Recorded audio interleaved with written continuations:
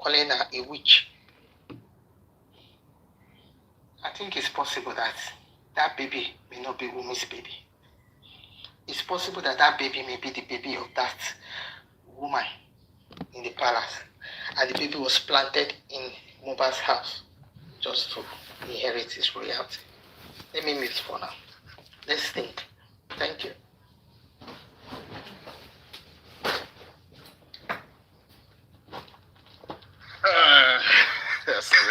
It's not for anybody. It's for me. Let me get back to Liam. Yeah, it's a very good, it's a possibility. It's a possibility. Yeah. Let her do the test first. I believe it will be negative. Obviously, for her to be saying she wants to do one for her own self as well, is because when that one becomes negative now, she needs to, I don't know, they need to get the real baby daddy away from getting in trouble, even if she's going to get in trouble. So the way to get the real baby daddy away from trouble is to say that, the baby, they don't know the baby's daddy. That's what I think. That one is none of our business. Liam is not. Yeah, that's what I mean. We know that, yes. So if she wants to go and prove that Liam belongs to her or not, or they swap baby at Leah Lagbo for her, that one is her own problem. At the end of it. But concerning the actual test, doing the test, I think it would be very hard to manipulate if, you've got your eyes on the ball. There is a lot of areas, obviously, that if you don't pay attention, these people will enter.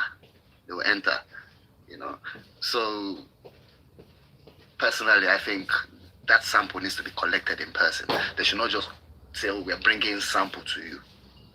I'm sure Baba is smarter than that. He should be collecting that thing by himself. Exactly. But at the end of the day, I don't trust the courts, because another way to make sure it's secure is to use court officials to transport this thing. But another way to prevent this transportation is that they basically tell both parties to meet on the day. The location, everything will be revealed on that day, to meet at the particular test lab. And that test lab is where everything will be taken, on the day, rather than, I don't know, sort of. Another way is for him to make sure he takes more than 4 samples from different areas, 4 different samples. He's going to give 2. They can use 2. They should keep on the remaining 2 for later. Secretly, he should not even tell us that he's done it. We don't want to know. In his own time, he should now go and take that one and retest it again. In his own time, whenever he's ready. Because these people are evil. They're going to try every means possible. Yes. Every means.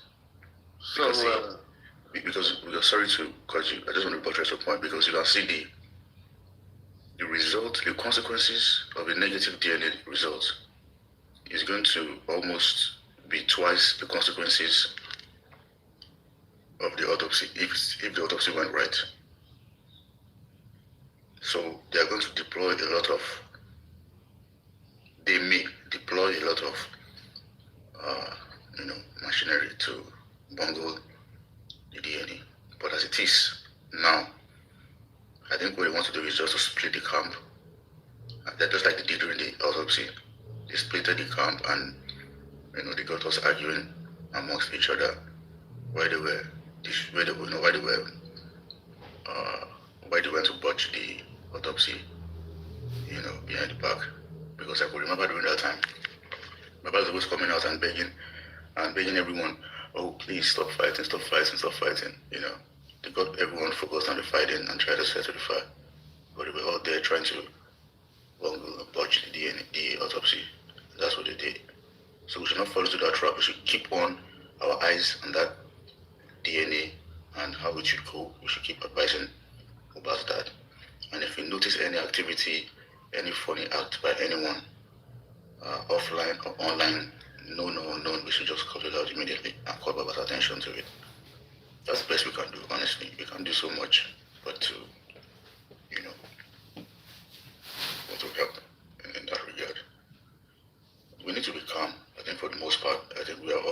because everybody's trying to be so paranoid to be careful so we don't make the same mistake as the autopsy. And the best way to not make mistake as autopsy is to first of all ignore the anti-justice and stop fighting amongst each other. We should give each other, we should be patient with each other, and we should not really come against each other in such a violent or disrespectful fashion.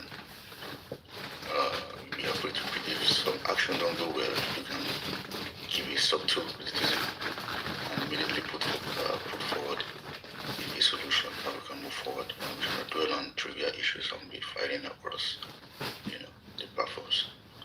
So, yeah, the DNA is going to be a game changer. I mean, the game has been changing ever since the emergence of video, and what will solidify this progress that Baba has made is DNA. The DNA we immediately add a check mark on everything Baba has been saying from day one. Yeah, that's correct. Yes, it will confirm. Everything that Baba has been saying, the DNA is going to check it out and say yes. It's going to check it, mark everything that Baba has been saying, and Baba is going to have more, supporters across board, offline and online, because of course the result of the DNA is going to be put on all those blogs and across the social media platforms. They're definitely going to put it up, and VDM will have the confidence to shed more light on the group chats and the result of the DNA that was conducted in the group chat. This was the reason why the group chat was why everyone in the group chat got separated. So there'll be more revelations coming out, and those who know more than us may have the confidence to speak, to say what they know, and Baba can have a good, standing in the court if he says that DNA is a motive, because of the fight that happened between the dad and his girlfriend. And one of the bases of that fight is Liam's paternity. It's going to give Baba that confidence to use the result of the DNA as a motive behind the past death in the court of law. Yeah. So in a scenario whereby ours come negative and theirs come positive, because obviously manipulated result, what would you say? Well, I think the person that reported for the DNA is Mba's dad, and if the court feels that they want to check or confirm, the authenticity of Mba's dad's DNA test, they are free to call the medical practitioners, representative of each of those medical institutions to bring more confirmation, to shed more light. Baba will be listening to more because it was the man that requested for the DNA. And people will listen more to Baba than Wunmi, because everybody knows that Wunmi is always going to rant and cry and say all those kind of things. Honestly, it's just Wunmi too also has to bring the name of the medical center that she carried out her own DNA. So everybody will know the medical center that is capable of compromise, and everybody will be careful of it. And I'm not sure any medical institution or center will want to put their names in the mud at this point on a lie. So they are going to. I think Baba will be more. They will look Baba's case the more to confirm how authentic DNA test is, and if those medical institutions that carried out Baba's DNA, the DNA Baba side, if they can, appear in the court or send a written document to confirm or to affirm Baba's DNA test result, I think the court of law will pay more attention to that, and it will hold more water in the court of law, and they will take it serious, because it was the man that requested for the DNA anyways. So if they want to confirm, they have procedures to confirm, and of course, the medical institution also has procedures to respond to confirm the authenticity of their DNA test. So there's not a problem. Let me go and bring out a positive DNA from, out of the blue. It is the courts that will focus on Baba's own, and if Baba can confirm it, if Baba's medical institution can shed more light with more information and more confirmation and put it online, it's not difficult for people to easily make up their minds to know that Baba is the one with the authentic results. Because Wunmi, actually, how do you want Wunmi to do? If you throw a fan up, definitely it's going to have to land on its side as usual. So what will Wunmi do? Wunmi will bring a negative at the end.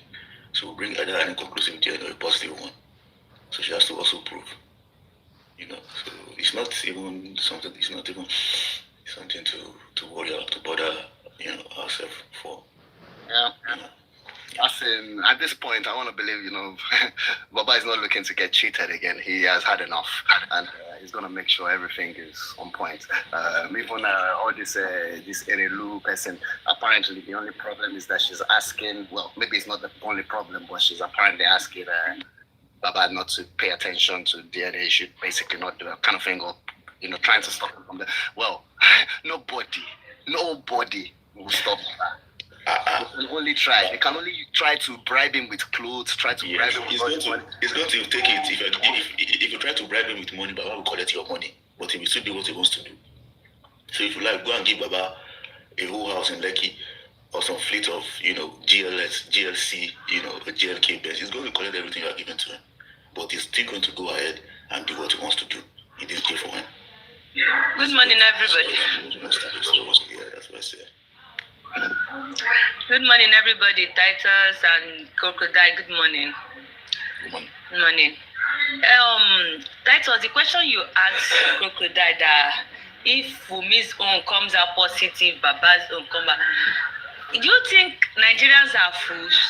They will not drive back. They will definitely know something is wrong. For Iyabo Ojo and Wumi to have done DNA test, they did not show us.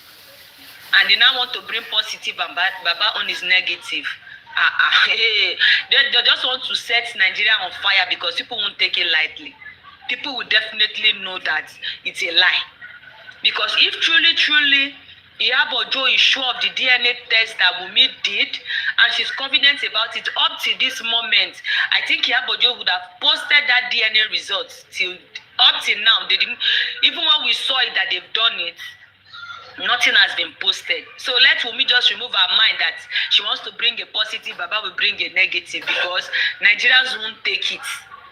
They will not, we will not, we are not fools now. DNA test, you people did 2 times, you did not post the result. If that DNA test would have shown that Liam is Mohbad's son, it's very sure that, what's it called? Iyabo Ojo would have posted that result long time ago. So why would they now do a test and hide the results? And now, after many years, you now come back and do another one and your own is positive, Baba own is negative.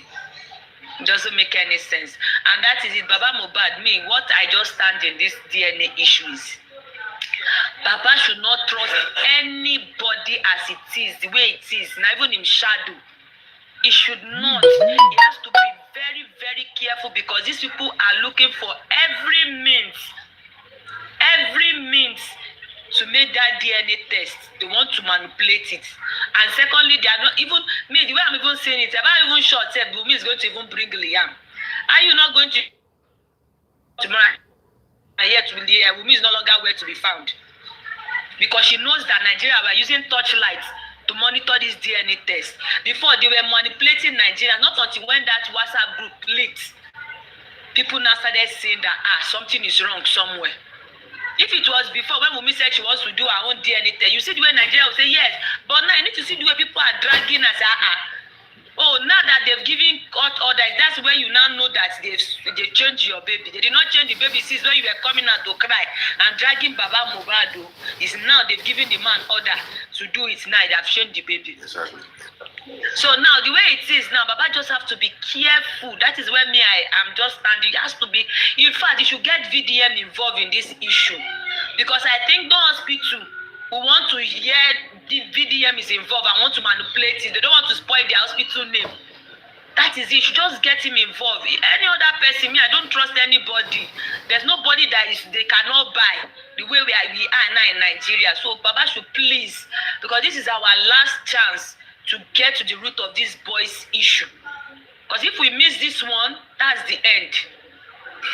That is just the end. This one alone will make us nail this girl down, that what we have been saying since is true. Because somebody cannot just wake up and say, Ikuto yeki Liam kuni baba eku. I don't understand. A 5-year-old boy, a 5-month-old baby.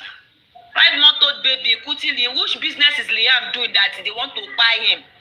For the mother to have said that, and I love what the blogs now are doing. God bless those blogs that have been posting. All the things that Wunmi has said about Baba, they are not playing it. The time Wunmi called Baba Mohbad and was swearing for him, people are not, as like yesterday, they played it in a blog and people were commenting. So, is it because of DNA test? This girl called the father, is DNA test a death sentence? Yes, that is what we want. Before they bought these blogs, that these blogs are just saying nonsense, but now they're coming back to their senses. Even we know that some of them are still saying nonsense.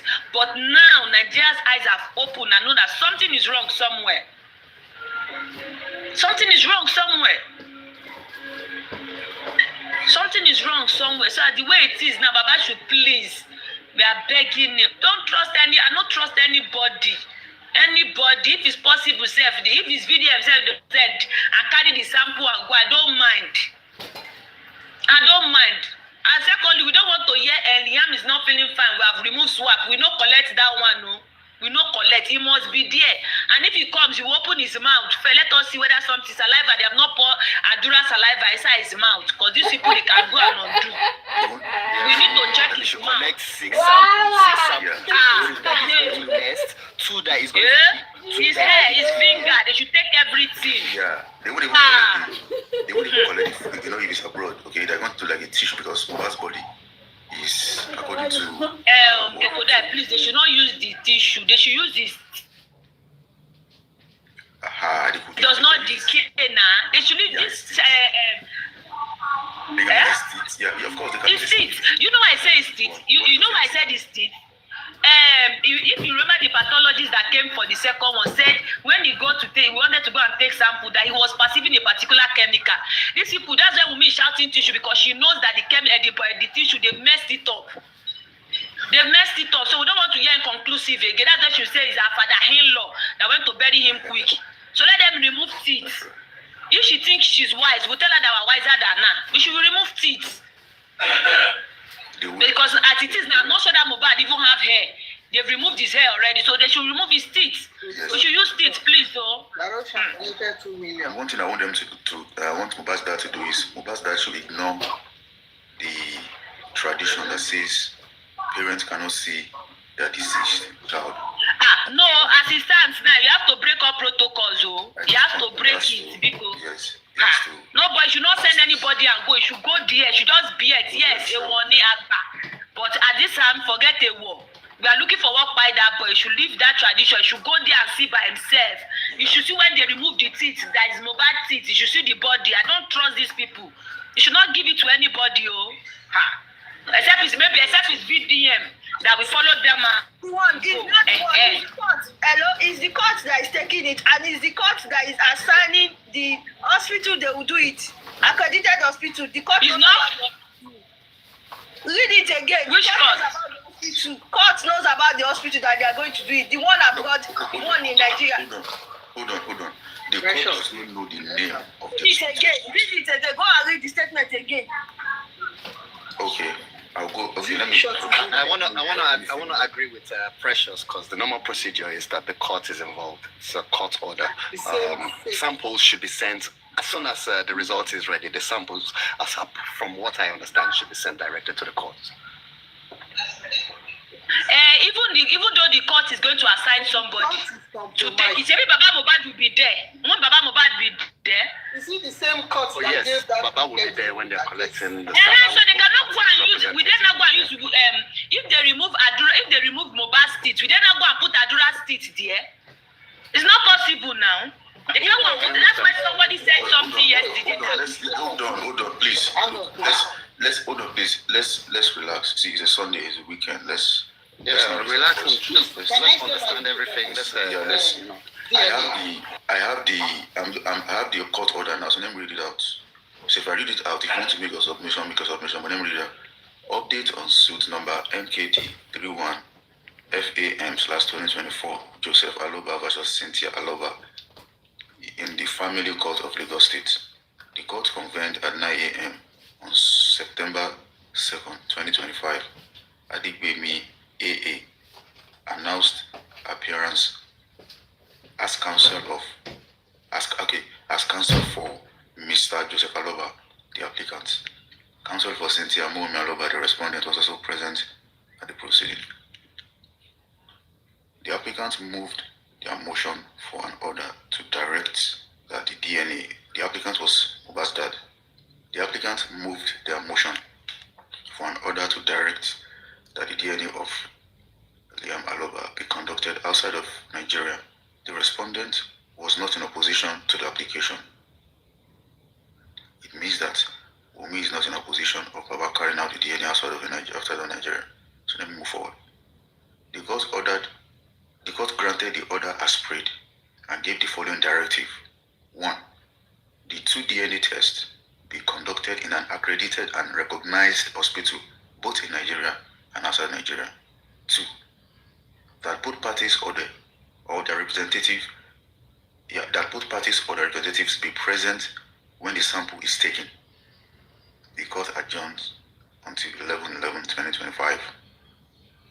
So the 2 DNA tests be conducted in an accredited and recognized hospital, both in Nigeria and outside Nigeria. That both parties or their representative be present when the sample is taken. So how do we interpret that to mean, or how do we think that means that They will only be present now when the sample is taken. After that, nothing again. Okay, so in this case, that's the sample. So who chooses the hospital where the sample is taken? Please, Kokoda, can you just read Who that? Who chooses From what you've read, if that is all is written there, I believe Baba has a choice to pick any hospital. CY has a choice to pick any hospital. As long as the court is aware of those places, I think that's all they need to know. in an accredited hospital, a recognized hospital? Yeah. So they can make sure it's accredited, basically. Exactly. As long as it's accredited and recognized, then Baba, I guess Baba should be the one to choose the hospital where the sample will be taken. But the hospitals where the DNA will be conducted. Okay, hold on. Let me read it again, please. The 2 DNA tests be conducted in an accredited and recognized hospital, both in Nigeria and where it is conducted. So the court does not choose where it will be conducted, but as long as it is conducted in an accredited and recognized hospital, it's going to be accepted in the court of law. The second one is that both samples, so that both parties or their representatives be present when the sample is taken. So where the sample is taken, right, is where we do not know who chooses that place. But anyway, I think Baba should be the one that will choose the place now, because Shebi is the one asking for it. yes. Yeah, so where the sample will be taken is the accredited And lab Baba that will be will- selected by the father. So Yes. my own that makes thing sense. is for them to make sure that that day that they're going to collect the sample is the day that particular lab is revealed to them, and they should just head to that destination to collect their sample. Nobody Yes, will be God aware bless you. of that God bless particular lab until the day it's supposed to be collected. Please, can I say something? Titi, you know what I think, Titi? Okay, super. Continue. Please, God bless you. You see, in this era where we are now, presently, this their APC. It's like a virus that has taken over the whole place. So now I'm thinking very deep. Look at this lawyer, that woman that PJC was calling out, that she took me quietly to go and do DNA at the back, the lawyer from finance chamber. Till today, she cannot come out and say, and so to tell you that the corruption is in all sphere of Nigeria. Even DHL that will take the specimen. How are we sure? This same the real father that they told us. Bella said we should. Mommy Super, sorry, Mommy Super, don't give them that clue. I understand, don't give them that clue, please, because they're always here. Don't give them that clue. Hello. It's not like don't give them that clue. We should try and understand the people we are dealing with. Honestly, see, these are hardened criminals, and this is not their first action. This is not their first program or their first project. Mohbad said, how can a so-called in-law, Wunmi's father, 3 days after the interrogation, he blocked the other father-in-law. It means that they are all, a web of criminal. Yeah, so superb. That's why I was trying to suggest that no matter what, you should still have a certain sample that he plans to do whenever he is ready, not at this particular time, just in case they come. I'm trying to align my thoughts with you, Title. Yeah. You are thinking out of the box. If Baba is really, really determined, he's going to get through this mess. He should get understanding. Yes, Baba should understand the fact that even those very close to him that goes to court with him, majorly, two-faced people. God bless you. See, that's not where I'm landing. Let me finish. I am going somewhere, and that is what Titus was saying. I'm not saying he should send them away, but he should beat them to it. That's what I'm saying. He can beat them to it if he wants to, if he's determined. We know he is resilient, yes, but he should be able to beat them to it. Like, okay, well, this is what the court has given me power to do. And I know, thank you, this is your advice for me. But what I want now is, even here, I want an extra copy of all of this specimen, and I'm going to know what I want to do with it. I know what I want to do with it. Even if he's not going to take it through the registered air courier, he could say, okay, if people can, if the Baba can independently. Hello, let me land. If the foreign lab could send the doctors down, we pay for their hotel, their transport. Let them come to that day, the day that we are going to take this sample. Let that foreign doctor come into Nigeria, take the samples, and go back. We will pay for their expense, travel expense. And that is what me, Baba Mohbad, I want. If this can be done, and any other thing that want to be done, let it be done. If me wants to do her own, let her do her own. But this is my own I want to do. I don't trust DHL. I don't trust the courts. If the courts can condemn me, I train my son and say I am a useless father, and say that Abasede Alamala is the best mother, then I don't trust them to take samples and do it for me. We are all humans. So even if the people that are close to him are telling him, hey, Baba, I am not going to Nisuru. This court judgment has given me permission to do this, and I want to activate it. If only I could get some people to pay for the expense of the doctor and his staff, maybe 1, 2 of them, they want to come down to Nigeria, no problem. Plus or minus 5 million, 2 million, they will come down on return ticket, go to 5-star hotel, collect their samples and go back the following day. They will be fine. 1,500,000 naira is a trip to Nigeria. Return trip 3 or 3 million. 2 people 6 million. 2 nights in maybe an hotel in Ikoyi or Victoria Island. Could be like 1 million for 2 of them. It's okay. That's about 7 million. It's okay. They will just do this thing, the way I want it to be done, and I'll be satisfied. Whatever they bring, I'll be okay with that. But if the court is going to get the samples for me and do it for me, I will not be satisfied, because this same court condemned me that trained my son. And that is it. Baba should be able to It's a different court. It's a different to be a man enough. That's the way that Ramali told Mohbad that you are the boss, you are king. Naramali was giving Mohbad, the backup. He was trying to raise his ego, trying to give him morale, raising his morale, trying to make Mohbad think well like a man. I know these people are demoralizing you. I know these people, they are sapping you physically and spiritually, but I want you to be the king that you are. That was what Naramali told him. And the same thing I'm saying to Baba Mohbad this morning. Be king in this. You have a court judgment there. Read into it. If you are not understanding it, come, let us tell you what is in there. We will give you explanations, how you go about it, that this is what the court has empowered you to do. Don't let those people that are so close to you thinking they are not for justice, they are double-edged sword. double agents around you. Think outside the box and make your son proud.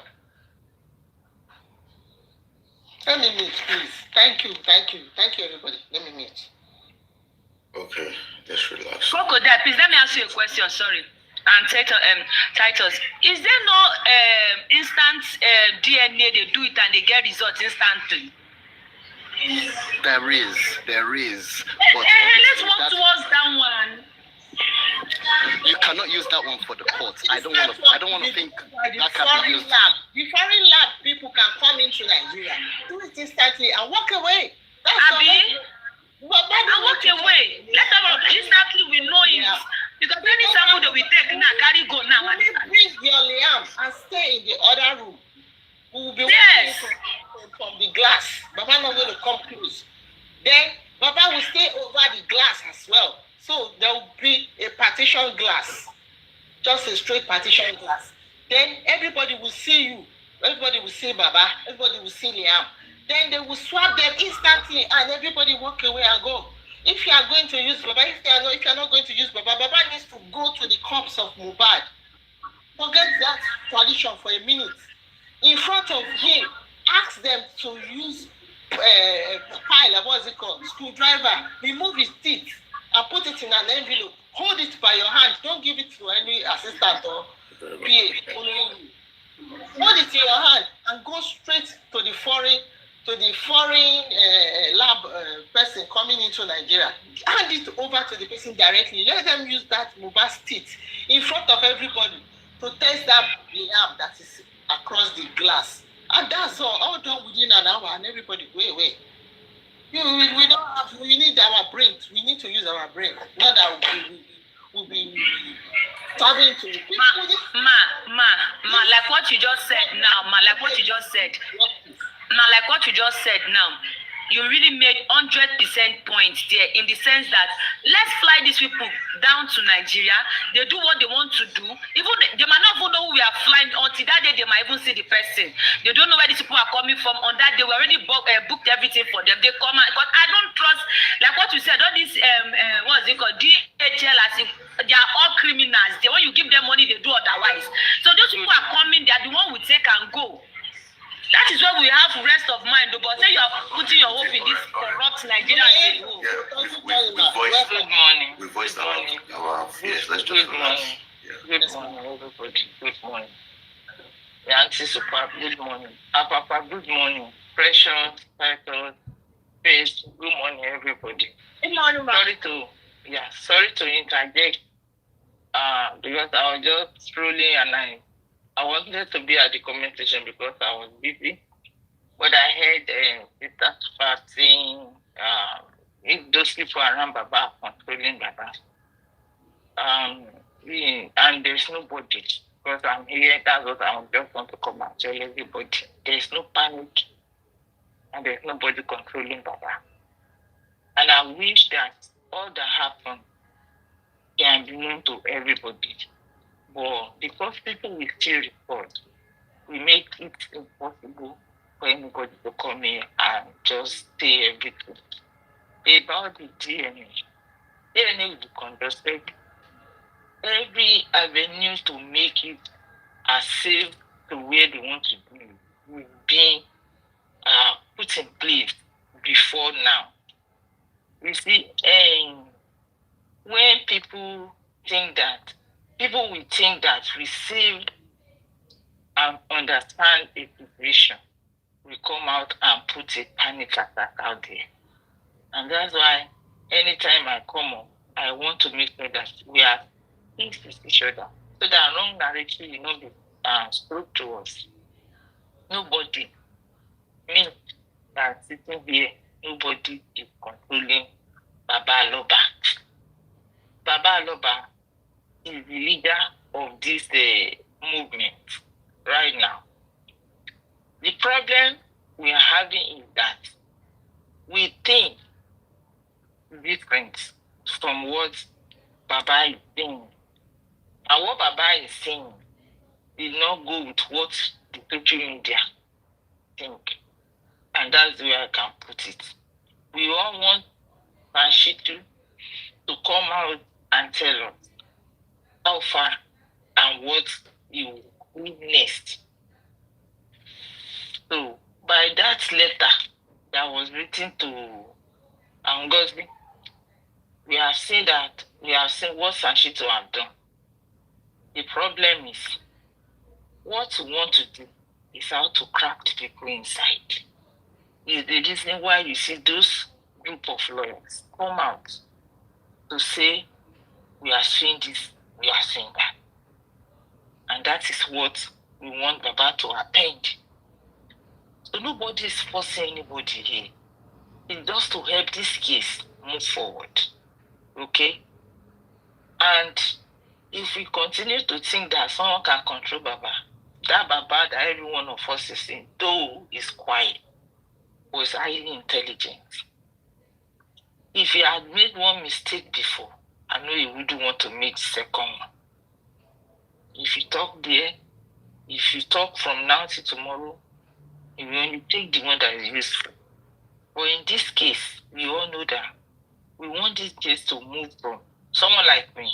I'm an advocate of this case, moving out from Lagos State Court to Federal Court, where other region will be able to look into that CTC from inquest, that nobody want the time and some other things to be established, where everything is going to be put on the nurse alone, that will not give justice to Mohbad. That's just what is bringing on this rancor is, okay, the mistake has been made. If we had known that Baba will say, okay, I don't want to sign this, okay, we would have done it in another way because it is public. So now, Please, let us signing about, I don't know, what are you talking about? I just said that I cannot say everything here. Okay. So that's one. Let us just skip it. Okay. If you had known that, because when those group of lawyers came out to say we are suing this and that, The group of lawyers are talking about, I don't know about them. That's why I'm saying. That's a short conference that they made. You didn't hear about it. I know I've been off social media Okay, for like. those that have it, those that have the press conference, yes. So nobody, that's why I said a word that is not put right out there to our people, we almost ruin this movement. And those that speak their word out, I mean, they are another factor. That all this thing is going on. It's just that me, I don't want to go into anything. Just A group of lawyers. Did you say a group of lawyers came out recently because of course. Yeah, okay. Yes. They Came out. They want to sue some certain people around Mohbad between 72, 40, 48, 24 hours to his demise. Okay, that's good. That's it. Okay, So is there anything stopping them now? all right. That's the bone of contention that I said. It's not everything we can be talking about here. Once we want to say it, everybody want to hear it. It is what happened about 4 days ago or 5 days ago. And everybody loved it. But we are still on it. So, and that's where controlling or no controlling of Baba come out. Anyways, the DNA, by the special grace of God, will be conducted and saved from being compromised. Let me just say that. This big woman involved with me want to, yes, without there's, before the approval, every hand was on deck. That's why I said what happened about 5 days ago is something that I want to shake the foundation of what we believe in, shake the foundation of how to do the DNA. But God is working, and we are going to get a very good result. DNA will be conducted since the wife, the partner of Ileroluwa want to do our own. People are saying women want to do a maternity test with and switching or no switch. I don't think so. He said it on television station about February that they are requested from the court to do their own. Their own is that he's going to produce little man, and the little man will, they will take sample, and she is going to go take sample from Ileroluwa, and then do her own. Baba will go and do her own in that form. So by the time results come, if it doesn't match, that's another thing. A long time. How are you? Huh? Yeah. Please. Now, can I ask a question? Is there any application to court by Wunmi to do? Yes, they are. She said they have already put the application long ago. The application is for her to do test with her son. No, not with herself. No, her son, Liam. She and Liam. No, Mommy, that was not what she said. Sorry, ma, that's not what she said. Just okay, I'm listening, Faith. I'm listening to you, Faith. What she said was when they said she has been ready for the DNA test since 2023.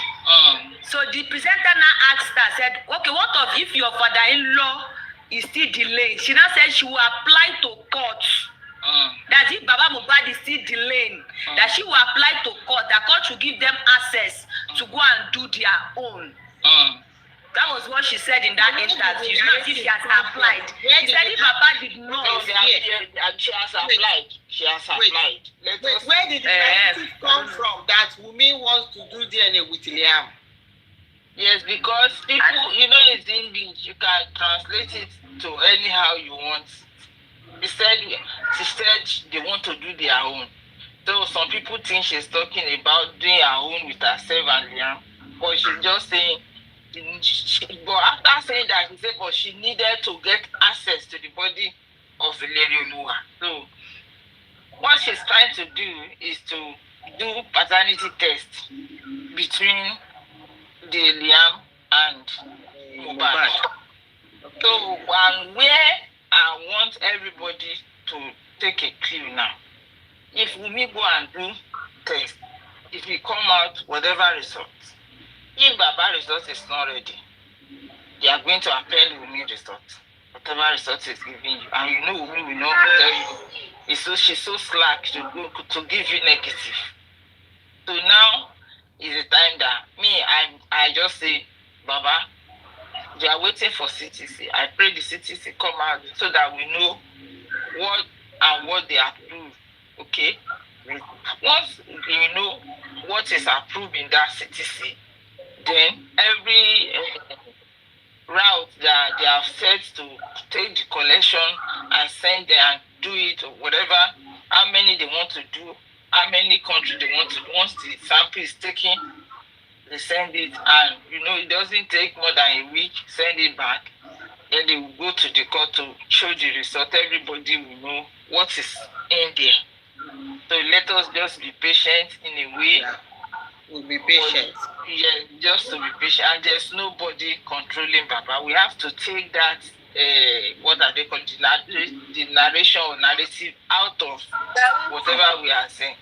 Okay. That one settled. People is angry.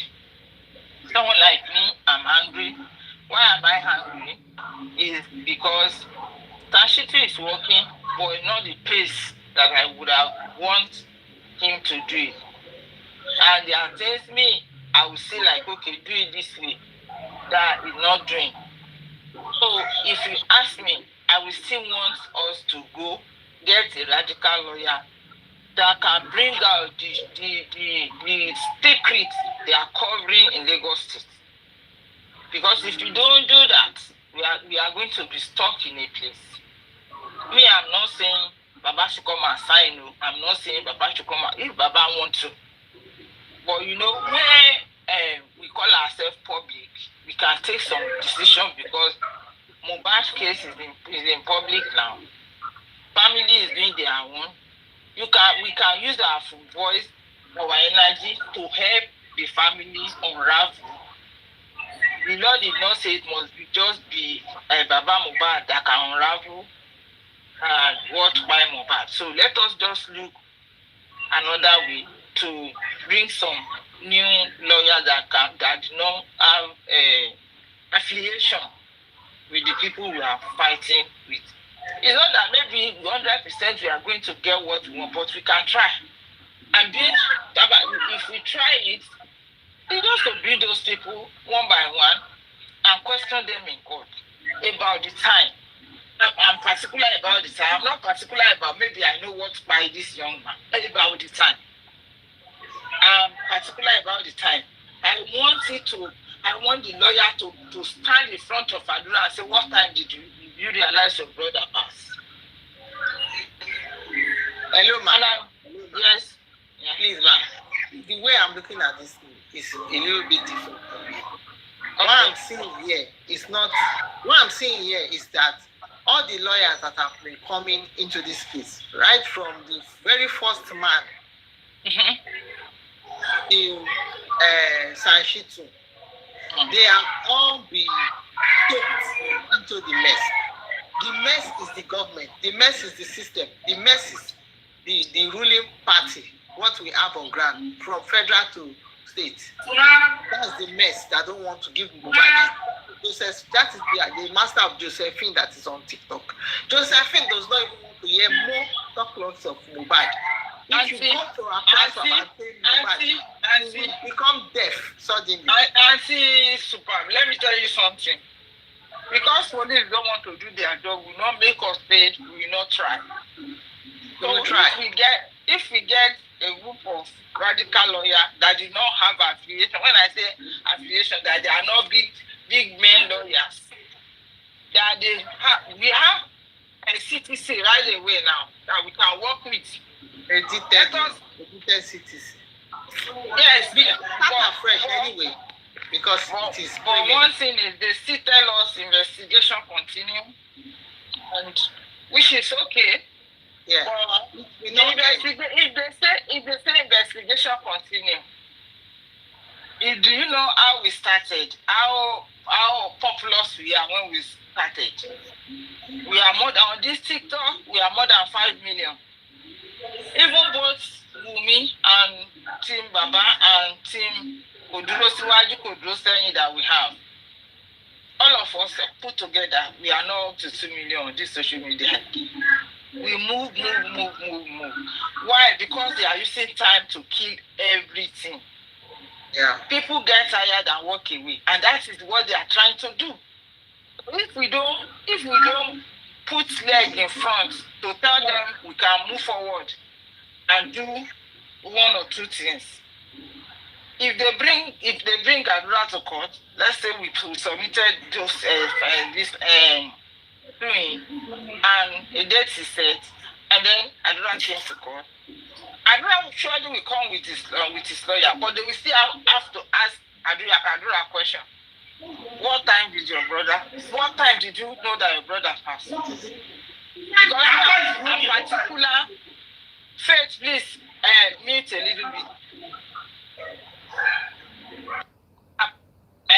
Me, in particular, where I believe that the cracking will come from is the time the nurse came in to treat, and the time that the driver said he quiet and Darusha fine.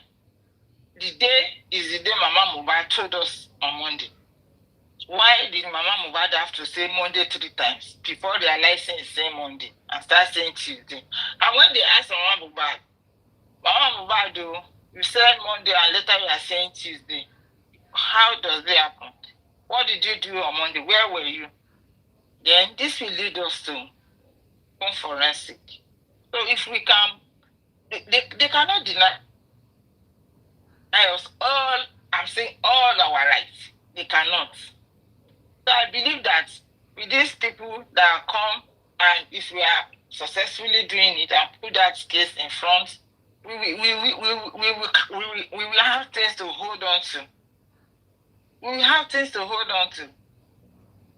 Because if these people are looking like, okay, Sashitu is working, but Lagos State is not cooperating.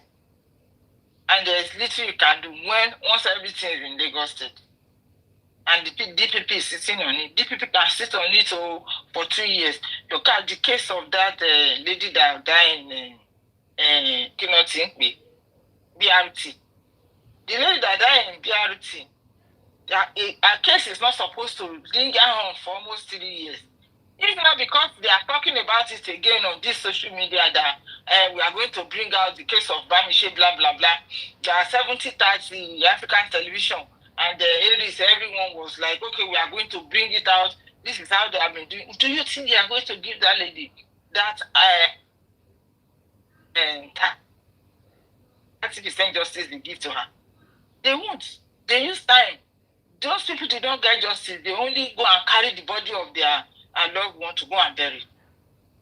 Before Mobile don't happen, and people are going back to Bamishi to want to use it to see how they can use it to unravel Leri Oluwa. They quickly give Bamishi 30% justice. So if we can try and move and sue those people, we just say they will not come. They will come now. Court is calling them. Court is calling them. That is the biggest part of nothing. So I believe that if we are able to sue, I'm also thinking if we can add the police to the suit, because police have done woeful. When someone have those that have it, if TCQ is here, you just let TCQ play it. They sue from President Tinubu to the list person. So they sue almost 42 to 45 people. I don't know if Titus Taylor has it. They can play it. I don't know if Rockda has it. They can play it and you listen to it. It was fantastic. That our people. Sorry, I don't have it. The team of lawyers. Okay. We want to support them. So our people, when that thing come out, our people love it. Like, okay, this is the way to go. And we are still working on it. To them and see how we can support them. Yes. So we just trying so that people will not say to us that some people are controlling Baba. Okay, now we are not saying that one again, man. No, we are not saying that. We have moved forward from there. But what I want us to understand is that we are fighting this wicked government, this wicked government, not even wicked government. Yeah, wicked government. Yes. So that is the problem. They are the ones that are making all of these lawyers, like Sashito and others, they are the ones that are making them look as if they don't know their job. You understand? They are checking these people out. Well, I want to say something. Let me tell you something. Your profession is different from being your friend. That's what I want to say here this morning. And I don't know how to say it more than that. If I'm working and I see that, that's why the end of the world, we still love to talk about Ganifa, because that man will not take no nonsense. You do a crime, you pay for the crime. Even though they did not allow him to get upper hand with their wickedness. But let me tell you, you cannot compare that man with what we are getting now. Yes. And she is doing the job for me. Because I know who I know. You don't want to step on toes. You just exactly. Because I used to know that man. It's treading lightly. Because you say about but now if you are working anything. If you are working, he really wants to do if that. you are working and you pop a pen in their face, it's your job. Yeah. He really wanted to do this job. Because I remember that time when he was saying the whole world is watching you. He really want to do it, but they are frustrating.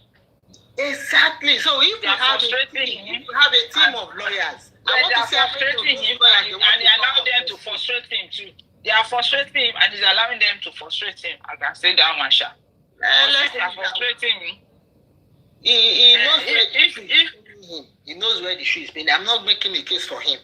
But I am looking at the back end. The people that came before him, that's how they also went. It is the government that is the trouble.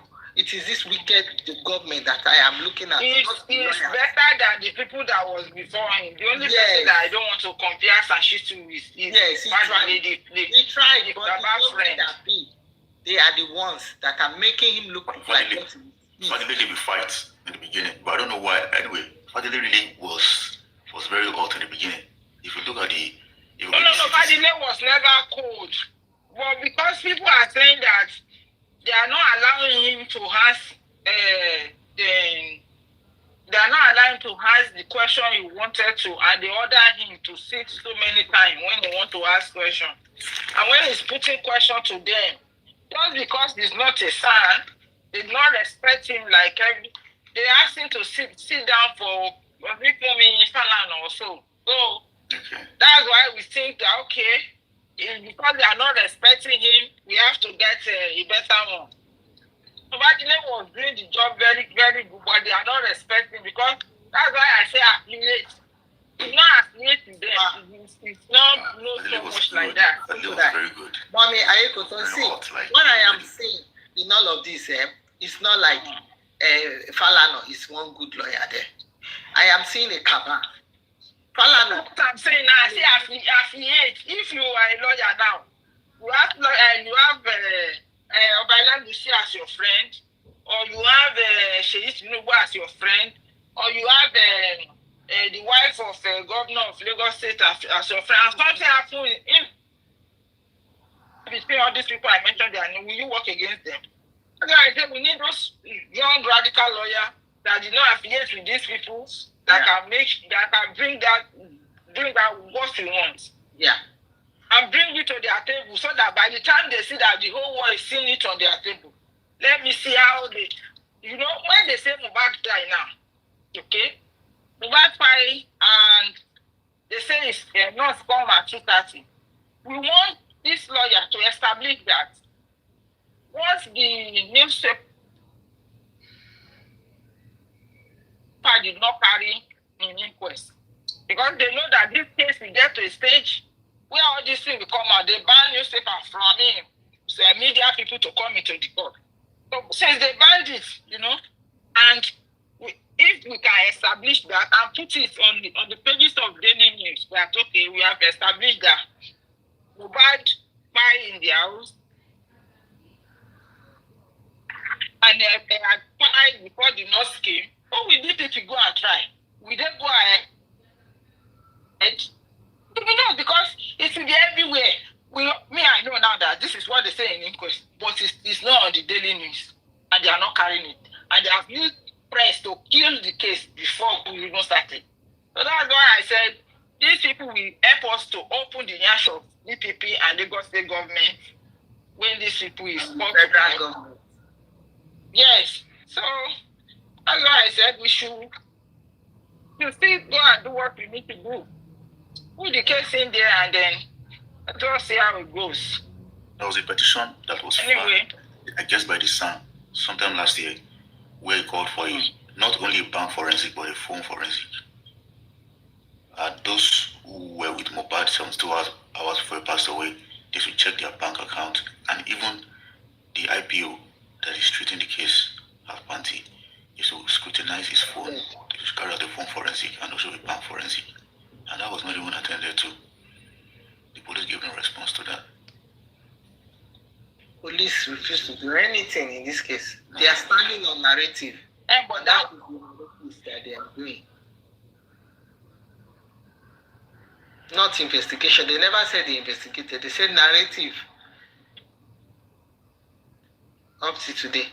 Yeah. And a lot of people are coming to this case now, just looking at them. They will say they are one host, one pet cage. I'm sorry to mention that one here.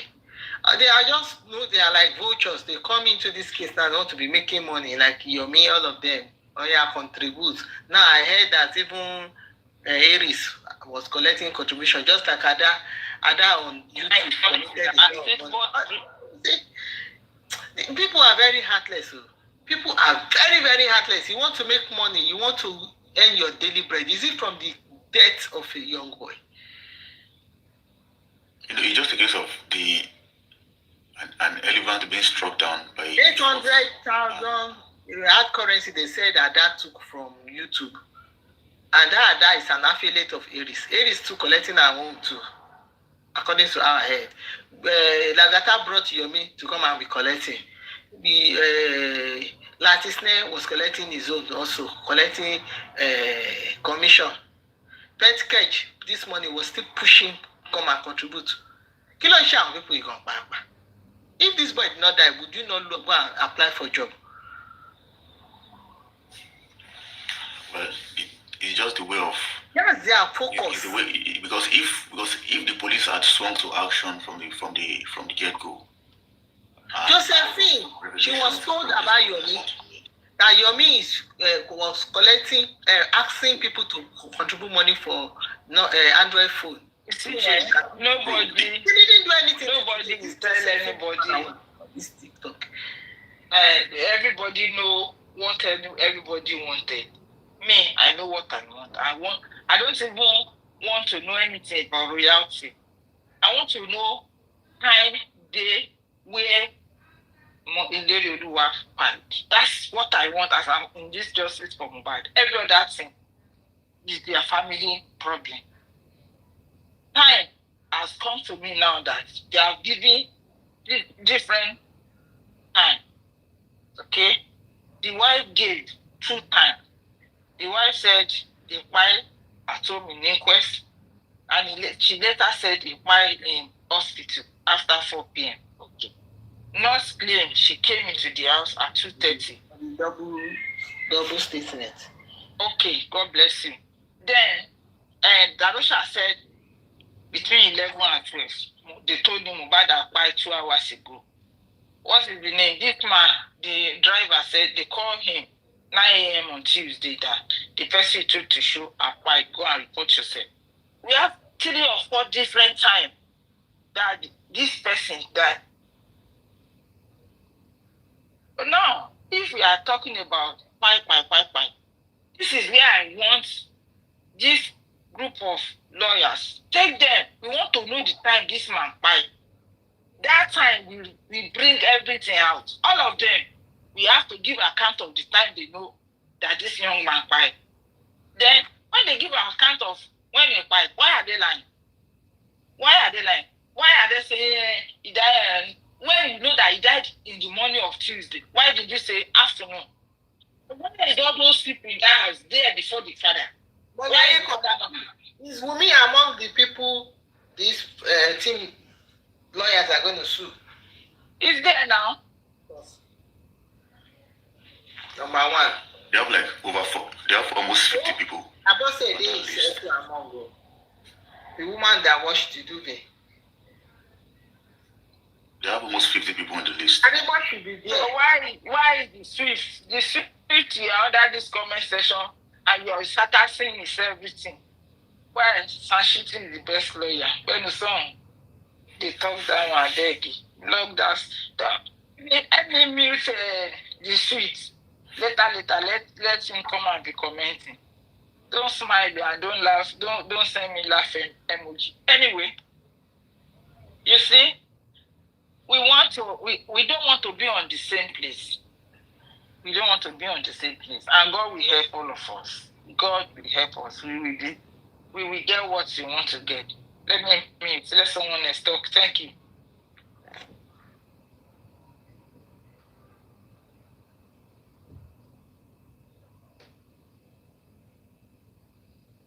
Sir Titus, do you have anything to tell us?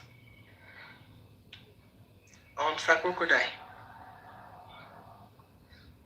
Yeah, not much. It's just back to that DNA situation.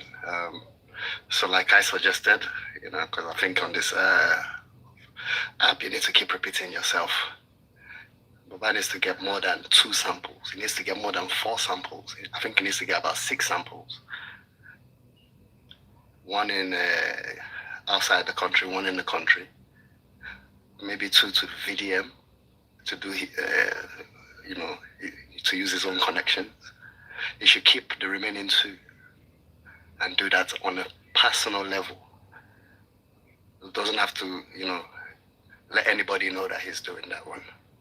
He should just double check again. everything, needs to be triple checked, to be honest. He should also test that sample with his own blood, because he's carrying 25% at least, if that baby belongs to Mohbad. Anyways, not much to say. Well, Mr. Titus, I believe all that is in what they are going to do by the special grace of God. But for her to say she will do her own too, you should know that there is a power that wants. Everybody we have to expect that she's not going to leave until she's done doing what she wants to do. So I believe she has her own. She's trying to make a case. When you do your own and you bring it in, if it's not what if it's not positive, negative, and you bring in positive, then there's a case, because you are trying to make a case. That's why I just say we should just wait, because I know everybody know that baby is not the person they claim is for. What to say I will do is just to make sure that, and she said something, I don't want anybody to bring a negative DNA in for my son. How will you be thinking that someone want to go and bring a negative DNA? Baba that say, if the baby is for his son, it's a plus to him. Why is your mind going to negative? Why do you, if you know that it's going to be positive, why are you now thinking negative ahead of everyone? So to me, like I said, expect unexpected. Because I know if she come out with that and Baba come out and it's not the same thing, she's going to make a case. So everybody will have that one, like, okay, that's what you want to do. Make a case out of and make it longer, more. So because everybody is doing, I will pray that in favor of Baba. That's the only thing I can say. But I'm saying it categorically that lady and the lawyer, they know what they are doing. They went to do extremely private one with Mama Mohbad, as it is on that group chat. When it's positive, why don't you give that woman one copy? When you are so sure that this thing is positive, why don't you give Mama Mohbad one copy of the results? You take me out to use me to do the DNA test for my grandson. Why don't you give me? Let us partake, let everybody partake. Why don't you give me my own copy? Mama, this is your copy, or your grandson is your grandson. Anywhere they ask you, show them this. If you are so sure that, and I'm glad to confirm that you use that to do that DNA. It's not only that we saw it in that place. Mama Mohbad confirm.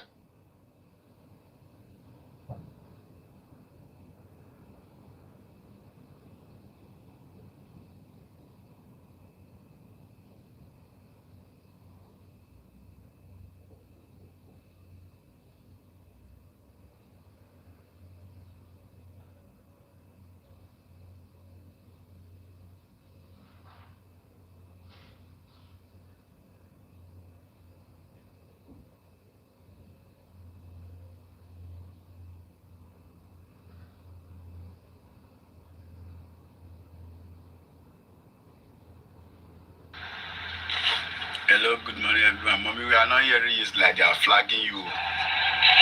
Hello, good morning, everyone. Mommy,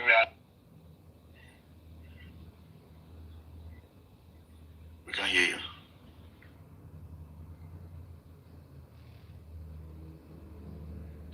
Our network is bad.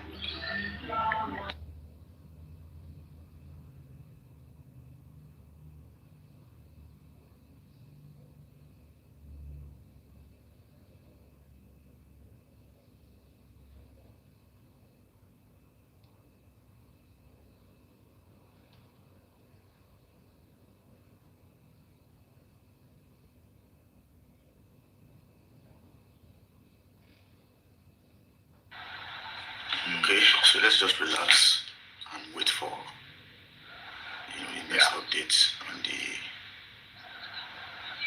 on everything, DNA and the court case. We should just relax. I mean, we've spent so much energy in jail for him. I think right now we have to just manage our energies. And of course, we can sound the alarm. And we can advise Baba as much as we can. And we should also make sure that we don't identify each other unnecessarily in platforms. We should just relax. And also, if there is anything that we notice there is like a foul play, or we feel is a foul play, we should communicate we should communicate how we feel without having to rock the boat. Because we can't afford to go all in this for be in this for this period of time and then just because we're scared. Yeah, we can feel the fear, we can feel the fear, or we can be scared of some things, we can be suspicious of some things, or of some people. But if we want to express ourselves, we should just do it clearly and discreetly, in such a way that we don't rock the boat or we don't burn everything down. That's just what I'm trying to say. So yeah, I think about just like this was posted by Lagos lately. I think this morning, I guess.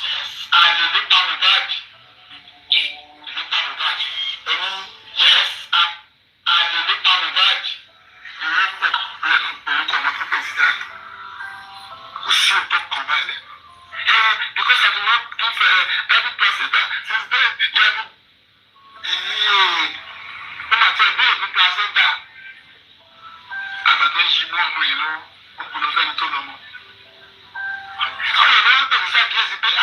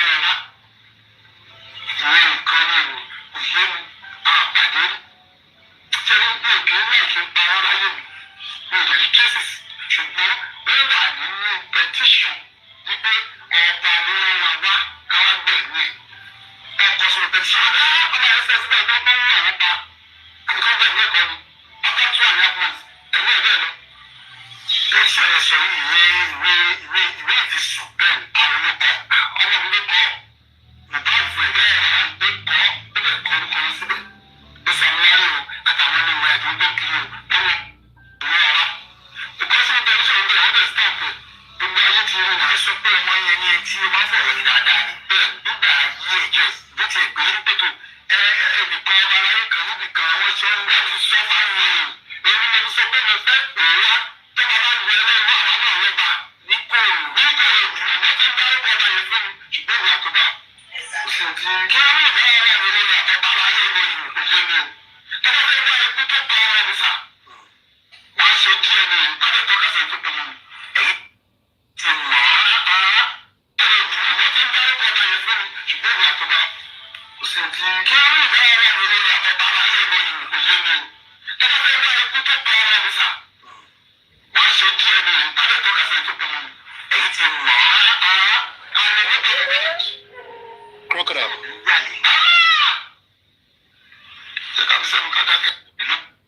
Bam, that's it right there.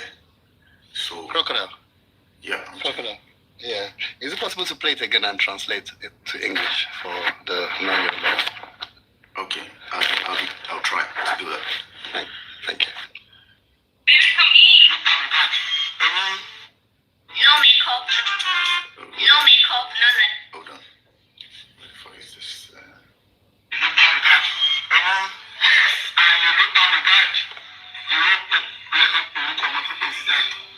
So trying to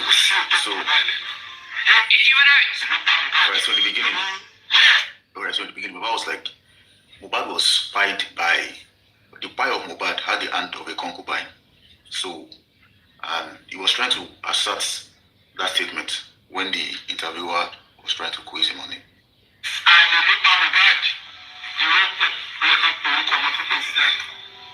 Okay. Wunmi is a liar. She lies so much.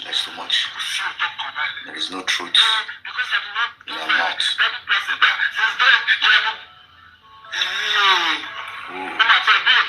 I asked for the placenta until it was changed.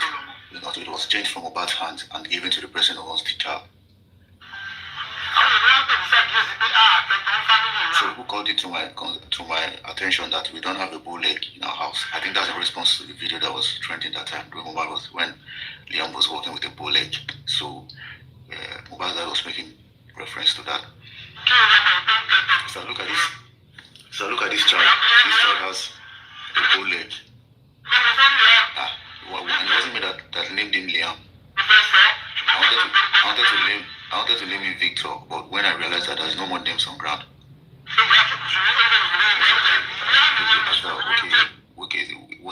Is Liam a Muslim name according to this interviewer? And Mohbad's dad responded that yes, that to the best of his knowledge that Liam is a Muslim name. We don't have a Muslim child in our family. We are not Muslims in our family. And then the interviewer asked if Wunmi's family was a Muslim, and Mohbad's dad said no, there are no Muslims in the family. They say, okay, so what about Liam? What came about Liam? They say, about he has no idea of what or who Liam, how the name Liam came about.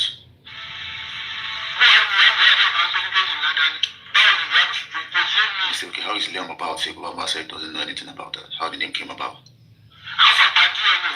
We are talking about DNA. They didn't do it, and now they want to bury him. We have to know if Liam is ours or not. Is it our blood?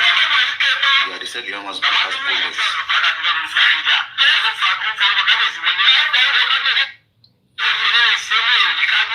Alright, so as regards the king, this is how the interview is going as regards the king, because the interviewer was asking about how the king came about, and what's that said? He has no idea of who the king is, or he has not seen the king before, and he has no relationship with the king whatsoever. So where his name came up, how he got to know about the king is where his name came up in Mohbad's petition. So he said it was the king that sent them. That was when Mohbad was assaulted by Sam Larry and his crew at this video shoot of Account Balance. So that's the only part that I don't understand about the king. I've not met the king before. So I don't like telling lies in my life. And I have no traces.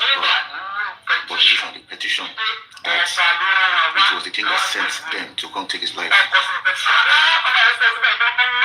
Yeah, it was on the petition that Mohbad wrote that the king sent those persons to beat him or to take his life. And after 2.5 months, Mohbad is deceased. Yeah, you're talking about the petition. Who wrote the petition? It was my son that wrote the petition. Mohbad himself wrote the petition. Yeah, he wrote it. And I wrote his name there. I wrote their names there. I wrote Sam Larry and I wrote those two people there that are moving around with Sam Larry. And he said that they were sent by the king.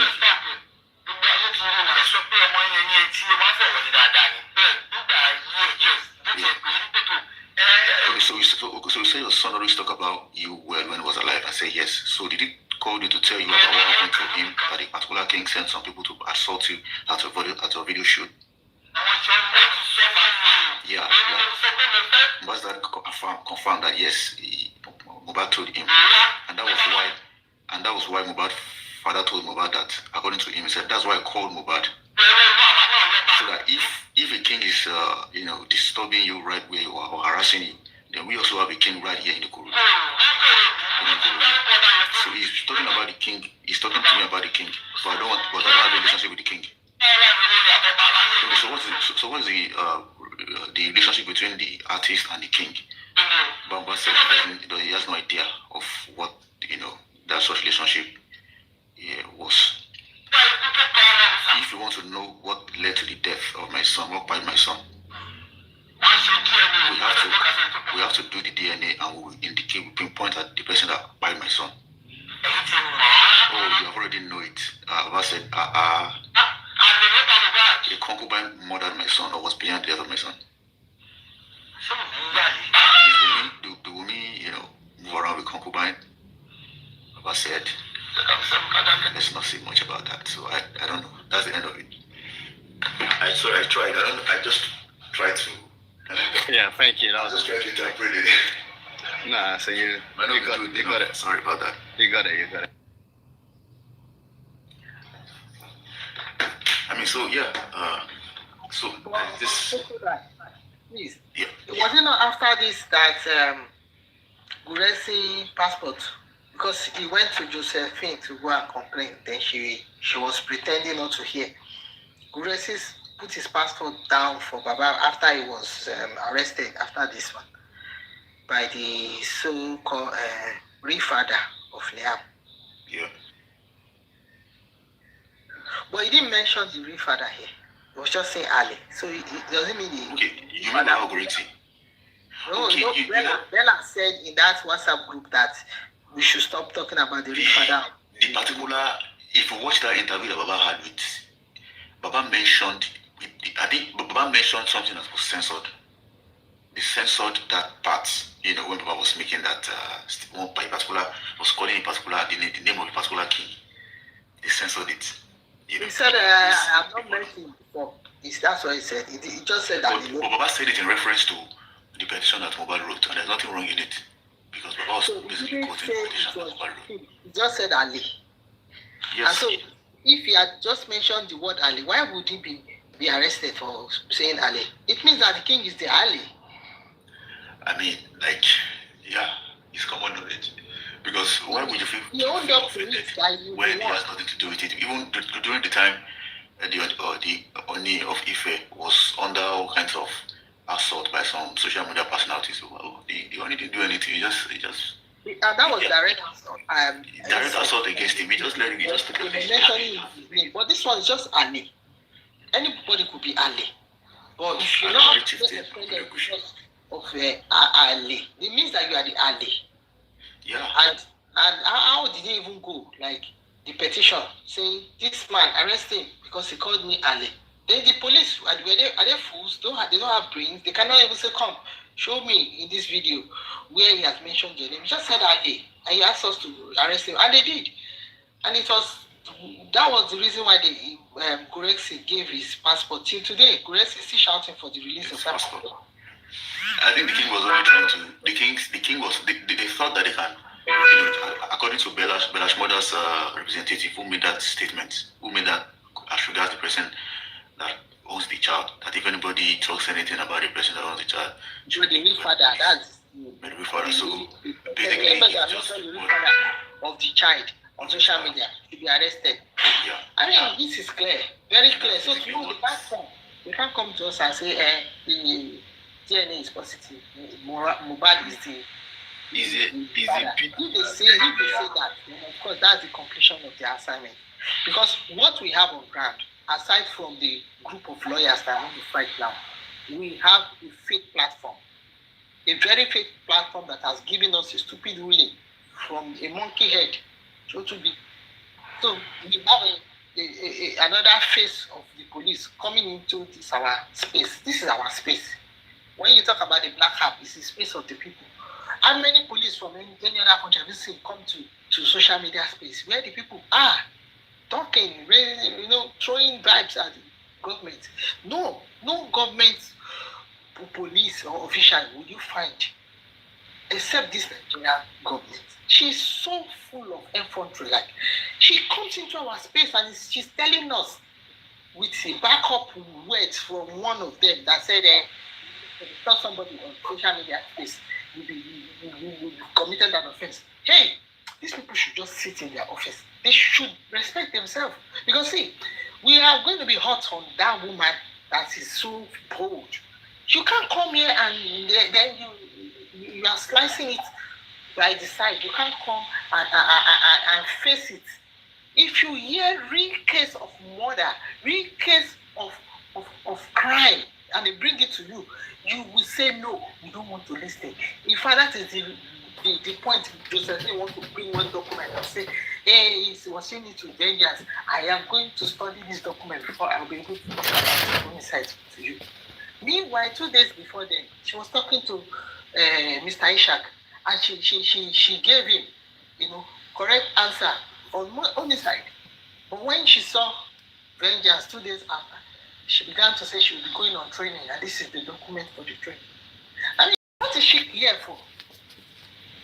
She has. I mean, I don't even understand why she's here on social media. She will be making a shame of herself. She has to go because this is our space, this is our territory. We come here to vent, and we will be coming hard on Josephine very soon. She needs to know that. Wait, let me land on this statement, please. She needs to know that we will be coming to our platform to talk about justice for Mohbad. If she's not ready, she will go. Because what is the work of the government? To protect lives and property. Come in here, you wear uniform, you look good, and say, this is the reason why you are here. You say, no, you don't want to talk about it. Don't come again. Don't come again. I am not the only one angry with Josephine. Make up, okay. She's bold, but a negative boldness. She must come positively. She is an officiated person. She has been signed into office to do what? To protect lives and property. If she's not ready, she should not come. Not to come and do the will of the cabals. That's by the side for Josephine. Then I just want to encourage everybody. We are hearing about clique of lawyers, group of lawyers coming up to do G for her. I see a light in that space, but I am not hopeful concerning whatever DNA this present Nigerian government wants to do. Order from the court is DNA order from the Nigerian government, which I know they have put in place strategies to manipulate it. Baba is just in the midst of it. I'm not going to say that, but hopefully God is going to truncate all of their evil strategies. God is going to make it tumble into their faces, and it will backfire, and the truth will be unveiled, despite what they think. But I see light in the group of lawyers that have stood up. This case is not going to go anywhere. Yes, Abosede said it, that God said he's going to use this Ilere Oluwa to do what? To upturn the evil in this country. They are hopeful. People like Polo was saying of Daddy Freeze, what can we do to stop these people from talking? Come seal our mouth. Bring a tape. Come seal them. We are going nowhere. We're still going to keep talking. Polo, you need to know that you are roasted. You and your beach, both of you are roasted. Yes. No more name for you people. You use social media to make name. You call yourself one music promoter. You can't promote nothing any longer. You are an evil. You are Yabo. You are an evil in the society. You eat people. You drop destinies because you want to obtain them. Point and kill, that is the word I'm looking for. Polo and Iyabo, they are point and kill. They are pointed at Mohbad and they killed him. They are going to point at someone else now and they want to kill him. You took that boy to UK. No, it's like and did what? Paid him nothing. Rather, he paid with his life. Different colors. Industry god Polo. Okay, no. Industry god Iyabo. Come down. Now you want to continue your life. There's no peace for the wicked. You are not going to continue your life. You can't use the social media any longer. You can't promote nothing any longer. You are an evil man. You are not a promoter. You are a killer. A demoter. You demote people to the grave. Witch of a man. Possibly if there's anything like that. A wizard. Up till today, no alert to show that this is what you have paid for taking that boy to the UK. But instead, he paid with his life. It is a web of wickedness, a web of bias. That is what we see. That is what we see. Web of bias. The darkness is being unveiled daily. That palace is not exempted. They've all arranged. They've been doing meetings upon meetings inside meetings before they even buy that boy. And I'm sure they must have printed all those black t-shirts that they use for the family night. They must have printed it even days before they buy that boy. Peradventure, Mohbad would have even seen that t-shirt that say, we buy it, this is justice for Mohbad t-shirt. One went viral. So can I come in there? Yeah, I'll stop now. You come in. I'll just okay. Just within days after they buy that boy. Let me mute. Please continue, Mr. No, it will be very quick. Because according to Darosha, who happens to be the PA, he had no idea that they had a show on Sunday. It was just 4 p.m. on Sunday that Mohbad is now calling PA. Is it not PA that's supposed to be reminding artists that our show is coming up with? This is, the time, this is the day. But it's Mohbad so it's like that show was organized specially for Mohbad. Or that show was going on and they decided, okay, let's put Mohbad in there so we can drag him out of the house. That's what I think. And all of a sudden, Aremo was there that morning when he went to go and bring mechanic to fix Mohbad's car. She said he with her mom. The mechanic came and he bought the things that he used to fix the car. That the car could not start. You know this kind of vehicle that you use your finger, your thumb to start. I assume that is that car. That Mohbad's car is a touch car. It's a touch car. It's not starting with the key, the normal, conventional car key. I have it here. Yeah. It's a touch car. So, if you touch, the ignition will come up. And when he died, it's censored to this boy, and there is no more blood running in his vein. So even if they cut his hand and place the finger there, it will not work, because we need the technology to be activated by the blood of the owner. Living blood, not like spilled blood in flesh of the owner to make it come alive. 2 people can be activated to 1 car, just in case. But I think Mohbad alone was activated to that car. That was the reason why when they pied him, they could not move the car. And that was the reason why they went to the driver and said, driver, can you take us? We want to go get something for him. And the car, and the driver said the car was, they were dragging the car along. They forced the car to move. But eventually they know that they need to change the kick. Because if they don't change the kick, they will not be able to use it. Because it's a new car. But the infrared, or what is it called? The technology is programmed into Mohbad's thumb. So he's gone. They have to remove the kick and turn it to manual kick. So that's what they did. And that was what Karimo saw. Karimo said, the mechanic brought what he used to change, to fix the car. He brought new things. So Karimo to be there that Monday morning. Because all of these things happened in the night of that Sunday, early hours in the night, when the driver was waiting to collect money. You understand? So till the early morning of Monday, when the mechanic came, Karimo said she saw the mechanic. And now she was saying she was not in Nigeria then. That mad idiot. Claiming now that she was not in Nigeria. She used her mouth to confess.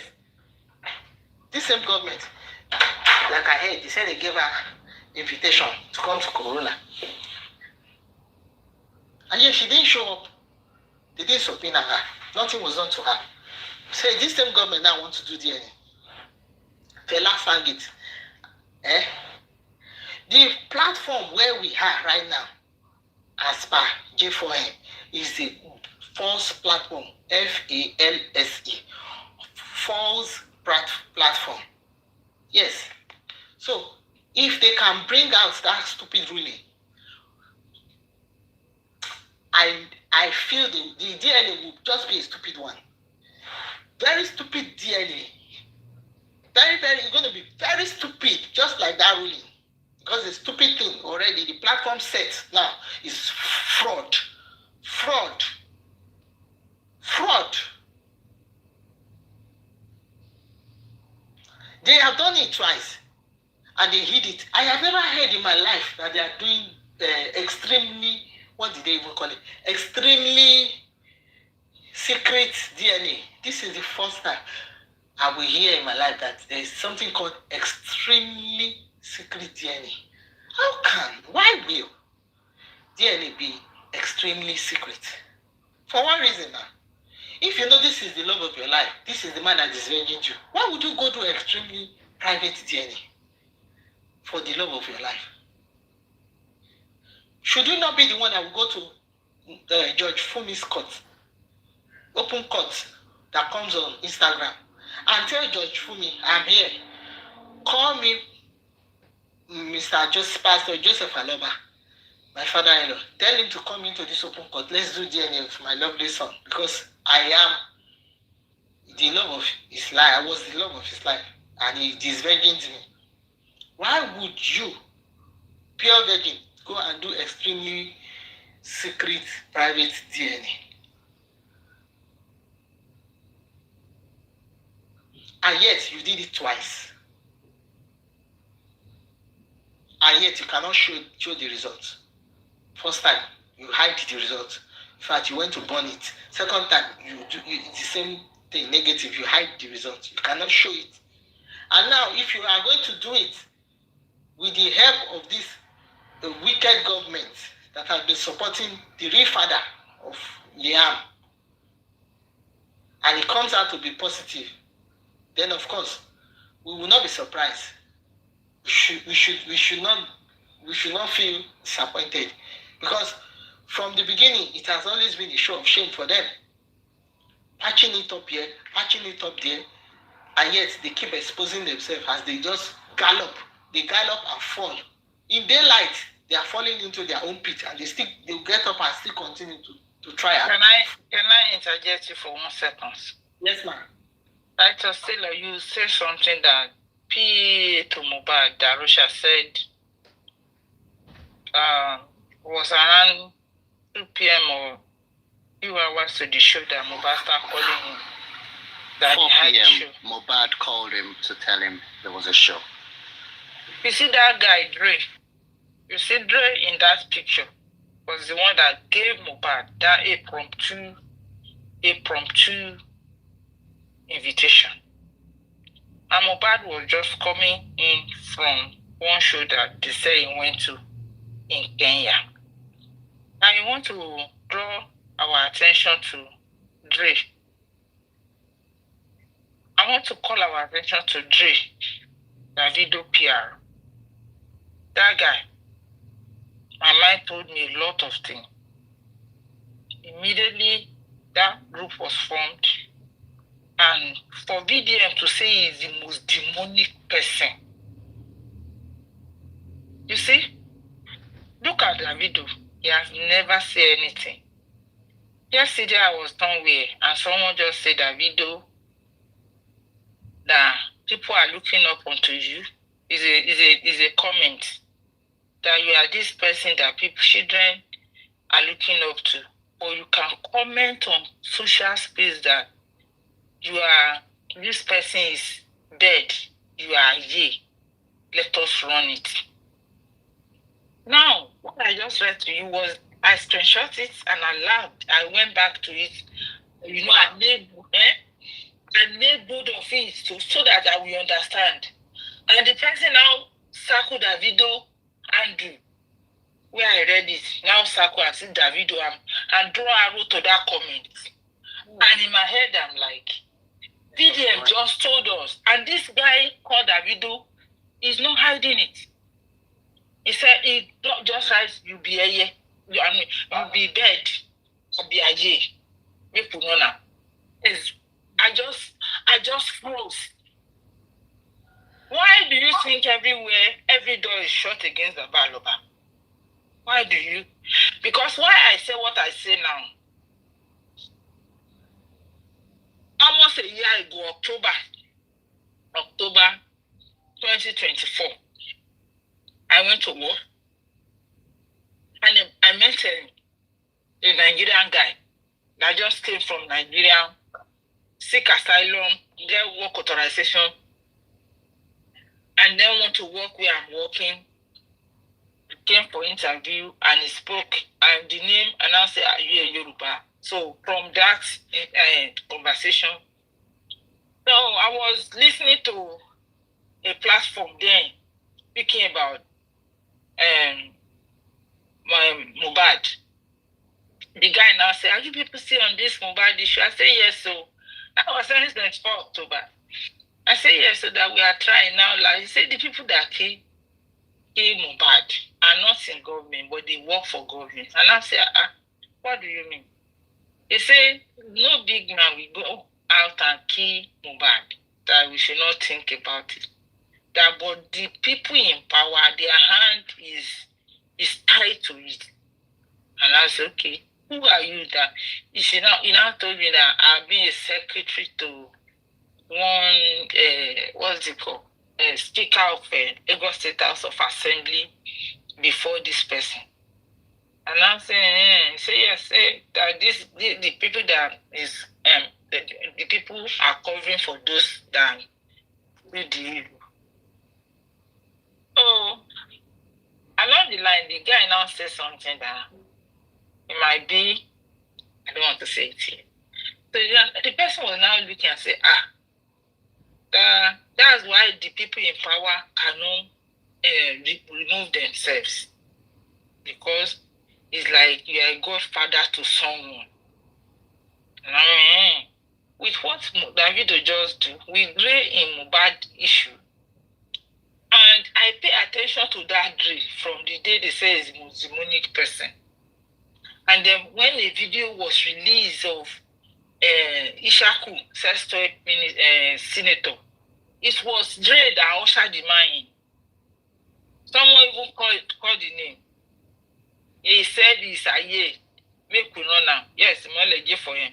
He said you be a year. He said you be bed. Bed is a year, abi? Yeah. He said you be bed. He write bed. He write bed. He not write a Yoruba. He write bed in English. And he can't say I be a year. Make we run now. You know? That's to tell you he's threatening that person with his group of thoughts. And that's not where I'm going. Where I'm going is that, what about if they need someone for sacrifice? And they now look and see Mohbad is vulnerable. And they have made his life miserable. Do you understand where I'm going? And they just say like, okay, who will fight for this person? And do you know that it's the same Davido that say, Mohbad, your spirit strong. Yeah. You will all this thing. Wunmi said that I know so much about Mohbad's plight, but the industry God won't let me talk. Okay? When he said that, the industry God gave Mohbad award. Wunmi and his people went to collect it. You see? This is big. This Mohbad pie is big. Is big. All of them, both Sheyi, the manager, and all of them, they know.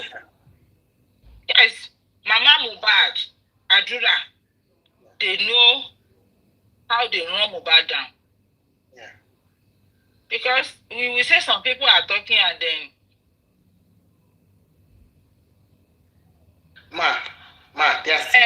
this lady, what's the name of Karimo? Yeah. Karimo said when Mohbad stepped out of the house, that Mohbad said, if not that they have paid me for this show, I don't want to go. That my spirit did not go. Karimo said that Mohbad said when he stepped out of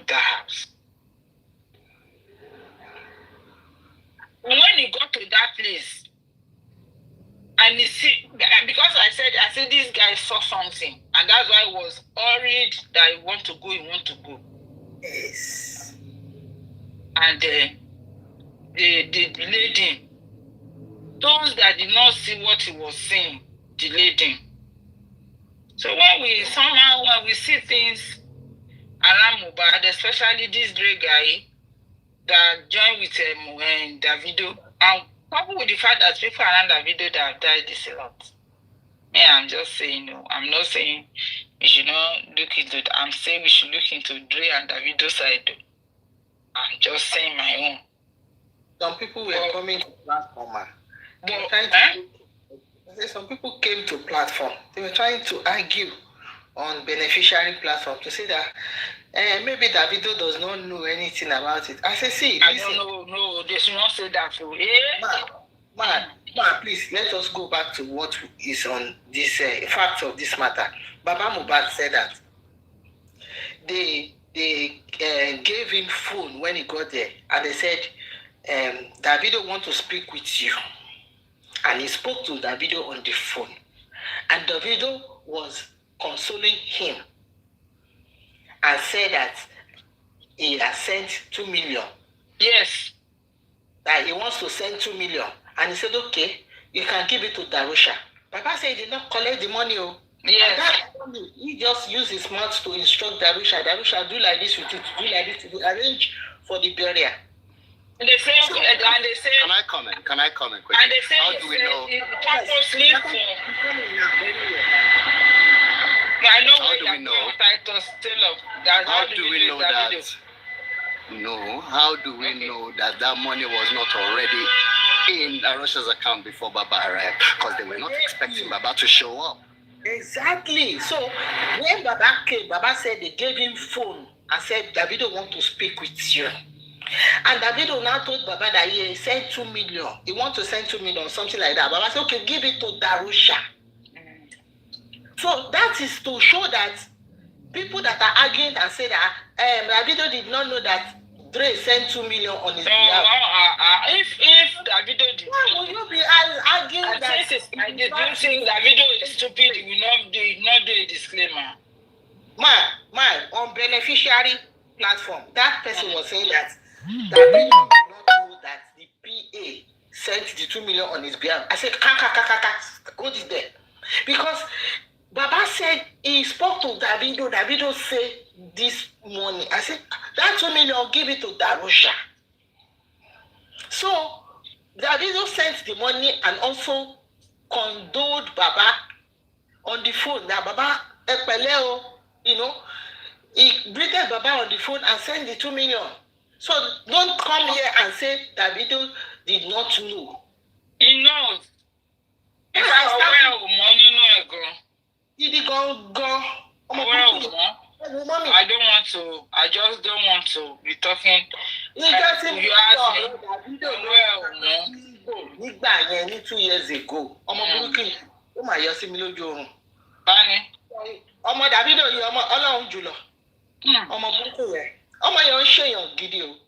Ọmọ burúkú ni. Ó gbé ṣù mí. Ó ṣe máa yẹ ó ti gbé ṣù mí. Ṣebí wọ́n sọ lẹ́nu ọjọ́ mẹ́ta pé ó ń trọ́bù woman tó kọ Iminado Tiwa Savage.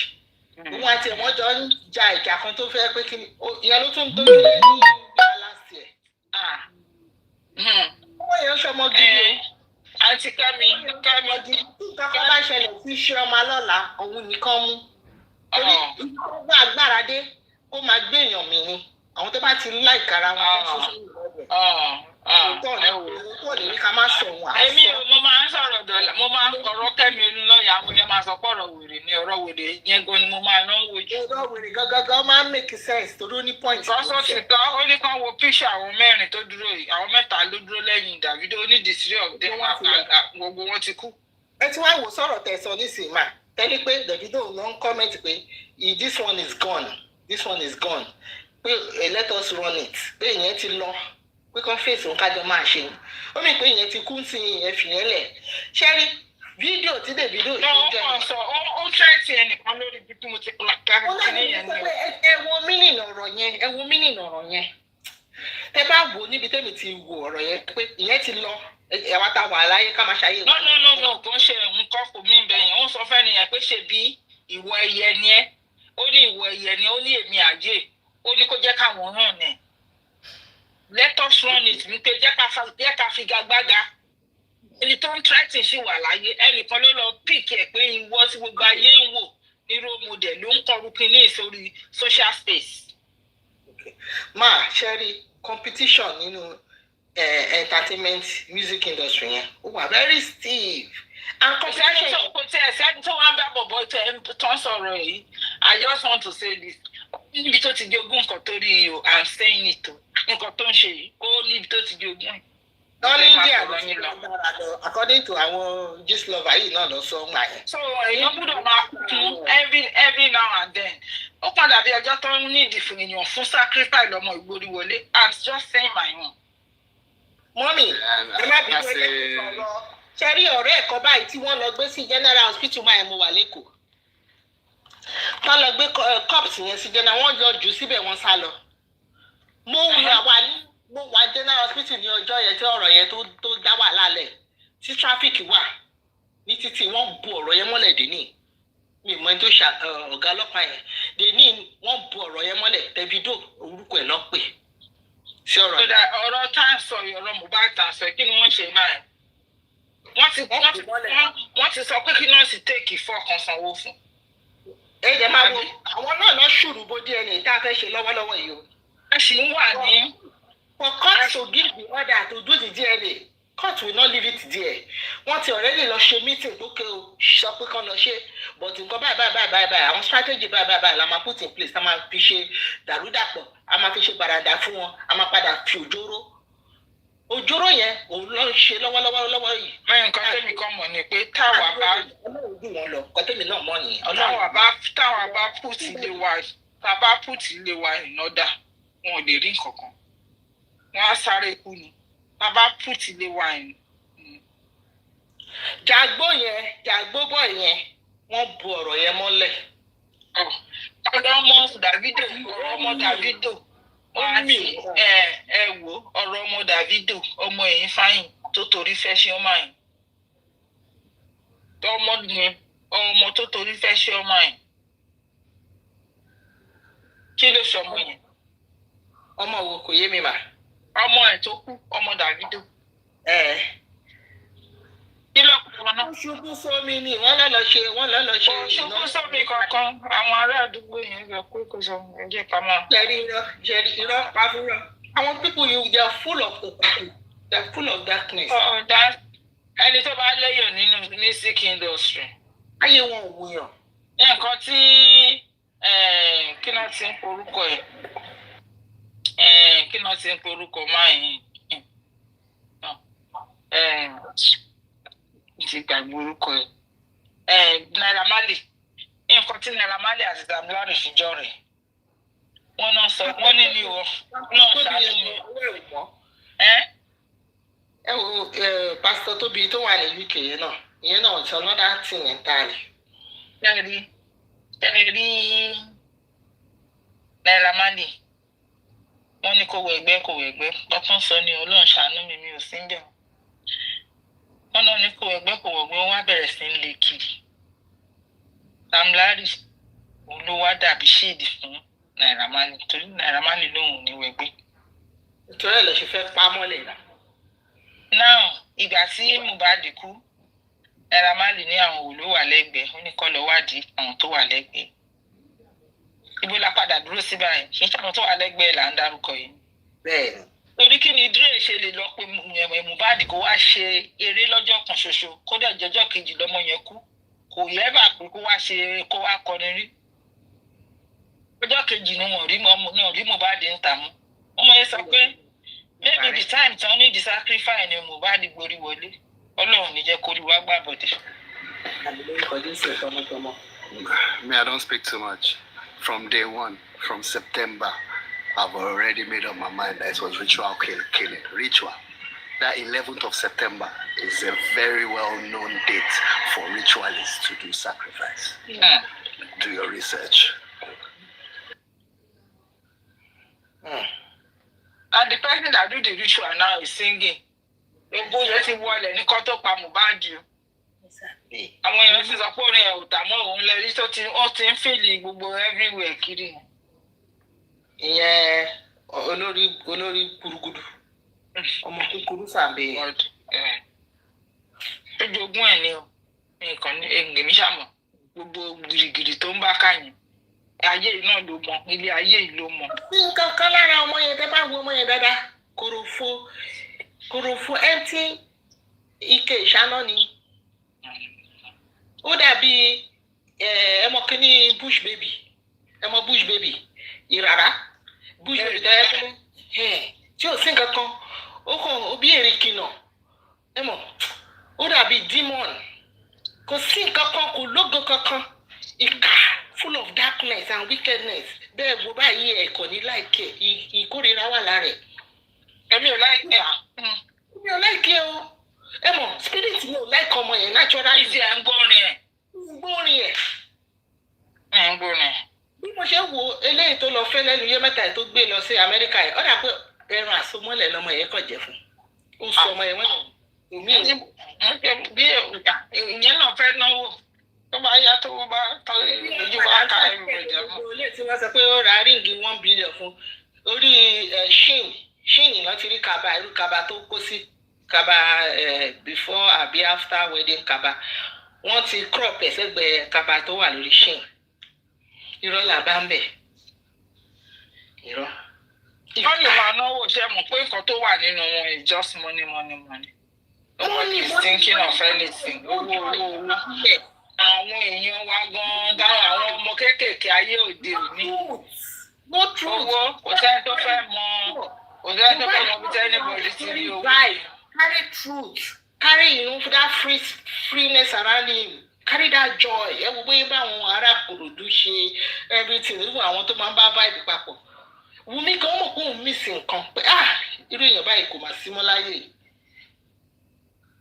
Wọ́n kàn rán Wùmí kókò as a agent. Wọ́n strategize Wùmí síbẹ̀ ni but àwọn tó ṣiṣẹ́ ẹ̀rọ gbogbo tó ń rán Wùmí. Let me go tell her you are. Let me tell him you are here. Let me bring him on. Wumi and David also snapped like an old video, an old picture together. That's a very long time ago.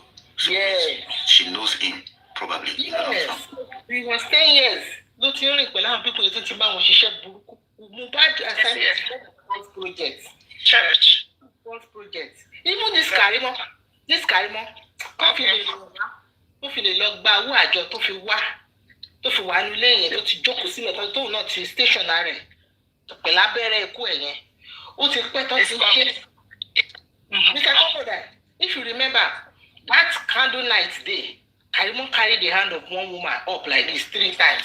And she was doing one occultic sign like this. They are all occult girls, street girls. The video was also at the candle night. He came with his squad also. Yeah, Karimo sorry she Rashet yẹn ti pọ̀ nationwide. Yeah. How come ṣé tí mo kú máa kú ni ẹ ti ra aṣọ òkú ìsìnkú yẹn ahead ẹ ti pín aṣọ yẹn káàkiri. Ọmọ gidi wo lè máa rí ní candle night yẹn? If not ọmọ court. Oh my God, Sherry, àṣírí wọn kàn tú every day. This Karimo, she's a wicked girl. This is Mohbad is not the first person to máa gún lábẹ́rẹ́ kú. Medazolam àbí kí lórúkọ oògùn kan báyìí tí wọ́n sọ pé ó overdose lára Mohbad. Not the nurse that gave that injection. It is the overnight nurse, according to Wumi. There was a nurse overnight. One, they came to chemist in Nigeria. And the pathologist saw it in Mohbad's body. Karimo is crying. You will see all anxiety all over her. She's crying even more than Wumi. And she even said it to Yomi during one of her panel.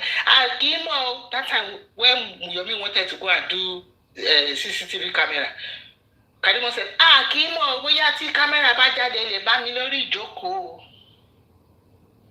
She was there. This is not a forced operation. That's why she said her father called her and said, go back. Meaning that she has been going before.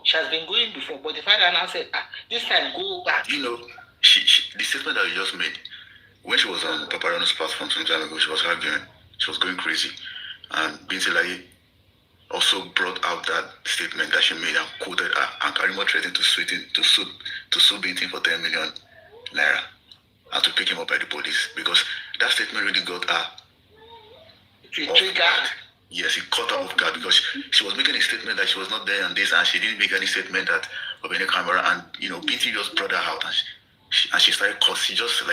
And she was like, "What? When did I say that?" And Binti showed her evidence, and she was going crazy, and she was just ranting, and she immediately resorted to threatening.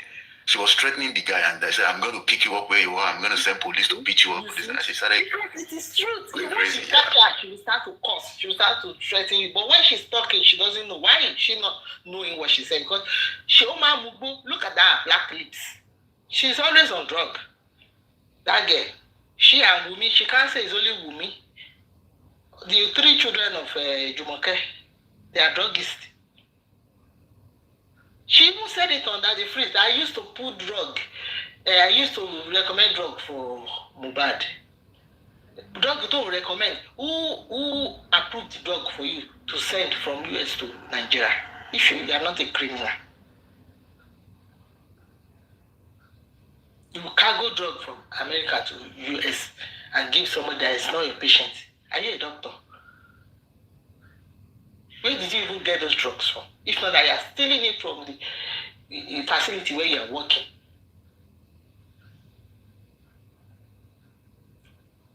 So, planned, criminality ni. And Mohbad said it. This guy, that guy that went to VDM, that is Maisi. Maisi said Mohbad told him that he had heard Wunmi on phone several times, planning against him. And we also saw the video where Mohbad was shouting, Cynthia is there. Cynthia is there. She had always been a frenemy. That's why he has to go and get a cook, because he cannot even trust her. Last, I am believing there's even poison in what Biden, because she was saying, Adura, cook Indomie. Why are you bringing Indomie into this court at the corona? You can see that they say they cannot see anything in that autopsy, that what they only see is drug. The government that cannot see anything, the government that is doing us this, doing us that, or the falsehood or false platform is also part of this cry of Mohbad. They should come and catch me here. That's why Josephine will never want to hear Mohbad. You go and mention Mohbad like this, she will become deaf. Let's say network is not going. She will bring documents and say she wants to go and train on how to talk about Mohbad. Now, I want everybody to realize that, see, I am not afraid of whatever they are cooking for this DNA now. The fact that the DNA ruling has come out so suddenly, even faster than the dates. They say on the 9th, and they did it on, they gave the ruling on 2nd. It is part of the plan.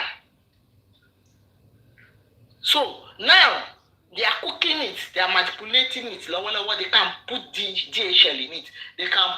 They manipulated all the DNA centers in Lagos. Plus including, if it is the correct English, those Indian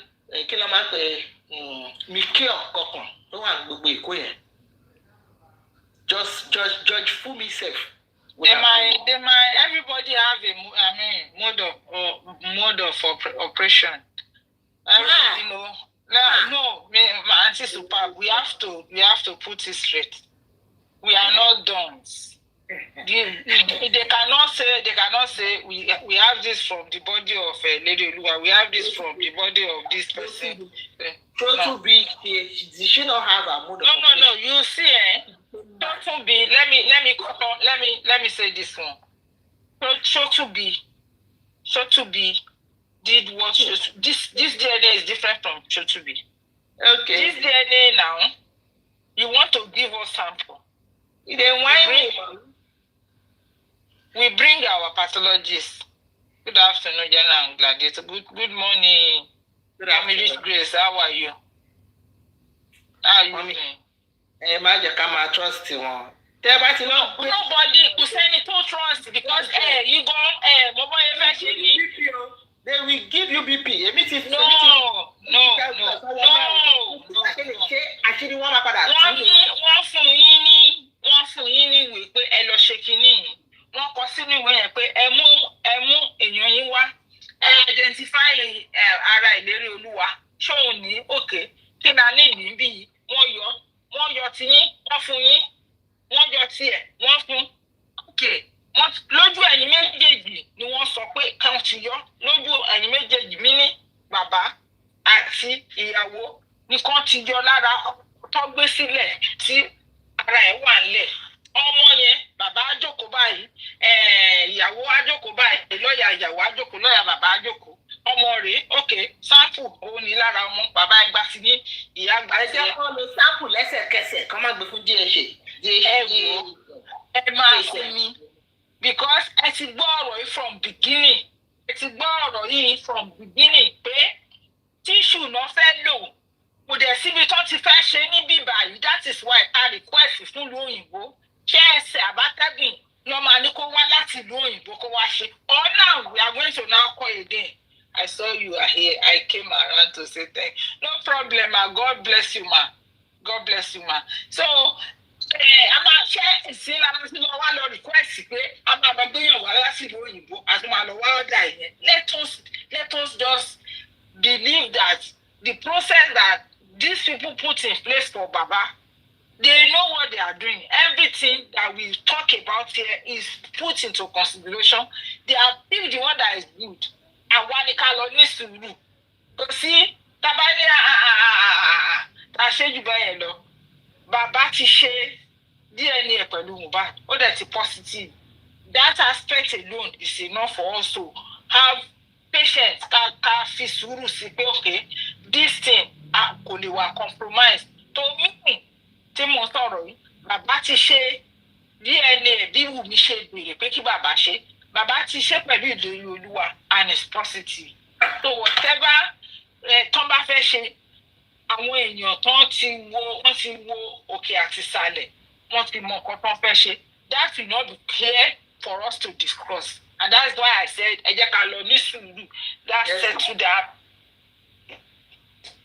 Ọlọ́run á gbàdúrà wa. Bàbá ti ṣe, ó ti sọ níta pé òun ṣe òun àti Mohbad, òun bàbá Mohbad o. So now, whatever tó bá tún kù, ẹ jẹ́ ká fi faith wa pé we are going to get the result we want and the result that God wants us to get. Ẹ jẹ́ ká lọ fọkàn balẹ̀. Wọ́n ṣá àwọn tá à ń sọ̀rọ̀ wọn nǹkan wọn burú yìí, wọn ò lè sọ pé kò ṣe bàbá ló bí Mohbad mọ́ because bàbá ti ṣe result dẹ̀ wà ńlẹ̀. So ẹ jẹ́ ká ní sùúrù. Ẹ má yẹ ká tó gbogbo faith wa ìwé pé àmímà.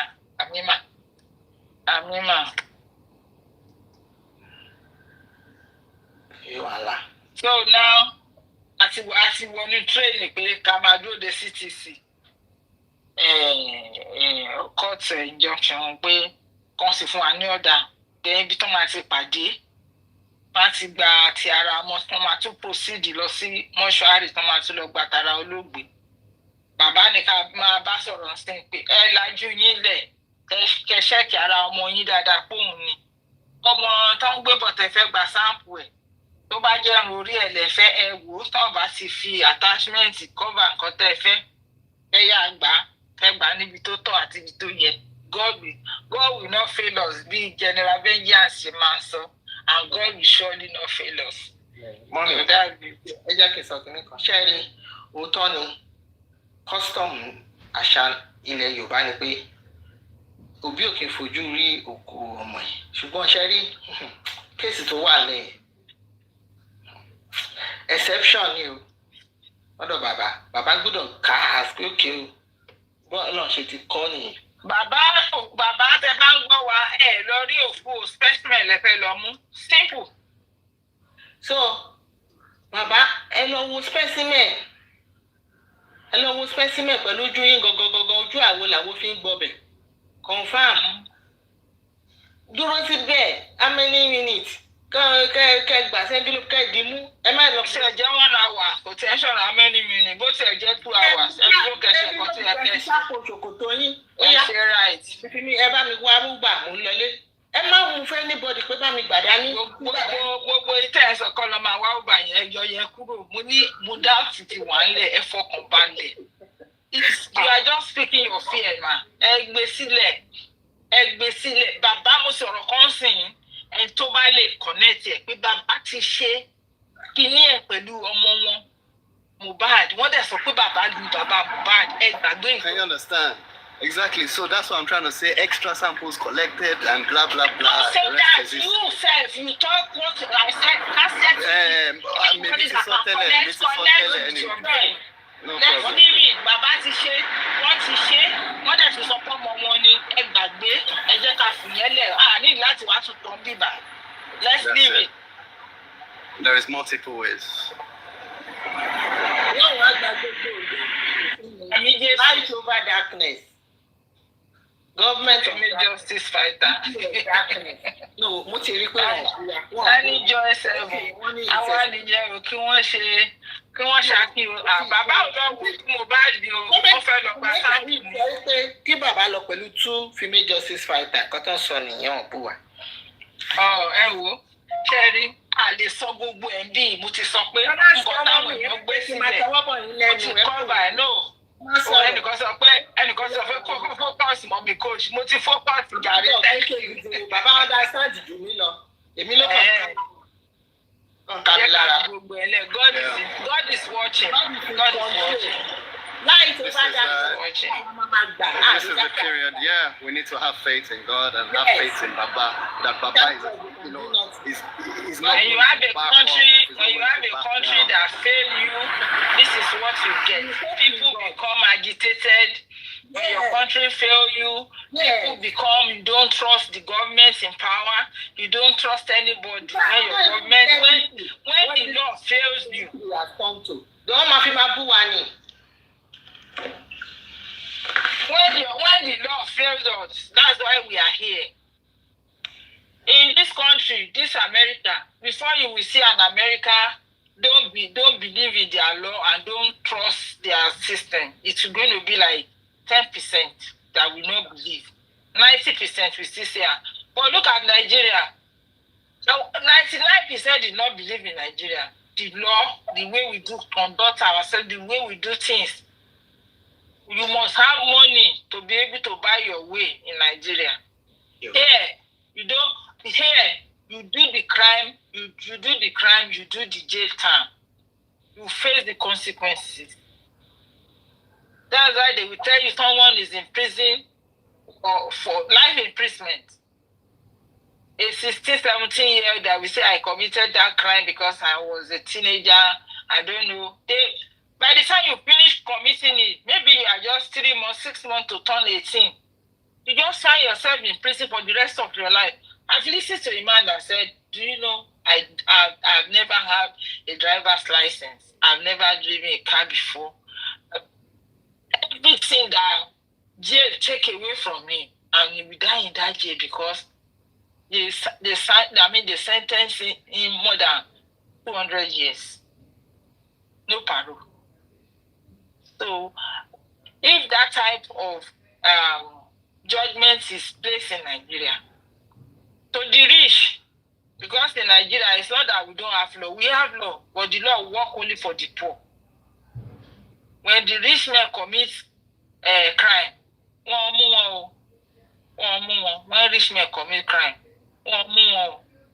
ọdún tí ìjò ti swallow owó alẹ́ gbọ́tán mú ọdún tó ti ní whistleblower aṣọ kó wọ́n bá million ta ló lọ ẹ̀wọ̀n fún.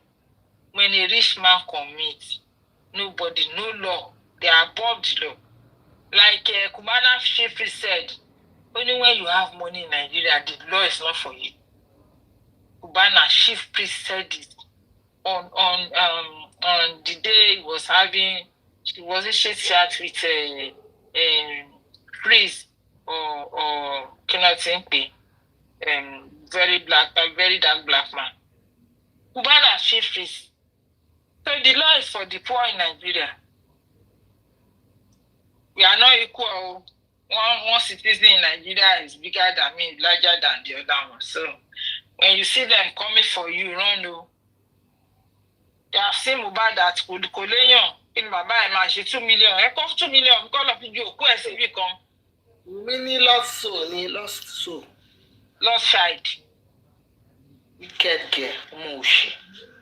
Umi is only a lost child. So, but other Nico hand over lost child for sacrifice. Go hand over lost child. Umi hand over lost child. Ó tún pe ẹ̀gbọ́n ẹ̀ kó máa bọ̀ kó wá bá òun kún. Ready? One make life ọmọ yẹn miserable. Ẹni kò kí ń jẹun nínú ilé. Ó máa bọ́ síta lọ oúnjẹ láàárín àwọn àtàwọn ọ̀rẹ́ á jẹun tó bá délé tí mo bá ní kó jẹun á lòun jẹun á máa fọ́ọ̀ṣẹ̀ jẹun. Oúnjẹ sè kò ṣe oúnjẹ rí. Èèyàn tó máa ń ṣe kọ́nà bí kì í ṣe pé bóyá kò ṣoúnjẹ rí. Kì í ṣe pé bóyá kò ṣoúnjẹ rí. The problem is that there's something they are putting in that food tí Mohbad ń sá fún. Ní nǹkan kan wà nínú oúnjẹ yẹn tí Mohbad ń sá fún. Tó máa ń kó kiri. Ara má lè ní gbogbo abẹ́ bẹ́ẹ̀dì ti kún fún oògùn igbá kankan. Of course. Ṣoògùn. Á gbóògùn sábẹ́ bẹ́ẹ̀dì, á gbóògùn sórí bẹ́ẹ̀dì. Ó make life miserable. Kò jẹ́ kó rògùn ẹ̀ lò. Àtẹ̀yìn á sùn according to prime boy. Kẹ́kọ̀ọ́ sùn òun ni wọ́n wálé ayé wá sùn ní. Máa sí ní ó máa ń ní òrùka kan tí Mohbad ní Wùmí máa ń wọ̀. Ó tó bá ti forúkọ yẹn kàn báyìí òun ò ní wà òkè. Ìyẹn ìyàwó ilé nìyẹn. Olóṣó tó lọ ṣe short time nílé ọkọ. Wà ní ẹni kírù yẹn. Jámù mi, aṣọ ògùn ẹ lọ o. O tún ti ní target báyìí o ti rán Mohbad lọ́rùn another target. Àkọsẹ̀ èdè ti sọ. Ó ní kò màdúrà gbà. Ògùn yìí náà ní ṣáṣáṣá.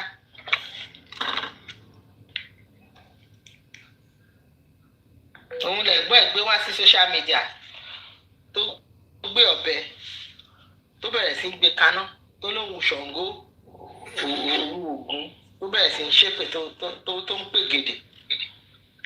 Àwọn ọmọ Jùmọ̀kẹ́ ti fòbò jóná ó bí jákujàku ó ló bímọ.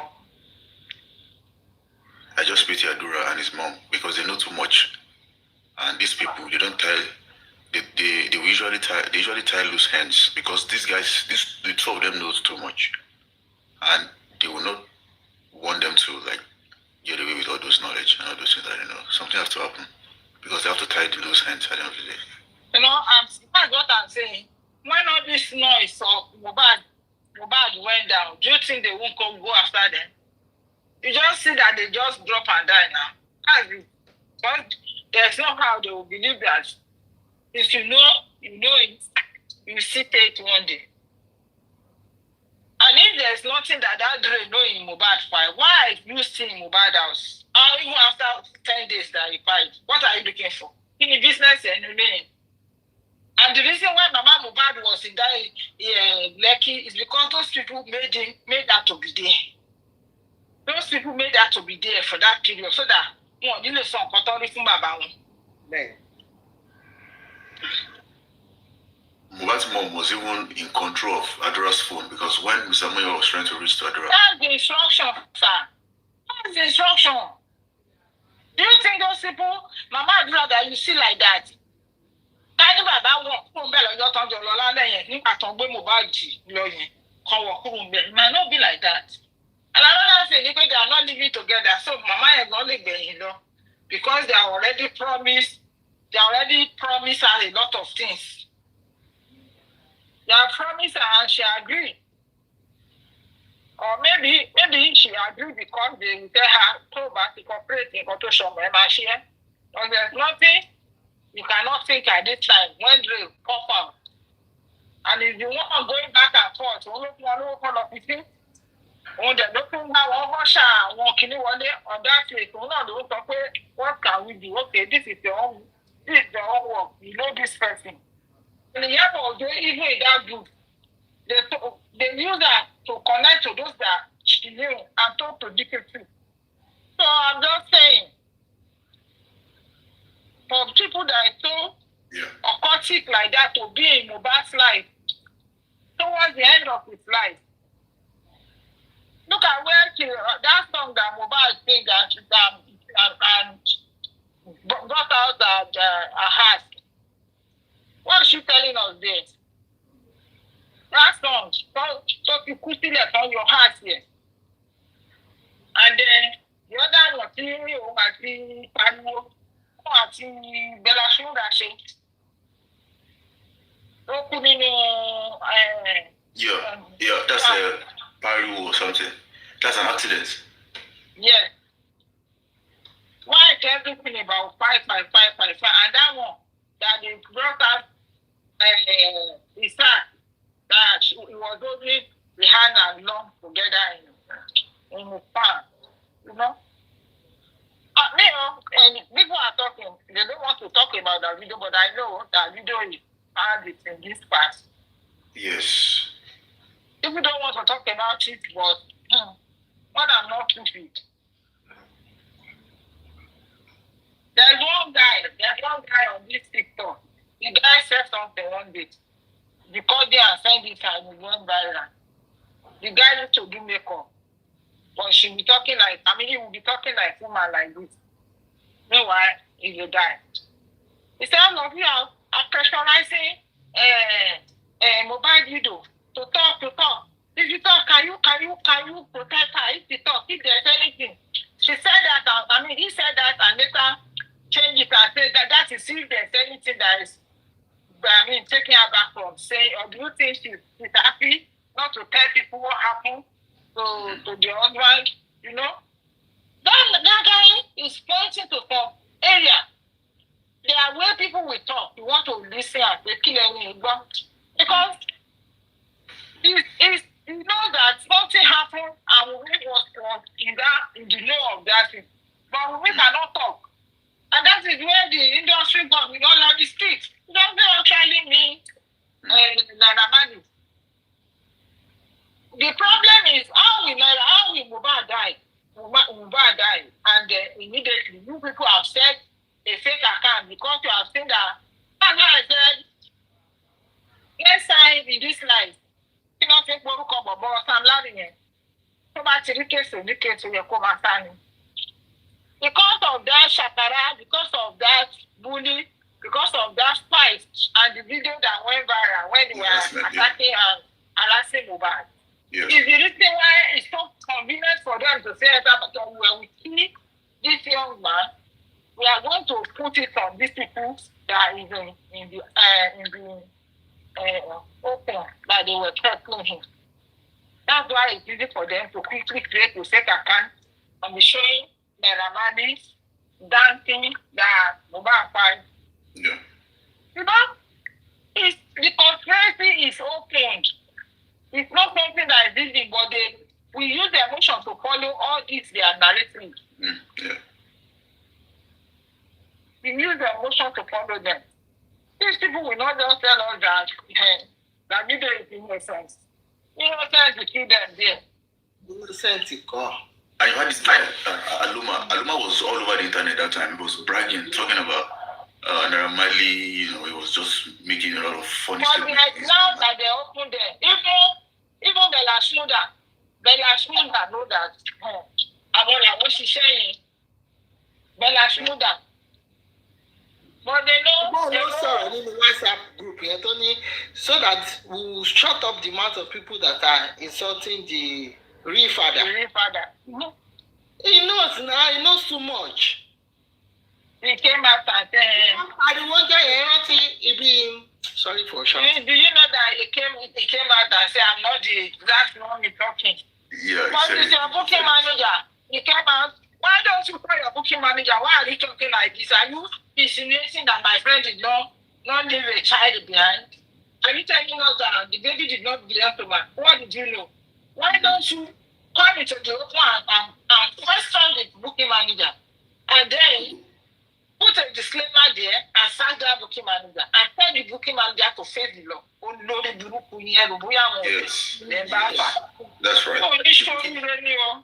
How did the booking manager go to know that How did the booking manager know so much about Mohbad and Wunmi?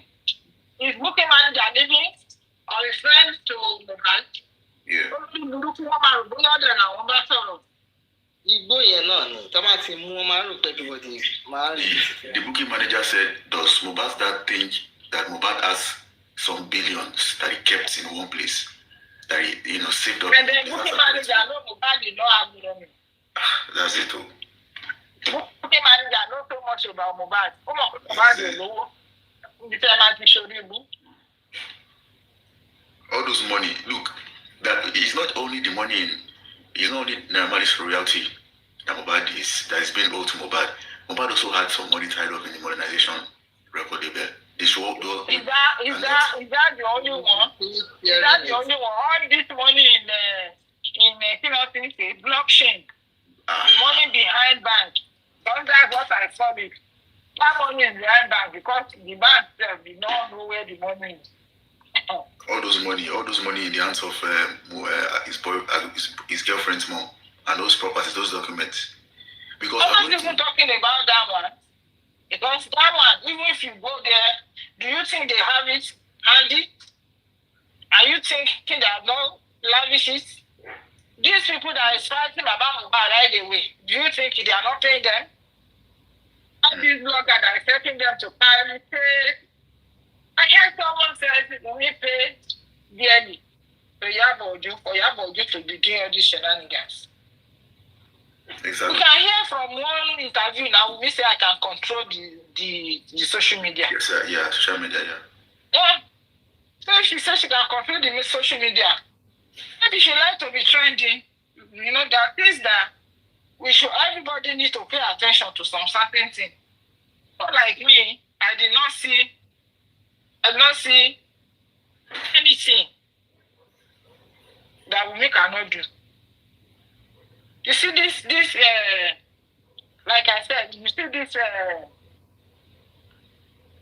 that said I don't want anybody to bring negative results of DNA for my son, for my child.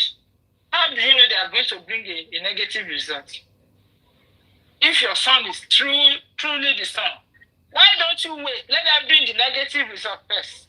Because if you know that this baby is a molest son, there's a way you fight your fight. You fight that battle and you win.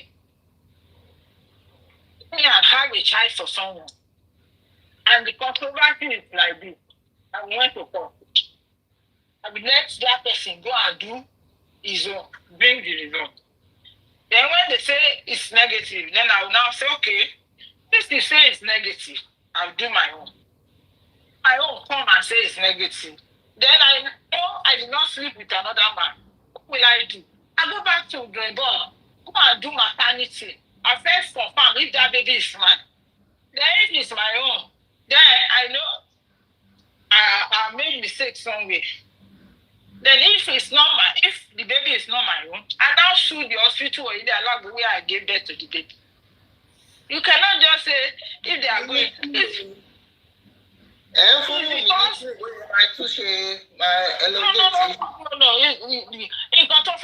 It's even different from elongation. What we is trying to do is we may come back and the result is Baba come back and the result is negative.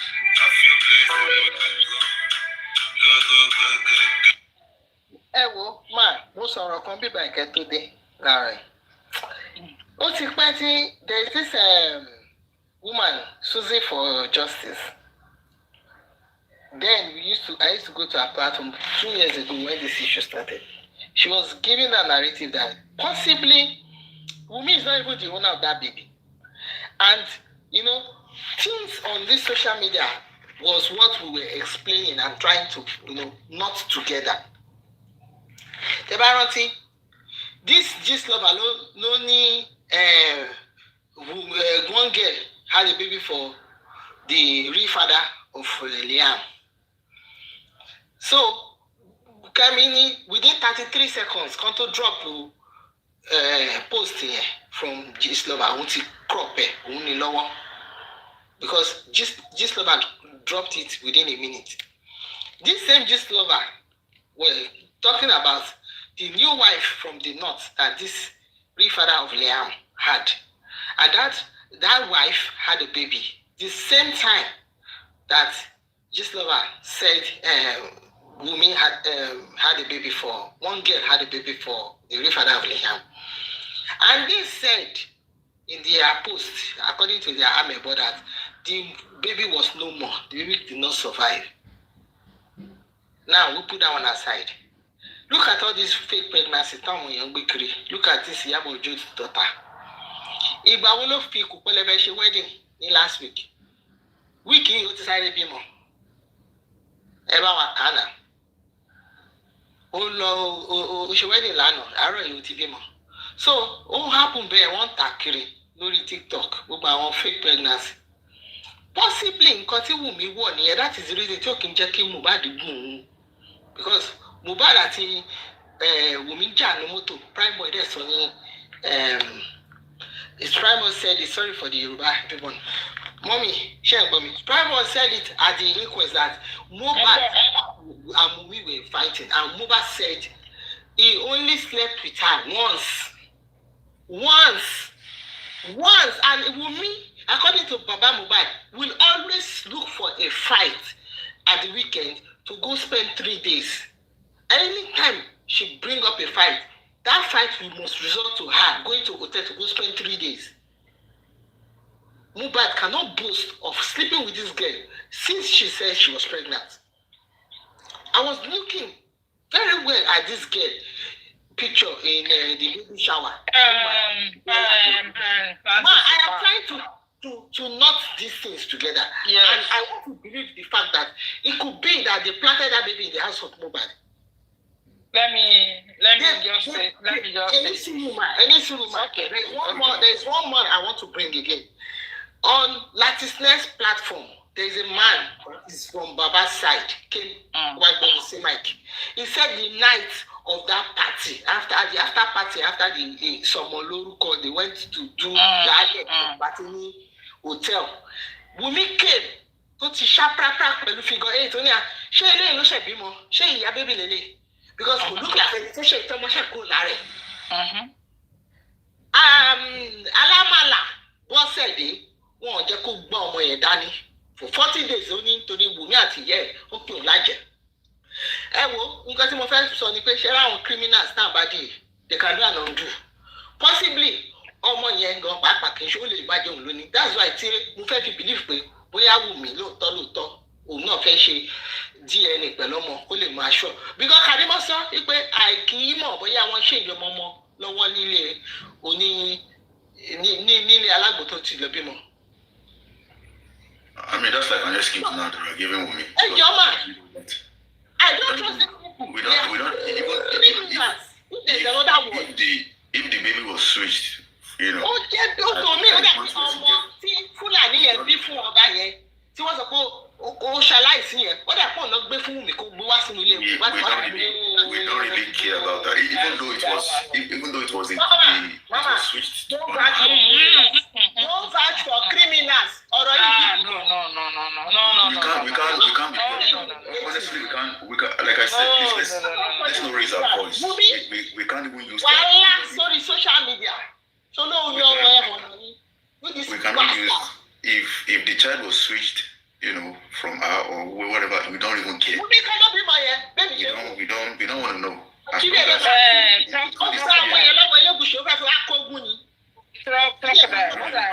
What I want to say is that if Wunmi really want to be sure and clean herself of this DNA saga, she would have allowed Baba to go ahead. If the results came negative, you now request to do your own to be sure. If it's still negative and you know you did not have extramarital affair, that you did not sleep with another man, then it comes for you to now say, let me do my maternity. Like, let me know what happened because I didn't sleep with another man.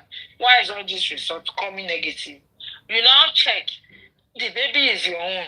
then you know that you have extramarital affair. But if the baby now show that is not yours, that you are not the mother, then you know you are the one that gave birth to that baby. You did not do apropos of the baby. You go to the hospital or to Ilé Alágbòdà. Ọmọ tẹ́ gbé fún mi màmá, mo ti lọ ṣe test. Kò ń ṣọmọ mi, mo lọ gbọ́mọ tèmi sí.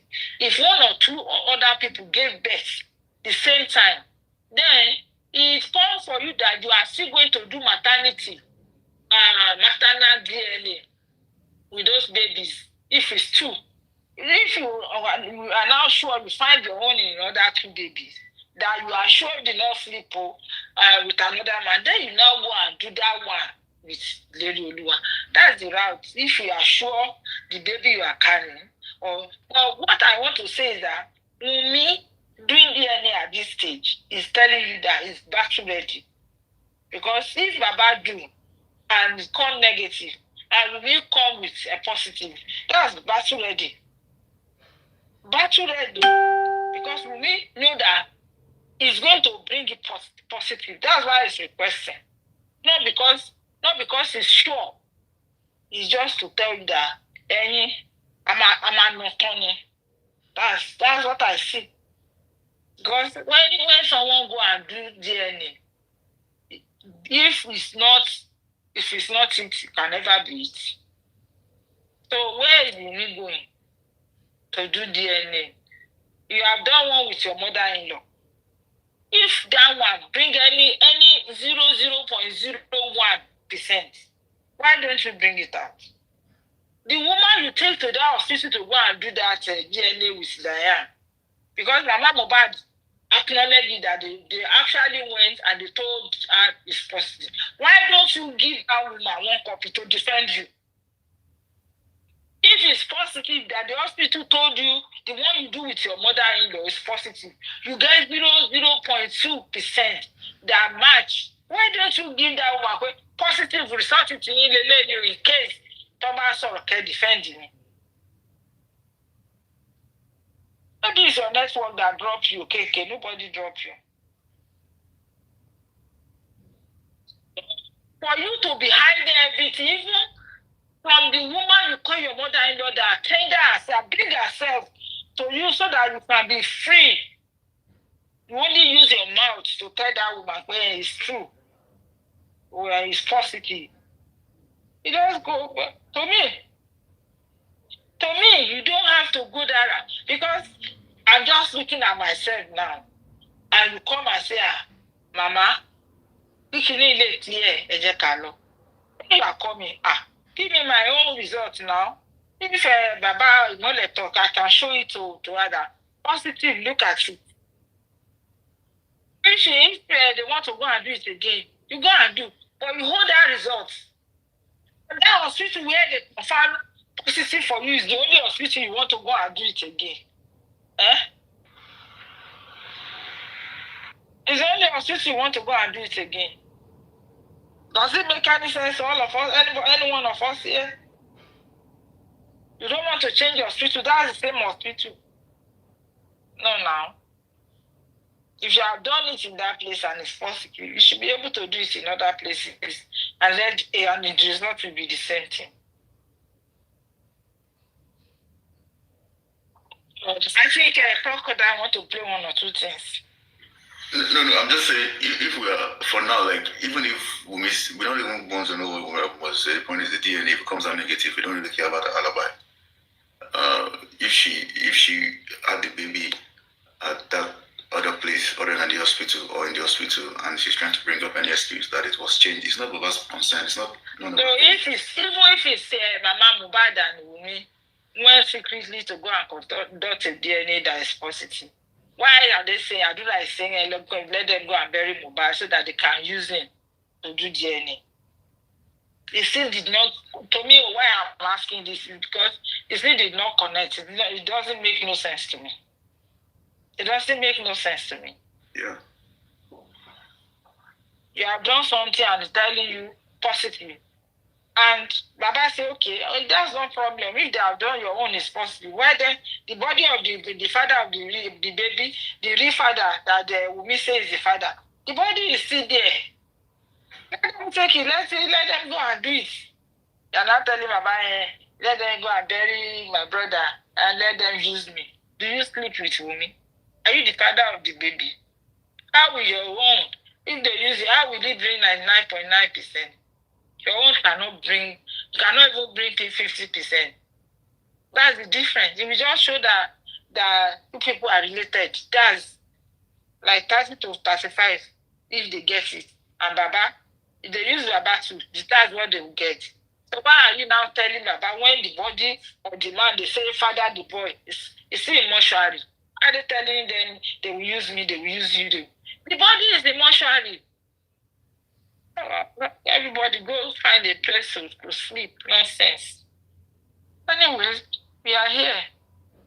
Until when it's done, we know where we are going. Everybody go and do your own. Hello, Mama Yokoto. Good afternoon. Titus, Crocodile. I greet everybody. Crocodile, I don't know if you there. I wanted to ask a question, please. Okay. Yeah, okay, since yesterday, I've been hearing this narrative of swiping the baby in the hospital or changing the baby, like many platforms. So if this guy did not buy, so this guy, if the baby is really swiped from the hospital, so this guy would be training another person's child. Okay, you mean Mubad, right? Yeah, when they're talking about DNA, the baby might be swiped in the hospital, and like I've been hearing it since yesterday. Yes. So if the guy did not buy, and they are requesting for DNA, so this baby will just grow like that. Mubad taking care of the swiped baby. That is how ridiculous it will be. But anyway, thanks to God, before the boy passed away, he raised questions on the paternity of Liam. So I think that's just one of the gimmicks that they use. If they want to test the waters, they'll bring a gimmick and they'll see if the public is going to eat up that gimmick. And if the public should eat up the gimmick and they use it as their alibi to counter Baba's gimmick, they try to use that same gimmick with the, that Mubad had a wheel, that they printed on a wheel, and that didn't go well. That wasn't accepted. They tried that same gimmick with the ear infection and and all those things like that. So it's a gimmick, you can't fly. And even if it's true or not, it's not our business really. Because Mubad should raise the question of the DNA and it led to Mubad's death. Then why would we now, feel sympathy or, sympathetic towards our cause? The DNA that she was trying to avoid Baba from doing, she was trying to counter Baba from doing. Why didn't she go to the same hospital or the same herb center to petition them, for swiping the baby? Is there any evidence that the baby was swiped? If it was swiped, then the issue is not with Baba, it's with the health institution where she had the baby in the hospital, or with that herb center where she had the baby. So Baba has no business with all of that. Where was she? Why was she opening her eyes? Why the people were swapped? Was Mubad there when the people were swapped? The placenta. If they swapped the baby, did they swap the placenta? Why didn't they give the placenta to Mubad? And why didn't they allow Mubad to give the placenta to the baby? If it was true that she was innocent, she does not know that the baby was swapped, why didn't they give the placenta to Mubad's dad? Why did they use the placenta? My father-in-law was the one who told me to take the baby to Ilela, but he was my father-in-law. Those kind of games. If it was honestly swapped, then all those gimmicks, all those psychological games that reverse psychologist is playing as regards the DNA, trying to make it look like the DNA is a death sentence, he won't play it because she'll be innocent enough to be upfront and to come clean. But she's not coming clean with all of that. And it's just a gimmick. It's a line of argument that they're trying to use again. Okay, if he's really swiped, she was pregnant for Mubad. That is that is the story. So if the baby is really swapped, are they going to bring the original one? That's what we don't know. First of all, if she says that it was swiped, then why did she go to the institution where she had the baby? Or the place where she had it to request for it. It's between her and now, Mr. Okeke and Prof. Guy, what I can say in this type of cases, we are assuming now that maybe she's thinking, maybe the sister was the first person that said, what about if the baby is switched? That's over a year ago. Okay, now, if we really felt or have a feeling that maybe the baby is poor, then the first thing is allow Baba to do DNA. If DNA come negative, then you as a woman, request to have your own DNA again to be sure. After you know that you did not sleep with another man outside your marriage, that's where the thing have started. Then you as a woman will now go for a maternal DNA to confirm if you are the mother of that baby. Since you are so sure you did not sleep with any man outside your marriage. So if that one proves that you are the mother, then you know you sleep with someone. Or because you are going to do this DNA with the father, between the baby and the father, that were negative.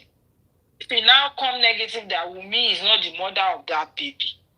Next thing she will do is to go back to Ile Alagbo or hospital, and they will check their record and know how many baby was battered the same day with the baby in Wunmi's hand. From there, they will now say, okay, we have delivery on that day of, for example, if it's an hospital and they have delivery of about 5 to 10 baby, they record all the baby. Then they will now do a DNA with Wunmi with the 10. Then they will find out if truly her baby is switched. In case her baby is switched, they give her real baby. You now take her real baby to go and do paternity test again with the father that she claimed she had the baby for.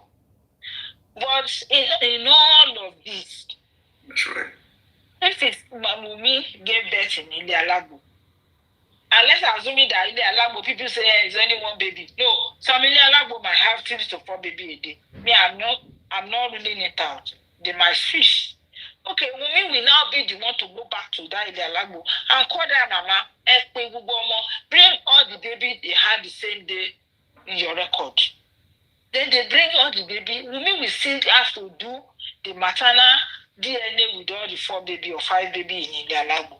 If really she gave birth to baby in that place and it's not arranged baby, like I said, then she will not call that baby and go back to the husband body or the acclaimed father body and do the DNA. That's the way. I mean, that's the way. Suppose they are simple. They have no record. I'm among the people that advocate not to bully a child. But since I started hearing this story, like baby swiping, and I just feel like this is just a game. Like they are playing something serious with Baba Mohbad. Like they are playing something serious with Baba Mohbad, and it seems like this thing does not have an end. Okay, now DNA have been granted to Baba to do the DNA.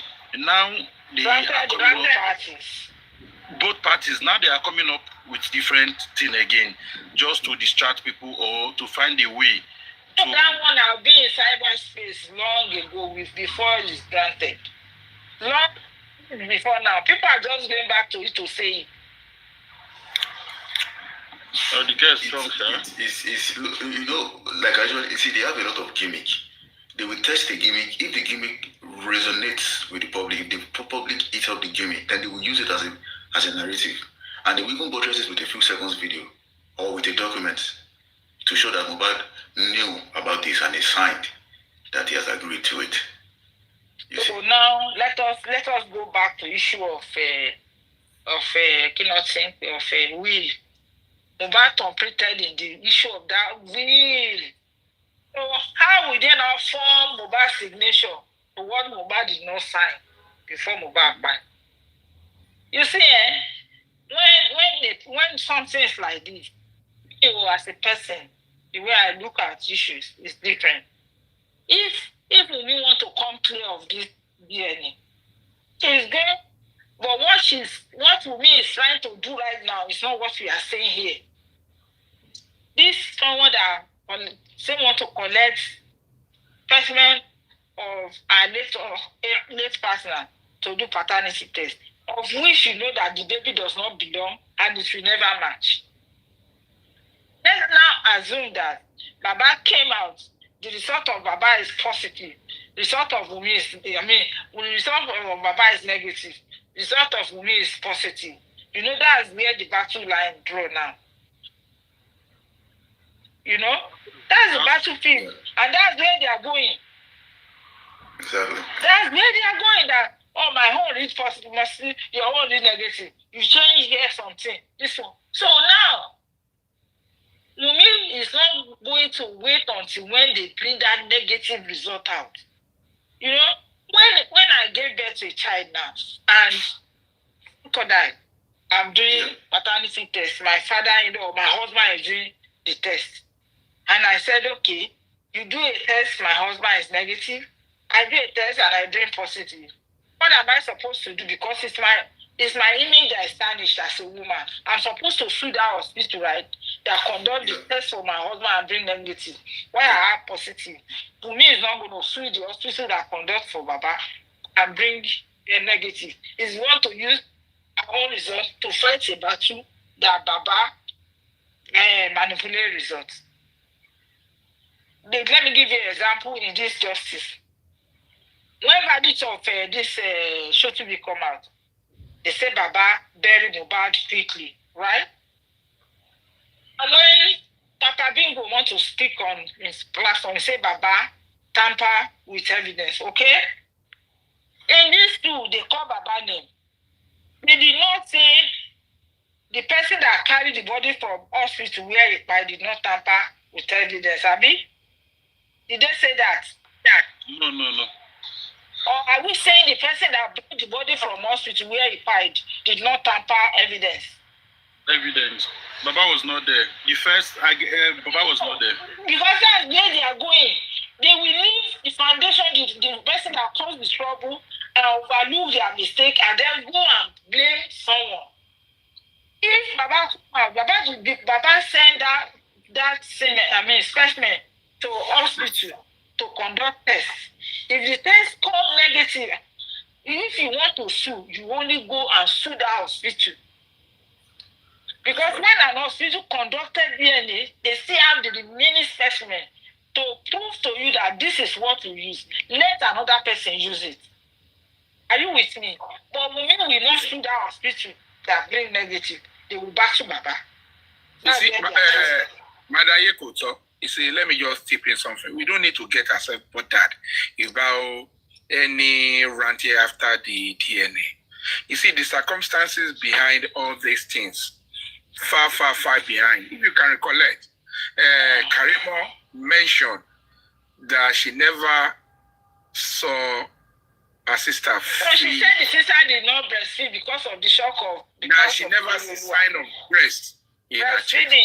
Yes. You see, every circumstances behind all these things. I can After recollect. that one, I just don't want to go back to it. Yeah, if not for you, Madam Ayekoto, because I've been hearing this for some time. For a long time, you've said it, then I've been noticing it, but I never put an attention that it's very like, I think someone was mentioning it then, that he never believed, she never believed. He's saying, I said I don't want to go back to it. You know, you always say something like that, we always ignore you. Yeah, I've said it. I said, look, this baby, and I gave my head is not clean that she battered that baby. One. You know, each time you mention something like that, it's not a year. This thing is not a year plus. Now you've been saying this. We always ignore it. You tell me she did not breastfeed. No baby, no placenta, no birth certificate. Now you allow me to go carry the baby. The father-in-law, the mother-in-law cannot even carry the baby. You know, once you already had the baby, once or twice, you know the baby they just birthed. Maybe the baby is a week old. The mother-in-law was not there when circumcision was done on the arm. Nobody witnessed all that. If I may observe you, it's more than 8 months the sister have been complaining that she never feed that baby. It's more than a year. It was when this guy talk about Vivian just raised the other eyebrow that we need to do DNA. That's when the sister starts saying, hey, maybe the baby is fish. Can you prove if the baby is fish in the hospital? Blah blah blah blah blah. Then I don't want us to talk about any ranting after the DNA. Just believe it. There won't be any ranting. They will just be looking for any other option. They won't have any go. Nothing will come out. Nothing will come out. That's why I said she's battle ready. You know, she's nothing will come out because already I have to be sincere with you. Already they all know what is on the ground. They all know what is forthcoming. They are preparing themselves. They just want to do that just in a way to a shock and observer, just for her to look for an excuse. Maybe that would be our own problem, sort ourselves out how the baby is. What Baba wants to do. I really want to do something here this morning. We have been crying, we have been calling, we have been talking, we have been shouting on this social media. But I know that there's no hospital in Nigeria that want to risk their license now. Why did I say this? If Baba collects the specimen from the son, and Baba is ready to send it to 3 or 4 places to conduct those DNA, and maybe 3 or 4 countries. If anybody in Nigeria now say I will bring positive to counter or negative, it's not that Baba will just collect one and say I'm doing it in one place. Baba we look for avenue to make sure I've done my part. I'll make sure I wash my hand. But I don't know why people are so worried about this DNA issue. In fact, no institution that will want to pull his own license online, once they know they are going to compare it with the international standard, is going to stand the course. You see, we don't need to bother ourselves. What matters most when they have the right specimen and it gets to the transporting is fine. Forget about it. Let's just come on. So Baba Oloye, you are a Ghanaian, and you like Baba Oloye. I'm not Ghanaian. Why do you call me Ghanaian? No, I just feel like that. Sorry, Baba Oloye. I'm not Ghanaian. Babaloye, Okay. Good afternoon. So I want to this thing now. They said the DNA, the swab. Is Baba going to travel with them, or they will send the swab to abroad? But we don't know. We don't want to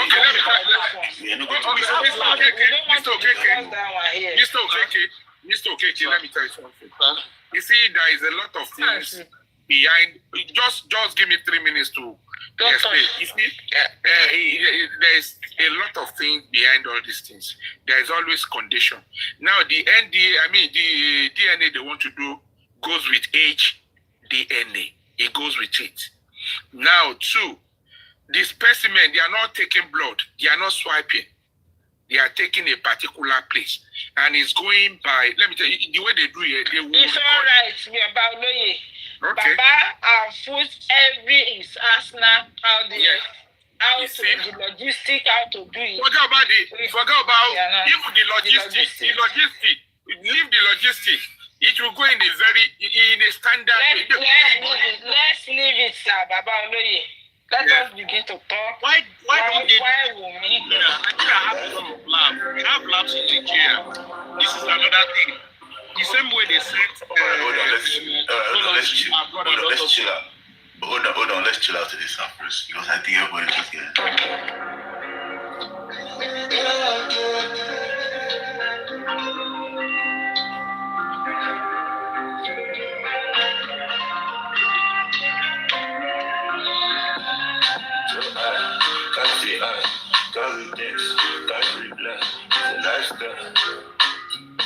Lifestyle, do not be stuck. Tell you because life is short. Be short about you. Come for my matter. Every million, I've been killing shit like I'm a partner. Now I'm getting millions for this partner. Come for my matter. If you like, oh, more apart. I've been killing shit like I'm a Spartan. Now I'm getting millions for this partner. They want to bring me down, but like a book, they want to read me down. Them tell me make I find another way, but that is a story for another day.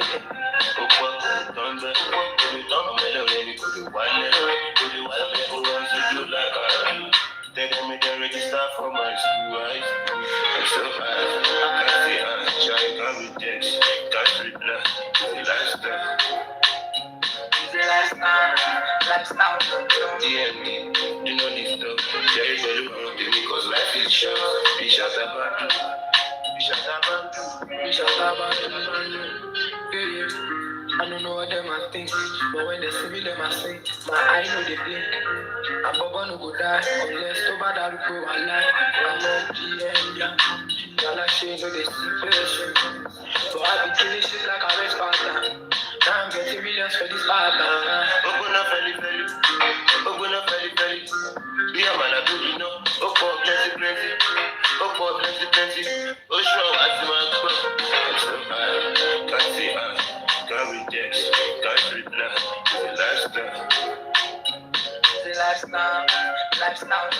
DM do not disturb. Very value on me because life is short. Be shut up. Hey, looking for my time. If you need it, we'll go on time. I'm making shit like I'm a star. Now I'm getting this lifestyle. Looking for my time. If you need it, we'll go on time. I'm making shit like I'm a star. Now I'm getting millions for this. All right, let's continue our discussion. Let us be a little bit relaxed, all right? And let's give each other time to speak. For the DNA, the modalities of the DNA, I don't think it's smart if we are discussing the whole process or we are asking here. Nobody knows about it except those on the inside with Baba. So we can only send a note of warning to Baba and to also give Baba the moral, spiritual, and if possible, the physical backing and financial backing that it needs. And we should always make sure that if we are making any submission or we are criticizing maybe an action or an idea, we should criticize it skillfully in such a way that we do not rock the boat. That's the point. So you can continue. Thank you.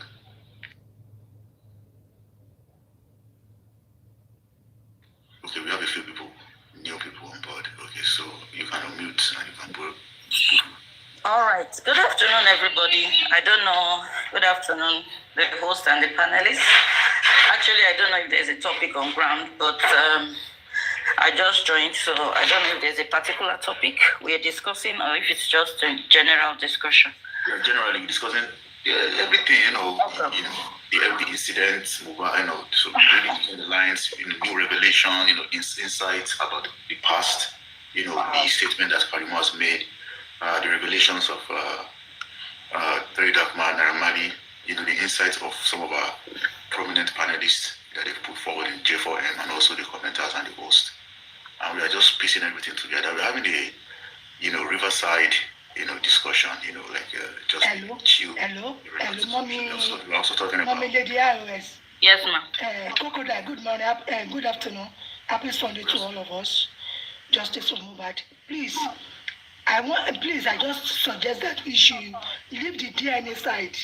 Mm-hmm. Please. All right. Okay, no worries.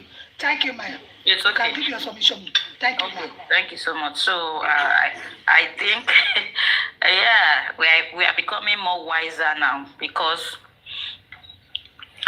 these are things that if you want to, checkmate your opponent, we can as well learn from them. And learn from them in terms of what are the strategies they are using. We can as well learn from them. They don't come out to talk about sensitive issues or their next step of action. They never do that. They just come out normally to analyze what they have recorded. So I think for us to be more focused now and getting the full understanding that we should limit the most important discussion is absolutely the right step to take. And my sincere appreciation to everybody that has been on this justice all this while. And Your contribution has been amazing, whether it is only your liking or your tapping or your, commenting. Anything you have done, adding your voice to this justice is highly appreciated. It's highly appreciated. So whatever we are doing, we should be guided, we should be focused. And I know definitely God will help us and give us the victory, because darkness does not overcome light, no matter how it is. Light will completely, prevail, and that is who we are. And because we are not trying to, what will I say? We are not trying to falsify anything. We are not trying to impose what is not correct on people. We are just trying to do our best that we follow the right path to get this justice. And one thing we should also need to do is we should not just be quiet about only one direction. You understand? Like when we had the issue of the autopsy, we were bent on autopsy, which is good but let us have at the back of our mind that we need to have an holistic approach to this justice, and we should know the different angles through which we need to get data or evidence from. We have done the autopsy. At least we know the flaws, we know what happened. But at least even with that, we still got some information from it talking about the slow pine, which is very key and cogent, so we can hold on to that. And then we are on the DNA, which is another area that we think it could be a motive. There are also other areas like the forensic, phone forensic, and every other thing, the CCTV. We should keep hammering on these different angles, because we should take the right step towards all this other. We want a holistic approach to this, because we shouldn't wait to rely on just one, let me say, parameter, for those who understand what I mean, or just one indicator. We should have an holistic approach. We should begin to see how we can process forensic. We should begin to see how we can process CCTV and every other thing like that. So, and also I just want to encourage us, for those of us in the justice team, one thing I realize is that if it's anxiety, I don't know, any little thing, we get bothered easily, and we forget the success, and we start, we easily switch into a mood where we now, adopt these buzz, forgetting the real thing, except if some people just quickly come up to call us back to order.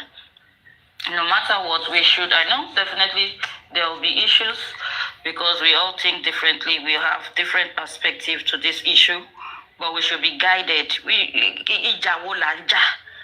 are fighting ourselves here when we know that the real root of what is controlling the narrative of social media is coming from a WhatsApp group. And you see people, for what reason? Do your own bit, say your own, do your own contribution. I don't know the reason. What are we looking for? Except if there is something else. Except if there is something else. We've had enough, yes. We've had enough, and that's why I said we should look at different angles. We shouldn't just stick to one. We should look at different angles. That's why I said so. So let us be focused. Let us be guided. If we actually need, let us put on that positive energy vibe. Anytime you see that the energy is going down, let us see how we can come back, pump it up. Yeah, we shouldn't let anything that is not worth it to drain our energy. We should keep our energy for the positive and to fight the good fight of justice. And I pray that as we commit our time, effort, and everything, that God, who sees the heart and knows the motive of each and every one of us here, would reward us accordingly. He will reward each and every one of us. And if we rest and if we rest about and I also sincerely want to say that God, in His infinite mercy, should protect the youths, enough of buying, enough of mourning the youths in our country. And in any way this is becoming a rampant issue, I pray that God will tender mercy and help us preserve our youth, because the youths are children, they are the next generation. And there is nothing good in seeing, daily lives of these youth being lost from one situation or the other. That God will revive each and every family and revive the country, Nigeria, and give us the good heart, the good heart to move things forward in a positive direction. Thank you so much. Thank you, everybody. God bless you. Thank you.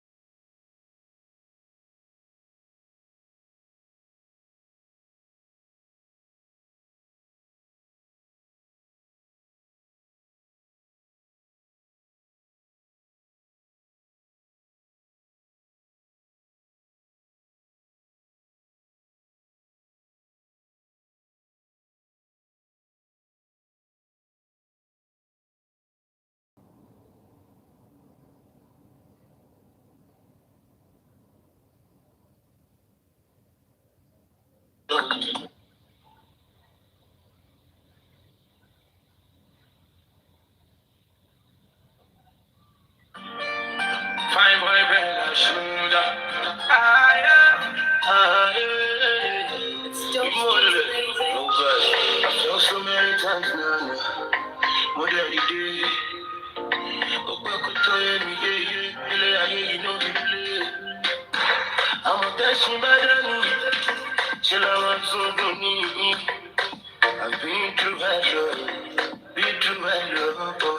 but I'm not to ask me question. If I ever, please don't you mention. Everyone touch me, high tension. The life we live inside a jar. Daddy, we could see in there. Nobody to ask me what to do. I have to do what I have to do. Yeah. Mommy, tell me, Penny, lady, Sally. I have to do what I have to do. Now I don't miss you, my food. Baba, Mori Buruku, Padale, you are. Mama, you don't love you. Cause the way I won't shop, you don't know.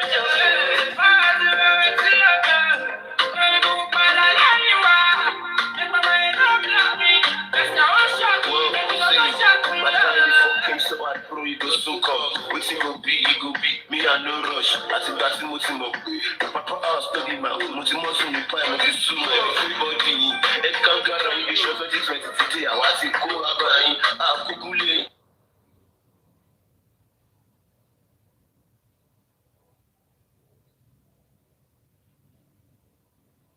I'll be fine.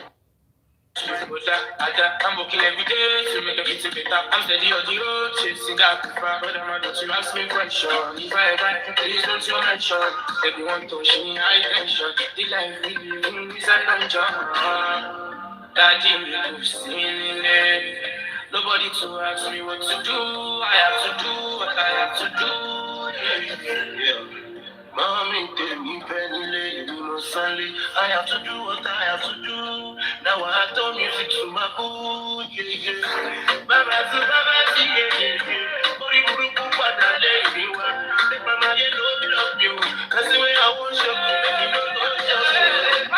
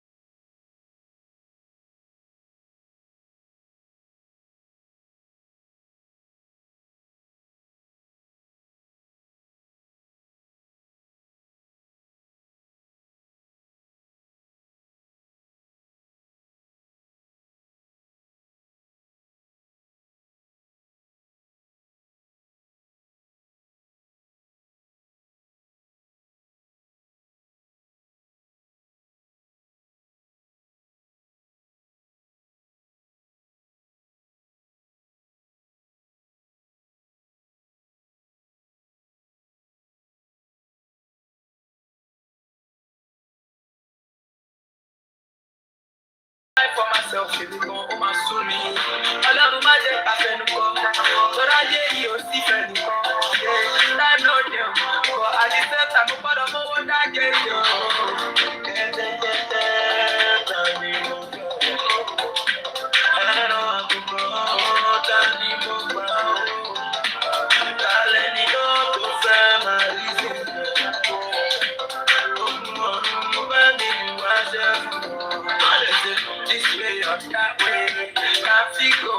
understand. Was anybody to my pony, but if I did life for myself, let me go home and school me. All of my day, I feel no call. So that day, you see, friendly call. Time no deal, but at the same time, I'm about to move on that day. Was any to my chapel, you're gonna miss for that. To be a man is not a day job, now I'm going to reach the self-social.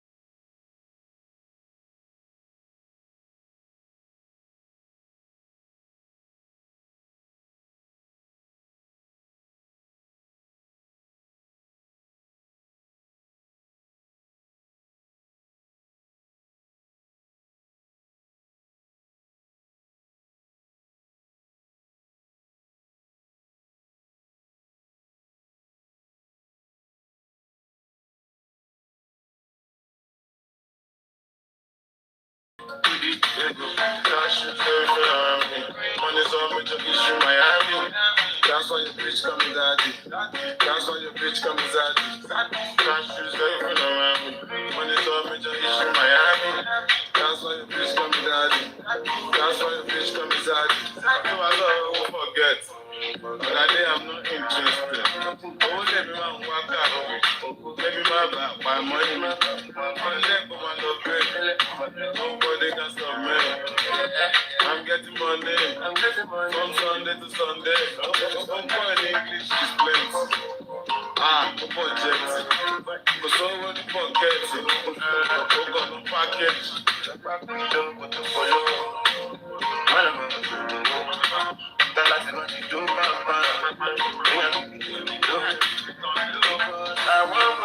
I don't need them. I'm so sorry. See my mama calling, I'm always working. I love everything about you. You know I can't do without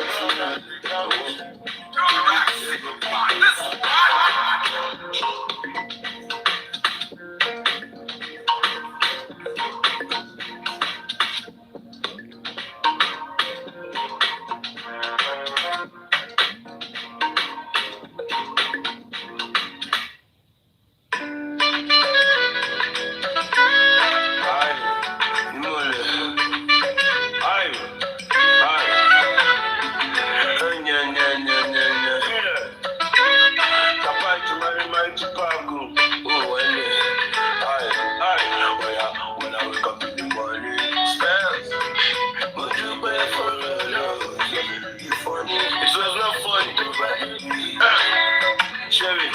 before 2019, I know they shut down. Omowummi surround, so but can you calm down? When you want to do, she must check what we say up one little, who I love your shop, so I came up. Which would you, or rubber to be bad, I don't want you, never tabby, every love, but every love smoke, every love was not. I don't know for my top, to the pretty little low, I'm on up there. I'm in Simolemba, Simoni Butter, your giant dog,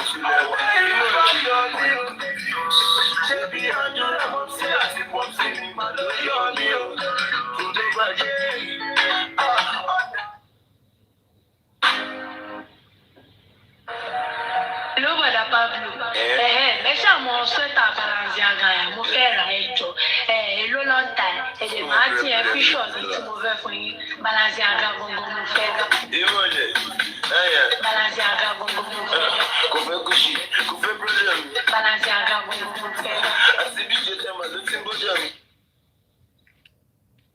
All right, sorry, that's good afternoon. You have something to say? That's on pause. Is something? All right, I'm going to continue playing music. Balenciaga gbọ̀ngàn mo fẹ́ rà. Kò fẹ́ Angela, kò fẹ́ Kìrìkà. Balenciaga gbọ̀ngàn mo fẹ́ rà. Wọ́n ní kò lọ kàwé. Ó sọ pé school náà kà. Kí ló dé tó ìwà kó báyìí? 20 times ló ṣe jam. Tó bá rẹ̀ kàwé, kọ́pọ́lá náà. Ó dẹ̀ ló ń fara kí. Ó lọ fara sọ Yorùbá tó gbọ́ náà. Òyìnbó lè bá wọn rà ẹ̀ pẹ̀lú. Mọ̀rẹ́ lágége o. Ajáwé kúrú jọ. Kí ló bá Balenciaga? Kí ló bá Balenciaga? Balenciaga gbọ̀ngàn mo fẹ́ rà. Kò fẹ́ Gucci, kò fẹ́ problem. Balenciaga gbọ̀ngàn mo fẹ́ rà. Àti bí jẹ́ tẹ́ màá ló ti ń bọ́jà mi. Balenciaga gbọ̀ngàn mo fẹ́ rà. Kò fẹ́ Angela, kò fẹ́ Kìrìkà. Balenciaga gbọ̀ngàn mo fẹ́ rà. Set àwọn fẹ́ra kà, wá rí wọn lórí sítórì náírà wáyé. Sori set àwọn sínsẹ̀, wá rí wọn lórí sítórì ìdívídò pẹ̀lú ìsì. Ìṣẹ̀lẹ̀ lóṣooṣù, kó tó di sí màmá sẹ́wọ́ kò máa yí. Ó gbúdọ̀ ṣàgbàgbà, kó lè wọ́n bàtà Balenciaga. Mọ̀rẹ́ lágége o. Ẹ̀yà ajáwé kúrú jọ. Bàtà Balenciaga. Kí ló wọ̀? Bàtà Balenciaga. Balenciaga gbọ̀ngàn mo fẹ́ rà. Kò fẹ́ Gucci, kò fẹ́ problem. Balenciaga gbọ̀ngàn mo fẹ́ rà. Àti bí jẹ́ tẹ́ màá ló ti ń bọ́jà mi. Balenciaga gbọ̀ngàn mo fẹ́ rà. Kò fẹ́ Angela, kò fẹ́ Kìrìkà. Balenciaga gbọ̀ngàn mo fẹ́ rà. Balenciaga gbọ̀ngàn mo fẹ́ rà. Kò fẹ́ Gucci, kò fẹ́ problem. Balenciaga gbọ̀ngàn mo fẹ́ rà. Àti bí jẹ́ tẹ́ màá ló ti ń bọ́jà mi. Balenciaga gbọ̀ngàn mo fẹ́ rà. Kò fẹ́ Angela, kò fẹ́ Kìrìkà. Balenciaga gbọ̀ngàn mo fẹ́ rà. On the mix. Rest in peace to the boss. Ìmọ̀lẹ̀, Mohbad. Ìkọ́tẹ́ lómi tẹ̀rí sísẹ́ tọ́lẹ̀ fi ń pa mí. Mo fẹ́ máa ṣe kí n máa fi nílá. Torí mo ti kọrin pa, mo ti kọ́ bí 40 song. Ojú bá ti nú alẹ́, á jẹ́ pé something is wrong. Wọ́n ti dájọ́ fún mi ọjọ́ ti pé. Wọ́n ti dójú fún mi oṣù ti lé. Ọjọ́ wo ni ìrọ̀yọ̀ mi máa dé? Máa pín bí wíìsì pẹ̀lú bàbá yìí máa dé. Wọ́n ní àtòrí láyé tó bá fi síwájú. Dájúdájú wọ́n ti padà sẹ́yìn. Ẹni tó dúró tolúwo lè ẹ bá gbọ́rọ̀. Torí ẹ̀ ni mi ò ṣe wálẹ̀, torí ẹ̀ mi ò ṣe yọjú. Ìmọ̀lẹ̀. Bad people know me, my shine up day. Mommy, where you dey? Bàtọ́jú pàrọ̀ tẹ́lẹ̀ ò lè ṣàlàyé. Ọkàn mi balẹ̀ nítorí mo lọ́lọ́. Ó ní máa ní ṣọlá, kò sẹ́wọ̀n fún mi rárá. Wọ́n ní kí n má bẹ̀rù pé máa tẹ̀sẹ̀. Wọ́n kàn pé náà, mo máa mú tí kò pé náà. Báwo lè rí mi mú láyé mi? Máa mú tí kò pé náà. Òye yẹ, wọ́n kàn pé náà, mo máa mú tí kò pé náà. Báwo lè rí mi mú láyé mi? Máa mú tí kò pé náà. Òye yẹ. Gotta know. Girl. I guess you know. They call me fresh out, This nigga rock plug, gotta think twice. Yeah.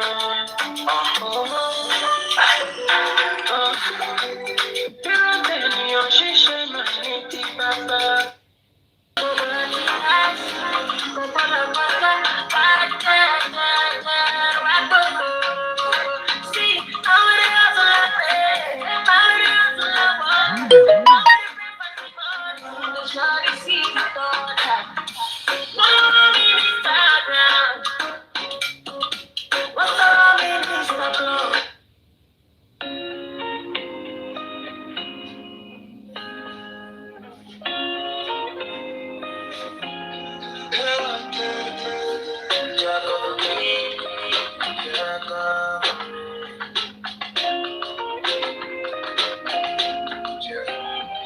say I get plenty feminists. Oh, yeah, cover me. So they give me the energy. So they give out the melody. And say I get plenty feminists. Oh, yeah, cover me. So they give me the energy. So they give out the melody. I learned from the street of my family. I say the street of my family. Stay away bad energy. Friend with the jealousy. In my bed, she's a fantasy. And you know me, I love pussy. She call me king and I'm proud of it. That's the truth and reality. Everywhere I go, shine cause I'm the Pope. Everywhere I touch, healing every show. Shine cause I'm the Pope. Everywhere I touch, healing every show. I don't say I get plenty from me. Oh, Jah cover me. They give me the energy. So they give out the melody. I don't say I get plenty from me. Oh, Jah cover me. They give me the energy. So they give out the melody.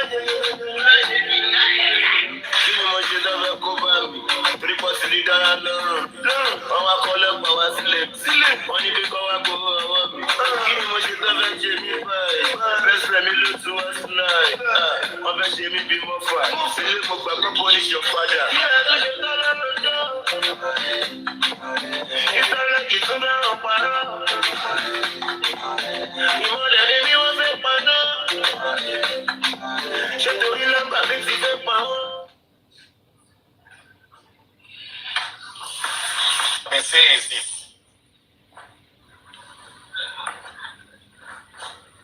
Maybe when you are done with your call.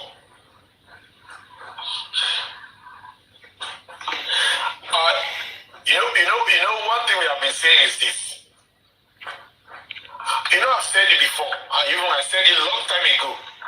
I said it will not be the interest of the king to actually buy Mohbad or contribute to the death of Mohbad. It will be Wunmi's handiwork. We must have been telling this king so many horrible things, even things that did not happen. Wunmi is very manipulative, just like Karima. And I'm so sure that they must have inherited that trait of deceit, of manipulations from their mother. Do you understand? The same. We are welcome, Director Omowummi. I'm sorry for interjecting you. I have something to say as regards what Dolly Abbas, is it Dolly Udus have said. I just want to chip in a little something before you continue, please. Okay. In my own opinion, I don't think they're ready to to accept the son. It might be Wunmi's the wayward way or the selfish way that doesn't want Elegushi to collect. But I want to correct that notion. Maybe how I see it, this man Elegushi with the first wife, I think they are so much into something. Because if you observe the recent 15 coronation he did, it was this wife, Sekino, that sat with him throughout, despite the fact that he has wives. So you cannot imagine how can then this man Elegushi will now come out that he gave birth to his son somewhere, more so to the kind of Wunmi. So from my own belief, Elegushi is trying to tread this softly. He knows the time he wants to collect the boy. Yes. But he cannot just collect that boy from Wunmi. That is why they are using Mohbad as a father tentatively. Yes. So Mohbad knew all what they are doing. Yes. And Mohbad knew they have his son. Of course. But I think Mohbad is trying to expose them in a way. Yes. So it's because of this exposure Mohbad is trying to do. And as a small boy or as an inexperienced, Mohbad wouldn't have taken it that way. Mohbad would have kept quiet and just tried to run away from them. Even if he knows that this boy is not his own, he should have played smarter and just leave them without them knowing all his plans. But this Wunmi has already surrounded Mohbad, guiding Mohbad, trying to trail him, trying to send people into his life to gather information on whatever Mohbad is doing. And he's going interested of you understand? Everything with Mohbad's knowledge. So this is why Mohbad was built that way. So what I'm trying to say is that this man Elegushi too knew, but he cannot collect the boy, even with all his royalties and everything, because of the fear of the first wife. That first wife cannot just be put under. Yes, now. Yes, now. So, you remember?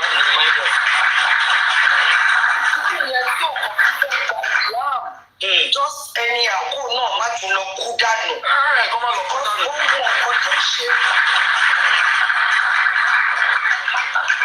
Madam, there's a question we should ask Elegushi.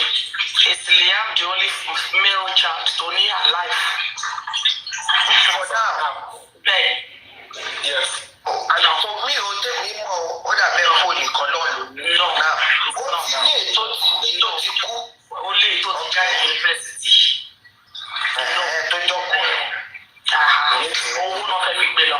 we need to be sure.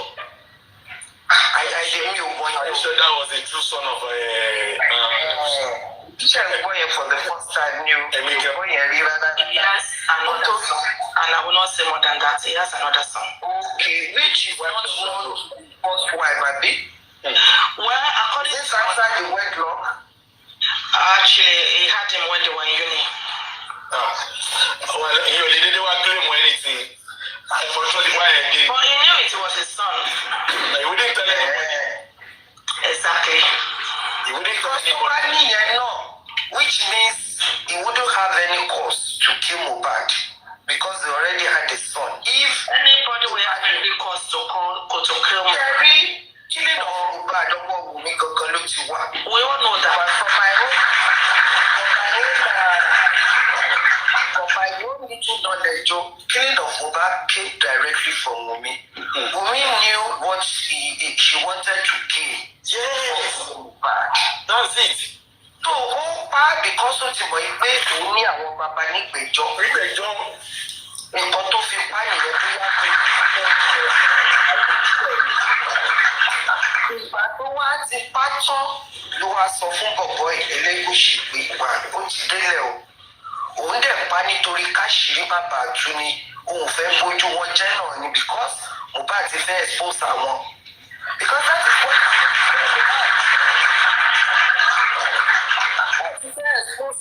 àwọn òde fẹ́ kí wọ́n tí ì mọ̀ kọ́mọ ẹ̀ má lọ bú kọ́ má lọ pa ọmọ ẹ̀ bọ́ ṣe pa ọmọkùnrin ìyàwó tó wà ní. I will accept your submission not only because it's not that Mohbad ò mọ̀ wípé Elegushi ń bá wọn jà. Why will Elegushi name come up every time tí wọ́n ti ń lù? Why tí àwọn tó ń wà ní palace Elegushi pẹ̀lú àwọn tó ń kọ sínú petition? Why is the Elegushi name mentioned above all the other names of all the names?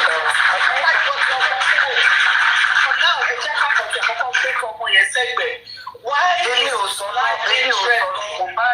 báyìí ẹjọ́ madam Mariam ẹni ò sọ̀rọ̀ Mohbad pé Mohbad ò mọ̀ pé Elegushi ń bọ̀ ọ́ tó ti lọ sáyọ̀ dáná I'm not saying anything against that please. Okay, that's fine. Nǹkan tẹ̀mí sọ ní ọ̀rọ̀ Wunmi nǹkan tí mo dẹ̀ sọ ni pé how careless, I'm sorry to say, Mohbad is dead, how careless Mohbad can be. Maybe because of the love, tí òye látọ̀dọ̀ ìyá ló ṣe gbára lé obìnrin tó tó bẹ́yẹn tó fẹ́ mọ̀ sọ ẹ̀mí ẹ̀yìn. Because tí Mohbad bá smart ní time tó ti lọ sábrọ̀d yẹn, he might not even come back. He will just sit for an asylum. Yeah. I can get you a little bit. Sherry,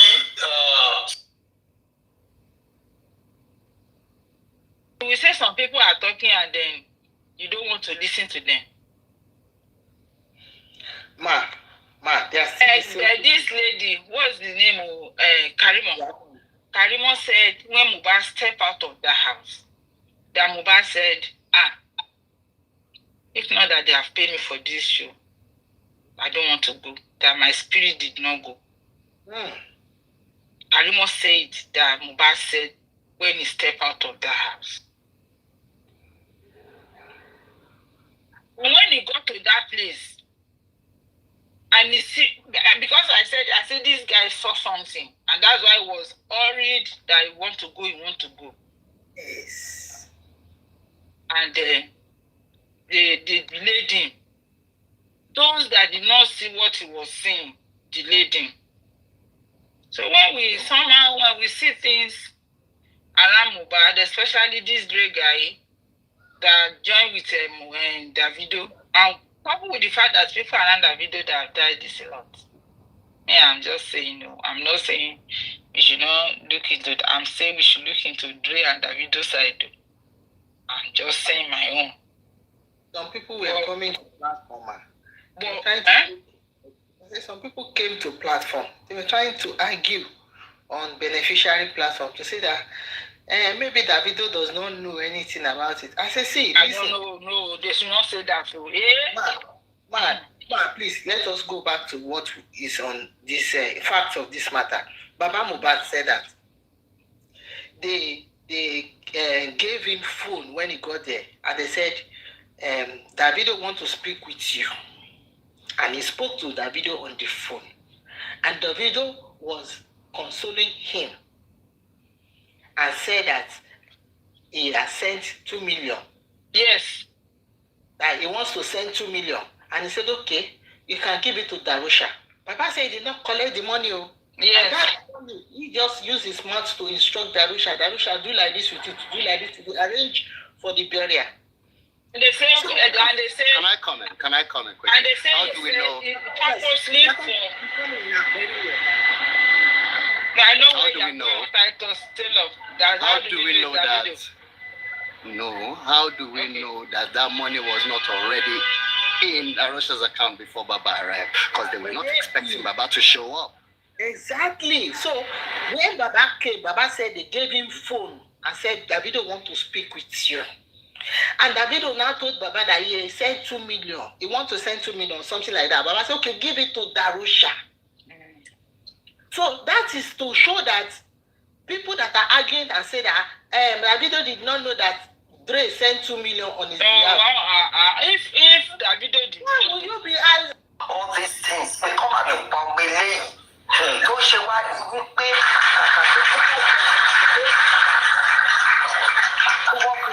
Thank you. So Olódùmarè aṣẹ́gun fún wa lágbára Ọlọ́run gbọ̀ngàn Elegushi yìí kò ní lọ láì jìyàwó àti òun lọ láì jìyà lágbára Ọlọ́run kò ní lọ láì jìyà lórí Mohbad ò sinmi àwa náà dẹ̀ ní sinmi ọ̀jì tó bá ní jọ́sìn we are going to má lọ sọ̀rọ̀ nípa inquest ẹ má worry now ẹ má sọ pé inquest ò ní ṣe nǹkan kan let's wait and see what the woman will write. With the result of inquest, DNA is there, and I know something could be come out of the inquest report too. Amen. This case will go to the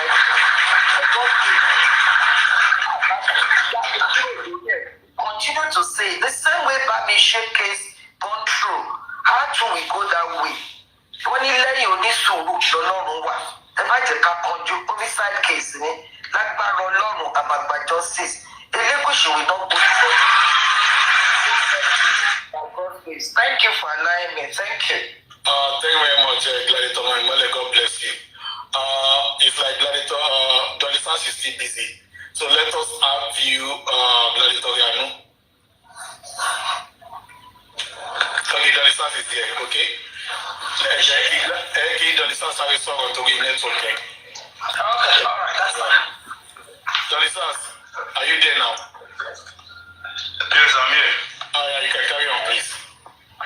Yeah. The woman that said, maybe I said the inquest will not generate anything. I will never say that. Yeah, I've corrected that. I've corrected that. Thank you. I heard that when you were correcting that. Then I said the inquest has been put on hold. Now, as that is being put on hold now, let the concentration quickly be on the DNA.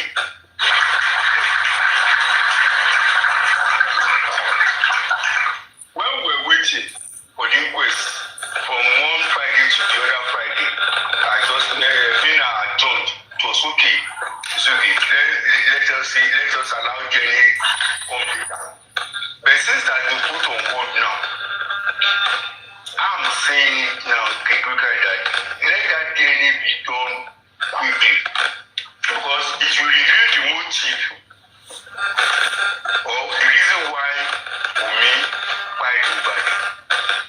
Because once the DNA test comes out, then Omowummi's interest in the property will reduce or not be there. You see, the game Omowummi is playing is with Baba Mohbad in terms of the property. Elegushi is enough for her to give her whatever financial backing she wants. That is us. Let me quickly interject you. You see this issue of DNA. The DNA will be done. That is certain. But the quickly that you mentioned is what might not be added to it.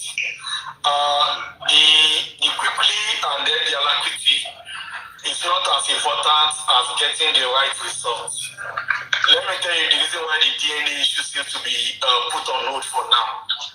You see this lawyer Odumosu, and then you see that kangaroo roundtable judgment that they got for DNA. That was one-sided judgment. That if Baba Mohbad had gone ahead to do that DNA test with the conditions stated in that judgment, it's not even a judgment. They said they settled it out of whatever they settled it on round table. I don't know if you are aware that some of those conditions, they are not feasible at all. And those conditions are outrageous. In fact, if they had gone with that DNA test, the result would have come back to be positive. I'm telling you, because everything was sealed and done by Odumosu with Wunmi, the king, and their lawyer. Do you understand? So it was quite important at that point that flow was halted, and that is why the DNA has not been done today. Sashitu has made a new application that will allow the judge to look into that DNA case again, so that the conditions that will take away personal influences, manipulations, local factors away from it can be given, and then the DNA will be done, so that the objective results can be what you and I can be proud of, not the one that will be manipulated, and at the end of the day, we'll now start fighting our fingers. Just like, thank you very much, Gladiator Fans Fire, just like the way we are doing now for toxicology and autopsy. Do you understand? But one beautiful thing is that until the DNA is done, that I'm saying, if Wunmi, the king, and the government want this case to carry, and they think that you and I will be tired, they are just deceiving their forefathers. Time is what we have got, and we are on the case. So we will not have the rest of mind until the case is over. And by the time she says she wants to have the rest of mind, she will go and get the rest of mind in prison, because that's where she belongs. So either the DNA is not done now, or it will be done later. All we want is a real result, and we don't want to compromise result like autopsy and toxicology. So the DNA will be done. That is us. You know, you and I are interested in the real results, not in the only results. Do you understand? Thank you. Can you carry on with the discussion? Now, In terms of the DNA, why I'm saying that it should be as fast as possible is because there has been a time delay going on now since I've been observing this case. Yeah. All those times when the coroner was sitting, nothing stops. Look, Sanshitu made application, a new application. Yeah. Nothing stops the counting of since the time the new request was made by Sanshitu. Nothing stops the approval by the judge. Since then, that approval should have been given. Yeah, you are right. They've not even opened the case again. That's what I'm saying now. Yes. That's what I'm saying. So since then, because Sanshitu is one of the most intelligent lawyers we have in this country. I'm telling you. So that's what is baffling me now. That since he came in, the first thing that first I gave him an excuse. I gave the excuse that okay, he was not well versed in this Mohbad case, because he was not there from the onset. Yeah. So he had to be put through so many things about this case. Now, when he came to new application, that application has been made. Yeah. Some months ago.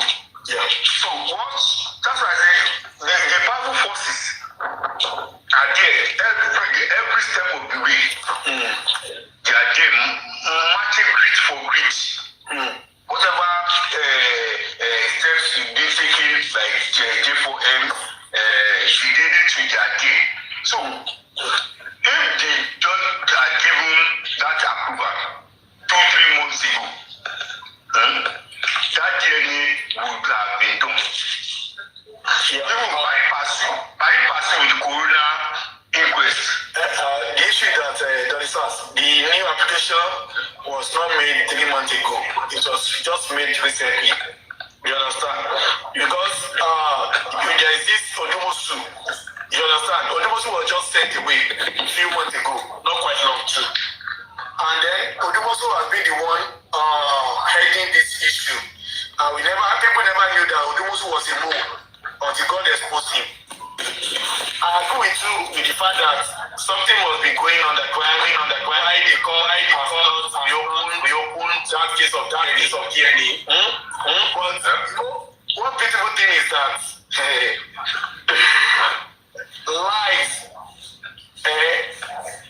is not as rugged as the truth. Lies can run faster, but truth always survives. Lies and truth can be likened to S and Y chromosome.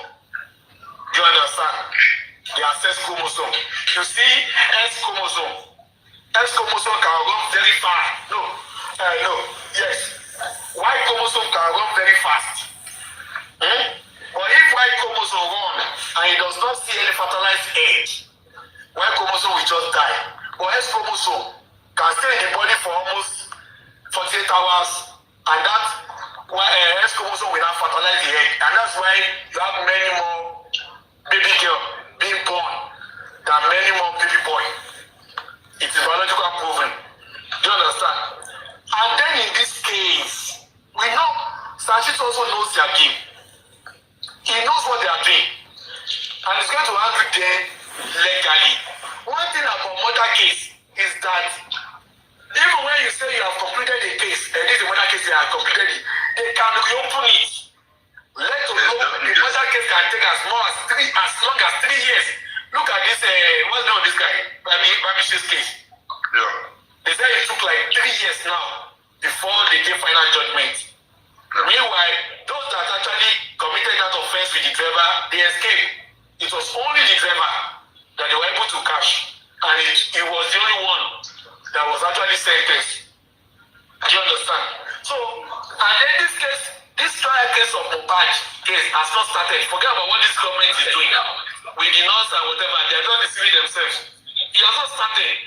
Because the Sanshitu that is representing the deceased family It's nowhere to be found in the court.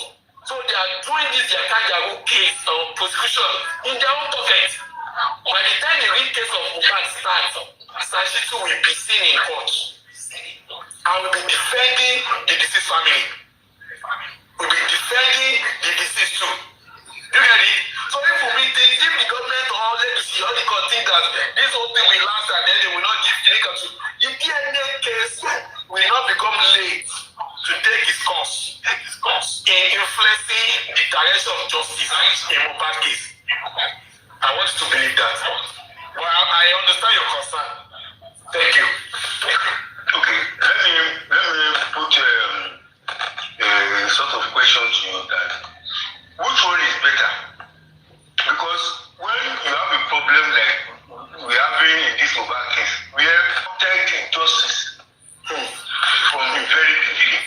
The only thing that can be done now is to get a motive for the crime. Even the motive for the crime is actually 100% as strong as getting the murder weapon itself. Now, which one is better now when the inquest is on hold? Which one is better now for the DNA to be done so that eyes will not be directed to the motive? Okay, so in this case, there has been just been confirmed that is not the son of Mohbad. And yet all along, in interviews, everything, the way Omowummi has been protected, was that maybe Liam was the son of Mohbad. But it's quickly proven. No, I agree with you. I agree with you 100%. I agree with you. What I'm saying is that we will not rush to do it DNA. Whose results will take the justice more backward than it has been now. Do you understand? And the right thing will be done by Sashitu to make sure, you understand, just like you said, he has the experience, he knows those that are behind this case. He actually knows them. Do you understand? He knows those that are behind the case. He even knows much more than you and I know. He has been dealing with these people in government for so long. Somebody said he has 40 years experience. He's a son. He knows what to do. And he knows how to complete this case. Do you understand? So let us be patient with him. Now let me come in on that. Let me come in on that. You see, there was a time when I communicated the message to you when Adura was arrested. Yes. Was that so-called arrest? I said that arrest was a state-mandated arrest. And I've been proven right now. What I said actually happened. That was not any arrest. That what they were trying to do that time was that they wanted to coach. They thought they had information that maybe Adura would be made to come to the inquest. Do you get it now? So they were trying now to prepare Adura that the nurse has already said at home that it's worrying them. Okay. Before the driver came, okay, they thought Adura would come. So they wanted to coach him. That's why they did that stage manager so that they can put him and King White together for King White to coach him very, very easily. But it never happened. You can see that it was no arrest. And that was the arrest. When that was the arrest, Yomi have been collecting money, millions for. So useless now. Now let me tell you what is happening. Because I'm having this information because we are talking now. It's better to see it now. I said Sashitu is one of the most intelligent lawyers we have. But this case is a case that they are playing high stakes. Okay, what they are doing now is that okay, I said the judge. Why has the judge not approved the request for the hearing? No. You see, if you look at that question properly, what is happening is that Sashitu is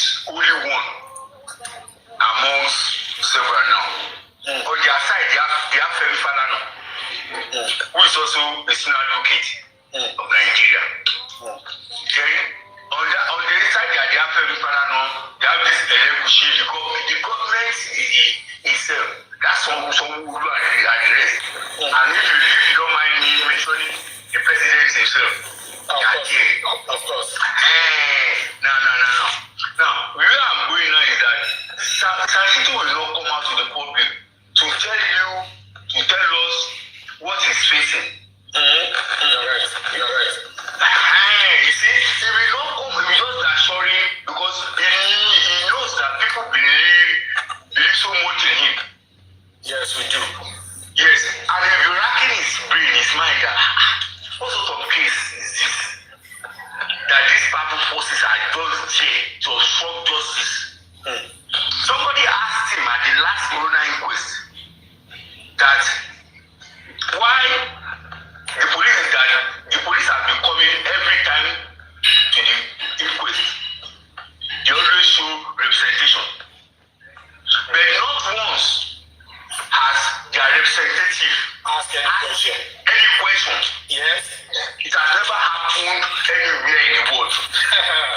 Because the police are not there for sightseeing. In fact, the first person that should ask question is the police representative. That shows that they want evidence. But they are only there. Mouth sealed. Nothing said. Now, where I'm going now is that Sanchito Underground may be making serious efforts to get that DNA test approved. Thank you, Clay. Listen, there's not a DNA test approval that will take, he says even there has been a prior approval before this particular one that Omowummi spoiled. So it's not going to take, it's not a fresh approval to that extent.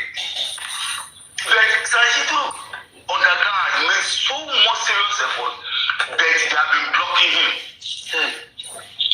They have been delaying tactics. Whether the judge is on leave, the judge is not available, he should have patience, he should do this and that. Thank you, Clay.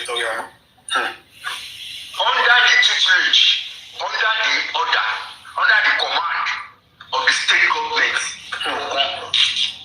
who employed the judge? You know the state government? And an employee of the state government, like the judge, knows that this case is one kind of, it's a tough case, this and that. That DNA test, because if it is approved fast, that's what they are using the link like this. If it's approved quickly before the next corona or the next advice by the corona magistrate, once it comes out, that's a strong motive. With that strong motive, the whole Nigeria can go on protest. If that comes out, the motive will be clear. Only that motive alone coming clear, protest can go everywhere. Because to be clear that this is the reason why we make white people, and immediately the protest just say we must be arrested. Because all the evidence that should have been gathered since 20 months ago, the police obstructed. Now this particular one, the DNA test that regard the motive, they are blocking it again. Sanchito will not come out. You look at it now. Do you expect Sanchito? Okay, at the last corona inquest, somebody asked why the police entered their day. They always say they don't ask questions. Sanchito said yes, and it's very frustrating to him. No, he said he was even disappointed in them. Yes, got it right. He said he was very disappointed in the police. That aspect alone worries him and he's very disappointed. That is just a tip of the iceberg. Yes, and what he is facing now. Yeah, you're right. You see, he knows, he's a very versatile lawyer now. He knows that once the motive is established along the DNA test, before the corona comes or not, then even if they go to high court, then the first thing they present is that this is the motive for the crime.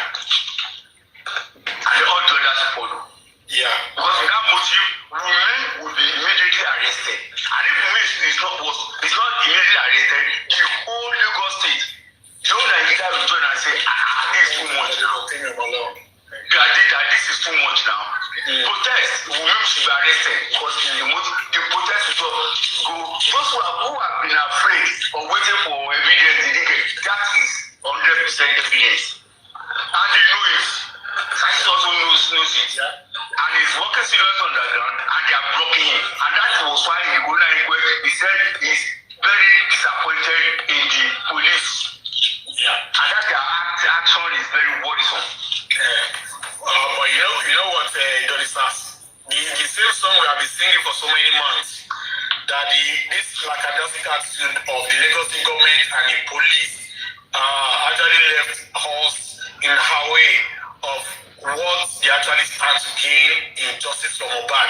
With the actions that have been obstructing justice, and we try to silence the witnesses and all that.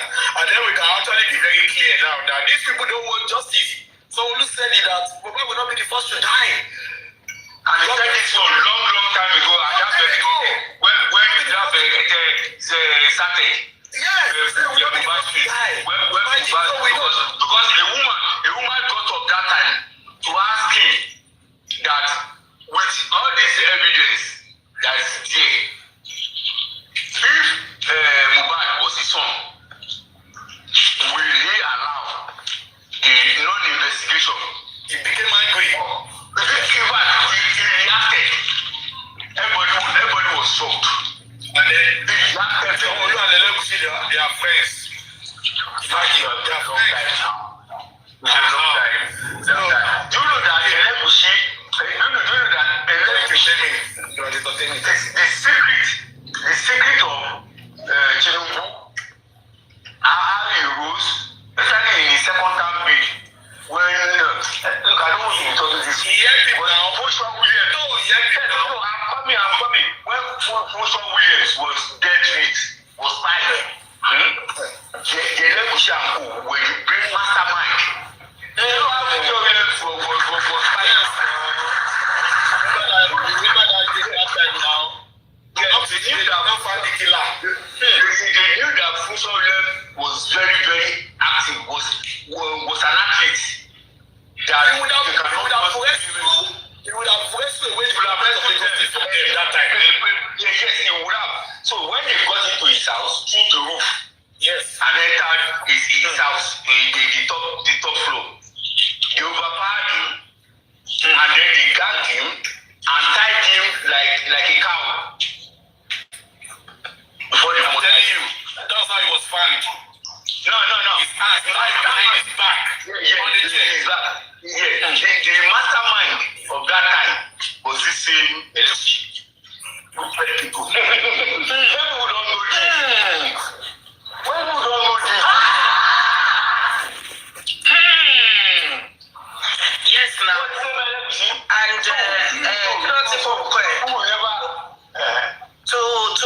And to now say thank you to him, he become the Oba that is not entitled to. Yes. Okay, that was why he made him the king. Oh God. The president is the general of police. So can you now see that this man goes to power with blood? Blood is that if you go to power. No wonder the president like that when you're told to. Are you aware of that? What is it? The president, Inspector General of Police, IGP. Yes, now. The IGP was said to come that time. So you all know about the buying of Funshaw Williams. Of course, now. And so that tied them together. That brought them together so well. They are all binded by blood now. Yes. This bad case now came on.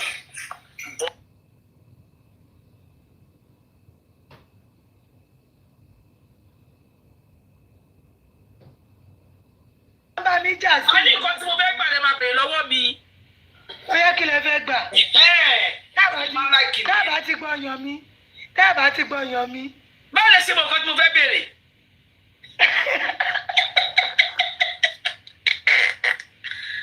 Mo ti fi iṣẹ́ sample kẹ́ tó dé. ẹ má bínú mọ́ mi lè rí mo ní fi ṣe pàmì gẹ̀tọ́ de mo ní majority àwọn èèyàn máa ń bínú pé wọ́n drop wọn mo ní èmi àmọ̀rí ni mo máa ń bínú rú ẹ̀ ìjọ tèrò bá ti pọ̀ jù tó bá ti make submission ẹ̀ tán tó yẹ pé kò sí èrò wà ń bíbà èrò ó ti yẹ yín tọ́yọ̀ fẹ́ gùnkè ó lè drop ẹ̀ kẹ́lómi gùnkè kò sí kan tí wọ́n ṣe lókè ń bẹ̀ yẹn ṣó ti yẹ yín àwọn èèyàn tó máa ń bínú mọ́ mi lérí kìsì mami. Sorry what people don't. Mọ́mí àmọ̀rí mo láì point ẹgbẹ́ sókè ẹjọ́ ẹ jẹ́ ká sọ̀rọ̀ lórí point yìí gangan. Ọjọ́ ẹ jẹ́ ká sọ̀rọ̀ lórí point yìí. Àwọn tó bá dọ̀pù wa gangan la máa ń bínú. Tẹ́rọ bá mọ̀ kí ló wà ń bẹ̀ tó bá dọ̀pù ẹ̀ káwọn èèyàn ẹ̀ ní opinion ọmọdé dọ̀pù àyùkọ́. Àmọ̀rí ọ̀rẹ́ mi. No, it's not ọ̀rẹ́ mi. It's like tell the person, excuse. Mama, see, I'm coming. If I want to make this thing. You might even leave and get drop with you to say that. They get it offended. I don't understand. See, our mommy, blood of Jesus. Emi su abe mo si make submission mi to mo su abe la taaro. Eyan ko de eni e wo dey send request by. Only right that he drop me ko gbe ni yen soke. Àwọn lo mi ma take out drop me no. Ìgbà tí ẹni ẹ̀dẹ̀ ní submission tó lẹ́gbàá táyé wá wọ́n tún send request mi padà mo tún wá ìgbà tí another person tún dé wọ́n tún drop mi ṣó ti yé yín wọ́n tún make submission ìgbà tó tí wọ́n tún send ẹ̀ mo tún padà wá ṣó ti yé yín mi ò rí pé nǹkan tí ò dáa because àwọn ẹ̀dẹ̀ máa gbà ó ṣe máa drop ẹ bí wọ́n torí bóyá ó jẹ́ òsì àbáwọn náà no but majority wa máa take care ó ṣe máa mo sọ kí ní ọ̀dọ̀ àrọ̀ lọ́jọ́ kan mo bèrè lọ́wọ́ pé tó máa drop yàn pé tọ̀yàn ṣe máa ń bínú ó lè drop mi sí bá ti sọ nǹkan tán àbí tí mo wà mẹ́tọ́ pé àyè wà mẹ́fẹ́ lómi èèyàn tó lè wá sálẹ̀ mẹ́sàn kankan èmi sì bóyá mo ti kó mi bẹ̀ kíchìn mo wà báyìí o mo wá lókè mo ń dáná àwọn kódéwà tó fẹ́ sọ̀rọ̀ èmi wá dúró síbẹ̀ pa ó lè máa lọ gbọ́ngàn tó ń sọ nísàlẹ̀ kójú tó ní kò wà lókè but majority J4M yìí ibi tí mo sọ kọ́ ní tó ti ní problem ní dropping ọlọ́run ìjọ kọ̀tẹ́ nìkan sọ̀rọ̀ ohun sọ́dọ̀ èèyàn kan mọ́ wọ́n drop ẹ̀ mú kọ́dẹ̀ tẹ̀lé mo ní you know what your mind is not good only why mo ní sí mind ẹ bá dáa I can drop you to bring another person up you can drop me to bring that ìjọ tí mo sọ̀rọ̀ mọ̀ mi yẹn ti first time tó ti máa ṣe live mo dẹ̀ débẹ̀ èmi àti mọ́ mi jí bèbí ẹ̀ sọ wọ́n dẹ̀ drop me yọ́ ní kí n bínú mo wá sálẹ̀ mo tún comment lọ to know how bí èmi ṣe rí ni mo tún comment lọ tèmi ìgbà tí mo kọ́mẹ̀tì lọ ẹnìkan bẹ́ẹ̀ kiri ní ìrìn àbúrú ó ní kò yẹ kó máa kọ́mẹ̀ mú ní kí ló ṣẹlẹ̀ ó ní wọ́n drop mí à ń ṣeré pámbẹ̀ ni kò mímí tó má drop mi tó yọ mí bá gòkè kò ní kankan bó tó wẹ́n lómi máa ń bínú ẹ jẹ́ ká debate lórí kíní yẹn so that kíní yẹn á lè kú lọ́kàn gbogbo wa wọ́n drop mi ò lọ sórí platform ẹ̀ mo know why ẹ jẹ́ ká ní love tíyàn bá fẹ́ gòkè tó rò bá èèyàn mẹ́jọ ló wà bíbá èèyàn 200 àdé ẹ̀ wò ẹni lómi máa fẹ́ gòkè ó lè wà bẹ́ẹ̀ látà ẹsẹ̀ ìsọ̀ ẹ̀ moderator ṣẹ́gbà ìgbà tí mo lè bẹ̀rẹ̀ lọ sí wá bíbá ẹ̀ gbogbo ìgbà tíyàn kan fẹ́ gòkè lẹ́ẹ̀kan títí kò ṣe drop wọn nothing but the permanent check your inbox I send something to you and reply me ṣó sí ẹyin títí kò ó drop wọn ó gbé lómi sókè komi ọdẹm dẹsí wọn kàn jáde lọ sí jáde ká ní kò ṣe wọn máa dúró síbẹ̀ ni tí ọba wà sí mọ mi lady MC bá fẹ́ lọ máa ní ẹyá mi láì gbá mi yọ mi ní sọ fún ọ máa drop wọn ni màá dẹ̀ ṣe kọ́ sí mo ṣe tó máa dá wọn padà ẹ jẹ́ ká ní kinní yẹn lára kò ń ṣe pé wọ́n drop yín pé torí pé ẹ̀yin kan ajẹ́ kinní kan ẹjọ́ mà ó yá ẹ̀yin ẹ sọ̀rọ̀ sí èmi kó wà ní kitchen mo ń dáná. kíní tẹ̀ ń sọ iná ó ti ṣẹlẹ̀ sí mi rí. You know, as we èrò wá pọ̀ ìjà náà ló ṣẹlẹ̀ lọ́dọ̀ ọmọ mi Comfy so èèyàn kan ti sọ̀rọ̀ ó ti sọ̀rọ̀ number 2 ló ń sọ̀rọ̀ àwọn bíi 6 wọ́n wà ní comment section èmi àti mọ́mí lérí ni moderator ṣé mo ń gbé ìgbà míì gan tá bá ti sọ pé please I want to drop you a máa interject ẹni tó sọ̀rọ̀ yẹn ó lè gbàgbé line of talk nǹkan tó ń sọ but me say na we na your platform with you dey mo bá drop ẹni wàláì kóòtù nìkan lọ gbé mi lọ ọlọ́run kóòtù nìkan lọ gbé mi lọ ifá àtọ̀rọ̀ yìí lọ ó di wàhálà èmi dẹ̀ rétí kí n máa gbẹ́jọ́ tèmi kiri kíní yẹn náà ti dùn mí nígbà àṣebẹ́ ní tèmi ni mo tún pẹ́ ní WhatsApp a tún discuss ẹ̀ àṣekọ̀tọ́nú ẹni ìbá fẹjọ́ mi sùn kiri ó fẹjọ́ mi sùn kiri nígbà tó tún wá dọjọ́ kan a tún wá wà lọ́dọ̀ ọmọ mi Comfy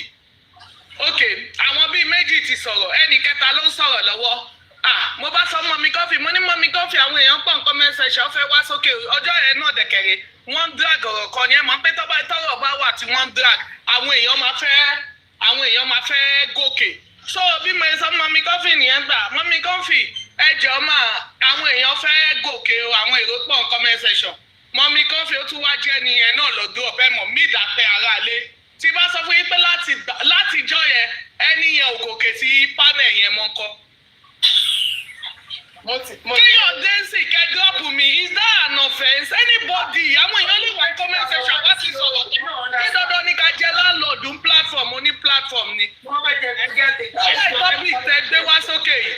ẹ má bínú gbogbo ilé ẹjọ́ ẹ jẹ́ kí n sọ opinion kan tó ń fa kinní yẹn ẹ má bínú ẹjọ́ ẹ jẹ́ kí èmi náà sọ nǹkan tẹ̀mí máa ń rí nínú kinní yẹn ṣé rí ìgbà tí títọ̀ kí n gbé kinní nìkan bẹ́ẹ̀ wọn kí ṣe má lọ títọ̀ má lọ gbé mi lọ.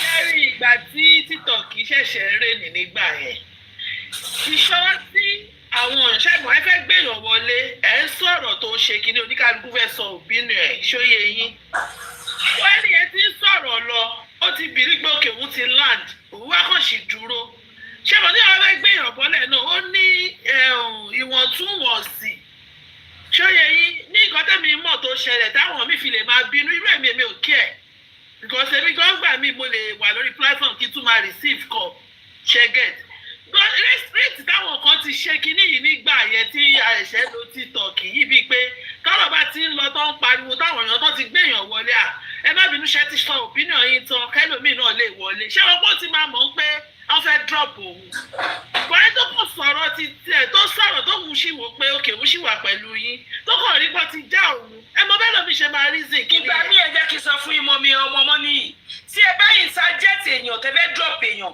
ẹni tó ń sọ̀sọ̀ ó máa lose land of thought ẹ̀ ó ti ṣe mílíọ̀nù tí mo jẹ́ òsì mo fẹ́ sọ̀rọ̀ kan yẹn kọ́ ìtajẹ́sì mi gbàgbé kan tí mo fẹ́ sọ mọ́ so for now normal kò yẹ kẹ́ sọ fẹ́ nìyẹn yẹ kẹ́ nìyẹn mọ̀ pé bọ̀tẹ́ bá jẹ́ tèmi sí ta ló wà bíbẹ̀ ọmọ ni èèyàn mi ni màá drop yín màá gbé yàn sókè tẹ́ bá lọ drop èèyàn yín gangan ló máa kọ́ máa ròyìn káàkiri ó drop mi ọ̀nà pápọ̀ àwọn náà gòkè. ó lè jẹ́ àwọn míì inú àgbẹ̀ tó ń rírò àwọn míì ń rírò non-final pé irú èmi ò kí ń rí nǹkan ẹ̀rù tẹ́ bá drop mi sí. ẹ̀kọ́ dùn wà wọlé for example ṣe wà lókè ẹ̀sìn make submission ẹ̀ dẹ́kọ̀ wá ń bẹ̀ mo mọ̀ pé kò dùn wà wọlé ọ̀rẹ́ yan mi ni ṣó ti yé yín mi ò ní lọ sí máa ìsàjẹ́tẹ̀ ni tó ń sọ̀rọ̀ lọ́wọ́ torí pé kẹ́ni ẹ máa gbàgbé line of thought ó sì yé yín mo máa drop epo ogun máa gbẹ́ nìyẹn wọlé èkódù tí wọ́n lè sáà àmọ́ ló drop mi kò dé ní drop mi fẹ́ lóbi kò ń ṣe pé mo drop yín kí bẹ́ẹ̀ ṣòfò no tó yá pé mo drop yín sí bẹ́ẹ̀ ṣòfò òun ló yàtọ̀ mo drop yín fẹ́ lómi fi gòkè pé kóun náà wá sọ̀rọ̀ ni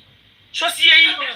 àwọn òrìṣẹ́ rí bẹ́ẹ̀ drop ẹ̀ nìyẹn ṣóun mọ̀ pé drop tẹ̀ ṣe fóun ọ̀rọ̀ tóun sọ ẹ ti fún ní èsì lórí ẹ̀ kókò tó ṣe ní submission ló wá make ó ti sọ̀rọ̀ tán gbà tí ó ṣòun ni yóò sì ṣé ó sì ní sọ̀rọ̀ jẹ́ ọ̀gbọ́n ṣe kọ́kọ́ lẹ lómìn ṣe máa rò òun ló ṣe ń dájà sílẹ̀ yẹn. torí kí ni ẹ̀ ló dájà sílẹ̀ ló jẹ́ fọ ẹ̀mí yìí jù.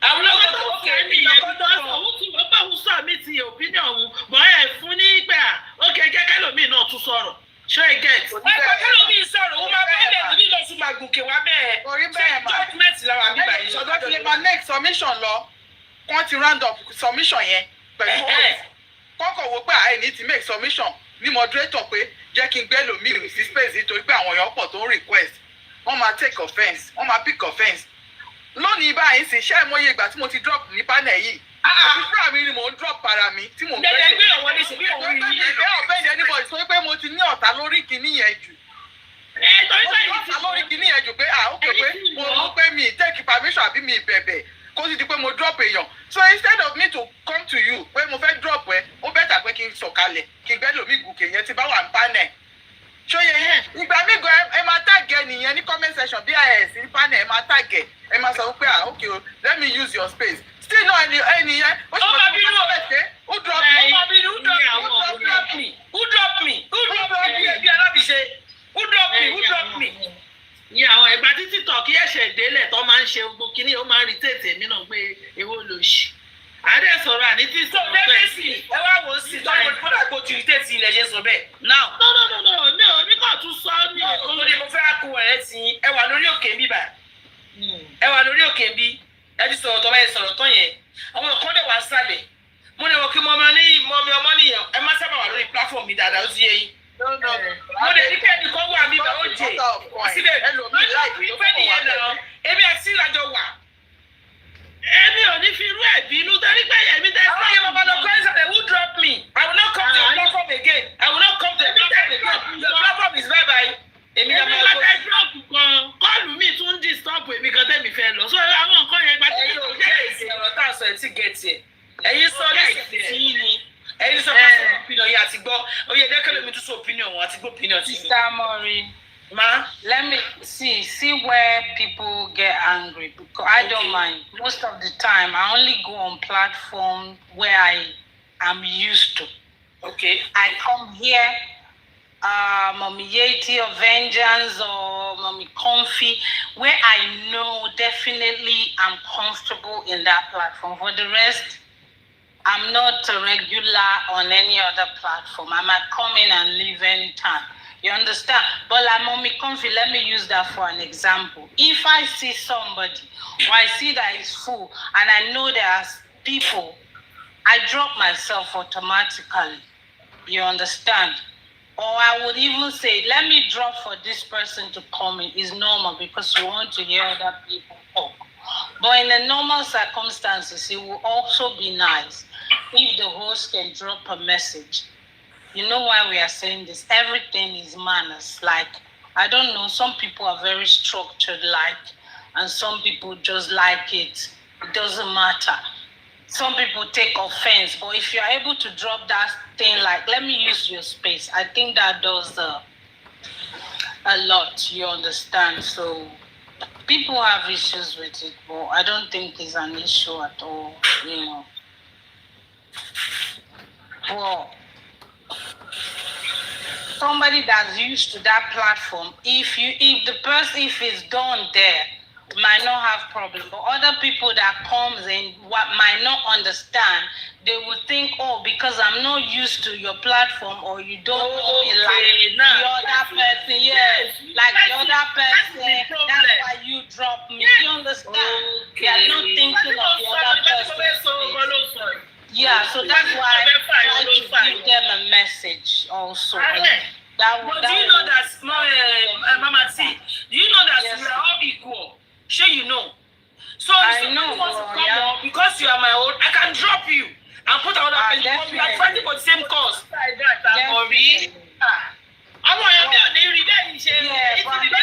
have to see everything in the love. Never see me by your mind. I'll be telling you another thing. That is why you take offended when somebody drop you.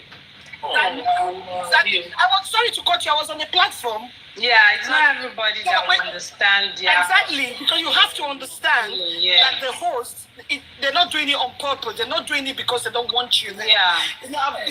This is the platform I normally come up to anyway. There was a platform I went to, our normal platform, and she just dropped me. I should put somebody. I didn't even see anything about it because I knew that those people are the people that are always on that platform.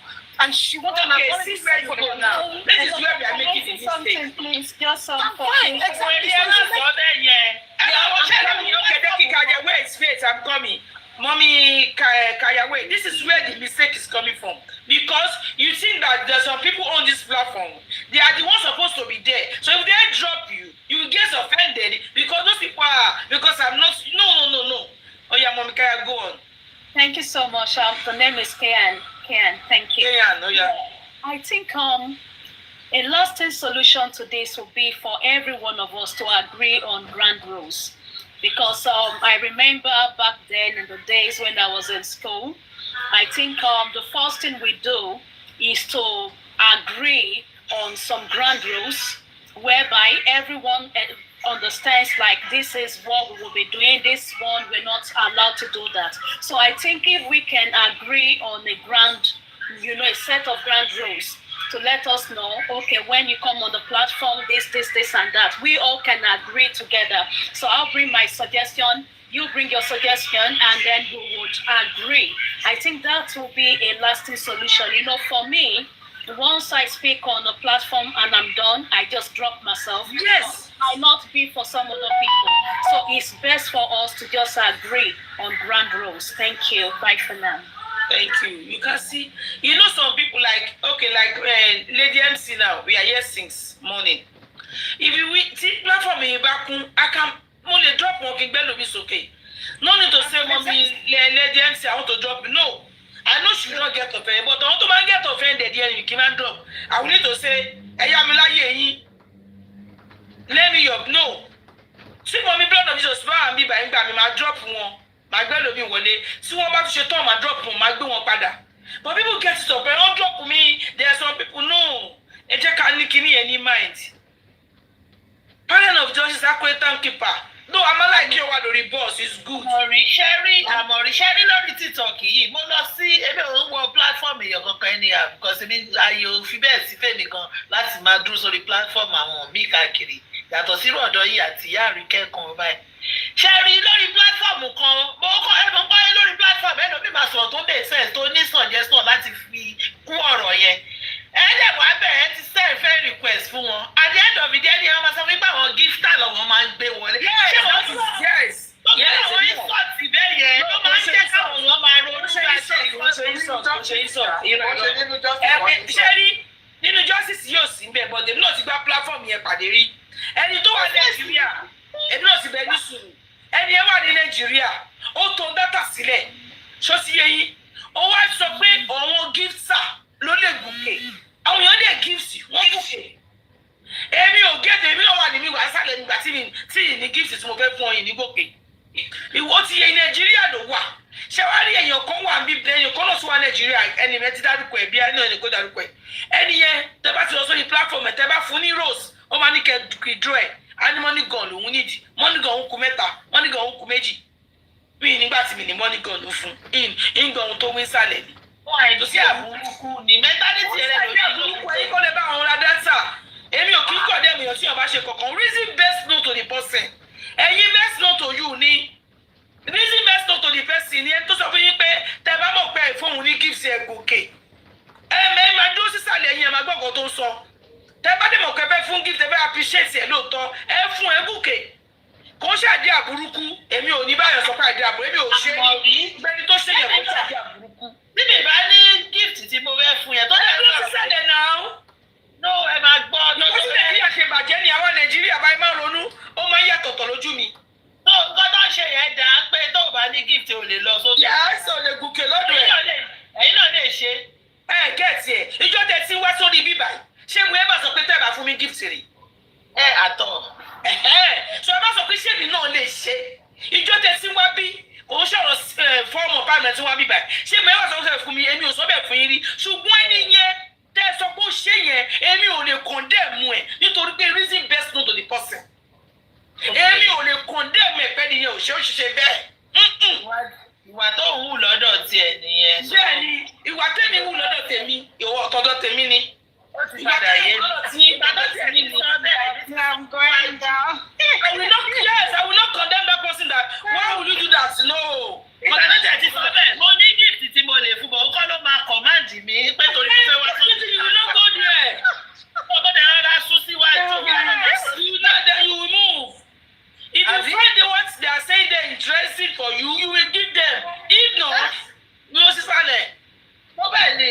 Ó ṣe ọ̀rọ̀ kan lọ́dọ̀ ẹ̀ka gbẹ́yẹ kájẹ tàbíjọ́ òní. Ọ̀rẹ́ ẹ̀kọ́ tó sọ yẹn ó rí tẹ̀sí mi pé ẹ̀yin ló rí tẹ̀sí. Wúmà yẹn bàbá kan bí wọ́n ṣàlàyé ọ̀rọ̀ yẹn èmi wà lórí platform èmi wá ń gbọ́. Bàbá yẹn nígbà tóun dórí gift yẹn ni ó fẹ́ ni ẹni money gun. Ẹni ẹ bá dà money gun mẹ́ta ni bàbá yẹn wá block ẹ̀ ó wá sọ fún pé olè ló ń ṣe yẹn.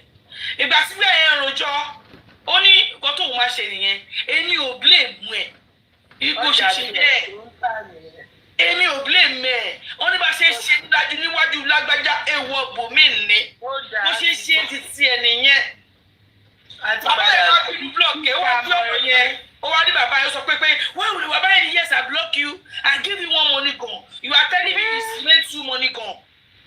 Ẹni tí mi mọ̀ rí gan máa dúró sọ́dọ̀ wọn tàbá sọ̀rọ̀ díẹ̀ máa fi òun kọ́ ló máa sọ fẹ́mi lọ́dọ̀ tèmi.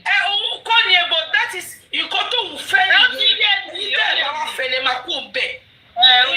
Yeah, Sister Maureen, that's just their money making system. Yes. It's a good idea, but if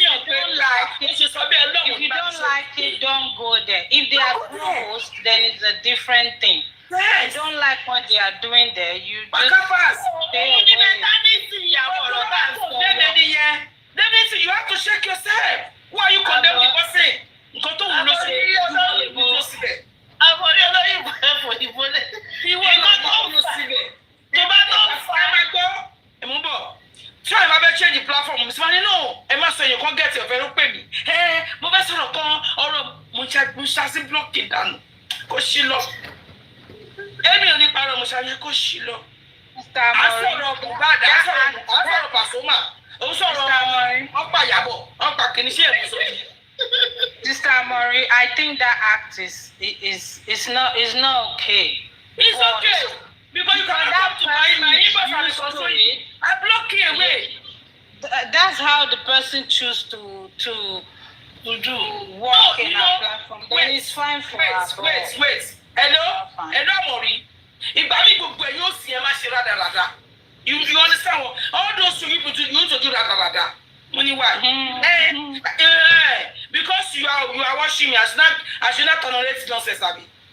All because of what? Sometimes I just come up.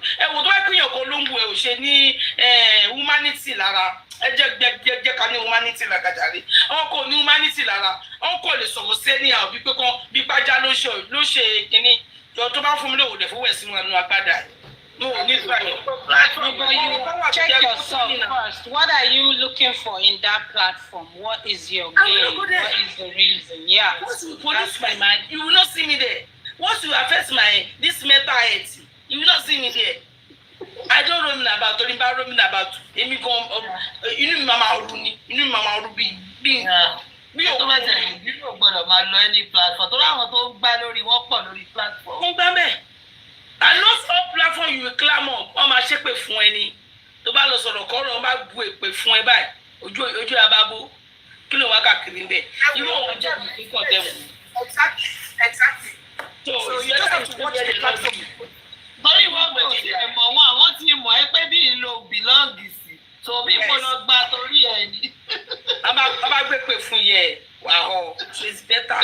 So see, let's tolerate each other. To bá ti mọ̀ pé the platform you see, we pollute your mind, don't go there. Me, I will not come to the platform. They put my free me be. Emi mo si ma kansi lo si ba ti ra wa kansi pe we le ran to so. Emi ti e mo mind block gbogbo èèyàn. Ti ba ri pe àwọn tó lè máa attack èèyàn jù yẹn máa block wọn gan sin. Torí o le wa jẹ́ kẹta èmi mo ní wo. Ẹta ẹ si issue mi. O important fún mi o. Àwọn block ayé ẹ máa sọ ayé ẹ nù ni. Mommy, Lady Oluwa, oh yeah, me go. Then you mom to ready the dano. It's been a long day. Happy Sunday, everyone. Have a great day. I will be down on the comment section. It's a long time I've been here, so I say I'm coming to your platform today. That's why I'm here. You have to stay up there. I had a great time. You have to stay, man. You have to stay. You stay here. I'm Arira later. Mo wà lábẹ́ comment. For the blood of Jesus. No, this was dropping you. Stay with us. Take it feeling. Ẹ jẹ́ kí n sọ̀rọ̀. Ẹ jẹ́ n sọ̀rọ̀. Ṣé mo kọ́ tó ṣẹlẹ̀? Ṣé tí rí mo ti ní experience dropping yẹn. Ṣó ti yé yín? Bóyá bí ẹ̀ẹ̀mejì tí wọ́n wá resolve àwọn ìjà kan lọ́dọ̀ mi. Ṣó ti yé yín? And èrò pọ̀. People are so much tí wọ́n request ìpè wọn fẹ́ wọlé. And panel ti kún. Ṣó ti yé yín? Ibi tí mo ti gbé ní many ìtàwọn èèyàn ti pé mú mi bí èèyàn burúkú nìyẹn o. Comment section mi ti kún. Message box mi ti kún. Táwọn èèyàn lọ sọ pé go and check your inbox. Mo ti inbox síbẹ̀ kíní kan. Mama tí má dẹ̀ débẹ̀. Mama gbọ́ why tó fi drop mi? Why tó fi drop mi? Why tó fi drop mi? Wọ́n wò pé kì í ṣe pé mo mọ̀ drop anybody but sexy mi ti sọ̀rọ̀ yẹn wípé tí èèyàn kan bá sọ̀rọ̀ lọ́wọ́ tí ẹlòmíì request tí ẹ bá dá sí ọ̀rọ̀ yẹn tẹ bá sọ pé please yo I want to drop you line of thought òun tọ̀hún yẹn ó máa kúrò so èmi ò mi mọ̀ mi ò dẹ̀ tí even mo ti ṣe sorry fún àwọn èèyàn ó ti pọ̀ tí mo wò pé kì í ṣe nǹkan tó ṣe tí the best thing ni pé tíyàn bá ti gorí panel tíyàn bá ti give submission èèyàn kíyàn drop ọ̀hún tíyàn bá ti wò ó pé bóyá important nǹkan kan wà tí wọ́n treat ní time yẹn ẹ ti mọ̀ pé host máa ní view wọ́n dẹ̀ máa ní many people tó máa fẹ́ wá give submission wọn so instead tó máa fi drop èèyàn fúnra ẹ lè sọ pé ẹ drop mi ọ̀kẹ́yàn fúnra ẹ drop rẹ̀ èmi ò rí nǹkan tó bá dínú ẹ̀ but èmi ò ẹ mọ̀ mi fẹ́ ya mi dẹ̀ fẹ́ kí n ṣe èèyàn ọ̀kẹ́yàn sọ pé mo ṣe ẹ̀hún ṣe understand but èmi kàn káàtì ẹ̀ pé ìwà wọn ò lè dọ́gba kò sí bá ṣe lè ṣe kò sí pé kéèyàn má rí èèyàn tó máa sọ pé ìwọ náà wà fọ́ọ̀tì níbí so but èmi kàn máa ń wò pé no matter what tó bá ti kọ sábẹ́ sínú mẹ́sẹ̀jì mi tí má ti rí kíní wọn ẹ má bínú ẹlòmíà náà ò ní gun panel wà mọ́ òun ní wá sórí kíní má ní ẹ má bínú and kíní yìí èèyàn kò lè dánìkan ṣe ọ̀rọ̀ justice láti jọ pawọ́pọ̀ láti jà justice ni láti jọ pawọ́pọ̀ kọ́lọ́n kó fún wa ṣe so anybody tó bá ti ní mo ṣe òun wípé mo drop òun èmi mo lo àsìkò yìí láti sọ pé ẹ má bínú mọ́ ẹ má bínú sà ẹ má bínú everybody so bóyá jẹ́ nìyẹn mọ́ mi lérí ẹ má gà sọ̀lọ thank you very much.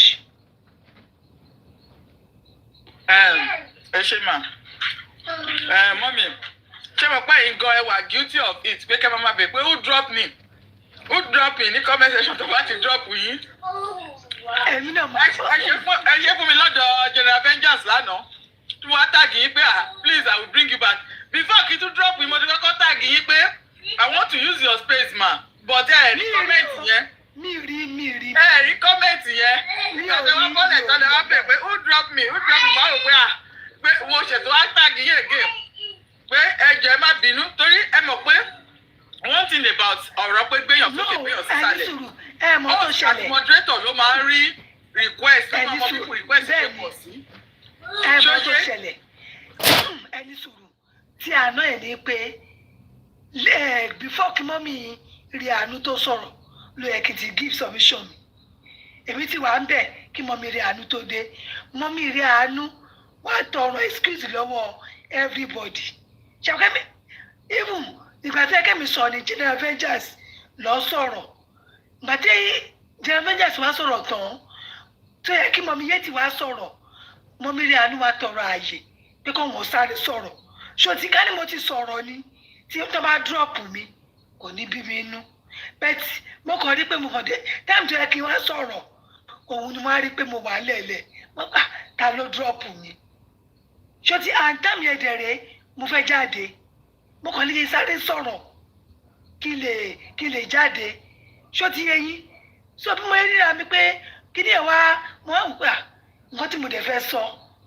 wọn jẹ́ mo wo tàmì ẹ̀dẹ̀rẹ̀ àwọn èèyàn wá padà wá táìmù tí wọ́n padà sẹ́yìn rí pé kí ni yẹn padà sí mi o mi padà wá because ẹ̀mí ti jáde ń tèmi lọ mo kàn gbé fóònù sínú báàgì ni later ni mo padà wá tí mo ṣe give submission so nǹkan tó ṣẹlẹ̀ nìyẹn.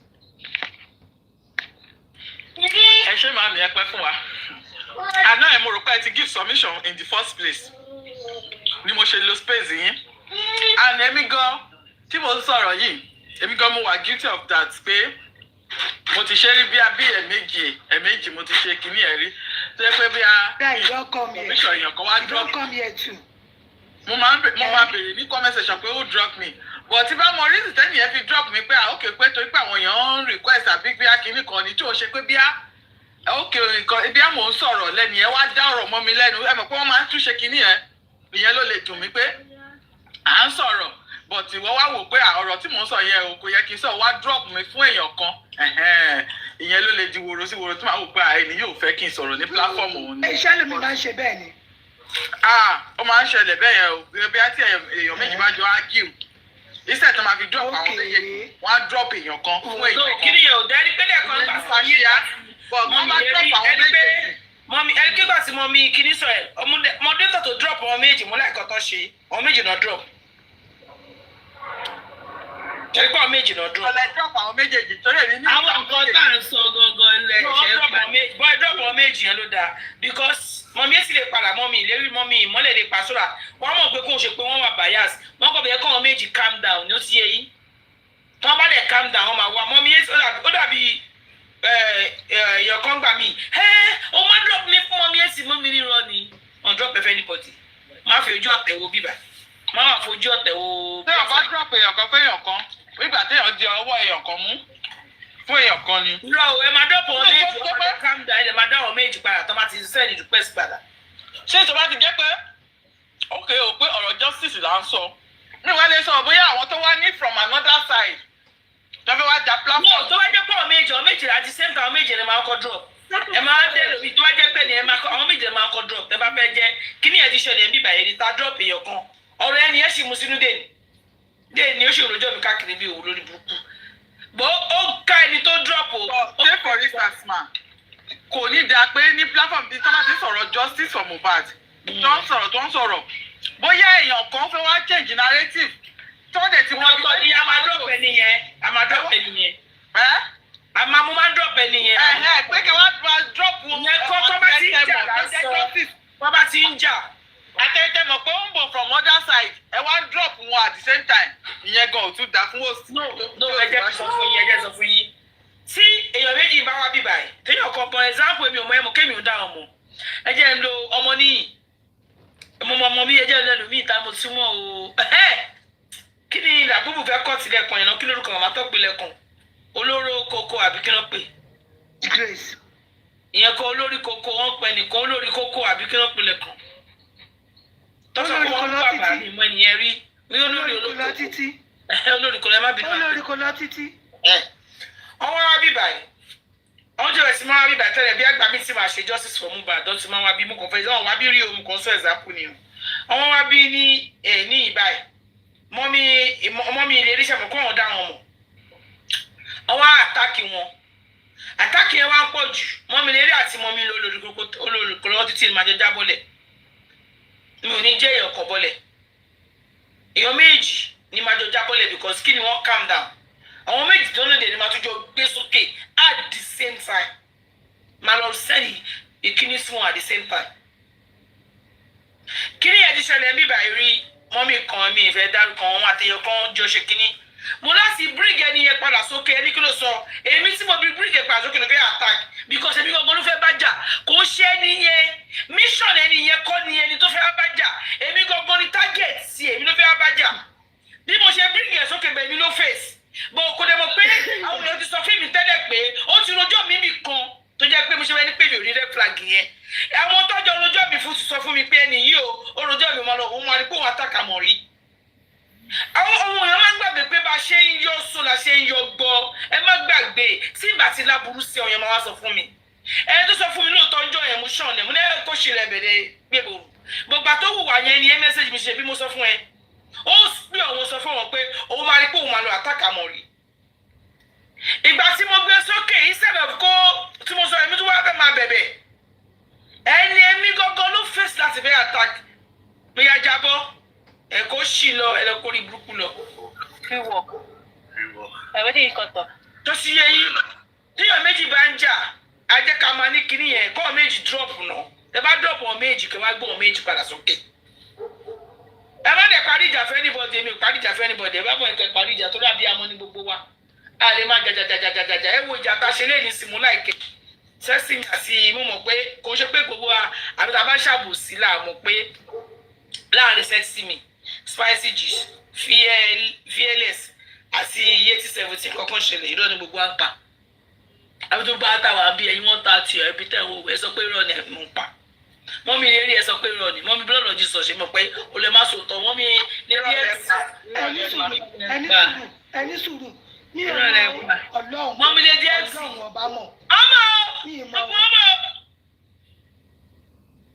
mọ́mí blood ẹ sọ pé mọ̀ lérí ẹ má ṣeré kàmá ẹ̀ka ṣeré ẹ lọ sọ pé mọ̀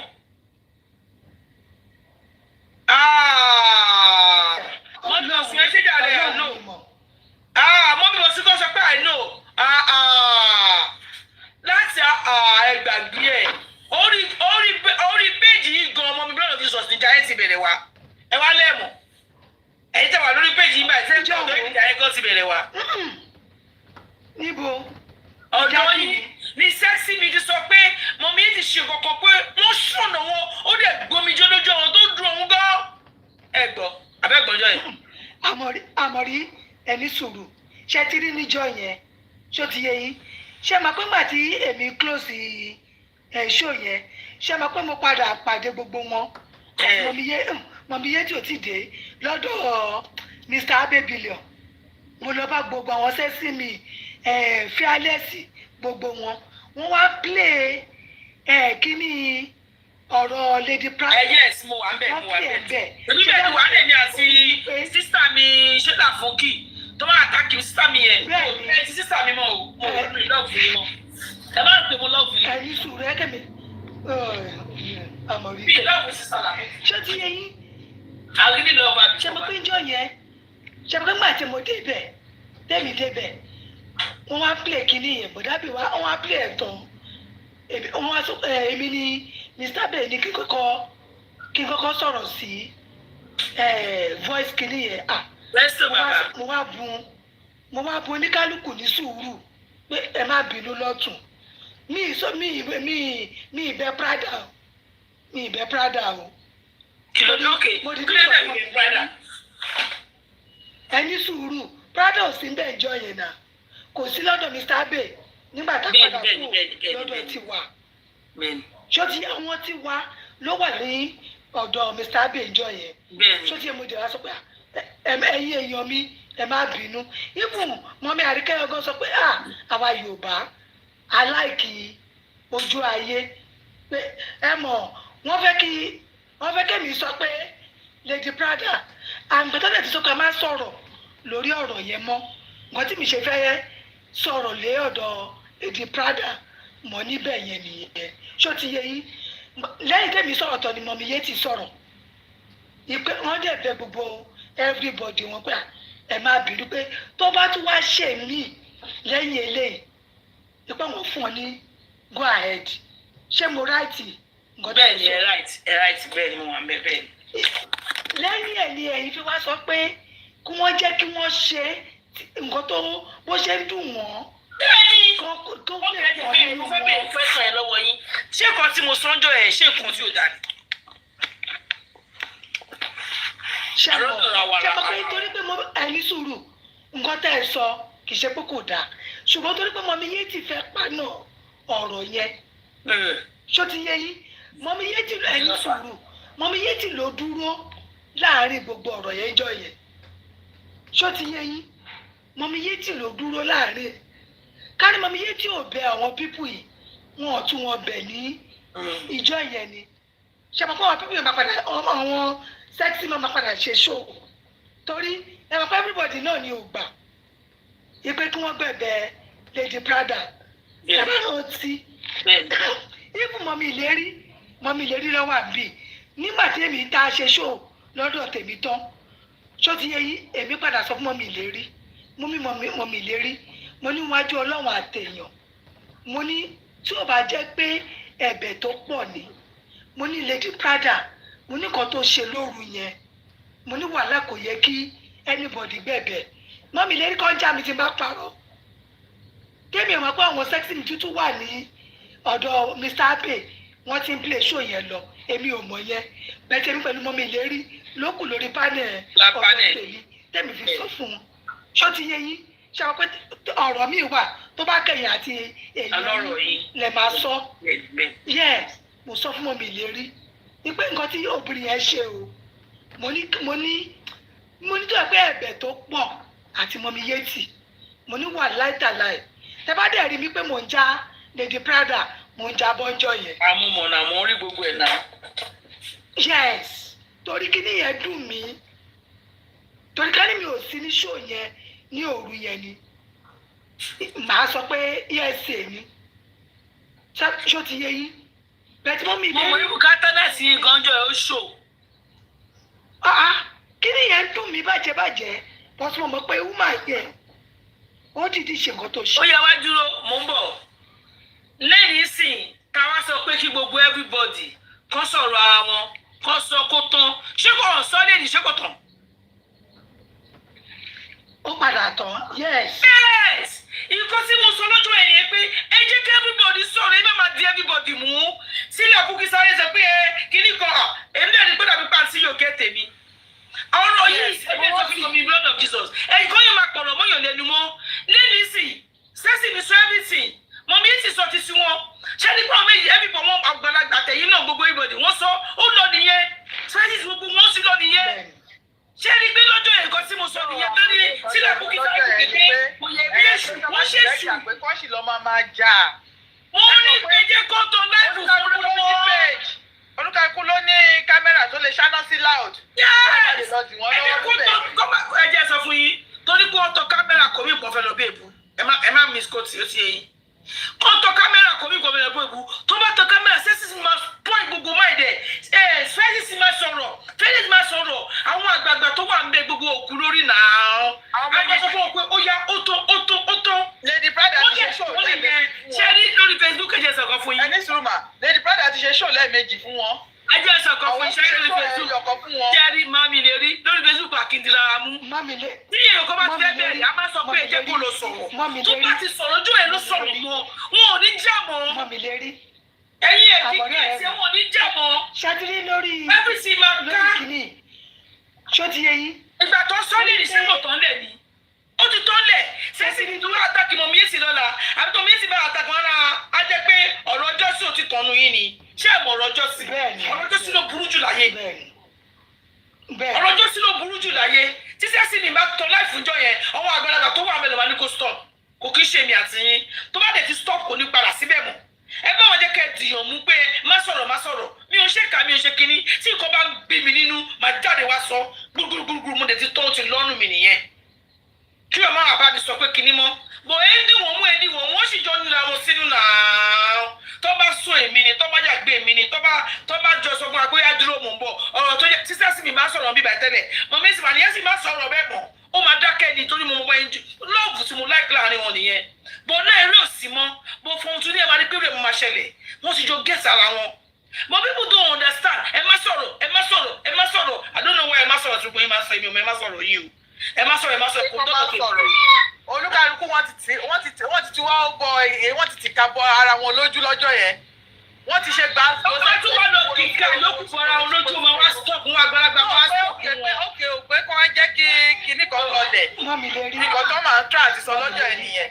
mo ṣe kọ sí làfúkì wá sọ nìyẹn o làfúkì gun òkè wá àtàkì mi ni pé bóyá èmi ní kábẹ̀ àdéhùn òdìdè ní nǹkan èmi sá sí mi àti mọ mi yẹn tó ti parí ẹ̀yẹ sìn èmi kò tá à ní kọjá kan ṣe ń jọ kìnìún àná ni mi ò ṣe kà náà mi ò understand bí kìnìún ṣe ń lọ lè torí pé èmi mo understand géèmù yẹn dáadáa nísìnyí everything ti lọ sí kò sí jà mọ́ that's why I'm happy for both of them because I love seeing both of them together mo like mo méjì mo like sexy mi àwọn méjèèjì mo love wọn tọ́lọ́wọ́ àbí kan mo máa ń love wọn méjèèjì bí ní parọ́ fún yín torí ẹ ni o ò lè gbọ́rọ̀ wọn wá fún mi tí lè tó gbọ́rọ̀ wá fún mi tí máa ẹ bà sọ fún ẹ pé ṣìtú wọn ò ń ṣe rọ́ǹgì lójú tèmi àmọ́rí ọmọ tó mọ̀ mí ẹ̀yìn kan ti sọ̀rọ̀ kan lọ́jọ́ kan oríṣi will never do wrong to you mo ní yes ní ìmọ̀wọ́ rọ́ǹgì lójú tèmi rí ìwọ ló ń gbọ́ tó kójú ojú ọ̀tẹ̀lẹ̀ máa fi ń wò nǹkan etí ọ̀tẹ̀lẹ̀ máa fi ń gbọ́ mo kálukú ló ní kárátà èmi náà ní kárátà mi tó bá dì náà àwọn èèyàn adapt pẹ̀lú mi náà ṣé èmi náà ní wá sí kárátà tèmi kan bá dì pẹ̀lú mi lọ pé everybody kó mi mọ́ra látàfi lè pẹ́lú mi. àmọ̀rí mọ̀kọ́ tẹ̀mí sọ lẹ́ẹ̀kan mo sọ pé tẹ́tẹ́lẹ̀ wà láìtàláì àná àwọn tó ní mi máa sọ ọmọ dìdí gbóminú àgé fún mi. nítorí òkè mo fẹ́ máa bí tó ní bá mi yé sí mo wọ́n tó dìdí lọ ọ wá sí platform mi mọ́ mo sọ pé you can go. mo kọ́ tó ṣe fún yìí o yé sẹ́sì mi náà tó bá yẹ pé torí ẹ̀ náà ni màá jẹ́ kí sẹ́sì mi dúró sí níbà because she is my sister lover. tó bá dẹ̀ sí love yẹn bí tèmi ṣe rí ni èmi òun lójú ọ̀tẹ̀. I know the both of them on my platform. Bóyá máa jọ ṣe bóyá sẹ́sì máa sọ jáde sórí platform wa kí ni yẹn máa pa mí lẹ́rìn. Ó máa ń fún mi ní happiness somehow. Ẹ wá fẹ́ so ẹ bẹ́ true happiness mi dànù. Ẹ mọ bí tẹ́ ẹ true ẹ sọ̀rọ̀ àyè. Bẹ́ẹ̀ ni sọ̀rọ̀ yẹ ẹ̀bà náà bí ọ̀rọ̀ mọ̀ yé sí mọ́ bẹ́ẹ̀ tí nítorí wọn kì í ṣe sí wọn dáa. Ṣé ti rí ṣé mo pé gbogbo táìmù tí ọ̀rọ̀ woman yẹn ṣẹlẹ̀ tí Lady Prada yẹn ṣẹlẹ̀ nǹkan tí àwọn pàánù ẹ̀ ni pé àwọn tó wà ní behind Lady Prada tó ń tì í ṣó ti yẹ yín ṣé mo wọ́n sọ pé nǹkan tí ọmọdé tó lè dúró tó bá dàgbàlagbà tó bá jókòó ó máa rí jọmọdé lọ. Mọ̀míyéjì ti rí ibi tí ọ̀rọ̀ ẹ máa padà ẹ̀ǹdì sí pé Lady Prada ṣó ti yé yín ẹni tí wọ́n bá kọ́ níkà tó bá ṣe tí inú ẹ̀ wà nínú ẹ̀ ṣó ti yé yín bẹ́ẹ̀ tí Mọ̀míyéjì ń ṣe níjọ́ yẹn bíi pé ó má dàbí pé àwa la lè lọ kò tí ì yé yín stop tó ṣẹlẹ̀ nìyẹn o ṣùgbọ́n ìgbà tí ṣó ti nǹkan tó wọ́n ṣe nìyẹn pé ẹ jẹ́ kí ọmọ tọwọ́ oníkọlà fún rẹ̀ kójú ibi tó ń lọ ṣó ti yé yín tí mo bá kálíjọ́ yẹn náà tọ́pẹ́lẹ́sẹ̀kẹsẹ̀ yẹn ni wọ́n lọ ṣe ṣó lọ sẹ́ksì mi lọ ṣe ṣó fún Lady Prada ṣé àmọ́ kó máa sọ bẹ́ẹ̀ ṣé àmọ́ kó máa sọ bẹ́ẹ̀ ṣùgbọ́n nígbà tí àwọn pípù yìí tí wọ́n wọ́n sùn pé ẹ̀fín ilẹ̀ ẹ̀jẹ̀ yóò sọ pé Lady Prada kò lọ dá sí ó lọ ń bú àwọn èèyàn wa àbí ọ̀dọ̀ yìí kọ́ Àmọ̀rí ṣé ẹ rántí. màmí. Àmọ̀rí ti dìde o. màmí mo dìde. ṣé ọ̀dọ̀ yìí kọ́ ló tó wọ́n ti gbé sọ ìpè Lady Prada. bẹ́ẹ̀ ni bọ́tà mi sí. ṣé ọ̀dọ̀ yìí kọ́ ló tó wọ́n ti gbé wá sọ. bẹ́ẹ̀ni. ṣé ọ̀dọ̀ mi ò rí ṣùgbọ́n Lady mọ́mí bọ́tà méjì tó wá sọ ṣé òun kò ní mọ̀ pé wọ́n rí òun. ṣó ti yé yín nǹkan tó ń sọ pé bí yóò ṣe yọ só la ṣe yọ gbọ́ nìyẹn ṣé nígbà tí Mọ̀míyétì máa padà fún ní èsì tẹ́lẹ̀ tó padà ṣe wọ́n plé nǹkan tó sọ evidence nǹkan ṣó ti yé yín ìyá lè ja ìjà yẹn ìyá lè jàre ń bẹ̀ nǹkan tó ṣẹlẹ̀ nìyẹn. ẹ ṣe mà ẹ ti parí gbogbo ọ̀rọ̀ yẹn nǹkan tá à ń bẹ̀bẹ̀ fún lọ́jọ́ ẹ̀ nìyẹn kò ń ṣe pé bí à ń di àwọn èèyàn lọ́wọ́ mú pé kán má jà bí kankan pé tó bá jẹ́ pé truly pé wọ́n ti bá ẹ̀ wọ́n fúnra rẹ̀ òun ló máa fọwọ́ rẹ̀ júwe akèrègbè ló máa júwe ibi tó ti máa fokùn sí lọ́rùn torí pé kí ni wọn ò bá wọn kán má ṣiṣẹ́ iṣẹ́ owó tó mu tán fún wọn wọ́n máa ṣe ni so la ṣe sọ pé ẹni sùúrù ayọ̀ ọ̀rọ̀ ṣì wà sẹ́ẹ̀ pé kó má di pé àwọn máa sọ pé àwọn olóòlè lọ ẹ mọ̀ pé nǹkan tí àwọn wèrè ẹ máa ń sọ nìyẹn pé since tóun ti fún wọn jẹ táwọn náà ti fún jẹ padà pé kìíní kan òkè ẹ jẹ́ kó bo omi for now pé at least o tó bá jẹ́ pé truly pé wọ́n ti bá yẹ ó máa padà fi wáyé hàn ṣé kò wá padà fi hàn nǹkan tí Mọ̀míyétì dra àti point out lọ́jọ́ yẹn nìyẹn so ìgbà tẹ̀tẹ̀ sọ pé bóyá pé ọ̀rọ̀ náà pé kò tán nínú sexy mi kò ń ṣe ọ̀rọ̀ yẹn ni ò tán nínú sexy mi to be sincere.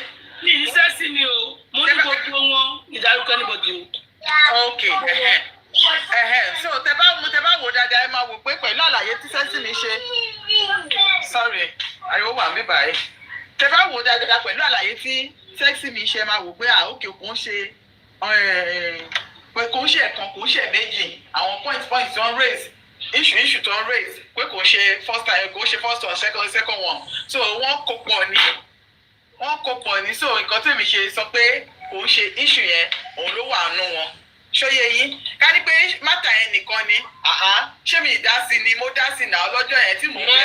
mọ́mì lè rí no mọ́mì lè rí ẹ má bínú. The only two issue is about the video one on Apapa and that one. That is it. That is the only thing. Ẹ mọ̀ pé nítorí táwọn èèyàn bá ń gbọ́ yín wọ́n ní mo ti ìkọyẹ yín please. The two issue and the first issue is Apapa. Mi ò dé tí ṣe nǹkan tó burú jù. Kò yé yín. And the second one is the Lady Prada one. Ẹ̀yin náà involve. Mr. Tazan involve. General Avengers involve. Why only me? Why only me? Ẹni sùúrù. So ẹni sùúrù. Charity bá rẹ́rìn-ín. No. Àmì ò wá jà ẹ gbàgbé. Èmi ẹ má sọ pé mi wọ́n ní kí n má jẹ́ kó mi ò wọ́n ṣe pé jà nítorí ẹ̀ ní pé mo máa ń sọ nǹkan kan I always ignore things. Nítorí mo fi bring those two things out. Sexy me ẹ̀yin náà ẹ máa ń ṣe lọ́dọ̀ mọ̀mí kan fìnà. Ṣé mo bring it out nítorí pé ẹ jẹ́ kíyàn sọ̀rọ̀ ẹ jẹ́ kíyàn ṣe bá ṣe mo sọ mi ò sọ rí never because we all do it. So for that two things tó dẹ̀ wá dé kókókó ni mo fi rẹ́rìn pé it's more than that I swear Almighty tó bá jẹ́ those two things it's more than that nǹkan tẹ̀mí kàn rí nìyí. Èmi tí mo dé ṣe wàyí I will still continue fighting for justice standing with Baba Mohbad. Nobody will drive with me away. I swear. I have my reason smiling ṣá. Tó bá yá gbogbo àjáde.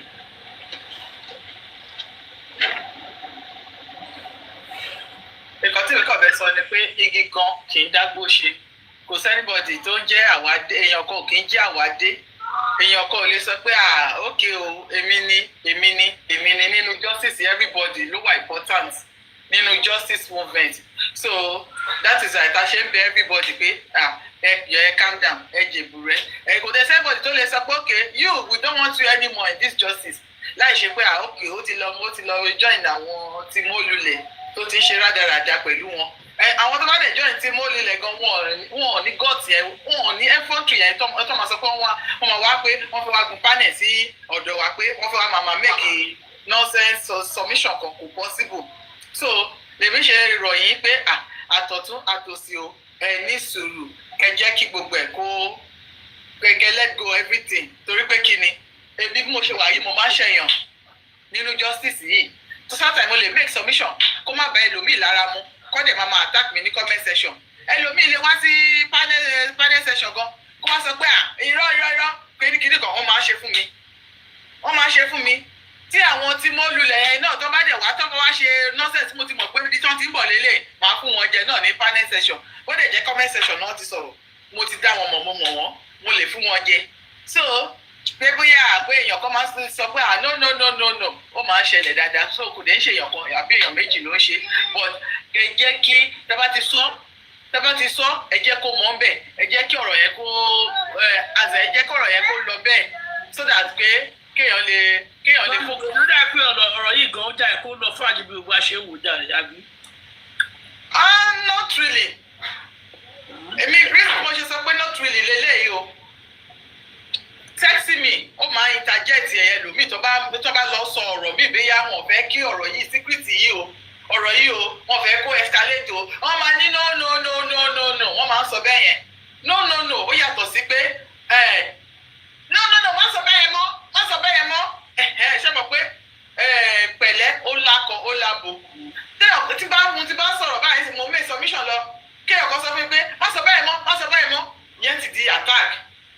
But mọ́mí lè rí no ẹ má sọ bẹ́ẹ̀ yẹn mo ní reason ẹ reserve but ẹnìyẹn máa ní ìjà ti fún mi ní reason yẹn at the end of the day but pé kọ́kọ́ sọ fún mi pé má sọ bẹ́ẹ̀ mọ́ ó ti tó má sọ mọ́ without any reason without any cogent point tẹ́nìyẹn fún mi ẹnìyẹn ti ṣẹ̀ mí o I can't lie to you ẹnìyẹn bá ṣẹ̀ mí kò wá ṣe pé kémi náà wá fi sínú for long mo wá lè padà sọ àbí kí n má wulẹ̀ sọ mọ́ gan kíkan let go ìyẹn ọ̀dẹ̀ ní kí n má bá níbi tẹ́nìyẹn bá wà ìyẹn ò ní kí n má make submission mi ẹnìyẹn gan ó ti lè gbàgbé gan pé òun ṣerú kan yẹn fún mi ṣe mọ̀ pé ẹlòmíì tó bá ṣẹ̀yàn kò ní rántí pé ọmọ òun ti ṣẹ̀ nìyí sẹ́yìn o torí pé wọ́n ṣe àtọ̀ ẹnìyẹn ṣe ní pé kò realize nǹkan tó ń ṣe yẹn ó dẹ̀ lè du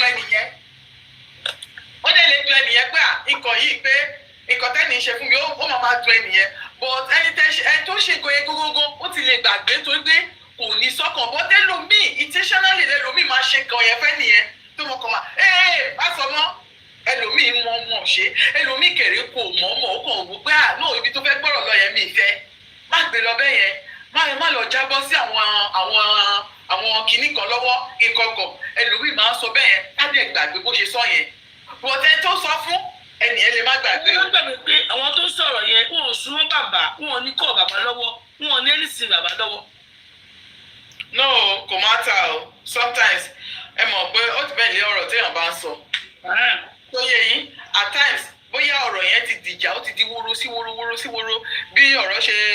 bí ọ̀rọ̀ lady panda níjọ́sí tí gbogbo ẹ ti di wóró sí wóró wọ́n ti wá sẹ́tù ẹ̀ ẹlòmíì wá gòkè wá bí ẹnì yẹn kàn ṣe wọlé ó kàn gòkè wá bí ó kàn gbọ́ ìgbà tí wọ́n mú tí wọ́n rán di submission yẹn àbí tó ti ń ṣoore ọ̀fẹ́ lẹ́yìn ẹ̀sìn ó kàn wá ó kàn ní òkè pé ó fẹ́ bẹ̀rẹ̀ bible verse o ẹ bá mi ṣí bible verse báyìí ó máa ń ṣẹlẹ̀ dáadáa o ẹlòmíì máa fẹ́ dá àwọn èèyàn padà sí Genesis ọ̀rọ̀ yẹn tí àwọn ẹlòmíì dẹ̀ máa fẹ́ interject pé no but ó wá níbẹ̀ ilé bí ẹnìyẹn ṣe máa approach ẹnìyẹn pé ẹni sùn bọ́ tẹ́lómi gan tó interject gan ìyẹn gan lè má fẹ́ gbọ́ pé ẹ̀yin náà o mo fẹ́ sọ̀rọ̀ dọ́dọ́ o mo fẹ́ sọ̀rọ̀ ìkàn yẹn máa ń fa wàhálà tó nǹkan tó ṣẹlẹ̀ nìyẹn. ṣé mi ò kó bóyá mi ò bá bàbá sọ̀rọ̀ sí mi ò rí bàbá má fẹ́ sọ̀rọ̀ nǹkan wá ní má sọ ó ti máa di mú lẹ́nu mú tẹ̀bí ọ̀rọ̀ tí mo rò nínú orí mi ni ọ̀rọ̀ tí mo rò nínú orí mi ó ti máa fẹ́ ṣùwọ́ ọ̀rọ̀ bú kí n sọ wọn ní ká má sọ á máa sọ ìbá ọ̀bá yẹn ń jà nǹkan ẹ bá jẹun lámì lérí ẹ bá jẹ tọ́kì. mi ò kí ń jẹ oúnjẹ online àbí báwo náà ṣe sọ èmi ò kí ń jẹ oúnjẹ orí afẹ́fẹ́ torí oúnjẹ orí afẹ́fẹ́ kò ń dé ẹnu èèyàn ojú ló fi rí etí ọba mi ì rí oúnjẹ bẹ́ẹ̀. lédi ẹtì. wọ́n yẹ tí bá máa jẹ kó wà lọ́wọ́ mi bí ilé. mo ní kí jẹ́kẹ́ mi wọ̀nyàn sọ̀rọ̀ ni o èmi náà oúnjẹ ni o mo wà bí. ṣe tí bẹ́ẹ̀ ẹ̀yin jẹ ní àwọn oúnjẹ tí wọ́n ẹ̀yin wá ní kèmí wá jẹ mo lè fẹ́ jẹ ẹ má wulẹ̀ pè mí sí. kí lẹ sọ. àníkẹ́ má wulẹ̀ pè mí sí oúnjẹ yẹn ẹjọ́ oúnjẹ yín lórí kò lè dọ́wọ́ mi ojú mo. ẹjọ́ jẹ́ kí wọ́n yẹ gbọ́ èsè mi ò bá. mo ń bọ̀ jẹ́ kí wọ́n yẹ peace. ṣe bẹ́ẹ̀ gbọ́ ọ̀gọ́ tá a sọ látàrọ. ẹni àwọn. wọ́n ìṣèjọ́ ìmí ń sìn ni èmi ni mo gbọ́ mo speak mo tẹ̀ ń dáná lọ́wọ́ ni mo ti parí wọ́n lè ti fóúnjẹ lọ so mo á ní pé so mo kàn wọlé ni wọ́n bá mi ṣóúnjẹ ni wọ́n wá ń sọ̀rọ̀ my last one ìṣẹ̀dẹ̀ láti fi ṣẹ́ so wọ́n sọ fún ẹ̀gbọ́n ẹ̀ pé nǹkan báyìí ẹ̀dùn. ẹgbẹ́ ọkọ̀ tí mo mi lè rí so ẹgbẹ́ sọmísọ mo mi lè rí. mo gbọ́ díẹ̀ nípa. nítorí ti prada àti gbogbo ìyẹn ni gbogbo ẹ̀wọ́n ní kí wọ́n sọ̀rọ̀ oúnjẹ sí wọ́n dà ọ́ lóhùn wọ́n mi lè rí àwọn náà máa ṣẹ̀ wá wọ́n mi lè rí ṣẹ̀mí wọ́n lọ sọ́dọ̀ dèdè panda wọ́n ṣẹ̀mí. èmi sì máa lọ sọ́dọ̀ lady prada anytime tó bá ṣe platform ẹ̀. ṣe bí ẹ mọ̀ pé justice náà lòun náà wá wọ́n wá justice náà bí ẹgbà yẹn mo máa ṣẹ̀yìn dáadáa. èmi kẹ̀ ìgbélé kan mi ẹni wẹ̀lẹ̀ máa lè lọ.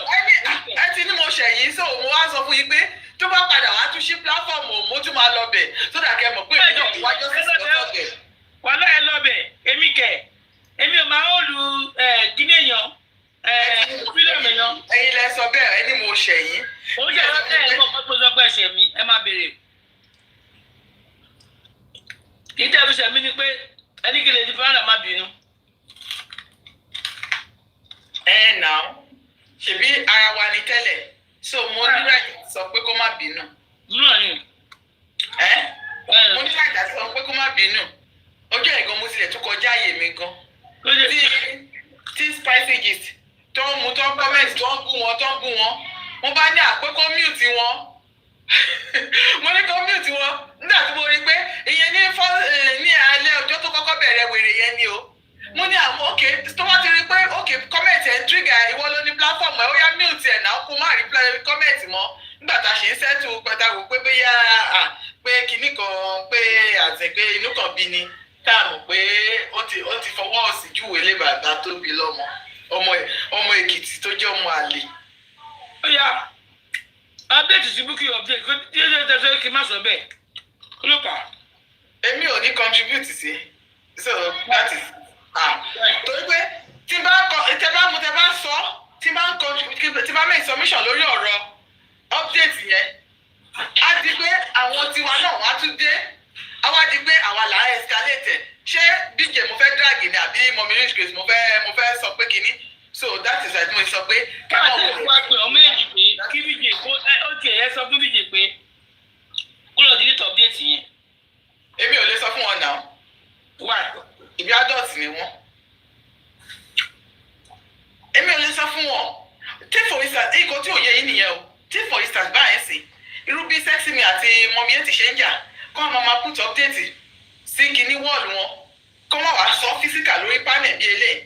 Èmi máa lọ sọ pé láì ṣe pé mo fẹ́ tẹ àwọn méjèèjì síbẹ̀ pé òkè ẹja parí ẹ̀. Èmi wá máa sọ pé mo fẹ́ wá lọ gbé ọ̀rọ̀ wọn as topic ta ni mo fẹ́ wá support nínú àwọn méjèèjì ẹjọ́.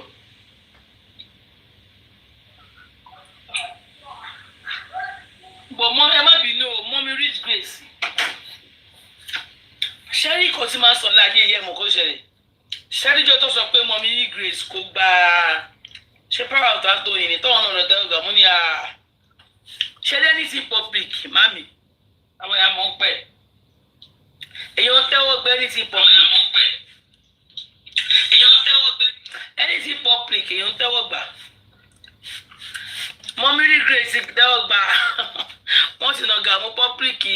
Irọ́ wọn gba power of Anthony kankan o. Àwọn ọgbà àwọn ọkọ ló máa lọ sọ́dọ̀ bàbá lójoojúmọ́ ni. Irọ́ wọ́n ti ń lọ before kó sì ti pé ọ̀rọ̀ power of Anthony dé àbí kankan ṣe wọ́n reject ẹ̀ ní platform bàbá. No wọ́n gbà o. Torí pé àókè wọn kì í miss inquest wọ́n lọ sí inquest wọ́n lọ sí bí a kàn lọ check on bàbá nígbà míì tí gbogbo àsìkò skin kankan wá ṣẹlẹ̀. Mo rántí ìgbàta ní àfẹ́mú ìwà mọ́ kìnnìkan gbogbogbò. Wọ́n gùn kèsì bíbẹ̀ lọ́jọ́ yẹn tó sọ pé àwọn ò lè tẹ́wọ́ gba anything kankan pé mú ìwà o is bàbá kìnnìkan pé àwọn ò dẹ̀ lè yà wọ́n. So wọ́n sọ náà. But pé bóyá pé tó pé wọ́n súnmọ́ bàbá pé wọ́n ti gbà nìyẹn irọ́ àwọn àti bàbá máa ń jọ wà 247 gbogbo. Bí quest ṣe bẹ̀rẹ̀ bó ṣe parí àwọn nọ́ọ̀mọ̀ sẹ́ẹ̀ ni mo ṣe sọ fún yín pé èmi ò lè dá sísẹ́ èmi kan ti bẹ̀rẹ̀. ọ̀nà bí ọmọ mi lè rí máa dáàgì yín wọnú ẹ̀. Ẹ dáàgì mi èmi náà gan wọ́n ní ìbùkún ní fọ́mọ ọ̀dọ̀ náà tó fọgbọ́n ṣe. àní máa dáàgì yín wọnú ẹ̀ because. Tábà sọ báyìí sí àti ṣàbòsí èèyàn kan ni tó kò lè sí èèyàn tí mo lè ṣàbòsí ẹ̀ nínú àwọn méjèèjì. máa dáàgì yín wọnú ẹ̀ because mọ́mí rich grace Bukky sọ pé update Bukky lèmi sọ o. Bukky ní kọ́tà ṣe yẹn ó kú díẹ̀ káàtó Bukky ti gba update báyìí. Kò sí wàhálà ẹ̀yin tẹ́ fẹ́ wá ṣe olùlàjà mọ́mí rich grace ò sí bí bíjì ò sí bí so kí ni wàá ní tèmi kí wàá máa sọ pé mo fẹ́ sọ di topic. Ó fẹ́ dàbí ìgbà tí ẹni sùúrù ìgbà tí bíjì tó put right up pé tell me one thing about kìnnìkan Ṣàṣìtù has done in this justice kìnnìkan kankan tí crown slave ṣebí ìgbà tí gbogbo wa rí we ignored ìgbà tí crown slave báwo náà ṣe ń pè é crown slave ìgbà tó tẹ̀ máa ṣe é mọ̀ pé wọ́n ní ọ̀rọ̀ tó lọ́gbọ́n bá sọ ẹnu wèrè náà ti ń gbọ́ ó dẹ̀ lọ push ẹ̀ fún Ṣàṣìtù ó dẹ̀ gbé report wá ó dẹ̀ bẹ̀rẹ̀ sí ní ṣe bàlábùlù kí ló kàn wá since tí o ṣe pé is one of us ló lọ ṣerú nǹkan bẹ́ẹ̀ yẹn ẹgbẹ́ one of us ló lọ ṣerú nǹkan bẹ́ẹ̀ yẹn ṣé ẹ̀yin lè ṣe nǹkan tí cross slave ṣe yẹn. tẹ́mi máa rí wọn ni ṣèbí tí bá rí ni ṣe bá rí níbẹ̀ ni. rírọ̀ ṣèbí ìṣèkàn lẹ ṣe rí ti mọ̀mí rich gate láì sí tẹ́lẹ̀ fẹ́ sọ ń pẹ́. ọmọ kìí ṣe ní ṣe wọ́n ní Facebook láti lọ wá. ó yẹ ká lè rí ti san ṣítù náà kẹ́ lè mú kẹ́ lè mú kẹ́ mo lè ti búkì jẹsẹ̀ sórí orí Facebook lájọ wà. àjọwọ́ láti Facebook. àdó yẹ kẹ́ gbé ti san ṣítù náà wá. mi ò rí ti san ṣítù mo ló wọ ẹsẹ̀ fún mi ẹni tó gbé. jẹ́ kí kù sí gbé. French queen òun ló gbé lọ fún san ṣítù tí san ṣítù so to me ẹni tí tó bá ti jọ mọ́ true justice fighter méjì tó ń mu tó ń jọ àwọn yẹn kọ́ ni mo wá èyí tí búkì jẹsẹ̀ bá gbé èyí tí mọ́mí kọfí bá gbé mọ́mí rich grace tó bá gbé irú yẹn bẹ́ẹ̀ máa láìkẹ̀. àdúrà tí mo kàn máa gbà ni pé kọ́lọ́run jò nínú lánlẹ̀ kí búkì jẹsẹ̀ kó jọ kó má bàa mi drag ìyá ẹ̀ àmọ́ yẹn ò ṣe mọ̀ nǹkan tí máa sọ fáwọn èèyàn ẹ jẹ́ kí n fàwàdà lẹ̀. tó bá tiẹ̀ ti dìjà báyìí máa yá lọ sinmi tó bá ti parí èèyàn á tún padà wá kéèyàn ló forí ara ẹ̀ pamọ́. bẹ́ẹ̀ ni o tó bá ti parí èèyàn á tún padà wá. wọ́n ti padà wọ́n tọ́ ni o because mo la fẹ́ fojú sí. búkì ní kó wá drag mọ́ mi rich grace. tẹ́sí mi iṣẹ́ yìí náà fara mọ́ pé kí ìgbà kan sọ pé òun ni mọ́ bí àkọ́rí náà kàánú gba power lọ́wọ́ ẹ̀ nù. sẹ́sì lọ́wọ́ wá ṣe kí ni. kàánú gba power lọ́wọ́ ẹ̀. mú yìí wá. orí afẹ́fẹ́ orí Facebook wà ní búkì jẹ́ ti sọ lọ́jọ́ yẹn mo wà lórí Facebook tó sọ pé. ṣe bí DJ náà sọ pé ìpè kan gbà lọ́wọ́ èèyàn kọ̀ọ̀kan fún mọ́mí rich grace. wọ́n ní bọ́dà trọ́ọ̀sì ni. àìgbọ́ra ẹni yé òun ní gbogbo ìjà tó wà ńlẹ̀ yàrá I don't want to be part of it. ọ̀rẹ́ ni ẹ̀dẹ̀jọ ká ló wà ń bẹ̀. àmàgbọ́ra ẹni lé ni tèmi ni kí bàbá gbà òun ni kí bàbá gbà òun lọ̀rọ̀ tó wà ńlẹ̀ and I don't want to be part of it. ó ní wọn dàtẹ́ fi sọ pé kọ́ máa sáyìn àmì ẹ̀jẹ̀ ń gẹ̀tọ̀ ọ̀rọ̀ yín sí i ni. ṣé nígbà tẹ̀sán láàárọ̀ yẹn èmi ò rí ẹ bá má jẹ́ kí àwọn omi jábọ̀. sẹ́sì nígbà tẹ̀sán láàárọ̀ yẹn kò yé mi bẹ́ẹ̀ ṣe yé mi sí i ni. What is going on? Me, the part of me fẹ́ jagun our justice. Mi fẹ́ jagun tó bá ti parí ẹ̀ láàrin ara wọn èèyàn á padà. Torí bó ṣe ń lọ èèyàn onímọ̀ bí téèyàn máa fi sí. Àwọn làwọn bára wa jà á fi yẹn sílẹ̀. Don't get us wrong. It's not everybody want to become a leader. No. That is not the issue. That is not the matter of the ground on the ground. So kẹ́mà tún lọ máa sọ pé kìíní kẹ́mà lọ máa twist ọ̀rọ̀. Kò ń ṣe nǹkan tó wà nílẹ̀ nìyẹn. Ẹ jọ̀ọ́ mà. So reason tèmi ṣe sọ fún yín nìyẹn pé tẹ́ bá ti sọ pé ìyẹn lẹ́fẹ́ fi ṣe tọ́pìkì o. Èmi kàn máa mute pa ni mi ní dátì. ẹ má dá sí but a ní láti bẹ̀ wọ́n náà wọ́n máa gbọ́ wa máa bẹ̀. èèyàn tẹ́ bá ní ẹfẹ́ bẹ̀ wọ́n yàtọ̀ sí pé ó ké pé káwá máa debate lórí ẹ̀ pé wọ́n ní ẹ má bẹ̀ wọ́n ní. kí ló fà á àbí kí ló kàn sí.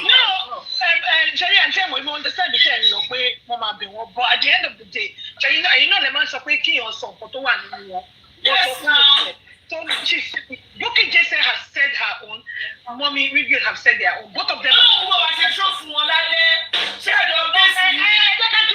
And this to me, you want to show for the line, which you are like, but then that. No, I show no I say show for Mommy Rigid. Let her do for show, you know, let her do the show first before why she will pick. Because I'm not sure to fashion, we don't know. We just say, what can you fashion show? Let her do the show. Check on you, then we can talk about it. But this is your teacher show, what can update me? So we don't know what it is. So for now, for this, Kawama assume, check on you, perfect drag, it doesn't make sense. Let's just wait and see. I mean, I just said that you ever see. This is what I always say. We're completely different and we have different opinions on things. But we have to agree to disagree sometimes. Because Kini Baba Mubad in the main say, Lord, don't say okay. I can help money. So by the time you go about for you,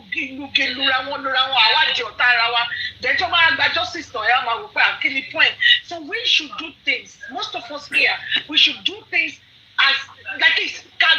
Maturity share. Check on your maturity share. have wisdom, Shay. We cannot be getting angry because of other things. If I see things that I feel it's not right, I'm talking about the people who are there. Why not call the person and say, listen, please, ma, or please, sir, what makes you, what made you talk like this? Or what made you take this decision?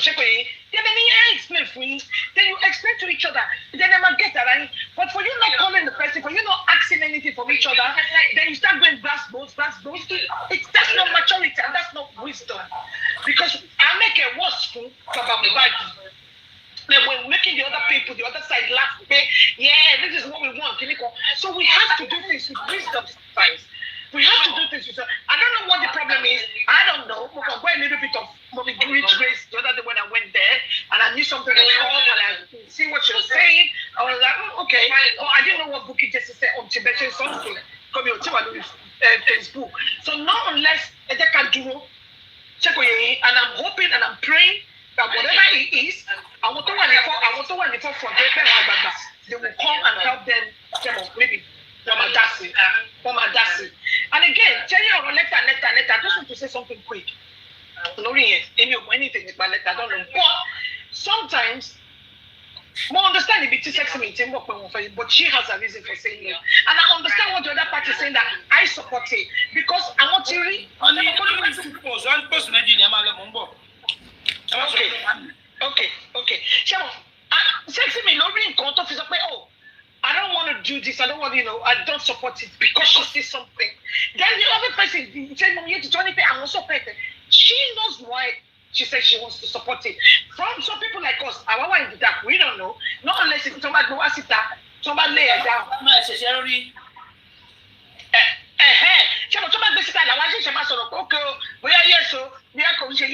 But for now we don't know. So both of them have their own reason for saying that. So I'm not going to beat any of them up. Or why did you say you don't want to say that? And if Sexy Me decided to talk to anybody, like, oh, I'm going to explain to you, she has the right to do it. So is 70. If she say, oh, I want to talk to this person, everybody has the right to do it. So that is something we have to be able to understand. So let Bookie send just because you probably book was up in and can talk about TikTok. Bookie just let me tell you and goodie. But I move goodie because I don't like people that is like this. My spirit just went, no, this woman is not truthful, so I changed. So I listened to Bookie just say, sometimes she, that is the way she is. And most of the things Bookie just say, is come too fast. Some people might not want to listen to her. That's their problem. And people that want to listen to her, that's our problem. But at the same time, when she probably they call her out, you can see that she's gone the other way. Yes, we could say, oh no, listen.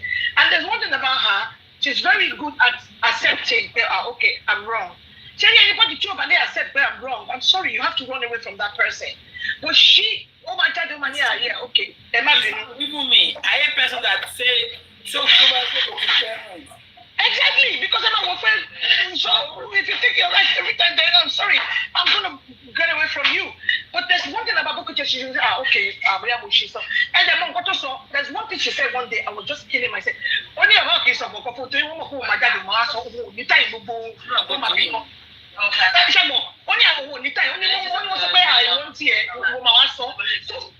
she would put herself out that this is the kind of person I am. But there's one thing, only when my kids, some people work with sensitive, that shouldn't be said, but you got to work with right, so can problem. Like I'm saying, there was a day we were talking, they were saying, you can't drive the one walking here. And people have been saying this thing for ages. And the people want to platform, so many people should stop saying that. It's a mistake. It is not a mistake. It is not a mistake. We should remove that narrative. So that's what I'm saying. That people will come up with their opinion. Someone life. Someone life is saying. Oh yeah. Let's hear it. The Bible says, if a man be in Christ, I am not saying I am perfect, but there are too many things I will not do to anger my God. Shall you never judge me? And you may condemn me and be me, but you cannot send me to hell. Neither can you qualify me for heaven. Because if by your attitude, I go and appear before my God, He will not judge you by what you said. He will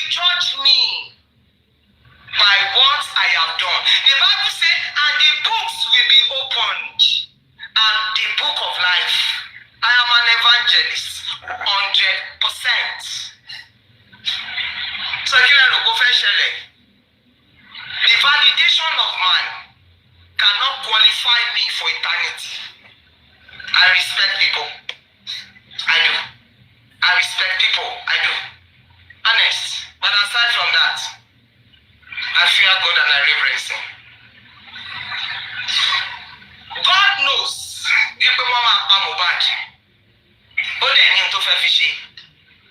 And He has set the machineries in motion. He laid the spiritual angle. He laid the strategic angle. He laid out the foot soldiers. Do you understand? He set it out. Go and check the exodus of the children of Israel. The moment they derail from there, do you get me? The moment they derail from the path where God, because it's a division of labor. So the moment they leave that path, they will go and be doing something. Are you getting me?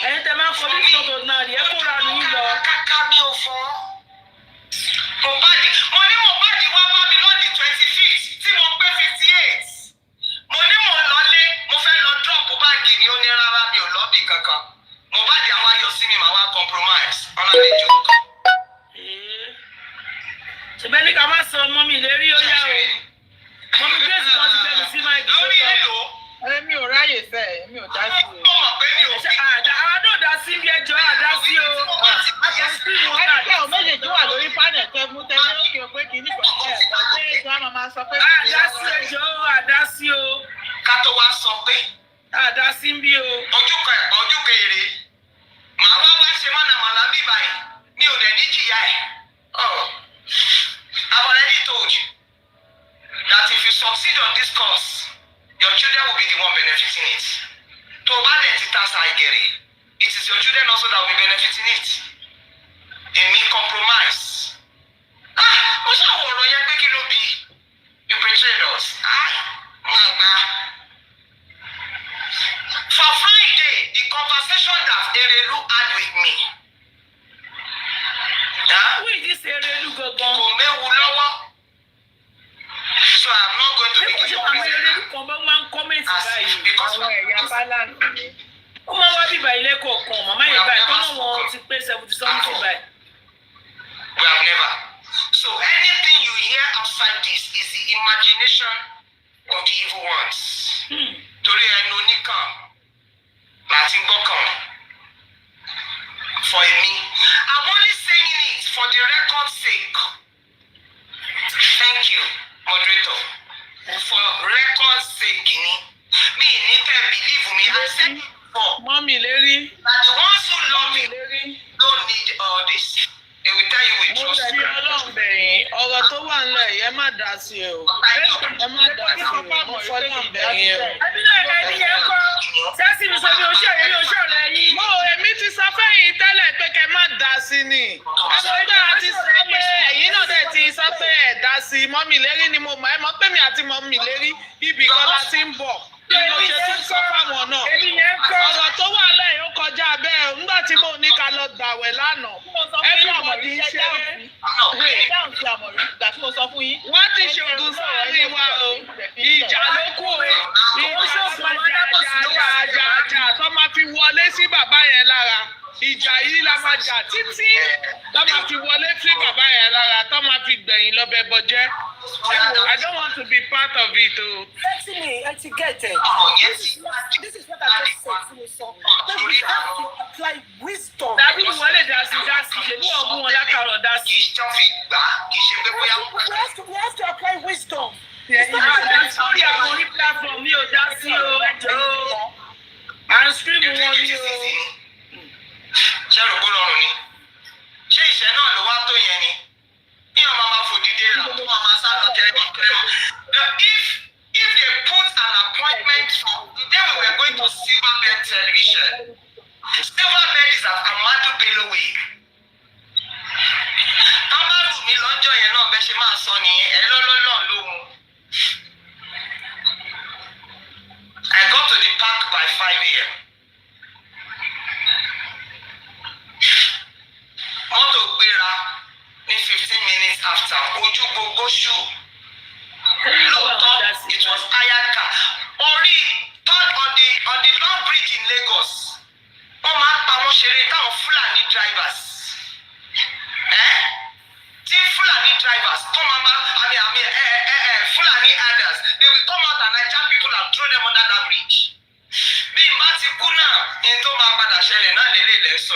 word. Amori. Do you understand? Wọ́n ṣe máa sọ́nà nìyẹn. Wọ́n á ní kò níṣẹ́ ni. Wọ́n á ní bẹ̀rù dání lọ́kọ̀ ẹ̀. Mọ́mí lérí olúwa mo ti rí yẹn sí lọ́jọ́ yìí wọ́n mo rí yín bíbá. Understands that. Ẹgbẹ́ lè wá lọ́jọ́ yìí. Spiritual assignments. Alọ́wọ́ yín wá padà. Bá dúró díẹ̀ nìyẹn lọ́wọ́. Bí afọ́nù kan náà ni. Ìyá ló máa bá ń bẹ̀.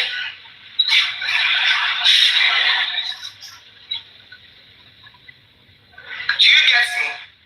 So please, I am begging you.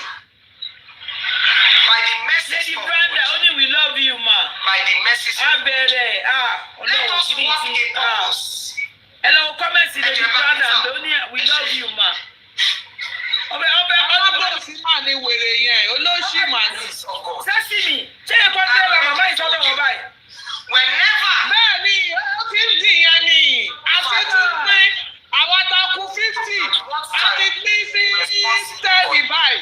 Nǹkan tá à ń sọ nìyẹn, gbàgbé ọ̀rọ̀ yẹn dé àfisùúrù ṣe. Can be imagined. Torí bíbẹ́ lògùn orí fífọ́, ìbẹ̀rẹ̀ ogun lèèyàn máa ń mọ èèyàn mọ ending ẹ̀. But what God wanted to do, He has achieved it already. If we are 6 billion, we do not carry the same DNA. How powerful is our God? Maybe we had it on gist, allegedly, that when that girl became pregnant, her godmother told her, go and have an abortion. I do not know how far it is true. But she refused. Nítorí wípé òjẹ́ ilé orò jẹ́ inú egungun ni. Ó mọ bí tí yẹn ti wá, ó ti mọ̀ wípé òun lòun máa fi de ìmọ́lẹ̀. Look at where that has brought her. Today. Please, I am not asking for validation of man. Kẹ́ ẹ pé lè sọ fún mi wípé, I have done well or I have not done well. I know this. I want to beg everybody. I am not claiming perfection. But they said a lizard who fell from the iroko tree. He said, if you will not praise me, I will praise myself. On this matter, before you condemn me, judge me on my running around. Consider.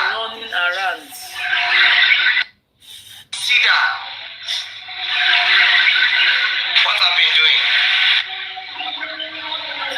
So that you do not go to criticism, you do not go to kill another person with Mohbad.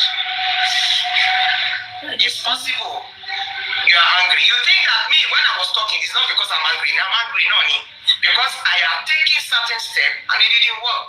But then, I want to now. But it is so disheartening and sad that the conclusion of people, oh my God, it's me. That the height a man takes you to is that same height they will drop you to the ground. I've learned that. I didn't just learn it. Me, am I always grateful to people for what they do? 100%. Because even Jesus Christ said so, that if you will give a disciple water for my name's sake, you will not miss your reward. But before we now fight, and we begin to insinuate things that can be so destructive,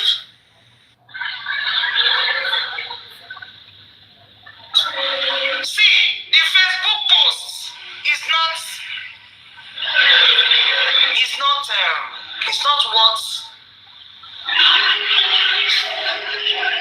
I will collect money. And you know me that PJ said it is peanuts.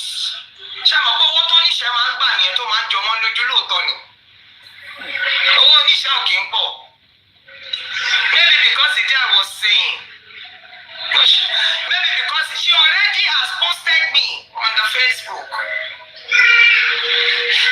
And I take it that it's because she's angry, yes. But I will explain my side. And everybody knows that this is an explanation. It is not an attack. just so to explain myself. At least she doesn't come on TikTok, and I don't go on Facebook. Though I have Facebook account, but she had, or she concluded that I took money. I said, Erelu said they should give me money. I didn't even obey. Come on, pay. And I did not keep quiet on this. There are trusted people that I told.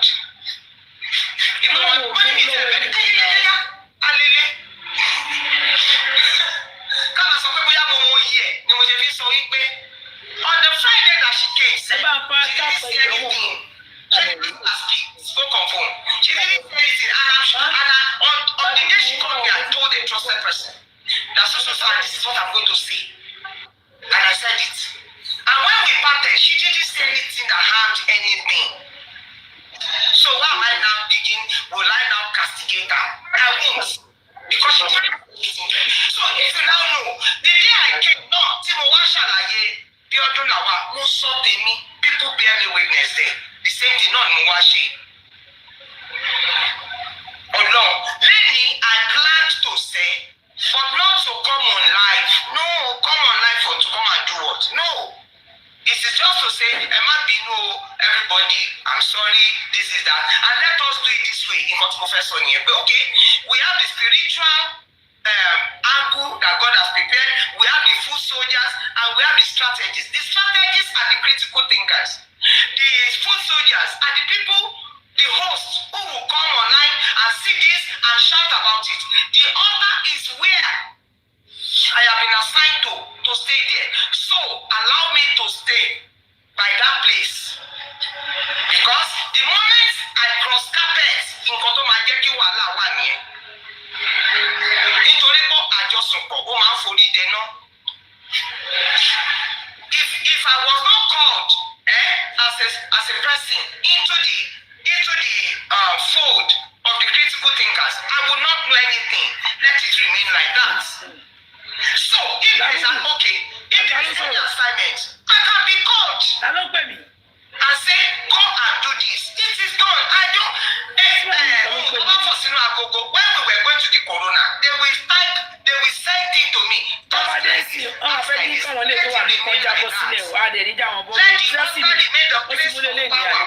Continue to pray. Let me tell you, if there's anything they do not want us to uphold the name of Jesus on this course. Please help it out. Ejo. Wọn ò fẹ́ ká pe orúkọ Jésù rárá.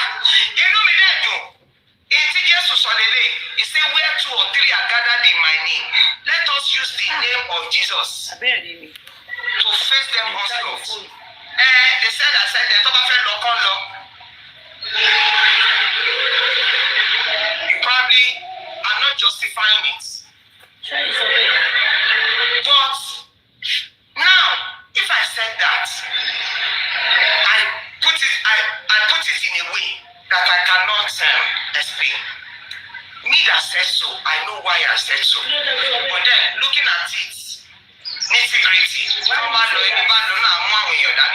Okay, the 4 people that called me to this, if I say I am not going, I'm going out of justice. Why do you say why do you say that? People will say they are not also interested anymore. So you're not in love with Lawinyo. So definitely, I did not affect by justice. So I take that word back. I'm sorry.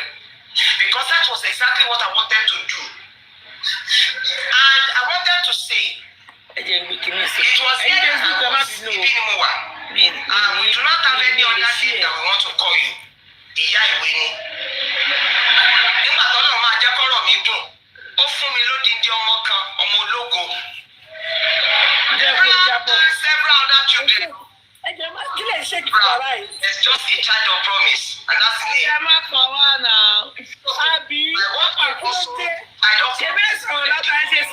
But he has expanded my scope. I mean, nǹkan tó tóbi wájú wa la ṣe sọ̀rọ̀. I'm 58. Àfojúsùn kù wọ́n ni màá. 38. Ọmọ mi ṣó tí ìwọ 30 ni. Tí màmá sọ pé èmi nìyá lágbájá, èmi nìyá ẹsẹ̀mẹ̀dọ̀, èmi nìyá.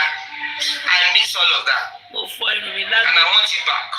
The people that I'm giving things to, àwọn àkànkẹ́mi, àwọn àríkẹ́, àwọn àgbékẹ́, àwọn àdùfẹ́.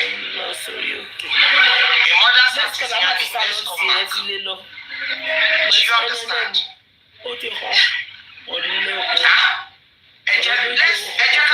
are at the point now where we want to shame the enemy. All the men that I call Akonji, Akoni,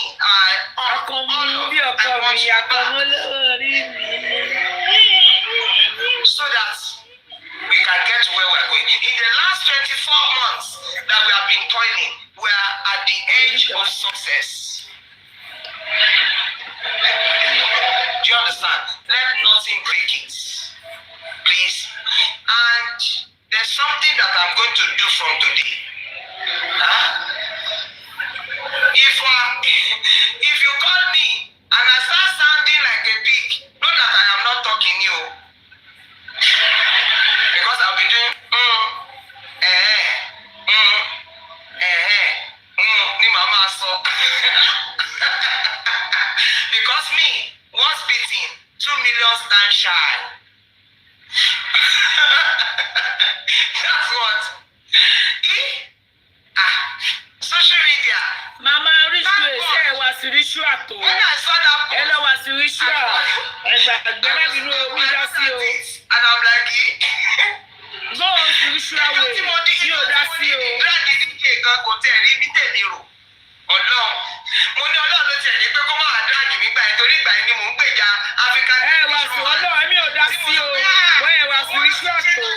Ọlọ́run kò tí ẹ̀ rí tẹ̀mí rò. You say you are a spiritual person. Me go see you on internet. I know this thing is from a spiritual way. It's an attack from your side. When people started seeing from Baba Mohbad everywhere, they will attack you. Spiritual ni o, ẹ ti gbà tọ́mọ mi, ẹ ti gbà mọ́mọ́. I am just coming up on my head now that I'm already stop it, it's a spiritual something. Exactly. You are not spiritual. It's not normal. Yes. You know. Let us say it as a city, Jare. Mama, you are not spiritual way though. If you are seeing you are traveling, all eyes on you. You're supposed to go and fasting, pray, everything. If anything needs to come, you don't need to come out and do show. This is what I hate the people are doing. I hate it. I don't like it. Because the moment I said, yeah. I said, I hope you are safe, Usha. That was what I said. I hope you are safe, because she carries only one child like me. Money these people, they can be. So I explained my side. Give me the baby,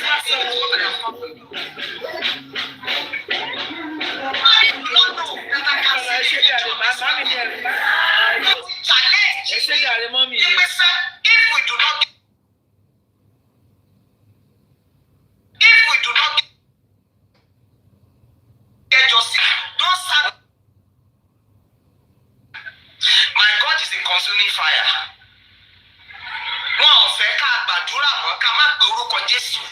Mama, when this thing happens, you don't supposed to come outside. There's something you need to ignore. Even people think they say that they call your shop for you, you just need to ignore. People are getting it wrong. Why will you come outside? Message they booking on my car. They won't put you another comment section. You should go feel it. Not today. It is not today. So that's me. I will round it up. Yes, now. Come out. Exactly. Who cares about you guys? Who cares about you? To hell with you all. You enemies of justice. You enemies. The people that are commenting here, they are not Wumi Simo. They are people who claim that we are fighting the same. Can you imagine these kind of boys? That are claiming anyone to comment, they are not from Wumi, they are your camp. Everything and you go to you want to see get you not say. Everybody boy say mama. Believe me. But for you to know that my life is attached to this. And I have said it in a corner. I've said it, saying it openly. Thank you. God bless you anyway. Facebook ẹ máa enjoy ìwà lẹ́nà kan ṣe tó. Mi ò sí ẹ̀ torí mi ò ní fóònù méjì. Ẹni wà lé ọ̀kìn forí gbọ́fà. Àtijọ́ táwọn critical thinker ti ń ṣiṣẹ́, they have been working now. Somebody like me, I didn't know anything. Ìjọ tí pẹ́sìkẹ̀jì jáde tó fò jáde la mọ̀ wípé àwọn kan. So now, from that part also I live. I plead with everybody, Honorable York Daddy, Bayo Billions, whoever, ti mọ̀mọ́mọ́, pamọ́mọ́, ẹjọ́, ẹ̀tọ́ lọ. Obìnrin ni o, ní gbọ́mọ sí. Ẹjọ́ ẹ̀tọ́rí tó lọ. Please. Is it not because I'm in Nigeria that you are, if all of you are here, you will go now?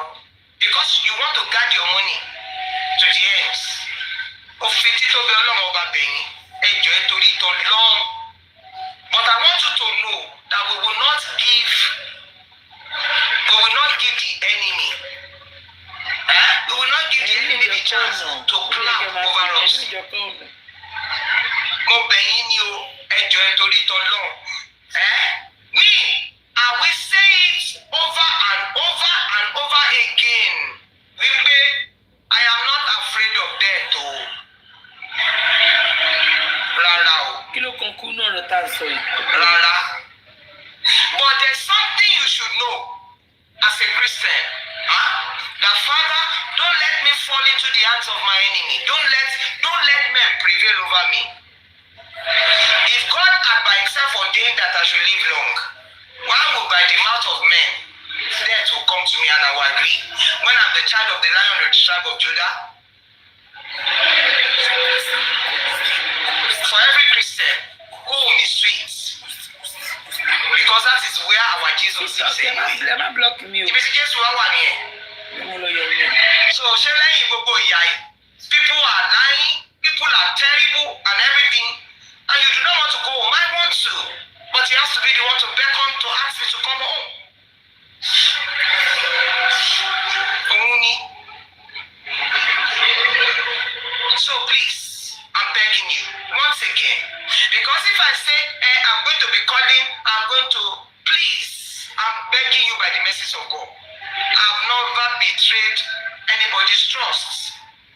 Thank you for your support, everybody.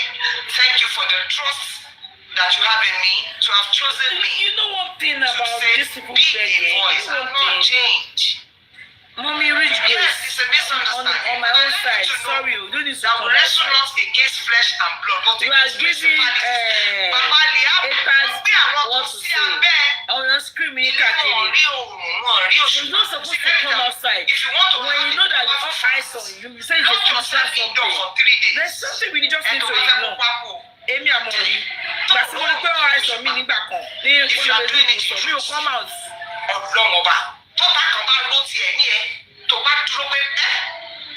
I for you, I beg you, I'm asking you, Mumbo. I can't go around. Okay,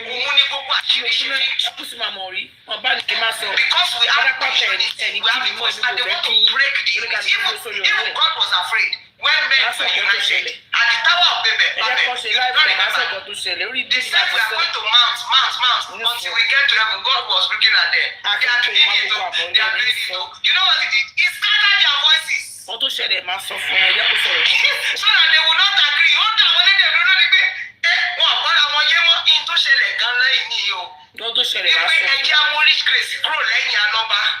So that in time for Mama, ẹ má sọ bẹ́ẹ̀. Ọdún ṣẹlẹ̀ kan nìyẹn, mi máa sọ fún yín bíbá yìí. Ẹ má sọ fún yín. Wọ́n gbé ṣe. Wọ́n ti rí síbi àṣeyọrí, mo sọ fún yín, mo ní Bàbá ti ṣe ṣùgbọ́n wọn lè ṣe. Lọ́lọ́ fi ṣe exhibit. Mo ṣe máa sọ pé ayé ṣe èèyàn kan. Ẹ jẹ́ kó ṣe lọ. DNA ni, because kò lè yẹ. I will tell you here, wọ́n ṣe yẹ. Kọ́ tó fa ṣáàtì máa sọ. Nǹkan tí ogun yóò mọ̀ sí ogun wáyé fún yẹn, mi máa sọ gbogbo ẹ̀ fún yín. Máa kó ojú abẹ́ ń kó. DNA ò gbọ́dọ̀ fẹ́ẹ̀lì sẹ́. Bẹ́ẹ̀ni àmọ̀rí kọ́. Sẹ́sì ló ní láti sọ fún mi nígbà tó ṣẹlẹ̀. Máa kó ojú abẹ́ ń kó. Sẹ́sì mi máa lọ wò. Tí bá ń sọ kò kò máa já mi pé kí n. Èmi tó mọ nǹkan tó ṣẹlẹ̀. Àwa fẹ́ẹ̀lì sí.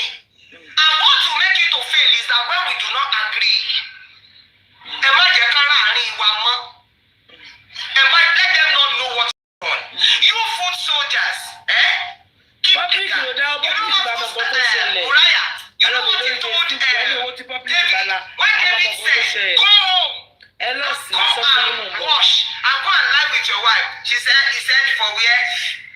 We die here. My wine is going calorie. I go nowhere. The same thing. Lọ́wọ́lọ́wọ́ báyìí, ọkọ méjì ni mo fẹ́. Èyí tó sanwó orí mi. Tàjọ́ sùn tàjọ́ ń jí. Èyí tí mo fà lọ́wọ́ bíi báàgì níta ni alọ́ba. Ìtẹ̀yàn bá dì mú báyìí, o gbọ́dọ̀ gbọ̀ngọ́lẹ̀ o. Ẹyẹ sọ máa sọ gbẹ fún yẹn kó máa bá mi fi báyìí sí. Kò gbọ́dọ̀ gbọ̀ngọ́lẹ̀. Máa bá yín sọ̀kan tó ṣẹlẹ̀ ní báyìí. There are so many things I know that ẹ̀jẹ̀ lọ ní sùúrù, ẹ̀jẹ̀ ṣe sùúrù.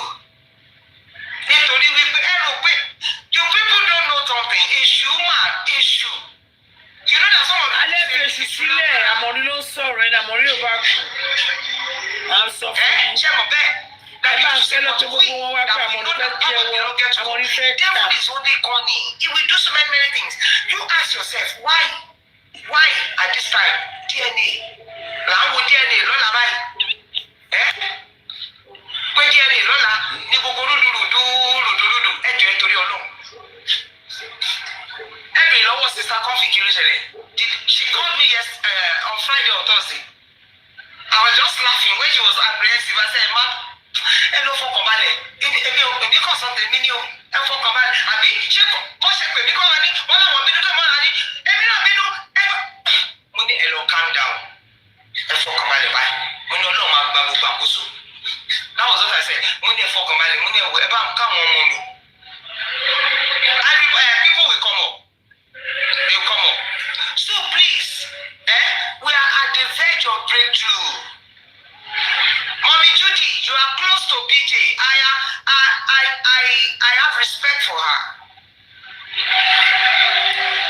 All this thing is damage control. Me, I will not take it. BJ ọ̀rẹ́ mi, Bukky Jesse, yìí mọ̀ pé mi àti ọ̀rẹ́ ni wá. So please, ẹ jẹ́ ká parí nǹkan tá a máa parí lágbàtí àti BJ mọ̀ pé ọ̀rẹ́ mi ni wá. Please come and say your whole side, you know you're my friend. Àti dé kòríta bẹ̀ báyìí. And nothing will happen. Success will be successful. Me, my fire gets hotter on the altar. Wá gbọ́. Oúnjẹ ní kùrà. Jíjẹ ní. Ìgbà náà alámọ̀rí ló ń fún ẹ̀yẹ. Inú ẹ̀kọ́ yìí, ẹ̀nà àmọ̀rí ò bá kú. Tí màá máa fáyà, tí màá máa ṣe. Kẹ́kọ̀ọ́ bá ti ṣàwọn orin tó wà wájú yín. Bí n bá jàjà gbàwẹ̀ dáago 12 báyìí.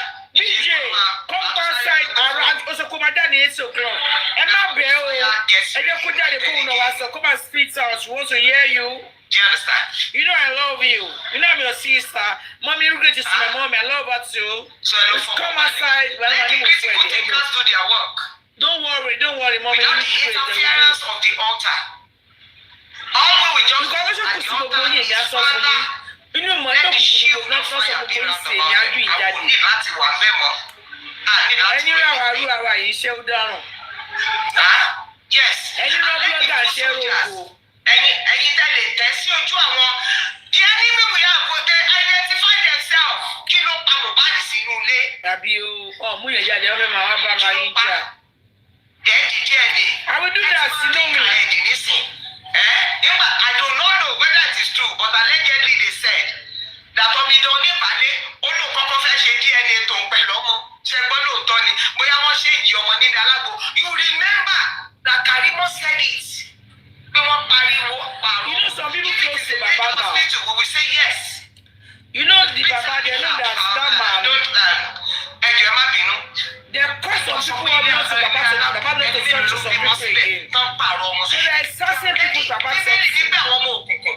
Maybe mommy, your highness was there. And here we are. Let precept be after precept, precept after precept. Let line be after line, line after line. Ojú ò ní tiwa o. Lórúkọ Jésù. I appreciate you all. Thank you. Please, your validation doesn't matter to me. It's what matters is what God says. But let me tell you, I have said my bits. I trust my God. And if I die today, that's why I will close my eyes. Nobody is going to die. Ever fi kú bá anybody lẹ́rù. Ẹjọ́ máa kú kó kú ẹ̀dá pẹ̀lú ìbá kó máa ṣàkóso iwájú yín. Ẹ máa kú kó kú ẹ̀dá fi kú bá wà lọ. By the hand of men. It is the worst thing that can happen to any child of God is for her or him to fall into the arm of the enemy. No. Nǹkan tó bí ọ̀nà nínú mi nípa David. Because of your lustful desire, you allow my child to fall into the arm of the enemy, to allow Philistine to kill him because you want to have sex or you've had it. This is what will happen to you. I am aware of that. I've said it.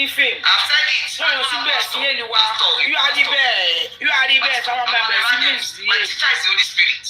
Kabadaya 100. I would hear you. Hey, is he talking? He's talking. We see ourselves as a King Kong. So I love you. I love you too. I love you. Thank you for listening to your mom. BJ is my friend. She's my sister. She's everything to me. And every other person too. I appreciate. Gbogbo ẹ̀yin ọmọ tó jẹ́ wípé àwọn ìjìkíjì ti gbá lọ ẹ má bínú. Later. We can now sort it out. But for now, àti dé kòríta ibi tá ti fẹ́ ṣàjẹ́. Àti gbọ́ ẹ máa yẹ ẹyin sẹ́ẹ̀ bẹ́ẹ̀ bíjì nínú ẹni rí mi o. Ẹjọ́ ẹ torí tọ́jú. Ẹ ti ẹ̀ dẹ̀ ní bíjì lọ ẹ ń bí búkì lọ mú kó máa jáde inú ń bí mi o. Inú ń bí mi o. I was carrying luggages in my hand. Torí tí ẹ mo ṣe dúró sórí ẹ kí n sì lọ dáná o. Ẹ má dín ní inú bí mi o. Nígbà tí mo bá dì bá wá yọ sí mi. Búkì wá pé tó ní kí n wá lọ sí ẹ ní ẹjọ́ lè rò pé mò ń lọ. Ẹ má bọ̀ ẹ má dì mú inú mi ò lọ, but má set boundary so that kíkan má dì kan lọ́wọ́ ká lè jọ débi tó dáa. Do you understand? Ẹ má set boundary, why? Thank you so much. All of you that called me, I appreciate. Ẹ ṣé o, ẹ ní dáyé ṣe. And all of you that have offended, I'm sorry, I won't come personally. We're not like boy, please. Ẹ má bínú. Ẹ jọ̀ọ́ ẹ lọ́bí dàmọ́ mi grace have offended. Ẹ jọ̀ọ́ ẹ má bínú. Nítorí tọ́lọ́ ẹ ṣáàjì àtẹ̀síwájú. Ẹ jọ̀ọ́ ẹ má bínú, mo fọlọ́run bẹ̀ yín. Gbogbo ẹ̀ tí wọ́n mi use this I'm using this my platform to say ẹ má bínú. Ẹ máa sọ pé yes now. Tẹ́ bá gbọ́ ẹ sọ pé no ẹ jẹ́ kí n rí no. Tẹ́ bá gbọ́ ẹ sọ pé yes. Gbogbo ẹ̀ tí wọ́n mi use great to ṣe ẹjọ́ sórí Ọlọ́run. Ẹ má bínú. Vengeance and all of that I still love you. Thank you. Ọmọdé kì í mẹ́kọ̀ọ́ jẹ kó má ra lọ́wọ́. Ẹ jẹ́ ẹ má bínú. No. Why no? Ẹ má bínú. Sherry, ẹ jẹ́ ká ṣe reality. Ṣé mo rò pé vengeance ni mo tẹ̀ ní. Lọ́lọ́ mi ò tẹ́ ọgbẹ́ gbé wọlé. Mi ò mọ̀ pé mi ò tẹ́ dáadáa. Okay now. Sherry, Lord of Jesus. Okay. Oh yeah, my daughter, my body, go on, okay. Sherry wants to know about I thought you said he was coming up. Ẹ̀yin tẹ́ máa sọ pé èṣù kíní kan ni. Ṣé tẹ́ bá wà tí ẹ máa lè máa gbé wọn? Okay. Sherry nílé ayé yìí, ẹ má máa jẹ́ ká fi èṣù kẹwọ́ ẹ stop wẹ̀. Mo lè dé vengeance tó bá ti. Ẹ stop wẹ̀. Ẹ stop wẹ̀. Okay. When you see red flag. Ẹ ṣé mo dúpẹ́ mà. Tí o bá lè sá fún red flag, alábọ̀dé ní èmi àmọ̀rí bí mi ṣe sọ pé mo máa ṣe gbogbo show tó yìí. Tí bá ti ṣe gbogbo show sí yé yín. Tí bá ti ṣe gbogbo show. God bless you. Mo máa ń gbé ìwọlé. Tí bá ti ṣe justice òmùbà, òkú ọmọ olókùn, mo máa ń jẹ́ kí orí mi kó ṣe kí ni kí ojú mi everything kó ṣí up kó wà open. I don't bring people up just like that. Okay. Mombo. Báwo la ṣe máa mú yín sókè? Okay. Ẹ má bínú. Let me. So God bless you. Okay. This is Omije. Let me be doing the bringing up. Gbogbo èèyàn kọ́ lè yàn on the street. Gbogbo èèyàn kọ́ ló máa gùn kébé. Oh, okay. Mi ò mọ ẹni tí ò yẹ kó gòkè o. Oh yeah, let's talk so that we can be on our way. I think I should. another meeting. Okay, ma. So, oh yeah, mommy Elizabeth, let's have your. Good afternoon. Good afternoon, ma'am. Yes, ma'am. Yes, ma'am. Yes, ma'am. We thank God for the wisdom. Yes, ma'am. We thank God for. Please let us stop. Come back to my hand, you. Maybe not that subtle mind. You know, I hate when people see red lights.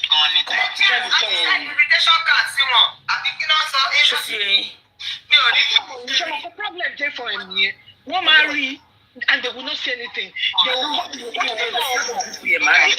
I don't know. They will see it like this from January. They will not. They don't want to accept it. What them more? So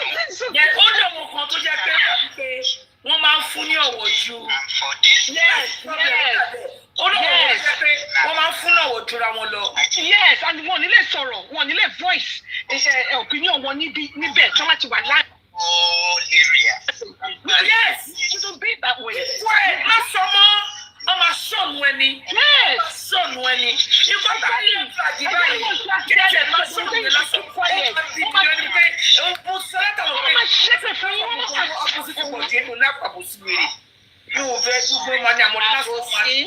Àbòsí ni àmọ̀rí ọ̀rẹ́ mi. Àbòsí ni wọ́n rí nǹkan tó yẹ kó sọ wọn ò ní sọ wọn á dákẹ́. God bless you, mommy. Àbòsí ti pọ̀ jù. Ìgbà tí wọ́n sọ̀rọ̀ lánàá, gbogbo wọn gòkè lọ, wọ́n ní pé kí wọ́n máa sọ̀rọ̀. Ṣé rí pé ẹ̀rí ilé ní ibà yìí? Alábòsí ti pọ̀ jù.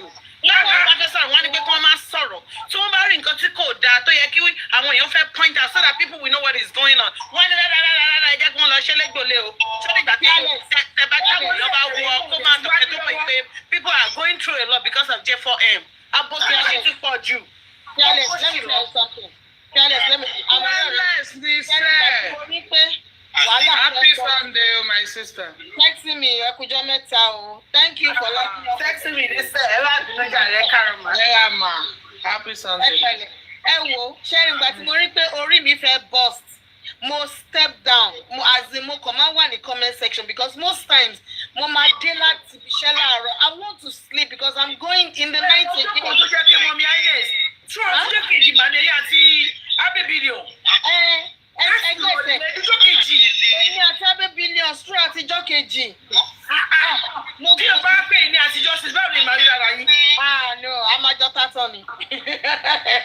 Màá bá tátọ́ délẹ̀ ni. Bọ̀ṣẹ́ rí nǹkan tó ń ṣẹlẹ̀ yìí. Àbòsí ti pọ̀ jù láàrin wa. Wọ́n á rí òótọ́ wọn ò ní sọ. Wọ́n á fi sílẹ̀, wọ́n á máa fẹ̀tẹ́lẹ̀, wọ́n á máa palàpálàpà. Wọ́n ní kí ká pa gbogbo ẹ̀ kó kúrò kó tán lẹ̀ kó tó rùn. Mo ń bọ̀ mo ní kọ́. Maybe 2 1 word or the Àbòsí ti pọ̀ jù ó ní jẹ́ kí n sọ̀rọ̀. Wọ́n ní má sọ tán. Ọ̀hún dẹ̀ ní nǹkan tó fẹ́ sọ. Ọ̀hún ní nǹkan tó fẹ́ sọ. Àbòsí ti pọ̀ jù wàrà lọ. Èmi mi ò ṣùgbọ́n mi sí wáwọ́ ní pílàfọ̀mù ní sọ́wọ́ ṣọ̀nà àwọn ẹni ìsàlẹ̀ ní máa ń wà. Ẹ̀yà dúró sísàlẹ̀. Mi ìyá nílò síbẹ̀ torí mo rò pé gbogbo wọn sì mọ owó ara wọn. Ó dàbí pé gbogbo wọn wà nínú kí ló máa ti pé green app WhatsApp. Nígbà ní dẹ̀ sínú green app kankan tí mi lẹni tí mo bá sọ̀rọ̀ ṣé mo wá lè gbọ́rọ̀. Ẹ wá wo ọ̀rọ̀ lẹ́tà ò ṣe lẹ́tà yìí.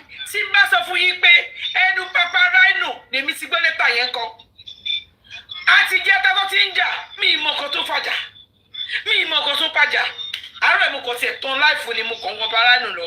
Ló wá ní nǹkan tó fàjà láàrin wọn ni pé lẹ́tà kan wà tóun tí kò ti kà kan tó bẹ́ẹ̀ sáì bàbá ò sáì yẹn mo ní yé ẹ lọ́wọ́ lórí Facebook mo gbé kinní yẹn mo ní mi jáde nìyẹn pé awátàdé wà ń bẹ̀ à ń bèrè sí kí ló fàjà gbogbo kan sọ pẹ̀lú pádébù wọ́n kàn ṣépè fúnra wọn ni kí ló fàjà òun yẹ ká mọ ohun tó fàjà. I promise you, I am going to petition you to Samori. That's all.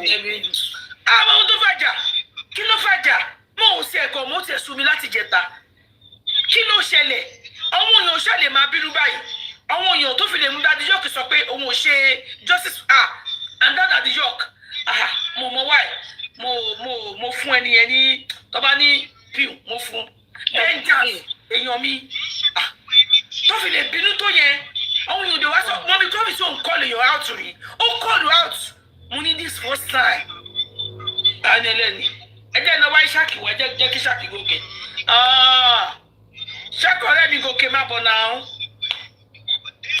Jabba let it sort it's not Sherry, the thing is everybody is fighting the same cause. So what on the mass suffer you agree? What is it that Jeremy? There's no so you be busy. Wọ́n bí sí ni. Wọ́n gba contract kan. So wọ́n gba contract kan. So bọ̀ àná ló parí ẹ̀. So ó dà kó fún àwọn ẹ̀mí lọ́la. Ó dà kó pípé ẹ̀tọ́lá ni. So sí eyín. Wọ́n gba contract kan. Wọ́n dẹ̀ gbọ́dọ̀ mójútó bẹ́ẹ̀. Kò ṣe kọ́ tó gbọ́dọ̀ fi hàn sí. Okay. I miss that you. I miss we need this wisdom. We need this wisdom. We need this wisdom. Because ọ̀sán yìí gan mo ìpè wọn pé àfọ̀n ni à kò ṣe kọ̀ tẹ́ ìtẹ́ bá gbàdúrà gan tó máa bíbẹ̀ máa ní kó pa. Wọ́n gbọ́dọ̀ fi hàn síbẹ̀ mọ́ náà kọ́ta àgbà náà nìyẹn pé kíjọba. Ẹjẹ́ kí wá dẹ̀rẹ̀ parí. Sẹ́kìmì, Lady Father, ó wà lọ Lady Father, ó wà lọ síbẹ̀ yé wọn. Ó sẹ́ni kọ́ ẹ̀sán jábọ́lẹ̀. Àwọn èèyàn kó ìbò wèrè.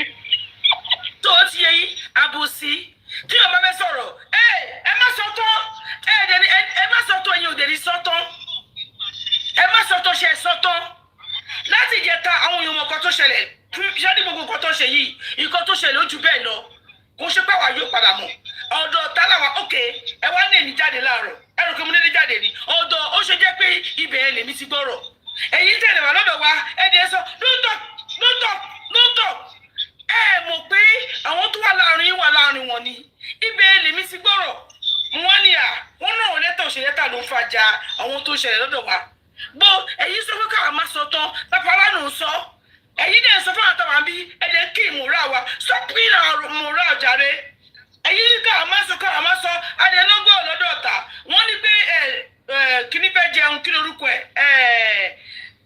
kí lorúkọ Kúndùsì olùfẹ́ lọ jẹun lọ́dọ̀ ọ̀tá mọ bàbá Mohbad mọ ọ náà kọ̀wé yẹn náà ẹ jẹ́ ó wà lọ gba oúnjẹ lọ́dọ̀ ọ̀tá ọ̀dọ̀ kala sí ń gbọ́rọ̀ mọ kọ̀wé yẹn ni èmi gbogbo kọ́tà yìí bò lọ́dọ̀ ọ̀dọ̀ bọ̀bọ̀ yẹn lèmi tí wá gbọ́ mo dúró sí ṣó ẹ̀ láti gbogbo wà ní church mo fi APC títorí church mo gbọ́ gbogbo nǹkan tó ṣẹlẹ̀ ẹ̀yin claim ẹ̀yin wá ń tọ́jú ẹ̀ fáwọn bíbẹ̀ àwọn wá ń gbọ́ níbẹ̀ yẹn kí ni yẹn ló wá ń bí mi nínú. Mọ́mí Àmọ̀rí ẹjọ́ máa ṣé mo lè sọ̀rọ̀ mà.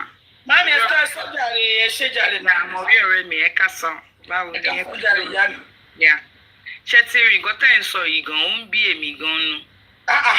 Ọ̀rọ̀ tẹ́ ń sọ yìí ó ń bí mi inú because mo wà so disappointed nínú àwọn èèyàn wa o. At least kò sí bí a ṣe lè busy tó èmi ò mi kì í ṣe host but láti ìgbà tí Mohbad ti kú ni mo ti ń follow kéèsì yìí and kò sí host kan tó máa sọ pé àmì kì í wà bóun ìgbà míì gan ṣe mọ̀ pé ń sọ̀rọ̀ láàárọ̀ tán tí sexy mi wọ́n yìí wà ń bẹ̀ tó ń sọ pé àwọn èèyàn máa gùn kí wọ́n máa já wọn bọ́lẹ̀ àìmọye ìgbà nígbà míì gan ti máa wà lọ́dọ̀ yín tẹ̀ máa drop me I don't count it mo kàn lè sọ pé I would drop me èmi ti sọ mo ti ń wò ní tèmi màá wà lábẹ́ comment section. Ọ̀dọ̀ mi kẹ̀ ọ̀dọ̀ Àmọ̀rí ọ̀rẹ́ mi àmọ́ wà lọ́dọ̀ wọn ọ̀dọ̀ wọn ẹ ṣe gbogbo every host ṣàmà lọ síbẹ̀ so even tí máa gun ọ̀dọ̀ last show tí mọ́mí yé ti ṣègùn èèyàn kan drop mi ìgbà tí mo kọ́ síbẹ̀ mọ́mí yé ti wá ní àtà ló drop princess ẹlòmíì wá ń sọ pé pé ṣe báwọn èèyàn máa gùn kè but me I didn't take it personal ó ti yé yín so but it's okay gbọ̀ngàn tó dùn mí ni pé okay gbogbo nǹkan báyìí ń lọ kó wá jẹ́ pé ẹnu àwọn papariano lè rí gbọ́wọ́ yẹn láàárọ̀ yìí díẹ̀ kó dá bẹ́ẹ̀ ni wà láìtara sí ọ̀dọ́ mi náà gbọ́nú bíbí ẹnu papariano pọ́sílẹ̀ fún ni ẹnu papariano àwọn gbọ́dọ̀ ọmọ papariano ẹ̀yin lè láì lè fara bíbá ẹnu papariano ni mo ti gbọ́ pé nǹkan tó fàdí ìjà wọn nígbà tí paparazzi tó wà ní platform láàrin pé ààrẹ rí gbogbo nǹkan tó ń ṣe àwọn ladies yẹn Rótìmí náà wà ń bẹ̀ lára àwọn panelist yẹn wọ́n wá ń sọ lady kan wá sọ pé but kí ló lè máa dá ìjà wọn lẹ̀ paparazzi wá sọ wípé tí mọ̀ nǹkankan ṣe fẹ́ gbọ́ gúùpù bàbá ti pín sí méjì mo wà shock mo fẹ́ farabalẹ̀ kí n gbọ́ kíní yẹn dáadáa. ọ̀pọ̀lọpọ̀ wọn sọ pé ó ti kọ́kọ́ sọ mo ti wá fẹ́ bẹ̀rẹ̀ àti fẹ́ bẹ̀rẹ̀ àsálátù so mi lè máa gbọ́ nǹkan méjì at a time ó ti yé yín so live mo dẹ̀ máa lọ join wọn ní live ní Nàìjíríà ní àsálátù mi wá so mo kàn wó pé jẹ́ n fi wọ́n lẹ̀ máa padà wá.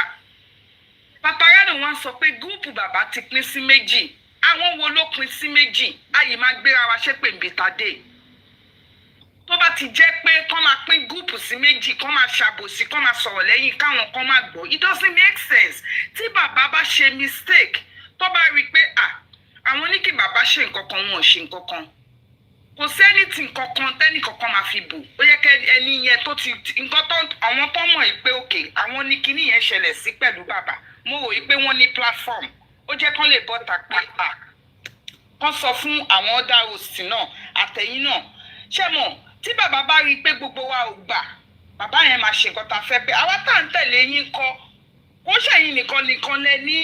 mísẹ̀sẹ̀ má bínú wọ́n sẹ́ẹ̀dì kíní kan sí mi ó gbà ó dà pé mi àwọn kò ṣe gbowó sí ló gbà ẹni tó sẹ̀dẹ̀ sí mi mo wá bí ọ náà lọ́wọ́ sẹ̀dẹ̀ sí mi mo wá sọ kíní yẹn àwọn ló lè shut me up àmọ́ ní má sọ bí nǹkan tó jẹ́ pé ẹ̀fún gbogbo wa ni o ẹni yẹn ò fẹ́ sọ lórí platform ẹ̀ ó wá ní kémi ó wá sẹ̀dẹ̀ sí mi ìkọ́ yẹn jífọ ẹ̀mú ni o bí mo ṣe sọ pé wọ́n mi pọ́n kán mo yà ní báyìí lè ṣe rí adìyẹ náà ti rè wọ́n lọ gbọ́ lẹ́nu ọ̀tá tí bá sẹ́ni kíní tọ́tẹ̀ yìí kíní mo rẹ ní mi sàṣìtù yìí lọ́dọ̀ bàárọ̀ ìgbà tí mo sọ wọ́n mi pọ́n kán ni mi ẹ̀dẹ́ kẹnu mi jẹ́kẹ́ ìgbà tó wọ́n lọ gbọ́ lọ́dọ̀ ọ̀tá wọ́n á gbé kékékékéké àwọn ọkọ̀ mi wà tẹ́ pé àwọn máa gbọ́ àwọn máa fẹ́ sọ fún wọn wọ́n máa ṣọ́ọ̀nù wa ni ṣẹ́rí wọ́n kọ́ mi olùmọ̀yádẹ́kẹ́ ni mo máa ní àjà fún yín ṣẹ́rí wọ́n ní bọ̀sẹ̀ mi yìí.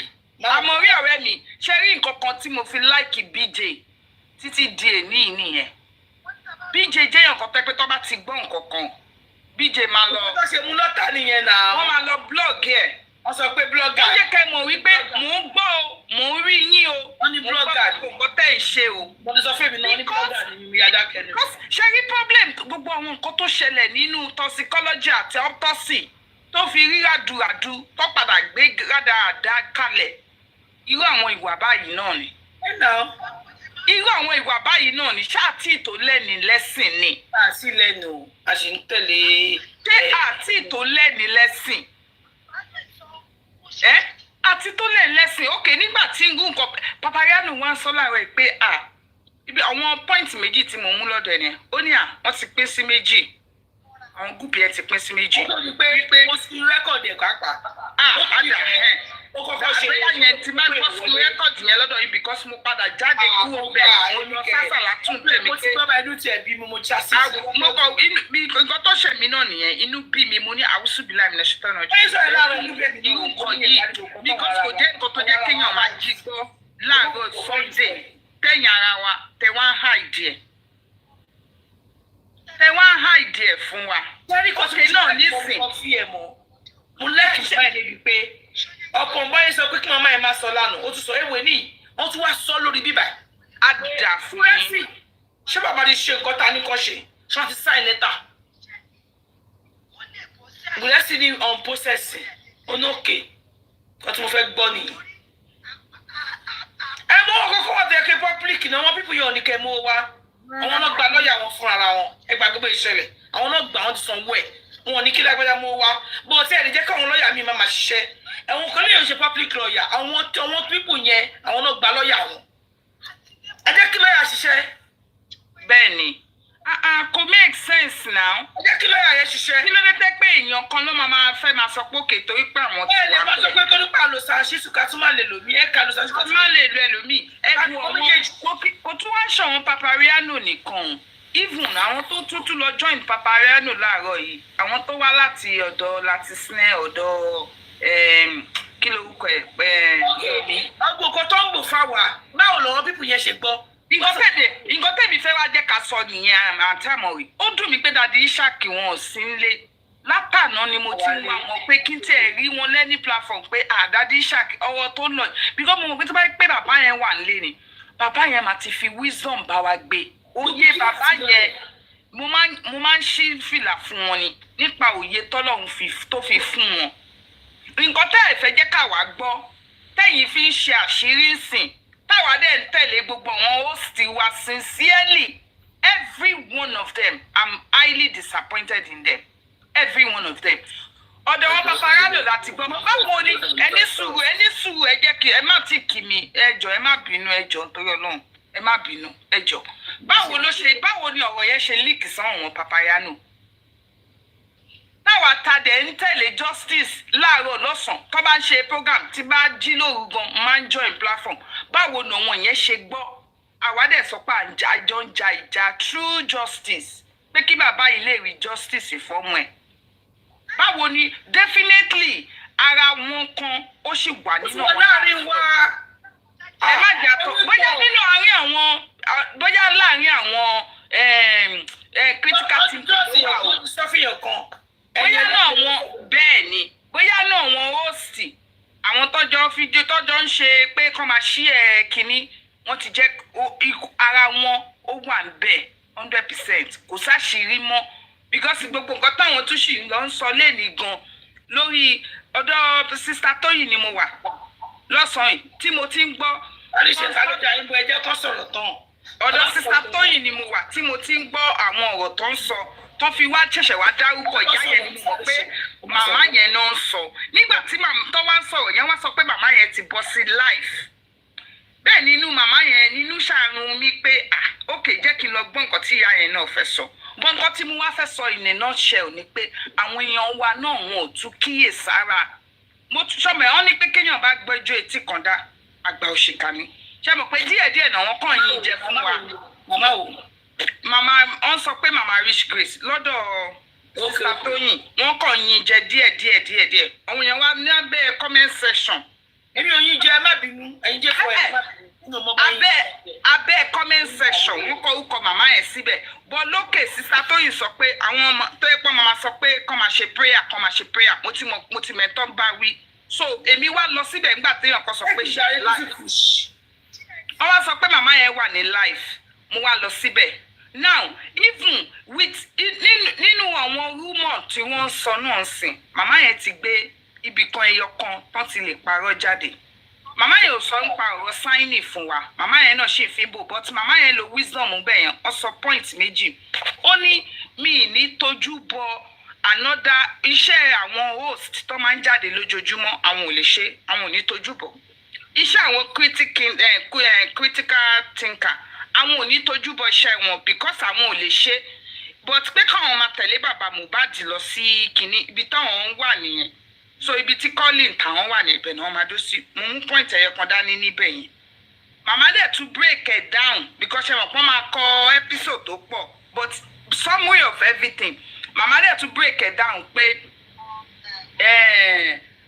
wọ́n settle ìjà pẹ̀lú everybody. àwọn ọmọ tó ṣẹlẹ̀ àwọn obìnrin ìpè bóyá wọ́n máa kọ́kọ́ ṣe DNA tán kó ló di kó bẹ̀rẹ̀ sí sú àwọn tó wà nínú ilé tí wọ́n bá lè ṣe DNA tán kí ni yẹn máa go down gbogbo àwọn tó wà nínú ilé báwo ló ṣe fẹ́ sú wọn géètì ẹ̀wọ̀n yàn géètì èmi máa là á mọ́lẹ̀ fún yẹn má gbà ẹ má bínú. màmá wa sọ àwọn ọ̀pọ̀tọ́ ń sọ níbẹ̀ wípé màmá ti gbowó màmá wa sọ pé àwọn ò gbowó rí lóòótọ́ wọ́n fowó lọ àwọn gbà àwọn ò tẹ̀ bẹ́ẹ̀ pé lónìí àwọn ní ká má ṣẹlẹ̀ wípé ẹni tọ́lẹ̀ tún sọ yìí gan ọjọ́ Friday làwọn ṣẹ̀ṣẹ̀ bá ẹni yẹn go sọ̀rọ̀ pé àwọn bá sọ̀rọ̀ rí láyé àwọn it's on Friday so I think if it is ọ̀rẹ́ mi ẹ tún sọ. ẹ má sọ wọn sí ẹ̀yin kọjá rẹ ọ̀rẹ́ mi iPhone ni mo bá rí. ok so pẹ̀lú parable ọ̀rọ̀ tí mo sọ látara parable mo fi sọ. irọ́ àmọ̀rí ọ̀sọ̀ pẹ̀lú parable àmọ̀rí làákùn ṣe ní fọ́ọ̀mù tá à ń sọ yìí gbogbo nǹkan tó ṣẹlẹ̀ ní kámpù bàbá gbogbo nǹkan tó ṣẹlẹ̀ ní kámpù bàbá tó ṣẹlẹ̀ ní kámpù wọn sọ fún wa wọn sọ jáde fún wa. ibi tó ní gbogbo wọn ti gbọ́ látàárọ̀ láti àná sí alẹ́ àná gan gbogbo wọn sì wà ní darkness èmi mo gan mu làwọn lẹ̀ fún wọn. èmi ò ní kan tí mo wá ìdí agbápẹ́ ẹ̀ ní má bàa yín sọ ọjọ́ sísìn wọ̀nyí dẹ̀ sùn òṣèlú tó lè mú mi mọ́lẹ̀. so ẹ jẹ́ kí dádì kan fẹ́ sọ̀rọ̀ lẹ́ẹ̀kan yẹn ẹjọ́ ẹ má bínú sàbẹ̀ Mr. Ríṣe ẹ má bínú ẹjọ́ inú ó rí bákan lára mi gbogbo nǹkan tí ó ń ṣẹlẹ̀ yìí ó ń jẹ́ kí kára mi máa hot gan ẹ má bínú sà. ọlọ́run nǹkan tá a wà ọlọ́run àfi lè wà lọ́wọ́. Very problem tó wà ń bí kìíní ni pé sẹ́rí tí àwọn adviser bá ti pọ̀ fún yàn tó ti pọ̀ jù ó máa ń dáyà lórí ìgbà. Bless you, sir. Daddy Amori. Ẹ jẹ́ bá wa fún wọn látẹ̀wọ́ máa. Ẹ ṣáà ń gbọ́ ọ̀rẹ́ mi. Ọ̀rẹ́ mi ṣáà ń gbọ́. Bàbá ń fèsì. Bàbá nìkan ló mọ̀. Adviser ti pọ̀ jù. Èmi gẹ́gẹ́ bí ẹnìkan mo mọnú mi. Ẹ̀yin tẹ́ wàá rí báyìí náà ẹ mọnú yín. Inú tèmi ni pé èkó tí mo wá fún kí ó tèmi wá lọ́wọ́, which is justice fún Mohbad. Bọ̀ bínú tèmi ṣe rí lèmi fi sọ̀rọ̀ yẹn. Àwọn ọ̀pọ̀lọpọ̀ àwọn táwa ń wò bí èèyàn gidi ọ̀tọ̀ọ̀tọ̀ ló wà lọ́kàn ẹlòmíì. Thank you, bàbá mi. After justice for Mohbad, àwọn sì ní àwọn kankan táwọn gbọ́dọ̀ achieve. Problem tó wà ń bẹ gangan nìyẹn. Sẹ́rí lórí ọ̀rọ̀ yìí, èmi náà wà náà tó ń bẹ̀bẹ̀ lánàá tí à ń bẹ Madam Comfy pé kọjú. Àwa lè rò pé bóyá àwọn fẹ́ fọ́ sọ̀rọ̀ síta. Bọ̀ àwa táwa ṣe mistake jù ni pé a mọ̀ nǹkan tó ń ṣẹlẹ̀. A kàn déédéé bẹ ẹni tó bínú pé kó má bínú mọ́. Kí ló dé kí a béèrè nǹkan tó ṣẹlẹ̀ lọ́wọ́ ẹni tó ń bínú tó fa ìbínú yẹn? Mo ti sọ lọ́dọ̀ tó yin pèpèrèǹpè lónìí. Sẹ́rí gbogbo nǹkan kọ́ ni sùúrù máa ń tọ́ sí. Gbogbo nǹkan kọ́ ni sùúrù máa yanjú. Tó bá di táìmù tó yẹ ká fojú ẹ̀ pọ̀ kó lè látòsí a máa lè lájú.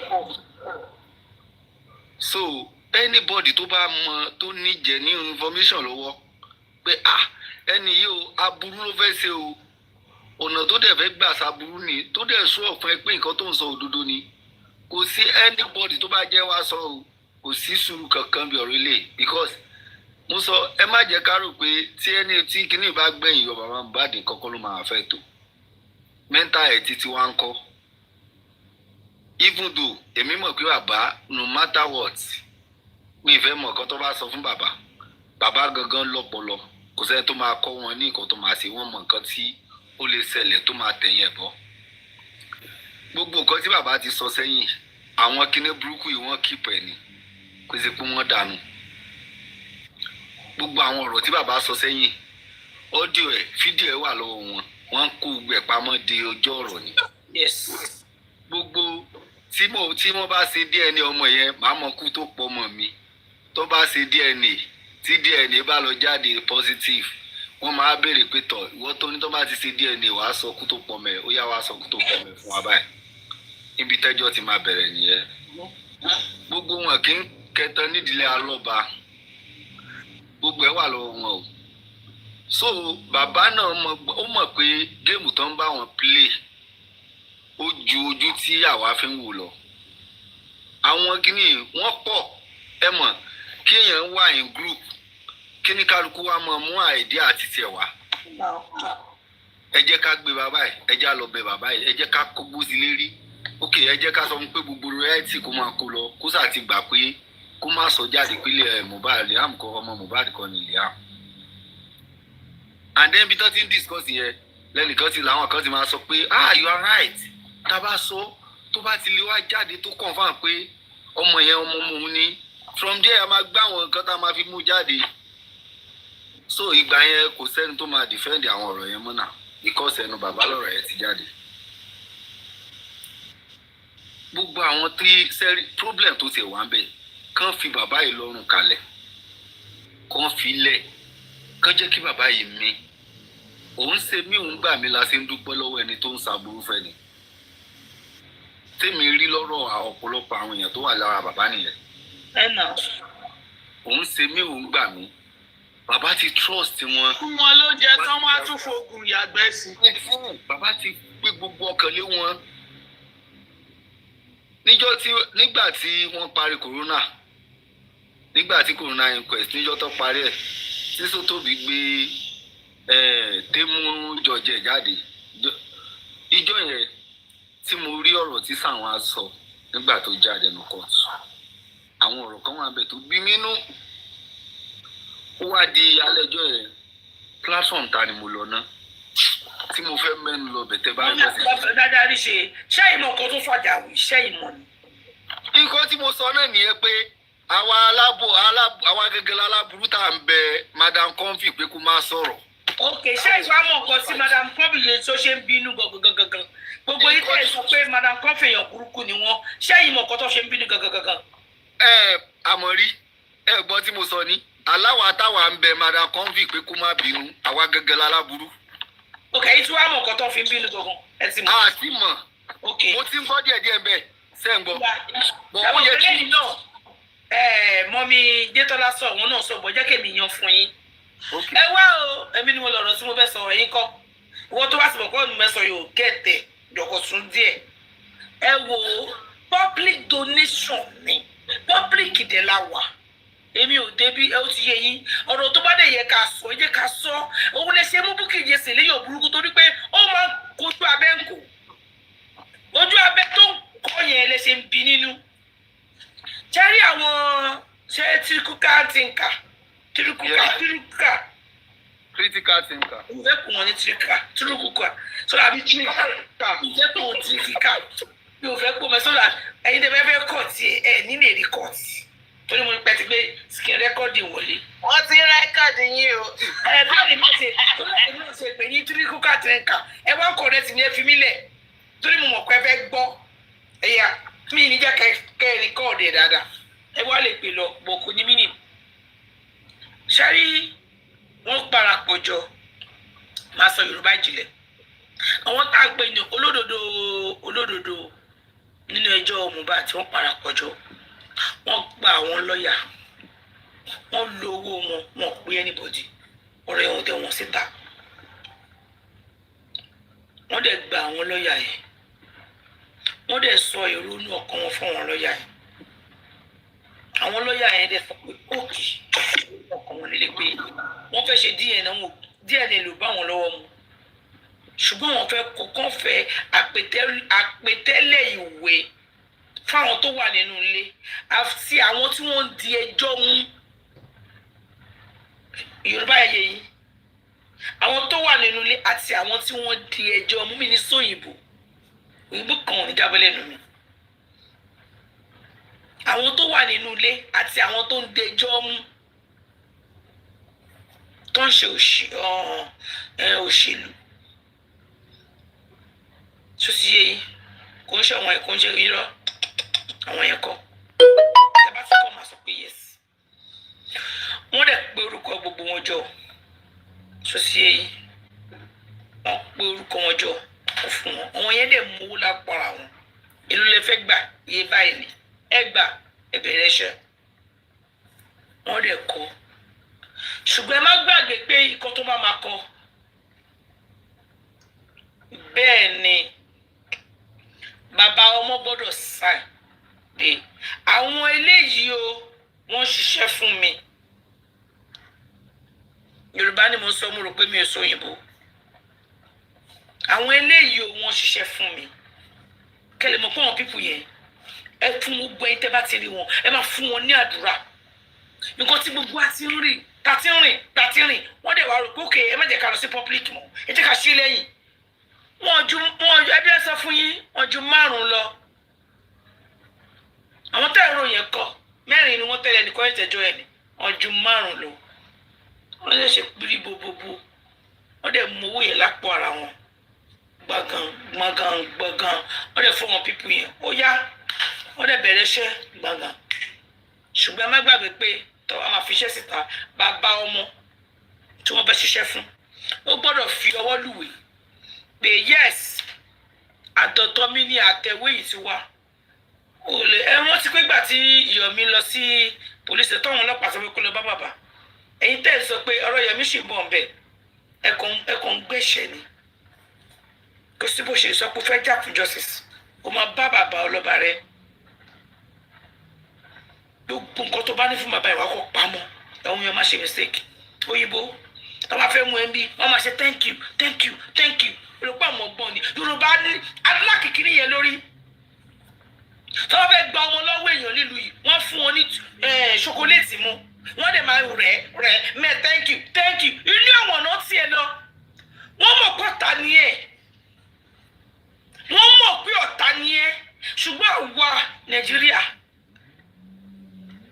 àwa Nàìjíríà mi ò fẹ́ bọ́tà mi ṣe ọ̀tá òṣìwò àbí kò lọ́kọ́ lọ́wọ́ tẹ̀sí kókó àkọ́ tó wẹ́bẹ̀ tẹ̀ kó sọ tẹ́nu nǹkan tó iṣẹ́ ló gbà náà ó tó ń pè ní iṣẹ́ nìyẹn tó bá jẹ́ professional gọ́gọ́gọ́gọ́ bó ṣe máa ṣe nìyẹn ọ̀nà professional ló máa ṣe pé ẹ̀dínwó tó tàtìgà ẹ̀dínwó tó tẹ̀ gbógi ọlọ́pàá máa ń bá èèyàn sùn láti fẹ́ mú ẹ tọ́lọ́pàá fẹ́ mú ẹ á dẹ̀ máa dúró ẹ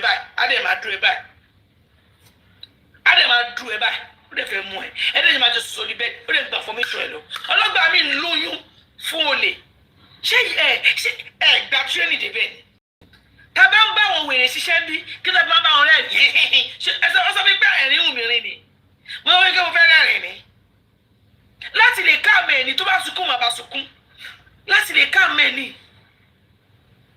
torí owó mi at the end of the month máa dé ọwọ́ mi láti lè ká àmì ẹni sọ́sọ́ mi pé torí kó jẹ́ wèrè bó ṣe wọ́n rẹ́rìn wọ́n lẹ́bọ̀ àwọn ò fẹ́ ṣiṣẹ́ ó fẹ́ lọ yọ ọgbẹ́ nídìí arúgbó ó mọ bó ṣe máa yọ ó máa bá arúgbó yẹn rẹ́rìn láti lè yọ ọgbẹ́ díẹ̀ ó fẹ́ lọ clean ilé èèyàn ilé yẹn bó ṣe dọ̀tí tó bó ṣe wọ̀bẹ̀ inú bí ẹ bó máa rẹ́rìn wọ́n tún kẹlẹ̀bẹ̀ sínú sínkì ẹ sínú kẹlẹ̀bẹ̀ yẹn mo wá Nigerians I don't know àwa mi mọ báwa ṣe máa ń rí sí mi ní bọ́tà mi ṣe ẹ̀yin yóò tẹ́ blame bàbá yẹn pé Yọ̀mí lọ sí Àbújá bí tó lọ ló fẹ́ lọ Àbújá bàbá yóò sọ pé kó má lọ ṣé bàbá ọmọ ṣọba rẹ ni ẹ jọ ẹ kó làkó nù ẹ̀kọ́ náà ẹ má wá jẹ́ ká ṣe bí ẹni pé illiterate nù àti gbogbo wa tẹ̀ lọ sí sùkúl ṣé bẹ́ẹ̀ náà lórí wa ṣe kú ni ó máa bẹ́ nìyẹn rẹ láti àwọn ọlọ́pàá yẹn kí wọ́n bá ṣe bá thank you wọ́n kọ́ bèbè ẹ̀wọ̀n ló tiẹ̀ lọ ní last month mi ọmọ ọkọ mọ́sá pé ó níbọn àwọn ọlọ́pàá ń rẹ̀ lónìí ẹ̀yẹ kan gba lójú ni ìbọn ló wà lọ́wọ́ ẹ̀ wọ́n rẹ̀ tó fi gbàbọ̀ yẹn lọ́wọ́ ẹ̀ wọ́n ṣe ṣagídí á kú dànù bó Nigerians báwa ṣe ṣe ego wa máa bọ́ sílẹ̀ náà àwọn pípù yẹn wọ́n dẹ̀ sọ fún wọn pé wọ́n láti rí bàbá ọmọ láti gé ọwọ́ lùwẹ̀ ṣe sápọ̀ ọ̀fẹ́ lọ́dá ṣiṣẹ́ wọn lè ṣe torí ìjọba ò lè dá wọn lóhùn ìdí tí ìjọba ò ṣe dá Yọ̀mí lóhùn gbà tó fẹ́ ṣe protest ìgbà tó ní kó lọ gba pépà alátọwọ́ bàbá tí Yọ̀mí sọ pé òun ò ní lọ bàbá ló yẹ kó pe òun ṣùgbọ́n sọ pé sí kinní kò bá lọ bá mu ọmọ ṣubú wọ̀ máa lọ bá kinní kan wọn yọ tó bá jẹ́ pé professional kankan ni wọ́n máa gbé ìgbẹ́ dànù tó bá ní kílé tọ́lọ́pàá fi máa sùn tó ṣe máa ń bólé sùn láti mólè ọ̀tẹlẹ̀múyẹ́ ẹ̀ mọ́ bọ́ ṣe ṣe ni I don't understand. When I want to catch you, I know how to catch you. Oh, ní sọ fún mi mọ̀ pátá mi nìyẹn mo rí red flag ẹ̀ o mo fẹ́ pick kọ́ látọwọ́ ẹ̀ tí bá pick ẹ̀ tán ẹ̀sùn láàrin yẹn ṣá ẹ máa wá gbọ́ ọ wọ́n á ní pé kí bàbá kí wọ́n ní kẹ́nìyẹn kó tẹ àtẹ̀wé láti ó ti pèsè ẹ mọ̀ kémi àti mọ̀mí dé tọ́lá jọ sọ́lẹ̀ kan mo ní gbọ́dọ̀ fi sọ àmọ́ tó fẹ́ sọ fún mi pé wọ́n ní ọlọ́dẹ wà Friday wọ́n pe bàbá lókè àwọn pípù yẹn ṣe lọ́ndàjì bá má gbọ́ ariwo síta wàláì gbogbo yín tẹ wà lọ́ọ̀láì kò sẹ́ni tó máa gbọ́ nǹkan kan ká ní pé wọ́n sá ìkíni yẹn kò sí ẹni tó máa gbọ́ àwọn pípù yẹn ṣe fẹ́ ṣiṣẹ́ lọ́ndàjì wọ́n fẹ́ kẹ́ gbé oríyìn fáwọn ni pé yes we are doing it tó ní pé gbogbo yín ti fi ẹnu àbùkù tẹ̀ wọ́n ẹni fi ẹnu àbùkù bá wọn jà ẹni sọ pé wọ́n ṣe nǹkan kan wọ́n dẹ̀ dúró pé we don't need the public money ẹ jẹ́ ká lọ ṣe títí wa ẹnu àbùkù yín ni wọ́n fẹ́ fi ṣe ẹnu ẹ̀tàn pé ṣé kò wá tán bí òun náà fẹ́ lọ ṣe náà wọ́n lè ṣe gbogbo ẹ̀ ó yá but according bí aríṣe ṣe sọ bàbá gbọ́ a lot of ẹ̀mọ́ adviser ti pọ̀ jù tèmi ló ṣe tèmi ló gbọ́ kíní kan dẹ̀ lọ pé òkè ẹ bá bọ́wọ́ lùwé ká lè máa ṣiṣẹ́ wa lọ kò bá DNA lọ́nà kò bá DNA wí náà kò bá DNA wí ẹ jẹ́ kóun lè máa ṣiṣẹ́ lọ ẹ jẹ́ kí sáàni máa ṣiṣẹ́ lọ ẹ jẹ́ kóun lọ́ọ̀yà àwọn lè náà máa ṣiṣẹ́ lọ nǹkan tó fàyà sí ògbìn yẹn nìyẹn bàbá òde fọwọ́ lùwé bàbá gbà pé òun fẹ́ fọwọ́ lùwé lóòótọ́ bàtẹ́ bàbá dẹ̀ ní sáàni ò tí ì dá àwọn lóhùn láti fọwọ́ lùwé kí ló kọ sáà pẹ̀lú ẹ̀ sáà lè ṣe ti ṣe DNA àwọn lè fẹ́ ṣe àwọn tó wà nínú ilé àtàwọn tí wọ́n jẹ́ kíkíní yẹn àtọlọ́pàá gbogbo everybody ló fẹ́ kó ẹjọ́ ṣó wà pẹ̀lú ẹ̀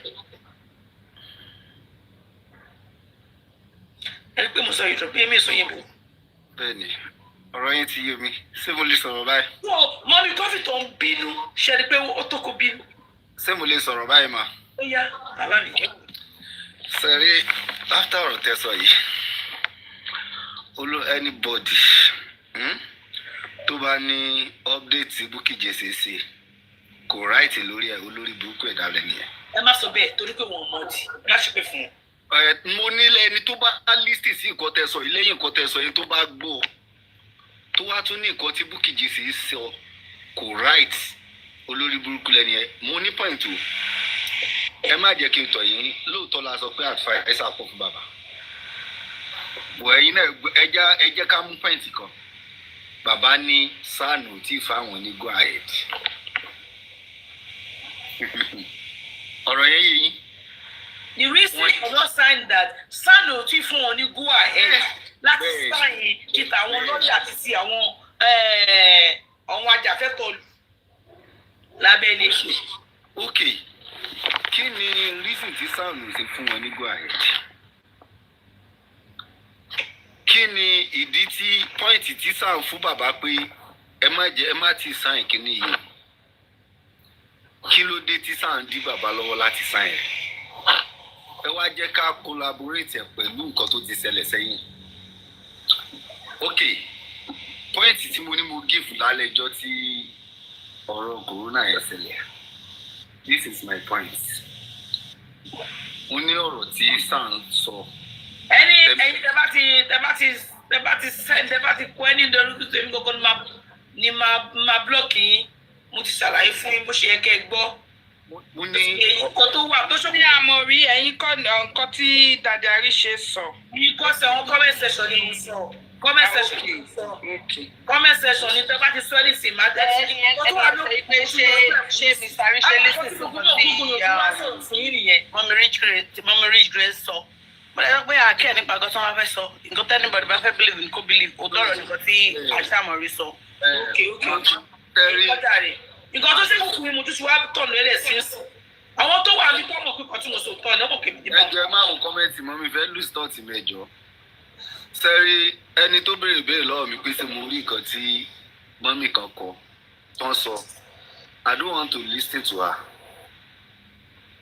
my reason is that nígbà tí ọ̀rọ̀ corona ṣẹlẹ̀ he was also praising Sansitu ìjọ tí ọ̀rọ̀ corona yẹn ṣẹlẹ̀ ọ̀rọ̀ tí pọ́ìntì kan tí mo mú jáde níjọ́ ẹ̀ mo ní kí ló dùn mọ́ SAN wa nínú tó fi jáde nínú courtroom tó wá ń praise Sotobi pé nǹkan tó sọ nǹkan dáadáa ní kíní kan ẹni kí ni pọ́ìntì tí àwọn èèyàn fún mi ibi tẹ́ ti máa mọ̀ pábò sí pọ̀ láàrin wa ẹni kí ni pọ́ìntì táwọn èèyàn fún mi we are talking about law ọ̀gá rẹ̀ lẹ́ni tó give judge normal bó ṣe kó di ikú sọ náà nìyẹn olú máa mọ̀ nǹkan tó máa take tó máa padà sí lẹ́yìn action tó máa take lẹ́yìn ẹ̀ mo wá fẹ́ sọ̀rọ̀ ọjọ́ yẹn wọn wá da wọn kàn pariwo mo bá bọ́lẹ̀ ọ̀rọ̀ kí ni mo fẹ́ sọ mọ́ mi ẹni ọ̀gá rẹ̀ lẹ́ni tó give verdict ní corona inquest ẹ má jà ká gbàgbé pé kéèsì méjì ní Sansitu handle bàbá gbé DPP lọ court Sansitu náà ní lọ́ọ̀yà tó handle then Sansitu ló wà ní corona inquest wọ́n fún wa ní ìfúgọ́ tó bá sọ fún ọmọ ọdún méjì pé nǹkan tí fádì tí Sotobi gbé jáde ni ó mọ ìtumọ̀ kínní ẹ̀ ó máa mọ̀ gbé Sotobi ṣépè ní bébí àti wọ́n ní gbogbo àwọn yẹn pátápátá wọ́n wà ní 41 yẹn. ok ẹ máa padà sọ̀rọ̀ so níjọ́ yẹn a ti rí ibi tí lọ́ọ̀yà ti jáde nínú courtroom tó dẹ̀ sọ pé ẹjọ́ tí kọ́tì tí ẹjọ́ jì sí gíìvù fádì tó gíìvù kò táwọn lọ́rùn wàá máa take action ẹ wá ní ọ̀gá Sansitu ní Sotobi ẹni tó gíìvù jọ́ọ̀jì DPP báwo ló ṣe jẹ́ sí Sansitu sí ọmọọṣẹ́ Sansitu ni. àríṣe ní sùúrù ẹ dúró èèyàn kan béèrè question kan mo fẹ́ béèrè lórí Facebook ọjọ́ dá yín lóhùn bíbá wọ́n ní ṣé wọ́n sọ fún bàbá bẹ́ẹ̀ ni wọ́n sọ fún bàbá kan tó gbégbé sẹ́yìn ìgbà tó tẹ̀lé wá sign wọ́n pe bàbá ẹ máa bá wa sign báyìí nǹkan tó wà ní bàbá lókè bàbá ò sọ pé ó lókè nígbà tó dẹ̀ máa di ìgbà tí ó di pé ó dẹ̀ pè padà pé wá mi ò sign torí mi ò tí gbọ́ látẹnu lọ́ọ̀yà mi. Okay. Malakoko, on wá ní òun sì gbọ́ látẹnu lọ́ọ̀yà òun. Ẹni wá náà wọ́n bẹ́ńjà mọ́ mi kọ́fì wọn gbọ́dí òkè bínú. Ká ní wọ́n sọ fún ọ pé òkè, òun ló ṣe rò pé èèyàn kan ló wà nídìí ọ̀rọ̀ tó ló fi ń ké. Ẹ jẹ́ ká ẹ̀kú 2 + 2 together ṣọ́mọdé ni wà ní. Ọ̀rọ̀ yìí máa yé wa nísìn. Okay, ẹni ọ̀gá ni Sótóbì jẹ́ sí Sansitu, ó jáde nínú courtroom, ó ń praise Sótóbì. Despite pé orí burúkú ni Sótóbì ṣe. Okay, ìgbà tí ọ̀rọ̀ kéèsì DPP àti bàbá tó ṣẹlẹ̀ tí judges give nǹkan tí ò tẹ́ bàbá lọ́rùn. Immediately ní Sansitu ti ń sọ níwájú courtroom yẹn pé kíní yóò tẹ́ wa lọ́rùn o, a máa appeal. Nígbà tí ọ̀rọ̀ yẹn máa involve another owó extra charges. Ó wá di bíi ti corona. Sansitu wá ní fádìtì Sótóbì jẹ́ ó tẹ́ àwọn lọ́rùn. DPP wá ní Sansitu. Ẹ jẹ́ ká dúró lórí ìta lọ́wọ́ báyìí. No, ara ẹ̀ náà ni, it's part of it. Ẹ wo ẹ má jẹ́ ká tanra wa. Tẹ́ni tó ń tàn ò bá mọ̀, ẹni tó ń tàn yẹn mọ̀ rẹ̀. Wọ́n ti ń mislead bàbá, wọ́n ti ń fi sáàlì ló pè bóyá wọ́n ti ń fi position sáàlì ní bàbá. Wọ́n ti ń fi ìrọ̀ ẹ̀ má sọ. Ó dàbí pé sáàlì ló pè bóyá wọ́n fẹ́ gbaṣẹ́ ẹ̀ lọ́wọ́ wọn. Wọn ò gbaṣẹ́ ẹ̀ lọ́wọ́ yín sáà. Wọ́n fẹ́ sún àwọn èèyàn. Wọ́n fẹ́ gbọ́ ọ̀rọ̀ ní wọ́n fẹ́ kọ́ èèyàn ní ìwé. Kò dí iṣẹ́ yín dúró. No, ajẹ́mọ̀ nínú ọ̀rọ̀ no. Please ma, nǹkan tí wọ́n ṣe kò ní lọ́ọ̀yà bàbá lọ́wọ́ o. Nǹkan tí sáà nílò nìyẹn. Sáwòrò bẹ́ẹ̀ wọ́n rò bẹ́ẹ̀ yín lẹ rò bẹ́ẹ̀ yín kò ní lọ́ọ̀yà bàbá lọ́wọ́. It has nothing to do with Baba's story. Hold on, he's a son. Hold on, he's a son, so he knows that is not the way to buy iṣẹ́ lọ́wọ́ èèyàn. So ẹ jẹ́ ká fi yẹn lẹ̀, he knows. I'm not going to one more. One more, he just doesn't want to do it. He just doesn't want to sign it. Ìtumọ̀ ìwà tí Sani ń wù fún wa yẹn ni pé Sani wọ́n ti yí lù padà. Okay, let's face it now. Wọ́n ti jẹ́ ojú wa. Ẹ máa jẹ́ ká fọ́ ògbẹ́ lójú. Bẹ́ẹ̀ni ṣe èrò lè ní sọ ilé ẹ̀yẹ ẹ má bá Sani ro bẹ́ẹ̀ Sani ti jẹ́ ojú wa ni. Wọ́n ti jẹ́ ojú wa ni. Ẹni sùúrù. Wọ́n ti gbà pé tẹ́lẹ̀ lẹ́yìn ìsíwa nìyẹn. Ẹ jẹ́ kí n fámọ̀ rí evidence.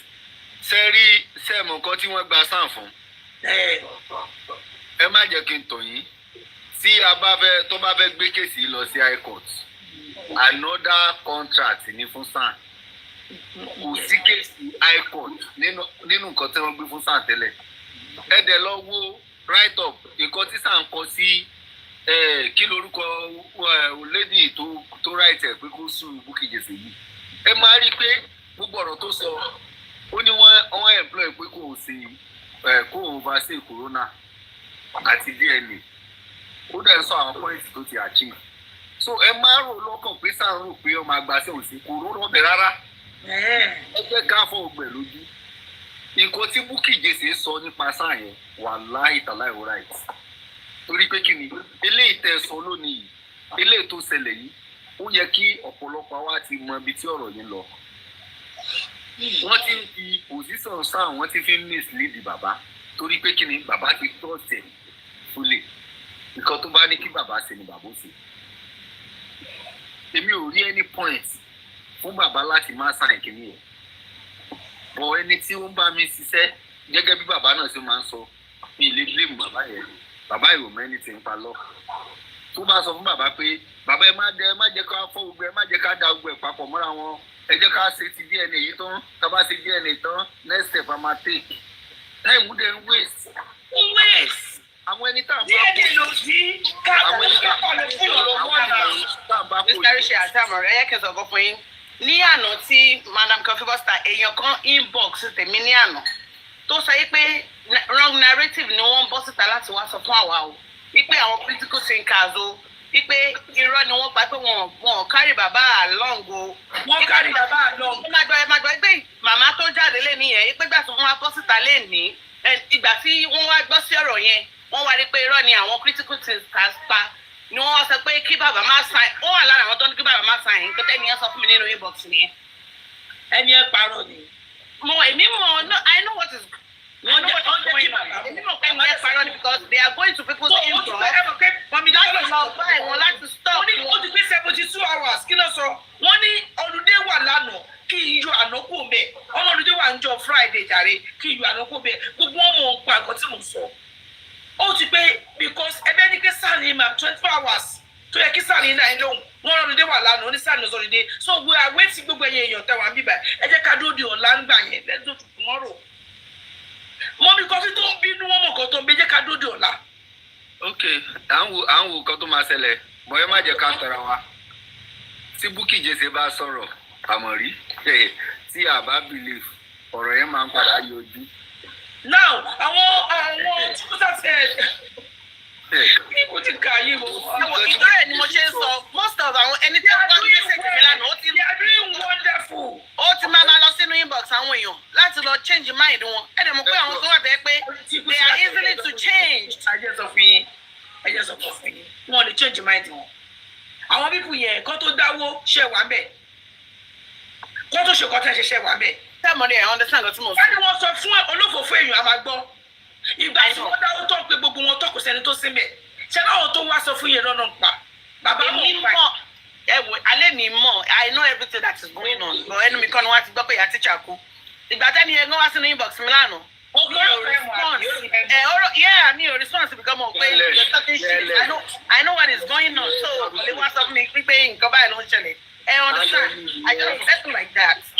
Kò ṣe ní you see, Tẹ́mọ̀rí, mo mọ̀ pé kí láìkéèyàn fi ń ṣe example, I know mo fẹ́ láìfẹ́ tán. Mo fẹ́ sọ kọ̀kọ̀, I'm going to put myself now, I'm going to use myself as an example, right? And because mo fẹ́ lo fóònù yẹn fún kọ̀ọ̀kan. Gbogbo ẹ̀ bẹ́ẹ̀ ṣe ni mo tọ́ lọ́ra mi o, ẹ bá mi gbọ́ àwọn family mi tó wà níbí báyìí. I have a lawyer, I have a case, right? And it's a very sensitive case. And I'm just case then my own lawyer came out at the end of the verdict and started laughing or started going, there's no emotion, oh no, I'm not going to take this for my client. Of course, I feel bad. Of course, I would think otherwise. It's just human nature. There is no way. I'm just saying for example, let's just assume I was the one that he was representing and it came out that day. I'm sorry to say, I won't be happy. I don't want to do anymore. You want to hear a question? Because it doesn't look right. I'll call you, Emma worry. It doesn't look right. We have to face the fact. But a lot of people are more the fact. We know the truth. But because people they don't want you to say the truth. They'll just, let's cover it. Because let me tell you, there are people that on this platform, there are going to be people that's going to be coming out to let me affect people and their justice for mobile. Because the thing is, let's face fact, it's not by force. It's not by force to use the sign. There is no way a sign will come out who represents a murder case, homicide case. And you came out and you started praising the judge, number one. And I saw it that day. Is this for real? Is this for real? You're laughing. You're okay. Every time maybe they've won the case until I went back and watched them. This is not right. So let's face facts. This is the problem with us in Nigeria. We glorify rubbish. We glorify nonsense because we don't want to talk. Because we don't want people to say, Olibai, because we want to be the forefront. But let us come out and say the truth. That is why sometimes I don't get involved. Anything about to tell Nigeria, I just don't get involved because it's annoying. Come out and say it's not because it's not the only time. MC. Hey, you tell why shot oh yeah. Okay, what did they? Okay. Come on. Let me just keep quiet. Let Daddy talk. Oh yeah. Yeah, I'm fine. I greet you all. I'm very good. I'm fine. I'm just busy. Maybe by Tuesday, I think I should be free. I'm coming up on Tuesday. Please bear with me. I love you all. Okay, sir. Have a good day, sir. And happy Sunday. Yeah. Well done, sir. Let's go.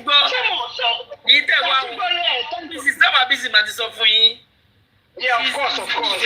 Busy, say. Let's call a spade and just stop all this sugar coating and touching somebody's head. Let me tell you, once upon a long, of course, I'm a spiritualist. I believe in God. But Sherry, alone is so kale. God said to us, I've given you the weapon, I've given you the wisdom, and I've given you the power to fight any principality. But that doesn't mean we have to take action. God wants us to take action. Once you get my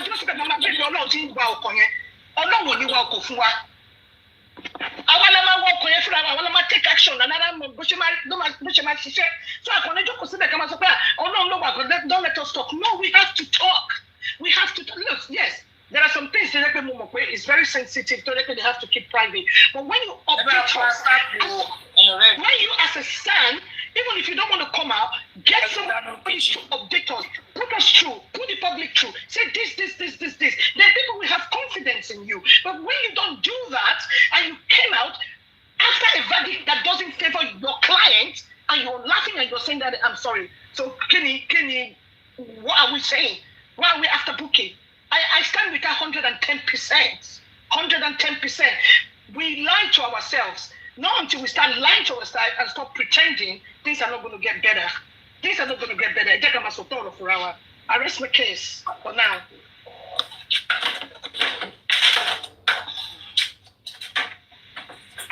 Thank you, Mom. I have something to say. If anything happened, Mama said, "Oh, am I behind the clinical?" That was all happened to the autopsy and toxicology. It came out the way it will. Because I'm sorry, and another thing, when this thing came up now, when people want to talk, they start shutting up, not to talk.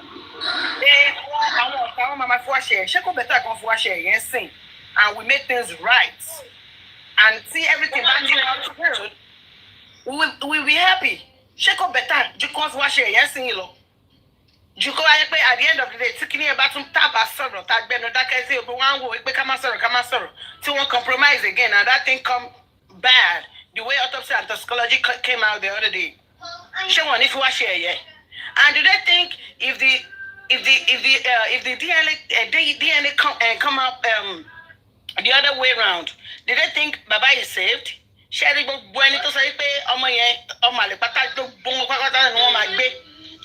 one of them is going to the prison. And when it becomes things will be happening. Instead of us to bring it out, let us talk it.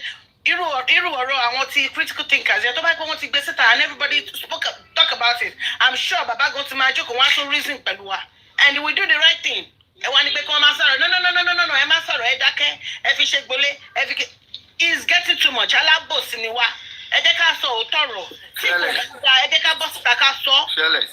Yes, sir. Me draw my letter. Ejomabino. Another ijo corona lawyer sound odidi sound won lose the case. The next thing Thomas ngba ton sọ̀rọ̀ bis Thomas lẹ́nu tán. Wọ́n tún wá lọ romance pẹ̀lú lawyer Wumi. Wọ́n wá ń sá tẹ̀lé ra wọn lẹ́yìn. Àti ready láti ṣe DNA. Àwọn ẹ̀yin là ń dòde. Wọ́n ti lá máa ṣe. Who does that? Seri gbata dákẹ́ gẹ́gẹ́ bẹ́ẹ̀ nìkan ṣe sọ. Adákẹ́ ní time autopsy and toxicology ló jẹ́ kó rí bó ṣe rí ẹ̀. This time around, ní dákẹ́ rárá. Ní dákẹ́. Lisa Ajọ́rìn dẹ̀ ti sọ fún wa tẹ́lẹ̀. Ó ti fún wa ó ti sọ àwọn ọ̀rọ̀ kan tẹ́lẹ̀ ṣe pé àwọn kan náà ni ẹ má dá lóhùn kí ló ràn nǹkan ẹnìkan lè bẹ́ nìkan ṣiṣẹ́. Lẹ́nìkan ò lè bẹ́ nìkan ṣiṣẹ́ náà. Kí ni lọ́ọ̀yà wa kí ló ń dùn nínú lọ́ọ̀yà wa tó lọ ń celebrate pẹ̀lú Kabiru tó fi wá jẹ́ pé a parí corona Sótóbi sọ nǹkan tó bà everybody nínú jẹ́ sáà tiwa tó gba odidi owó iyebíye ó dẹ̀ ń celebrate pẹ̀lú lọ́ọ̀yà Tẹ́mú wá ń sátẹ̀lé lẹ́yìn sì bọ́lẹ̀ ti ready fún DNA àwọn adóde yìí o wọ́n á jọ ń rẹ́rìn síra wọn. lójú tèmi jọ yẹn níbi tí irú bí mi dé ó feel like pé these people are just mocking us pé àwa tá a wà lẹ́yìn bàbá yìí wọ́n mock wa. ẹnìkan wá jáde wá give update pé òun ò trust ẹni yìí mọ́ ẹ̀yìn kan wá ní kò yẹ kó sọ bẹ́ẹ̀ ó ti áàsì jù níbo náà ti máa ń ṣerú ẹ̀ tá a bá rí ìdílọ àmọ́ gbogbo bó ṣe ń lọ náà ṣèbọmọ nàìjíríà yìí kan náà gbogbo wa ẹ jẹ́ ká bẹ̀rù ọlọ́ọ̀nà ẹ má jẹ́ ẹsẹ̀ rí problem tó dẹ̀ wà ń bẹ̀ ìfẹ́ inú mo láìkí lágbájá mo nífẹ̀ẹ́ lágbájá mi fẹ́ kán ẹ má jẹ́ anybody tó bá máa fi wá sí ẹ̀yẹ kankan fi wá sí ẹ̀yẹ kí nǹkan tá a fẹ́ ṣe kó lè right this time around it's not baba alone it's about us àti wà lẹ́nu kíní ìfòdìdí ọdún méjì sẹ́ ojú ògbòrò tí gbogbo wa náà sẹ́rù bí bàbá nìkan lójú máa ti ní tírù nǹkan táwọn èèyàn ti plan kalẹ̀ tó bá ṣẹlẹ̀ ọ̀pọ̀lọpọ̀ gbogbo nínú gbogbo àyè ẹnìkan ọ̀pọ̀lọpọ̀ èèyàn máa di activate account ẹ̀ ẹni tí TikTok bá wò máa lọ open account mi ni níbi títí ju ẹ̀ máa dé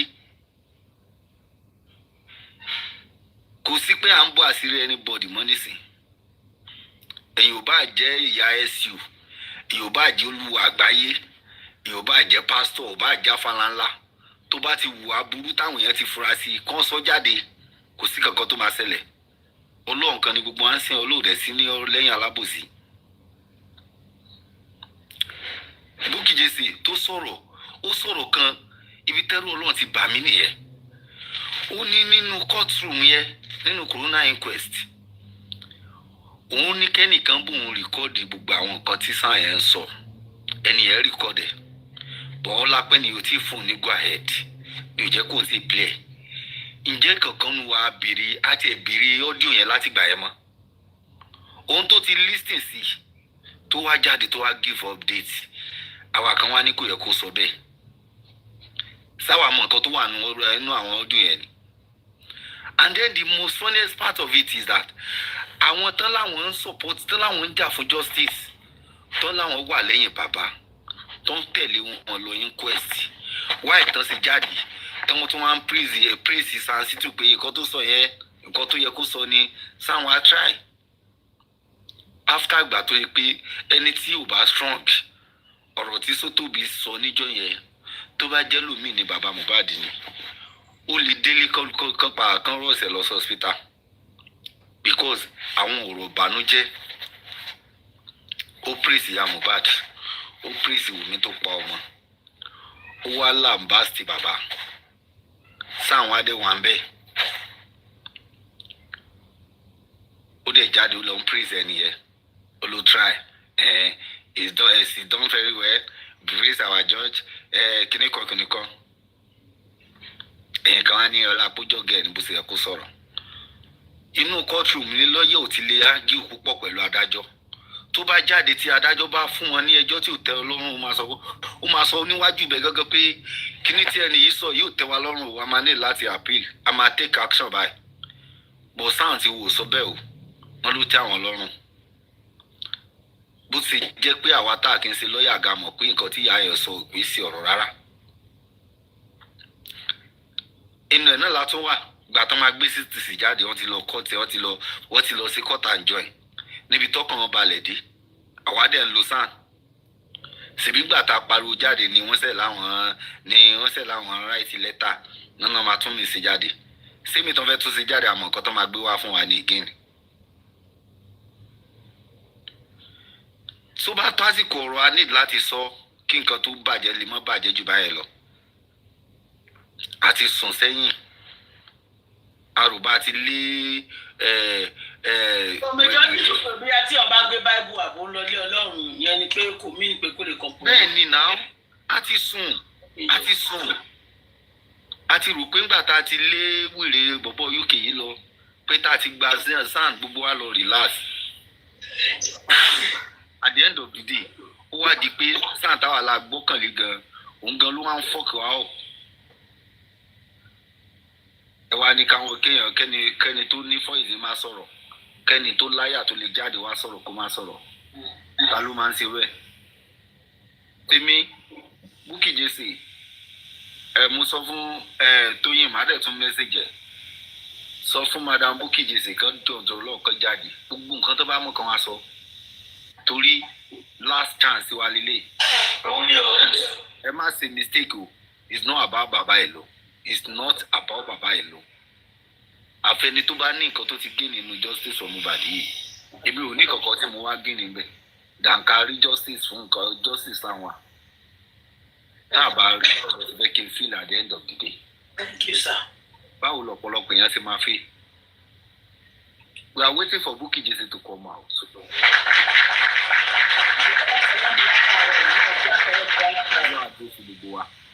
Ẹlòmíì lè sọ̀rọ̀ báyìí. Mọ́mí MC Julius ṣẹlẹ̀ sọ̀rọ̀ ni mà. MS Sandra.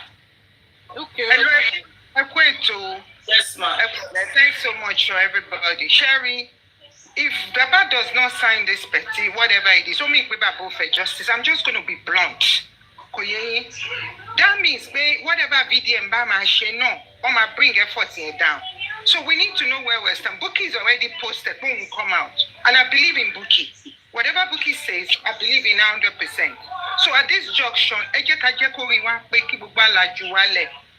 you know, people have been saying it, but it's getting to the point where now I'm getting a second opinion to be believing, are they really looking for justice for it? The lawyer, San can be doing his own. It doesn't stop it. A lot of people can take care of this case. Remember, baby, them no my big bunch of lawyers. Go ahead.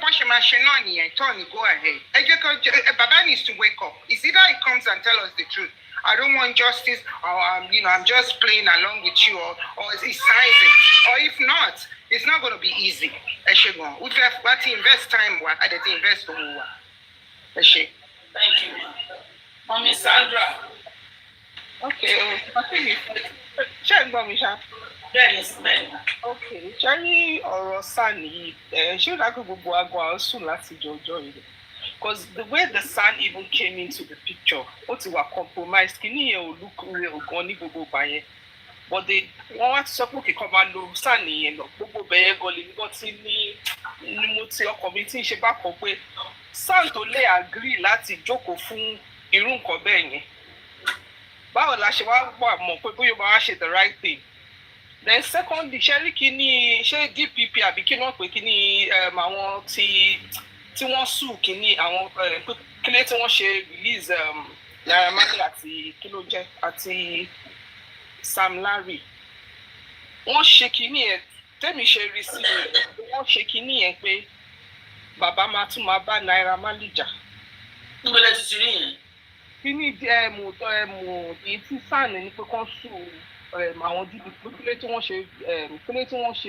No. Everybody. Even Sharon won Sherry, including this any tọ́wọ́n tó sùn wọ́n sìn. Orúkọ everybody ló wà ńbẹ̀. No. Bàbá bẹ́ẹ̀ ni bàbá fẹ́ ṣe láìfù ni. Anybody tó bá ti lọ kán bring gbogbo wọn into book back. Okay, kọ́kọ́ bring gbogbo wọn. Yes.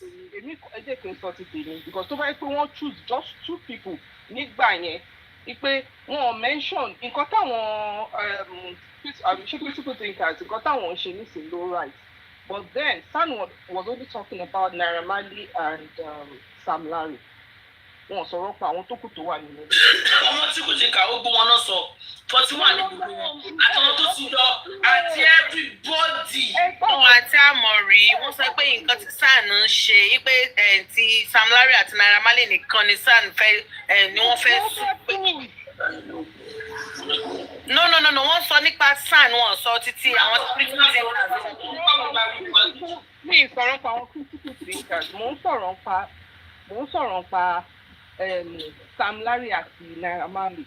Àti wọ́n bá fojú inú wò dáadáa because tí Naira Marley bá jà nísìnyí tó bá tún mú bàbá mọ́kànnà kan nísìnyí akọ̀wé bá gbókè royalty yẹn gan. So wọ́n kàn mú gbogbo kìíní step by step ni then wọ́n tún wá ṣe ti DNA náà. Because the way tí bàbá ṣe jáde lálẹ́ ẹjọ́ yẹn èmi ò gbà tí mo wo kíní yẹn nǹkan tèmi rí ni pé bàbá yẹn wọ́n ti mú bàbá mọ́kànnà. Kí lẹ rí? bàbá ṣe sáré jáde lẹ́yìn nǹkan tí kí ló ń pè ìgbà tí crunchy ìgbà tí Bukky kọ́kọ́ post nǹkan jáde tẹ́lẹ̀ tí bàbá wa sáré jáde tó try láti counter kìíní yẹn pé nǹkan báyìí ló ń ṣẹlẹ̀ ìgbà yẹn mo ti mọ̀ pé bàbá ayẹ ká ọkọ̀ máa gbàdúrà fún bàbá ní nísẹ̀. so gbogbo kìíní ó ti wà ìtumọ̀ yẹn. bàbá wa jọ láti òkè ti sáàlì mi. Because we're saying the same thing. We're saying the same thing. Because tí bàbá fi lè jáde bíi pé wọ́n tútù pé bàbá pé yá ẹ lọ síta kẹ lọ diffuse nǹkan tó tí Bukky sọ yẹn bó ṣe rí gangan nìyẹn. tó tá bá wo nǹkan tó ń ṣẹlẹ̀ nísìn the whole thing is in fact I'm happy that people are actually pointing out their mind because ebi gan ṣe ń fi òun yẹn ẹ̀rù kọ́ máa ń bà mí ní láti sọ̀rọ̀ because mi fẹ́ kẹ́ anybody bú mi mo ṣe ra máa. mọ́mí Sandra àkọ́ tí mo ní ká máa stop lélẹ̀ tẹ́lifọ̀dì bá bú yẹn bú wọn padà ẹ dáwọ́ náà public nìyí. tí wọ́n bá bú yẹn bú wọn padà ẹ má bú yẹn bú wọn padà ẹ má yẹ kẹ́lifọ̀dì tó bu aláyà jẹ nobody tó wà tó ní monopoly òfin wèrè lórí bíbá ó sì ẹyin tí wọ́n bá bú yẹn bú wọn padà kó náà jẹ padà àyìnkú ọlẹ́yà jẹ́ ló jẹ́ ká débi tá a dé yìí náà ẹ jẹ́ ká wà blog lùgbọ́ lè sọ̀rọ̀ náà kò ẹyin náà wà lórí bíbá ìgbẹ́ sọ̀rọ̀ jà wá lọ náà ẹbẹ kó ilé àjẹtẹ bú yẹn bú wọn padà. So I'm happy pé everybody ti jáde nísìn pé everybody ti ń sọ mind wọn nísìn that way ká tètè mọ nǹkan tó ń ṣẹlẹ̀ sọ́dà kò ní délẹ̀ tán tọ́ba the same thing tó ṣẹlẹ̀ nígbà kìíní ló máa tún ṣẹlẹ̀ again because tí mọ́mí Rich Grace ṣe jáde tó ń tún preach Bible ṣe gbogbo àwọn èèyàn púpọ̀ ó tún fall again and that's not what we want right now.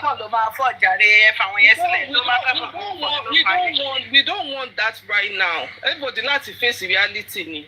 Because ọ̀rọ̀ tó wà lẹ́yìn tí DNA bá ti lọ́ máa a lot like you said a lot of people lọ́ máa tì mọ́ ẹ̀wọ̀n pẹ̀lú kínní. Bàbá gan very dark man gan because very dark man ló bẹ̀rẹ̀ ọ̀rọ̀ DNA yìí. Madam Sandra ẹ má parọ́ fún mi o. Mo fẹ́ béèrè question kan lọ́wọ́ yín. Nígbà tó ń sùn DPP yẹn. Ojú ò lẹ́yìn fi wọ́n gbà yẹn. Èmi fi òkè nǹkan tí mò ń sọ nípa tó ń ṣe kinní yẹn mú wò pé bàbá wọn kò fẹ́ wọ́n ṣàfẹ́ gba wọ́n fẹ́ guideline bàbá pátápátá. Ok ṣé kí n sọ point kan fún yín. Reason tí a lot of us if we fall fún kinní yẹn ni pé a fall fún ọ̀pọ̀lọpọ̀ wa fall at least 80% and I will tell you the reason why. The reason was belief tèmi then bóyá nǹkan tí sáyẹn sọ fún bàbá ni pé táwọn bá gbé DPP lọ sí court pé kí ni reason fi free Sam Larry àti Naira Marley pẹ̀lú prime boy maybe kóòtù máa pàṣẹ fún àwọn DPP láti sọ fún àwọn ọlọ́pàá kó wọ́n rí investigate case yẹn láti bẹ̀rẹ̀ ọ̀nà ìkọ́ tó jẹ́ kí ọ̀pọ̀lọpọ̀ á fọ́ fún nìyẹn o wọ́n máa ní káwọn ọlọ́pàá bẹ̀rẹ̀ kán rí investigate case yẹn láti ìbẹ̀rẹ̀ so they will know the right people to sue or not to sue. Well, at the end of the day ẹ jẹ́ bọ́ chess fún kínní ṣé mọ̀ pé gbogbo everybody tí atẹ́ntó ti ṣe kéèsì atẹ́nitẹ́ pè ní ṣoṣoṣo tìmọ̀ẹ́tìmọ̀ nìyẹn tó dájọ́ láti gbogbo wọn lọ́wọ́ bíbù yìí sùn gbogbo wọn náà kọ pépà fún pé yá afẹ́mọ̀ gbogbo ẹ wo orílẹ̀-èdè sáwọn orílẹ̀-èdè kan wà ní pépà yẹn. àmọ́ rí bàbá gbọ́dọ̀ sáìn kínní yẹn o. orílẹ̀-èdè ó wà lẹ́gbẹ̀ẹ́ kí ló wò látọdún méjì tọwọ́ abiyamọ kan tí wọ́n sunkún orílẹ̀-èdè kan wà bẹ́ẹ̀ tó lóògbọ́n bíbù yìí ó ṣiṣẹ́ wọn kẹ́yìn kò gbowó síta ọ̀kan fún orílẹ̀-èdè kó gbogbo ẹ̀ bọ́ síta ni tí ó bá gbà báwo ni gbogbo ẹ̀ fẹ́ bọ́ síta ẹ bá ti gbọ́ wọ́n fẹ́ ṣe ní ẹgbẹ́ kẹ́yìn wa kan ibo níṣẹ́ yìí ti wá kí ni wọ́n bíbù yẹn wá dùpẹ́ kó àwọn èèyàn máa ń àwọn lè ń tra gbogbo àti òsì sáà báwọn ẹgbẹ́ ṣe bọ́ síkù náà tọ́wọ́ àti sáà yẹn wọn lè ṣe tí bàbá bá ti sáà yẹn wọn ní lọ́bì kankan àwọn bíbù yẹn wọ́n máa lọlẹ̀ náà wọ́n máa drop tọ́wọ́ àti sáà máa drop náà kí la fẹ́ ṣe. torí àìní wọn gbowó lọ́wọ́ anybody wọn ní kí public mọ̀ wọ́n lè ṣòwò public àwọn ara wọn náà dáwó wọ́n lè ti tó tọ́nà ṣe wọ̀nyàn síbẹ̀ wọn ní kí mi mú àwọn oníkẹ́yìn mú wa àwọn ara wọn ni wọ́n lè ju márùn yẹn lọ wọ́n lè gbé àmọ̀rí ọ̀rẹ́ mi kí ló dé tó èmi fẹ́ béèrè ọ̀rọ̀ kan kí ló dé tẹ́ pé gbogbo ìgbà tí lọ́dọ̀ títí wa tá bá ti ní ẹ̀sùn àwọn lágbájá ẹ̀sùn àwọn ilé ẹ̀sùn àwọn ilé wọn ò ní ṣe. ọ̀rọ̀ yìí ṣẹ̀ṣẹ̀ wá wọ̀n sí wa gangan sìn ni. àti ẹ̀kan ní depression lọ́wọ́ ta wà yìí anybody kan máa tẹ̀ kéyìn ìyá kan máa tẹ̀ kan máa bọ́ síta wá máa preach pé mo miss àwọn ọmọ mi. no eléyìí ò ń ṣe pé mo miss yín o. bàbá gan fún àwọn kan sign ẹ̀ ní o lálejò ní inú wa gan lè dùn sí wọn because ẹ̀rí mọ̀mí kọ́ fi pé èèyàn burúkú ni láti ẹ̀rọ tó ṣe ń bínú ọmọ kan tó bínú sí ẹ̀rí dájú yọ́ọ̀kì tó bínú lọ ẹ̀rí bẹ́jà tó bínú wọ́n ṣe èèyàn burúkú náà.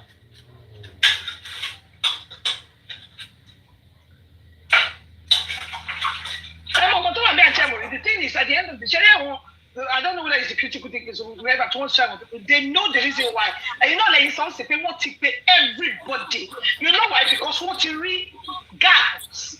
They've seen gaps. So for them to call everybody, for them to do that, even the son should have said, yes, you know what, this is a good thing. Let's do it. And number one, Baba should not even get permission. Baba can just go and tell him.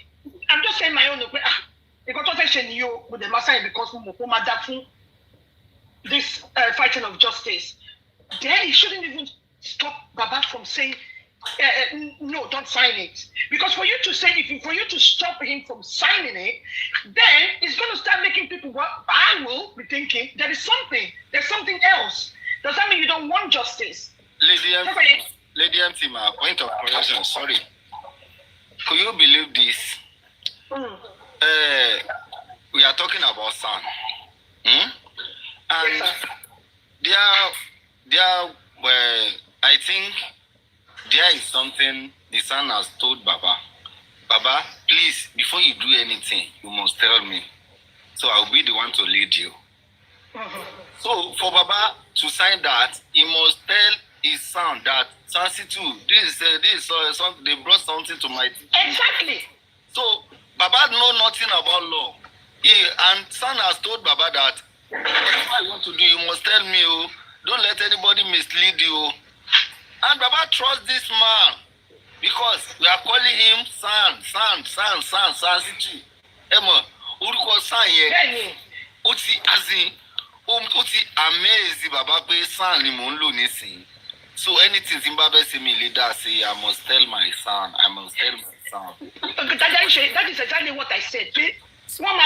Which is okay. It's my lawyer. Let me put it through him. But what I'm saying is now for Baba to say no, so can we master it's not the son. It must be the son that must have said, don't. Don't sign it. And that is making people, for me, I would make me think, why are you saying that? Because this is something we're doing. You're doing your own job. We're doing this job. All of us can do it together. So definitely, take about the son, which let's just say is normal because when you have a lawyer, anything you have to you have to go through the lawyer. So maybe he has said to Baba no. And for Baba to say no, when Moshe he must have said to him no. Because he must have been thinking, this is my son.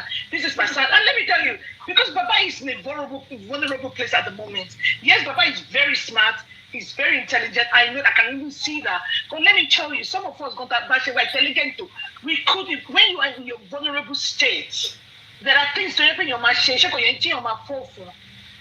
Okay. Because when you're being pushed from here, from there, you get to meet in you get confused. And that is what is happening. But no,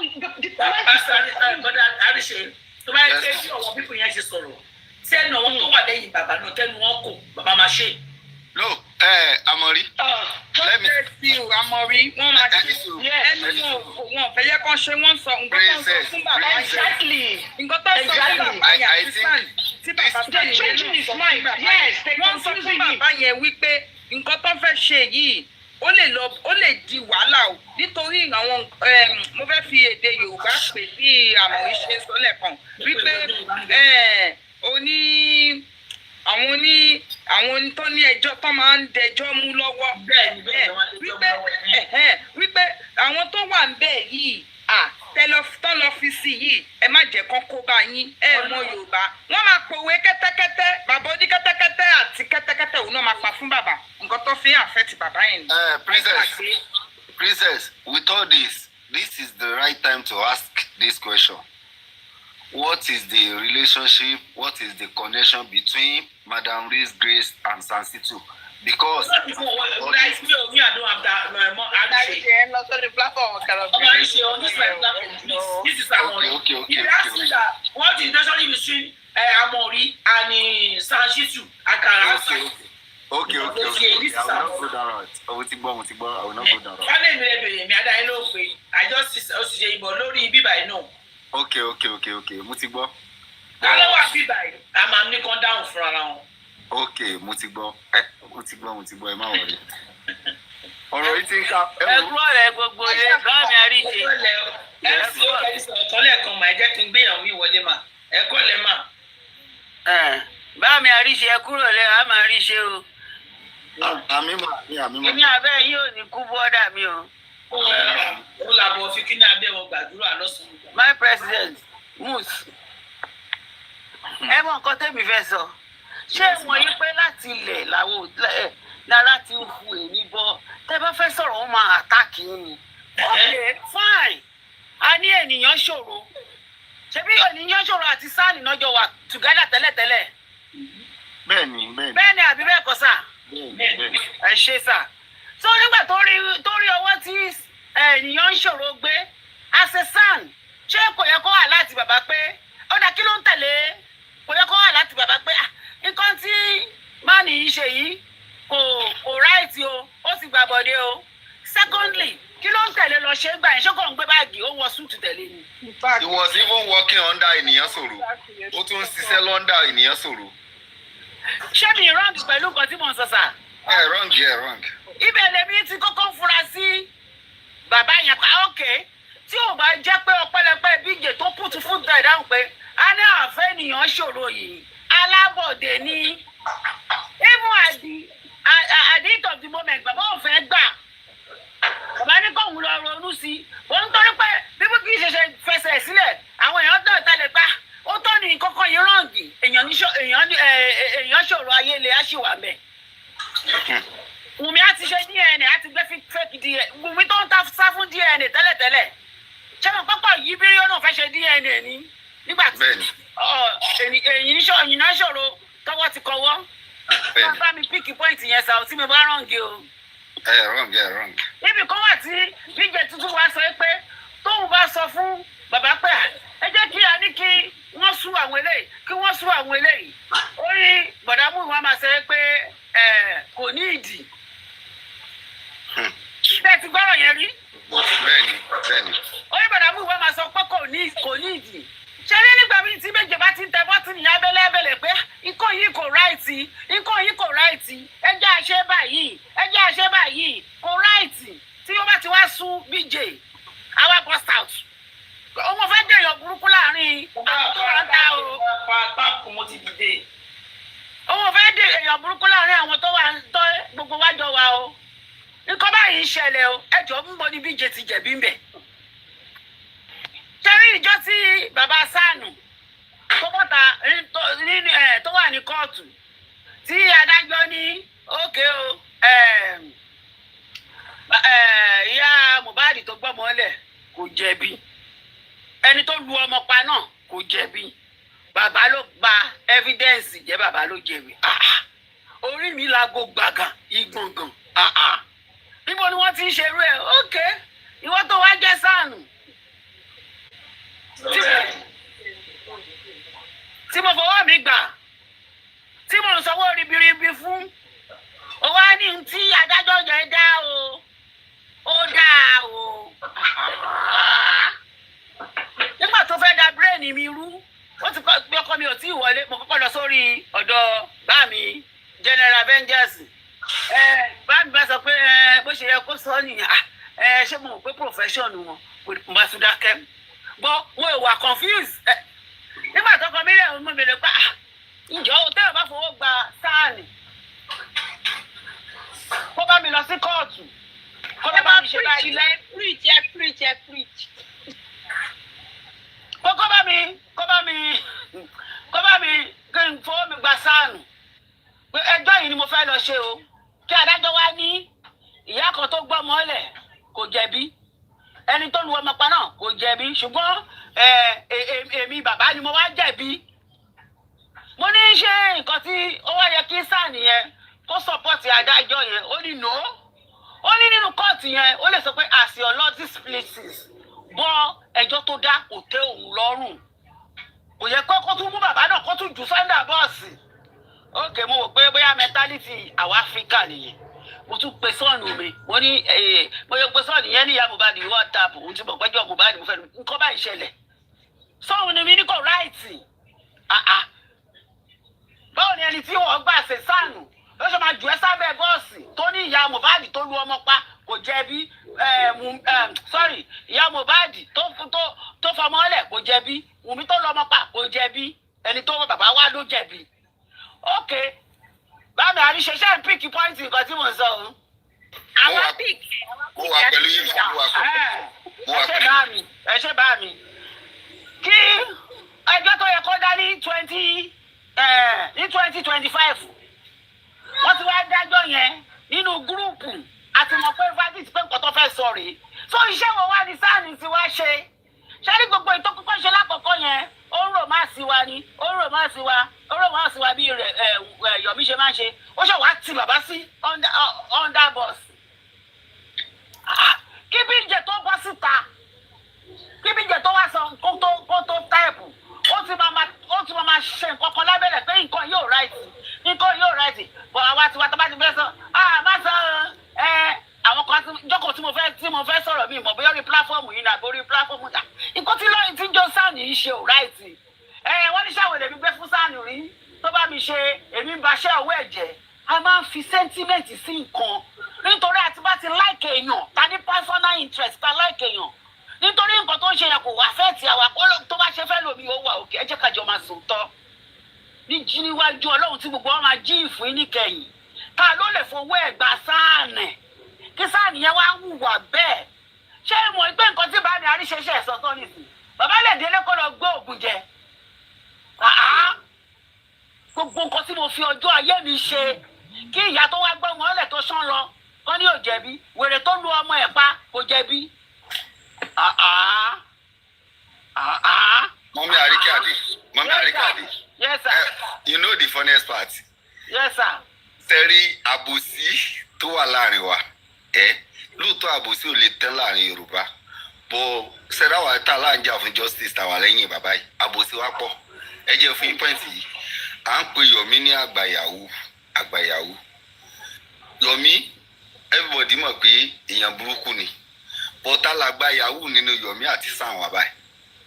DPP dájọ́ Sam láwọn máa lọ appeal. Ẹsẹ̀kẹsẹ̀ ní Sam ti tẹ́wọ́ gba 5 million owó appeal. Kí ni èrè fa ní kí ni 0.5 million yẹn dì sí yẹn àti ìgbẹ́ni ti ń pẹ̀?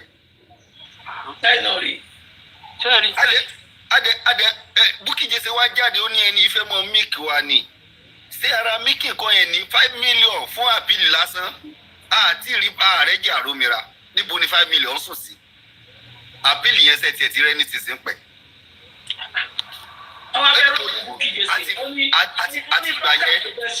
Àtìgbà yẹn níbodè òde sọ̀rọ̀ ń pẹ̀ mọ́.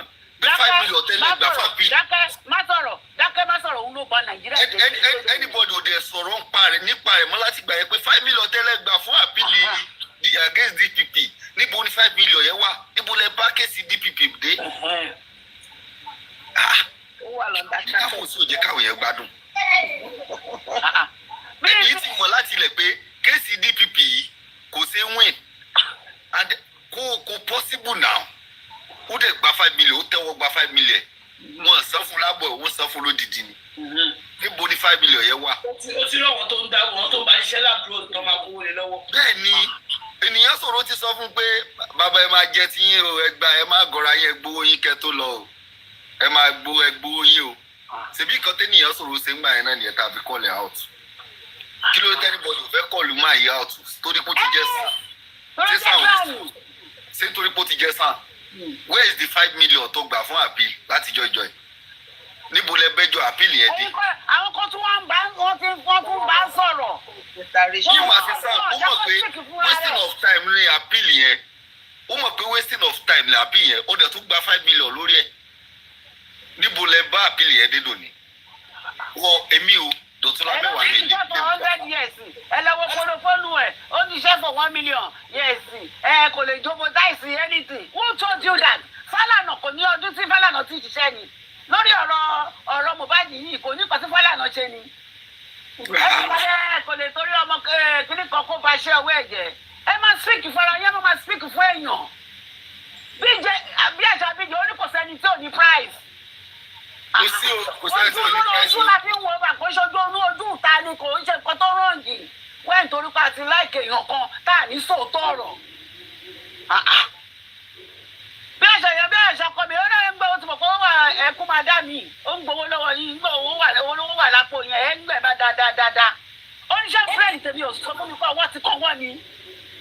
ó ti kọ́ wọ́ ó ti sẹ́ẹ̀tì ẹ ti mọ́mí àríkàdé èmi gẹ́gẹ́ bí ẹnìkan sẹ́rí ti 5 million yẹn ó dùn mí bọ̀ mi ìjó ká mi lára torí kò kí sówó mi. sẹ́rí ijọ́ tó ti lọ rẹ́rìn sí Kàbírù Témú nígbà tó dájọ́ burúkú bàbá tán tó wá ń sẹlẹbírẹ́tì pẹ̀lú Kàbírù Témú tí Kàbírù wá ń sátẹ̀lé bó lẹ sọ DNA báyìí gbàrẹ́dì gbàtí kínní kan what is your connection with Kàbírù Témú tó jẹ́ pé àwọn tó ń sẹlẹbírẹ́tì pé Sótóbi sọ nǹkan táwọn fẹ́ ìwọ náà wá jọ ìwọ̀n ìwájọ́ ń rẹ́rìn síra yín at least ó ti ẹ̀yẹ kó kéèyàn lè fi remorseful pé ẹni yìí ẹni tó san adúrú owó yìí wọ́n gba client mi nínú jẹ́ jáde nínú court and you came out you are talking rubbish as a son because I swear to Almighty God nǹkan tí màá yẹ sọ ń jọ yẹ gbogbo nǹkan tó sọ ọ̀rọ̀ kò sí point gidi kankan bẹ́ẹ̀ he came out praising Sótóbi gbogbo ọ̀rọ̀ tó sọ ó fi ń praise Sótóbi ni for what reason. nǹkan tó sọ ni pé wọ́n ní bó ṣe rẹ́rìn yẹn wípé professional ló máa rẹ́rìn bẹ́ẹ̀. professional olórẹ̀ níbi tó ti mọ̀ pé àmọ̀rí níbi tó ti mọ̀ pé ó máa rí 5 million gbà kò ṣe jáde kó máa rẹ́rìn ó ṣe jáde tó sọ pé àmọ́ appeal ìgbà tó mọ̀ pé ó máa jáde ń bẹ̀ ó gba 5 million ó ká sápò kò sẹ́ni tí ń parẹ́ mọ́ dìsí. àríwẹ̀ tó ti ẹ̀wọ̀n súùtù tẹ̀lé ènìyàn ṣòro kí ló lọ ń ṣe mẹ́ akàn fún lówó kó máa lọ tẹ̀lé ènìyàn ṣòro nígbà yìí. ó fi scam wọ́n fi sàn ni wọ́n fi scam wọ́n fi deceive bàbá ò dẹ̀ mẹ́ni ti ń pa lọ. ìyàwó ló gbé ó sì lè pé alárùdá lẹ́bi ọkọ ìyàwó ló gbé sùn bàbá wọ́n máa ní wọ́n fẹ́ ṣe báyà máa kó wọ́n sí padà bẹ́ẹ̀ náà ló jẹ́ kó máa ní àwọn ìwà ìwù ní sùn bàbá. wọ́n ṣe gọ́gọ́ sí o. wọ́n yé imagine. ní sùn bàbá. wọ́n ní Bukky ṣe sọ́jáde alábọ̀dé mi ó ṣe sọ́jáde. ẹni Bukky ṣe ẹyin náà wo ọ̀rọ̀ yẹn náà wọ́n ló fi sọ́jáde. káwọn máa kí nǹkan tí ọwọ́ bá gbẹ̀yìn yọ ẹ̀yin náà lè máa bú bíjè kí bíjè tó sọ̀rọ̀ nípa lọ́fọ̀ mi lè wà nísìnyí bá a ṣe ń sọ̀rọ̀ yìí bá wọn ti ní ẹ má sọ wọn ò ní jẹ́ kẹ́ ẹ sọ̀rọ̀ àní jẹ́ ká sọ̀rọ̀ let people know what is going on so that àwọn èèyàn lè sọ̀rọ̀ jáde. ìdákẹ́ wa gẹ́gẹ́ ló ń kọ̀ sí wàhálà ní dákẹ́ mọ́ báyìí. bàbá mi ó fi máa jẹ́ ìsọ̀rọ̀ ni wọ́n máa tó kù sí ni. wọ́n lè sáàni tó ti bá yín ṣiṣẹ́ rí ni ẹ̀ ń bá ṣe owó ẹ̀jẹ̀ iṣẹ́ wo ló ṣe. kí ló ti ṣe. èmi ṣáà ti sọ tí mo bá ti fẹ́ sọ̀rọ̀ téèyàn kan bá ní pé kí n gbẹnu sọ èmi gan máa sọ pé kí wọ́n gbẹnu sọ I don't care ẹni yẹn bá ṣe dàgbà tó I mean it and I'm serious about it because àlè fẹ́ sọ̀rọ̀ ẹ jẹ́ káwọn tí ò mọ̀ nǹkan tó ń ṣẹlẹ̀ ẹ jẹ́ kí wọ́n mọ̀ nǹkan tó ń ṣẹlẹ̀ so that people can be able we can be able to talk and come to one accord. wọ́n ti máa press button nínú pé ẹni tí wọ́n ti gbé wọn láti tẹ̀mí ìgbà tá à ń sọ̀rọ̀ níjẹta yẹn kó sọ pé àti justice ni mí wípé tó bá ti sún mi kí n máa lọ lé mi mo dẹ̀ sọ pé ó ṣe àti justice ni mo gbà bẹ́ẹ̀ ṣé ká gbẹnu dákẹ́ ká má sọ̀rọ̀ tá a bá rò tọ̀rọ̀ ni ká sọ̀rọ̀ ká bá sọ̀rọ̀ ká gbẹnu dákẹ́ tá a bá rí pé nǹkan tẹ́ni yìí ṣe kò dá let us talk bá a ṣe sọ bí ẹ jẹ́ ká lọ sọ ti autopsy and toxicology ẹ jẹ́ ká lọ sọ ẹ má yẹ ká gbé síta tí wọ́n fi gbólúwọlé wá fún wa ìyàrá ló tún wà lẹ́yìn o ẹ tún fẹ́ kán gbólúwọlé wá fún wa bí. Did you even care about people ṣá ẹlòmíì ò máa sun mí ìròbó ẹlòmíì sun sọ ìfẹ́ ẹ má sọ̀rọ̀ DNA yẹn wọ́n ń gbọ́ yín ẹ má sọ.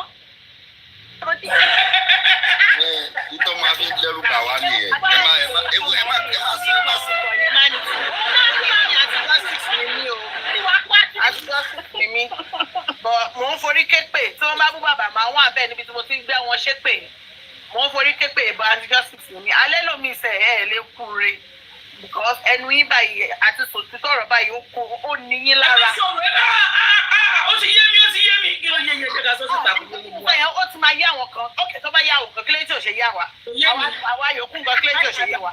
ìzúlábẹ́ o. àní ìkọ́kẹ́ lánàá nìyẹn. madam kọ́fì fẹ́ sọ̀rọ̀ àjò sọ̀rọ̀ madam kọ́fì àló ti tó ẹjọ́. ọ̀nà orí màmá yẹn bíi èèyàn burúkú.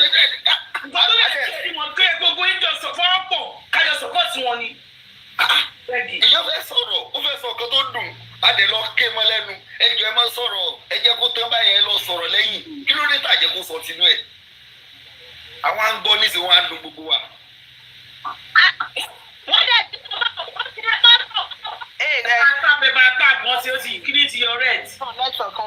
Because what? Èmi gan mo tún wá bí spicy gist ní sẹ́ sọ̀rọ̀ ní comment section. Mo máa ń bẹ spicy ẹ̀. Mr. Riche ní èmi ìgbà tí ẹ má bínú sà. Ìgbà tí madam kan fi ṣe show lánàá ẹni bí wọ́n ṣe bí wọ́n ní comment section. Ẹ gbé mi sókè don't say something about it. Ẹ ní sùúrù gbogbo wọn bẹ́ sókè. Ẹ kí wọ́n má sọ̀rọ̀ kankan nípa ẹ̀. Ẹ jọ ìgbà lẹ́nìí ìjẹta nígbà tí ìyá yẹn kọ́kọ́ ṣí platform ṣé anybody lọ síbẹ̀ láti lọ sọ fún ìyá yẹn pé kó stop. No.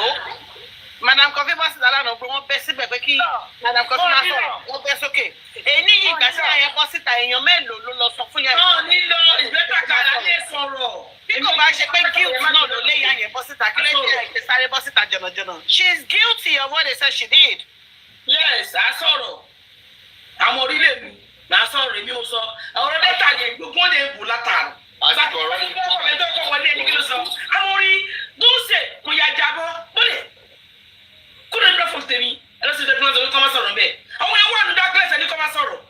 Àwọn èèyàn ọmọ kan tó ṣẹlẹ̀ náà àwọn èèyàn fi ojú burúkú àwọn èèyàn. Àwọn rí búkì jẹsẹ̀ bí ọlọ́tẹ̀. Wọ́n rí àwọn pípò àwọn bẹ́ẹ̀dẹ̀ ọlọ́tẹ̀. Wọ́n rí ọ̀nà àjọkì ọlọ́tẹ̀. Wọ́n rí pípò iṣẹ́ ọkọ̀ tó pàtì ni. Ṣọ́wọ́ wọn kan ló lówó tó fi sọ fún wọn náà. Ẹ má sọ̀rọ̀ ẹ jẹ́ à sọ̀rọ̀. We go talk.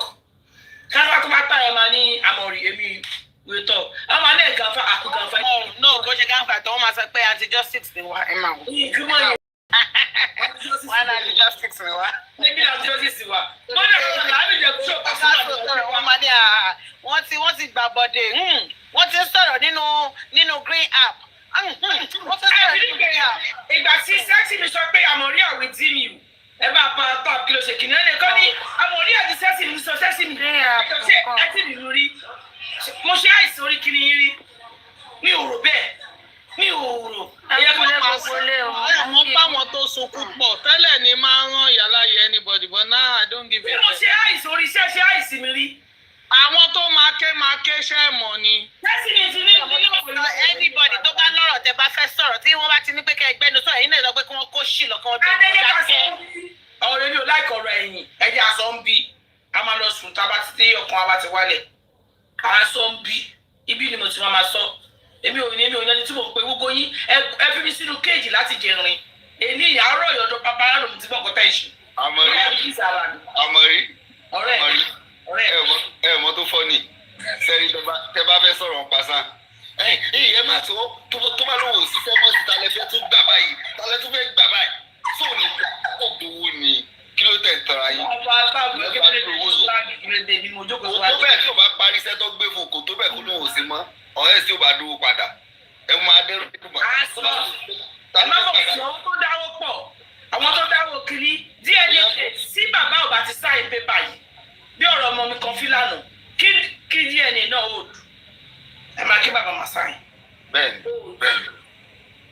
Public mọ̀ lówó DNA náà owó àwọn tó dẹ̀ bẹ̀ sú àwọn èèyàn ṣé kí yóò dùn kọ́ bẹ́ sú gbogbo wọn ni agbọ́dọ̀ dárúkọ omi jẹ́ bá lórúkọ inú gbogbo àwọn màlúù ní iṣẹ́ wọn takuntakun ó máa lọ káwọ́ sẹ́yìn lójọ́ báyẹn ni so wọ́n dẹ̀ bẹ́ sú wọn nìyẹn DNA kò dín sú lọ́wọ́ kò dín lọ́wọ́ sóyìn kò dín lọ́wọ́ ẹ jẹ́ káwọn yẹn máa ṣiṣẹ́ tiwọn ẹ̀yin náà máa ṣiṣẹ́ tí kò dín kankan lọ́wọ́ ẹ fóun tẹ́ èmi sẹ́rí lè tẹ̀ ní kò sí ọ̀nà kankan tó máa fi àfẹ́tì bàbá. kò àfẹ́tì gbogbo yín. ó lè àfẹ́tì bàbá. ẹ kí gbogbo wọn máa ṣe lọ àwọn ìyá ẹ̀mọ̀ kọ́ àwọn pípọ̀ yẹn lójú tí wọ́n máa kọ́ procedure ni wọ́n ti pé wọ́n ní kẹ́ lọ jagun kẹ́lẹ́ pé wọ́n ní kẹ́ lọ ráyà kìlà sáwọn yìí.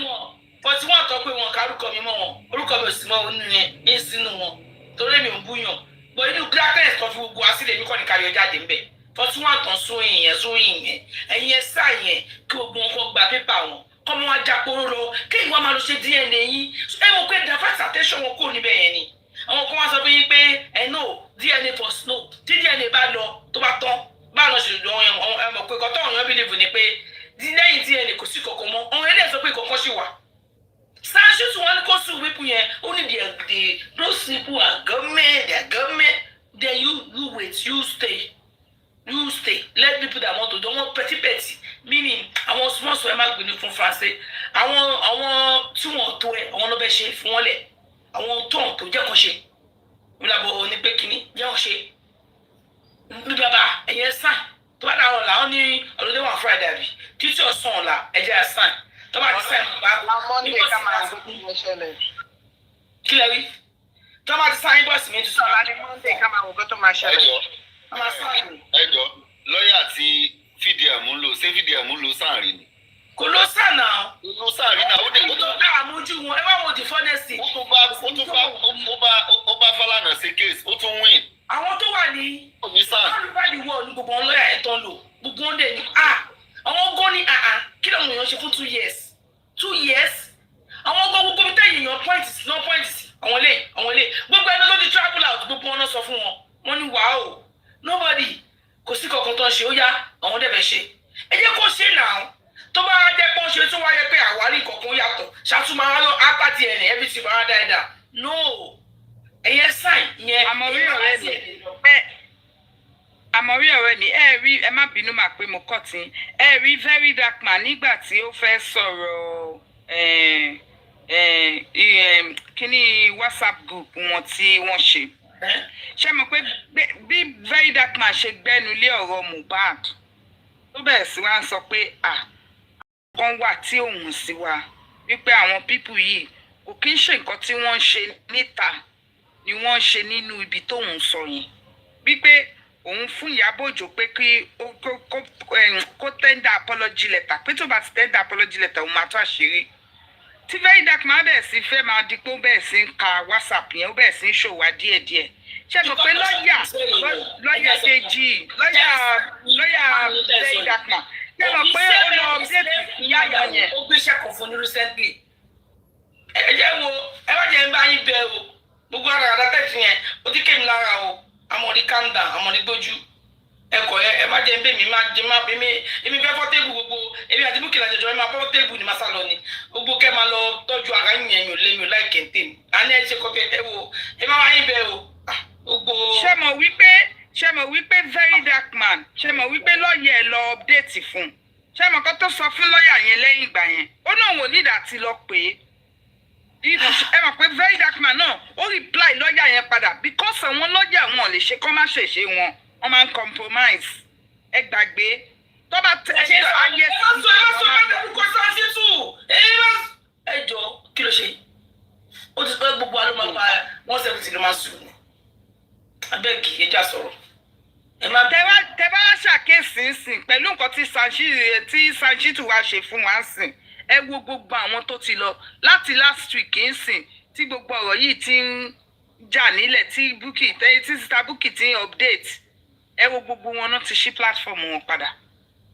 mo wà ṣọ́ọ̀kì lánàá nígbà tí mo rí platform ìyá Jókèmù gan ìyá Jókèmù náà ti ń ṣí platform.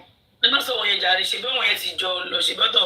no mo ń tẹ̀ ń sọ fún yín ni kẹ́ lè mọ̀ wípé nígbà tó ń wò pé yes Ọlọ́run wọ́n ti ní àwọn èèyàn láàrin wa tó bá ṣe pé wọ́n ti di pé wọ́n ti mú sàní wa. nǹkan tí mo mọ̀ kan náà ó pọ́sibù kan sọ fẹ́yàn kan ṣẹ́ni nǹkan tí Paparano sọ láàárọ̀ yìí wọ́n léèyàn láàrin wa yìí ní parọ́fin ṣẹ́ni ìbílẹ̀ tí Paparano sọ báyìí mo píkì ń bẹ́ẹ̀ nígbà hàn ọ̀rọ̀ tẹ́ni yìí sọ ọ̀rọ̀ tó yẹ kó wà ní tí gbogbo wọn tó wà ní gbogbo ìgbà gbogbo wọn yàn ṣì ṣòkòkò sọ wọn àwọn ọmọ wa gbọ́ lẹ́nu Paparano tó dẹ̀ sọ pé don't say it out Paparano dẹ̀ sọ we don't say it out but Paparano can say it kí làwọn máa ṣe káwa wà lẹ́wọ̀n náà ṣe sọ síta Paparano sọ but you say you don't say it out ẹ wá fún àwọn tó wọn léde ló ń dáwó ṣé àbáwọn Paparano ló ń dáwó àmọ́ àwọn tó ń dáwó lélẹ̀ àwọn tó wà mí báyìí tí máa sọ fún wọn kó yẹ jẹ́ ká dá 1 million máa sáré dání Paparano sọ ìdá 1 million òun ló wá ń gbọ́ nǹkan tó ń ṣe ọ́ bí kan tó bá dọ̀la wọ́n máa ní kọ́ dáwọ́ àbí no àwọn tó dẹ̀ dáwó tó ń gbé gbọ̀ngbà lọ́ọ̀yà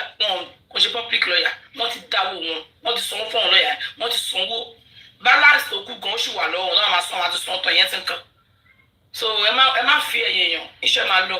Sandra ṣe ti sọ lẹ́ẹ̀kan. Àmọ̀rí ẹ ká sàn gbogbo lé. Well, èmi ti sọ pé I am not out to talk to defend anybody. Nǹkan tẹ̀mí ń wù because ṣe rí nǹkan tí mi kì í ṣe láyé mi ni sorry. Bí sorry ṣe pọ̀ tó yẹn ó wọ́n nínú agada mi and that's why mi ò ní ṣẹ̀yìn mi ò ní bú yín. If you can study me I don't cause any even including Ashana because I don't over ti ká mi lára I can mo lè sọ ọ̀rọ̀ tó le jù but you won't see me shout at anybody cause anybody you get it. Torí pé mi ò fẹ́ padà wá ìwà sọ pé mo ti mọ̀ tọ̀rọ̀ má bínú àná yára láti gbọ́ ṣùgbọ́n lọ́ra láti fèsì. I'm always reluctant láti give response. Torí mo máa ń jẹ́ kí èmi á fún èèyàn láàyè explain your parts. Most of us wa a máa gbọ́ we won't find out. Bíbélì ní ẹ wádìí ohun gbogbo dájúdájú. Ẹrẹ́lẹ̀ tó bá ti tó tọ́ ń bẹ̀. Kí nìyẹn mà? To me, ẹni sùúrù ẹ jẹ́ n kọ́kọ́ sọ point mi ná. To me, Sherry, if tẹ bá study terrain ẹni tó bá lòun mọ justice yìí dáadáa tẹ bá mọ̀ dáadáa lóòótọ́ tẹ bá dẹ̀ study terrain bí ọ̀rọ̀ yìí ṣe ń lọ ẹ rí pé tá bá ti dé edge ibi àṣeyọrí kan that is when some people will just come up wọ́n á dẹ̀ fẹ́ da gbogbo ẹ̀rú. Èmi ò sọ pé àwọn tí wọ́n fẹ́ tán nǹkan tó fẹ́ ṣe yẹn is not important very very important. Èmi náà mo ti sọ rí wípé ká ní pé èmi fún ara mi mo ní owó kí n dẹ̀ lọ gbé kí n gba somebody pé gbogbo ẹ̀yin tẹ́ wà nínú ilé a máa sùn gbogbo yín ni. Ṣẹ́rí period tá wà is a critical period which period tá fẹ́ ṣe DNA period ni. DNA yẹn náà lè fẹ́ ká ṣe. DNA yẹn gangan ni wọ́n fẹ́ ká ṣe. Because okay ṣé nígbà tí gbogbo ojú òpó ń dàrú yìí nígbà tó ojú òpó ń dàrú ṣẹ́rí DNA ká bá ṣe tó bá pọ̀ tó bá negative. Àwọn tó wà nílé ò dàrú o. DNA ò dàrú. Ẹni sùúrù tá bá ṣe DNA yìí tó bá negative. Kí lẹ fi pé the next line of action. Because already baby cancer exhibit A ni. Nínú ọ̀rọ̀ pa yìí it's an exhibit A. Mọ́mí orí ọ̀fẹ́ ẹ dàbí ẹ ti miss line kan. Mi sẹ exhibit A lọ́mọdé. DNA ọ̀tọ̀ àwọn tó bẹ́ẹ̀ ṣe investigation ọ̀tọ̀ so kò sí méjèèjì o. Ibi angle tẹ́mi ti ń yọ sí yín ni pé why tó fi jẹ́ period yìí we should be talking about DNA. If we are not happy if we are not if we should not be talking about àwọn tó fẹ́ mú àwọn tí wọ́n ti àwọn afurasí. Àwọn afurasí àwọn tí wọ́n fẹ́ mú mọ̀sí bí ó lé DNA mà. ẹ má jẹ́ kí n máa tún ọdẹ. Sherry personally èmi ti bá ọ̀gá ọlọ́pàá kan sọ̀rọ̀ ọ̀gá ọlọ́pàá yẹn gan ló sọ pé the only thing ta lè ṣe tẹ́lẹ̀tẹ́lẹ̀ nígbà tọrọ ó ní ẹ lè mú government the only thing ta lè ṣe ni pé ẹ bọ́ síta ẹ fọ́ yẹyẹ àwọn ọlọ́pàá yẹn gan ni kẹ́ drag wípé àwọn ọlọ́pàá gangan ni kí gbogbo èèyàn ká máa porúkọ wọn fáwọn gangan ní kẹkà rẹ justice. Àwọn wo ló fẹ́ drag ọlọ́pàá yẹn. People the supporter of Mohbad ni because ọlọ́pàá gangan ló ń sabotage effort. Èmi ò lè drag ọlọ́pàá. Ṣé ẹ̀yin ọlọ́pàá gangan ló ń sabotage effort yìí. And if mọ́mí orí ọ̀fẹ́ ẹ jẹ́ kí n àti ìjọ ká ló fẹ́ drag ọlọ́pàá yẹn gangan wọn làwọn nídìí. Jerry kò sí nǹkan tá a lè ṣe tán ọlọ́pàá èmi ti béèrè lọ́wọ́ lọ́ọ̀yà ta ló ń kọ́ fún forensic ọlọ́pàá ni. Gbogbo nǹkan tá a máa ń ṣe nílé ayé gbogbo nǹkan tó yẹ ká ṣe àwọn ọlọ́pàá wọ̀nyí ni and these are the police tó dúró sí di ọ̀rọ̀ ìtàn jẹ́ ká rójú tú àwọn gan lọ́lọ́pàá ìyá àṣànà ọlọ́pàá ni. Ọwọ́ kìíní yẹn inú kìíní náà ìṣòwò kọ́ máa sọ yẹn wà nínú ẹ̀. Wọ́n mi bọ̀ ṣùgbọ́n wọn ì sí ìdágọ̀ ọlọ́pàá gbogbo àwọn ọmọ gbogbo àwọn èèyàn tó ní ọ̀rọ̀ olúwa ẹ má ti ìta ìjẹ́ ìṣẹ́lẹ̀ ọlọ́pàá kẹ̀. Terry let me just make my points because Yori gbogbo shenanigans arúgbó bá lọ lẹ̀ tó bá yá gbogbo ẹ̀ tún máa wá sílẹ̀ mo ti sọ pé sọ́ọ̀rì ní nǹkan tẹ́mi ò kí n bá yàn ṣe. Mọ́mí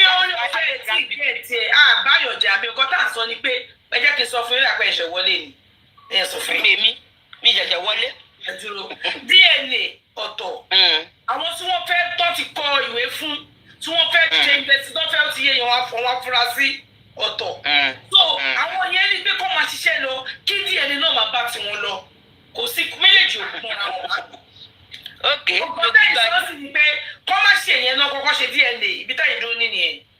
That's my point. DNA DNA through DNA I'm sue anybody suable. Jerry DNA ọlọ́pàá yẹn ti sọ fún mi lọ́yà dẹ̀ sọ fún mi ó ní petition Mohbad pẹ̀lú DNA petition Mohbad pẹ̀lú DNA. Share àwọn people tó rojọ́ yìí they will continue to wọ́n mama merry-go-round ẹ̀ka àkọ́kọ́ mọ́ wọn lọ́wọ́ ni bọ́n ṣe mama merry-go-round Fúnṣọ́ Williams bọ́n ṣe rojọ́ èdè ní ìsọ̀nà àjẹ́. Ìmọ̀ àmì ẹ̀wá kẹ̀kẹ́ ìpèdè tá a bá ṣe DNA tán tí DNA bá bú pé Mohbad ló lọ mọ́ kí ni next step? Tá a bá ṣe DNA tán tí DNA bá wá proof which cannot kò tí ẹ lè proof ní. Ó bá yà lójú láàrin ẹ̀yin ẹ̀mí èmi náà dáinú tó bá sọ pé Liam ló lọ mọ́ kí ni next step? Next step ni pé they will now sue her. Ó wà ń bẹ̀ negligence wà ń bẹ̀. Who they will now sue? Who? They will tell the wife. Oh, negligence wọ́n fi gbé. Ó wà ń bẹ̀ ọkọ ẹ̀ kí ọkọ ẹ̀ toxicology ti prove ẹ̀ pé kò kúkú instant death. Ó kú díẹ̀ ni. Okay, sue for what? Hello? Òun ló lọ mọ́. Evidence wà wípé Mohbad ó kú díẹ̀ ni. Ẹni di ọ̀rọ̀ díẹ̀ ni. Kò kú suddenly. No mami, ẹni tó bá jẹ́ pé ó ṣe DNA yẹn èmi àti ìjọsọ tó bá jẹ́ pé Mohbad ló lọ mọ́ ká ló máa sue ẹjọ́ mami ká ló máa sue. Ní kí ni reason tó fi máa sue ẹ? Negligence wà ń bẹ̀. Mo fi ọmọ tì í. Negligence pé ọmọ mi kú ni ọmọ náà ṣe máa sue ẹ. Irọ́ ẹ̀gbá mi mo ní negligence. Ìyá ọkọ ẹ kú nínú ilé. No.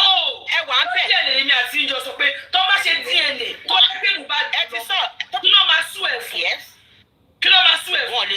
Wọ́n lè tó bá pé Mohbad lọ́mọ wọ́n fi bàbá dẹ̀ gbọ́mọ ẹ̀. Ẹ kí ló máa sue? Case close. Kò close. Case ò close. Ìwà wíẹ̀. Negligence wà ń bẹ̀ tó lè sue ẹ̀ fún. Ọkọ máa ṣì wọ́n tẹ̀ pé ó negligence pé àmọ̀rí ẹni sùn.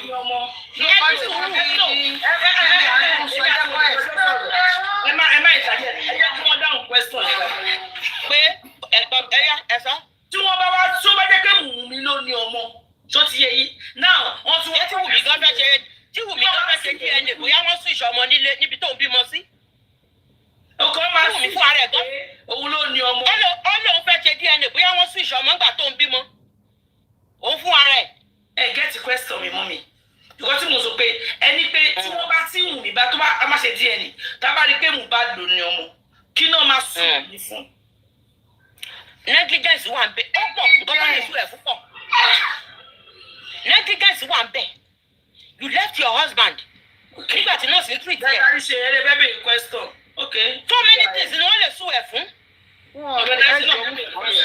Ẹjọ́ má bínú mà. Ẹ má bínú mà ẹ má bínú question lẹ́yìn sóyà.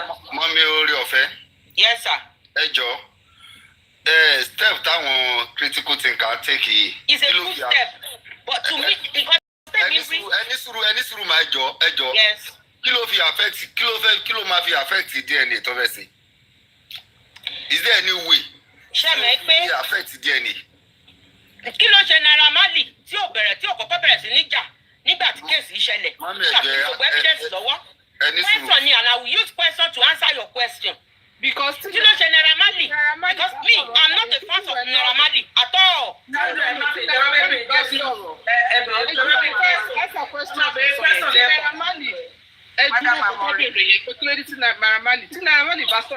Nobody was willing to listen to me. Jerry Naira Marley ń gbà yẹn nǹkan tẹ̀mí rò ní pé tó bá sọ̀rọ̀ ń gbà yẹn Naira Marley is a lawyer, is a UK lawyer. Tó bá sọ̀rọ̀ fún ara ẹ̀ one wọn ní gbàgbọ́ two wọ́n lọ wá evidence láti cover up gbogbo nǹkan tó kó síta ẹ̀ nígbà tó wá kó síta sí tó níyì fún tó wà nípamọ́ tó níyì fún kí ló lè gbé síta láti fi counter ẹ̀ because wọ́n ti lo gbogbo avenue tó yẹ kó lò kó ti counter ẹ̀ wọ́n ti kó gbogbo ẹ̀ síta and that is why èmi ṣe school of thought ṣe mi ní pé don't push out all your evidences má push it because tó bá ti push it out àwọn tó fẹ́ cover up. Evidence are we pushing out mami evidence. àmọ́rí ẹjọ́ ìyá àti wọn ẹjọ́ kó ní ká tún ẹ lọ sí ti ẹ̀ ńgbà ẹ lọ ṣe díẹ̀ ẹ lọ ṣe ẹjọ́ udom mọ́mí orí ọ̀fẹ́. mo mọ̀ yí pé one thing nǹkan tí mo mọ̀ ní pé one thing tó certain tèmi mọ̀ if you have a lawyer in your custody go and ask kéèsì ẹ̀tẹ́ndẹ̀ sílẹ̀. That's why we won't see me in any. I love your person. I love you the way you are. You like the same interject pẹ̀lú yín pé nǹkan tẹ́ ẹ̀ sọ ni pé DNA test yẹn wọ́n máa first before any number one. tí o bí tọ́wọ́ wà ní ọmọ wọ́n ṣẹ̀ṣẹ̀ máa wá sùn ẹ̀ fún negligence pé oṣù bá ti ṣe ní ọmọ ẹ o ṣebí. Negligence pé if she was in the house. Kí ara ọkọ mi máa yánú lé kẹ́mi fúnra má lè give account kan tó ṣe. Okay. Ó lóun kúkú jollof rice lọ́sùpọ̀ ló wá fọkọ ẹ̀ ní ó wá fọkọ ẹ̀ lábẹ́rẹ́ òun kúkú jollof rice. Lọ sí government hospital. Inquest tó ṣe náà. Madam Sandra. Despite the fact pé ẹ jẹ́ sọ fún yín despite the fact pé I'm a registered nurse in Nigeria. Ìgbà tí mo fún ní first aid tán hospital teaching hospital direct. That is why tí mo lè fi lẹ́nu tí mo lè fi sọ̀rọ̀. Teaching hospital direct ẹgbẹ́sílẹ̀ ẹ̀mí ó dẹ̀ bẹ̀rẹ̀ sí ní bẹ gbogbo yín nínú ilé yẹn ẹgbẹ́ ẹ má jẹ́ kí ikú bírò ilé mò ń kú lọ. ó máa ṣó fún wa pé wọ́n gbé sínú ilé ohun tí inú díẹ̀ nìyẹn ṣó máa ṣó fún wa nínú ẹ̀. nínú DNA let me just àlórí ẹjọ́ jẹ́ kí n sọ nǹkan kan ẹjọ́ torí ẹ jẹ́ kí n máa lọ. mo ti wá sí madam orí ọ̀fẹ́ máì tí ì lọ ẹjọ́ torí mi ò lè ṣe sí mi question ẹ ní láti bínú lọ. ẹjọ́ madam amori ẹjọ́ ní ọ̀nà ìbádùkú madam orí ọ̀fẹ́ má bínú ṣe rí ibi tí wọ́n ro ọ̀rọ̀ sí ibẹ̀ lèmi gan fẹ́ sọ̀rọ̀ sí ṣe rí Yorùbá gbàgbọ́ wípé tígi bá wó lugi tòkè la máa ń kọ́kọ́ mú wọ́n dẹ̀ sọ pé òkú kì í wó ruru káwa ruru èmi náà ti fẹ́ sọ̀rọ̀ ṣùgbọ́n mo mọ̀ pé àwọn èèyàn máa believe pé bóyá orí èèyàn ò pé ṣe rí DNA ẹ má sọ bẹ́ẹ̀ mọ́ everybody ní right to opinion ẹ̀ lórí àmọ̀rílẹ̀. ọ̀rọ̀ ẹ ṣe my dear ṣe rí DNA yẹn is very very important likewise the swim is also important one thing tèmi ò kàn fi bẹ́ẹ̀ faramọ́ bá sún ìyẹn ni pé the kind of people tí wọ́n kó sínú kinní yẹn lèmi yẹn fi ṣèjì pé kó má lọ impact gbogbo nǹkan tá à ń ṣe. It could have been those people in the house and the people that organized the show, maybe including those in the WhatsApp group. God bless you, ma. That Tinubu kò ní ìtumọ̀ sẹ́mi. Àwọn orúkọ kan wà tó yẹ kó yọ kúrò. That is tí mo ti rò látijọ́ ìtẹ́mi fẹ́ sọ̀rọ̀. Ìgbà mi máa tún padà. Wípé iṣẹ́ wọn the swing is good. But àwọn orúkọ kan wà ń bẹ̀ tí ò necessary tí ò yẹ kán kó sí for now. Bí ọ̀sẹ̀ bẹ́ẹ̀ ṣe ń sọ̀rọ̀ sí i, ọ̀rọ̀ because ọ̀rọ̀ ọ̀sẹ̀ máa gbọ́ yín. Because ọ̀rọ̀ jẹ́ káwọn èèyàn sọ tí ọmọ abẹ́ sọ̀rọ̀, wọ́n máa ṣọ̀tì wọn. Bí ayé ẹ̀.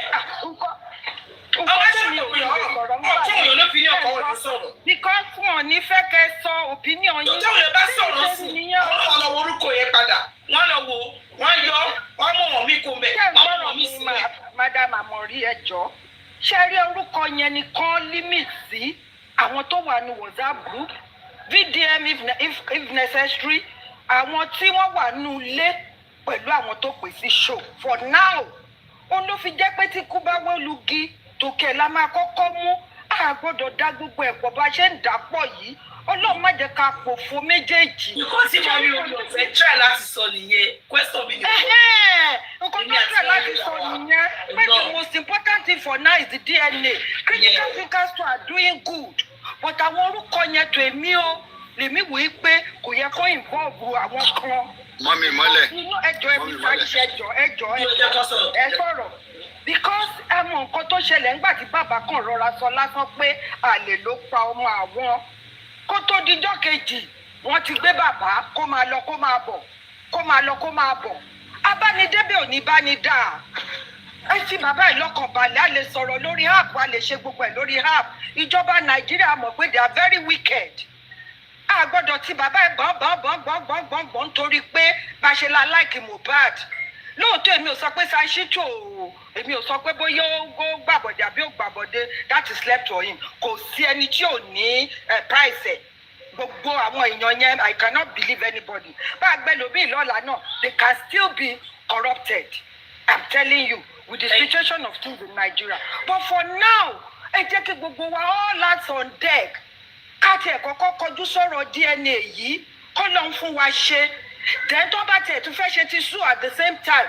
kọ́ limit orúkọ sí àwọn tó wà nù ilé àwọn tórúkọ wọn wà ní WhatsApp tá a mọ̀ pé evidence ti wè against wọn àti àwọn tó lọ sí show wọn tèmi fẹ́ sọ nìyẹn thank you and God bless you ẹ ṣé.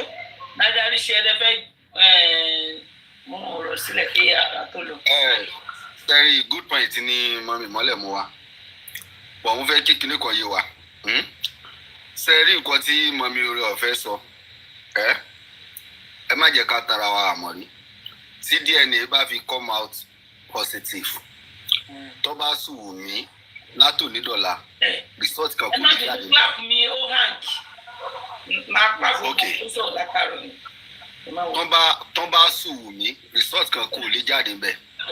sẹ́rí tó bá jẹ́ pé kán límìtì àwọn tó ń sùn yẹn tó bá sùn gbogbo àwọn tó wà nílé from there tí investigation bá bẹ̀rẹ̀ ọ̀rọ̀ tó ní kálukú wọn bá sọ ló máa jẹ́ kí àwọn òótọ́ kọ̀ọ̀kan jáde bó tí result bá jáde tán tẹ́wálẹ̀ sùn wù mí fún negligence at the end of the day nothing will come out of it nothing Nàìjíríà la wà bó ṣe fẹ́ sùn gbogbo wọn yẹn ibẹ̀ lòdodo ti máa jáde at the end of the day ọ̀rọ̀ wọn máa contradict ara wọn tó bá investigation wọn sẹ́yà tó bá investigate tó bá interrogate wọn from there a máa rí àwọn points and then as I'm concerned as far as I'm sùn ilé ìtọ́sí kò ṣe distraction fún DNA àtọ́ because mi ì rí ẹni tó ti affect DNA. Kò affect DNA rárá. That's the fact.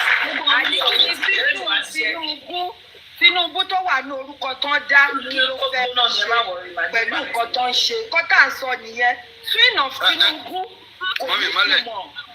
Mọ́mí mọ́lẹ̀ wọ́n á gbé Tinubu pa o. Yes, ẹ má jẹ́ sọ pé pa ẹ jẹ́ kí n sọ fún ọmọ náà dáadáa ṣe nǹkan tó fi sọ pé wọn kì í fẹ́ sọ̀rọ̀ fún àwọn public ni because bọ́wọ́ lè ṣe máa mú pinnu ẹlòmíì máa mú pinnu láti inú orí ẹ̀wà ilé òpinnu lọ́bí pé ẹ ṣe lọ ní kéèpì ní ó ṣe yẹ yín. wọ́n ti ṣe ní bọ́ọ̀ tó ṣe gbogbo everything kan tó di pé wọ́n bẹ̀rẹ̀ kìíní wọ́n seek fún legal advice tó ti yẹ yín wọ́n lè lókè they can go on. mọ̀ ìmẹ́lẹ́tì tó jáde sí public náà ni wàhálà bẹ́ẹ̀ sì ṣẹlẹ̀ báyìí ká ní pé bàbá ti sáyìn gan láti jẹ ẹjọ́ Thursday ni àwọn ìṣètò Wednesday ni ní gbọ̀ngàn tó ṣẹlẹ̀ yìí wọ́n ti wọ́n ṣiṣẹ́ ìlú lábẹ́lẹ̀ wọ́n mọ̀ pé tó bá dé public eléyìí máa mú pinna wá eléyìí máa mú pinna wá pinna ní kálukú dẹ̀ ni orílẹ̀ láti máa rò ẹ̀rú dẹ̀ pé bóyá ó ní personal kínní lórí ó máa sọ opinion títí ẹ̀ di ó dẹ̀ máa bẹ́ẹ̀ kó jẹ́ pé opinion ti tòun gangan ni kó ṣe tó máa mú opinion ẹ̀ṣẹ̀ wá di wàhálà á di pé ìdíkú yìí. Mọ́mí Àmọ̀rí èyí tí mo fẹ́ sọ allegedly ni o I don't know how true o nínú àwọn tó tún sọ ẹ̀ wọ́n lọ sùn bàbá náà ń bẹ̀ o bàbá náà wà ń bẹ̀ o wípé kí bàbá náà wá sọ tẹnu wọn o ìgbà tí bàbá ó ní bàbá wá sí legal advice lọ́wọ́ ní à báwo ló máa ṣe suspect ní ẹni àbí weakness má sign ní nǹkan tí mo gbọ́ ni I don't know how true o so báwo lè máa fẹ́ kí irú bàbá yẹn sign nǹkan bẹ́ẹ̀ yẹn.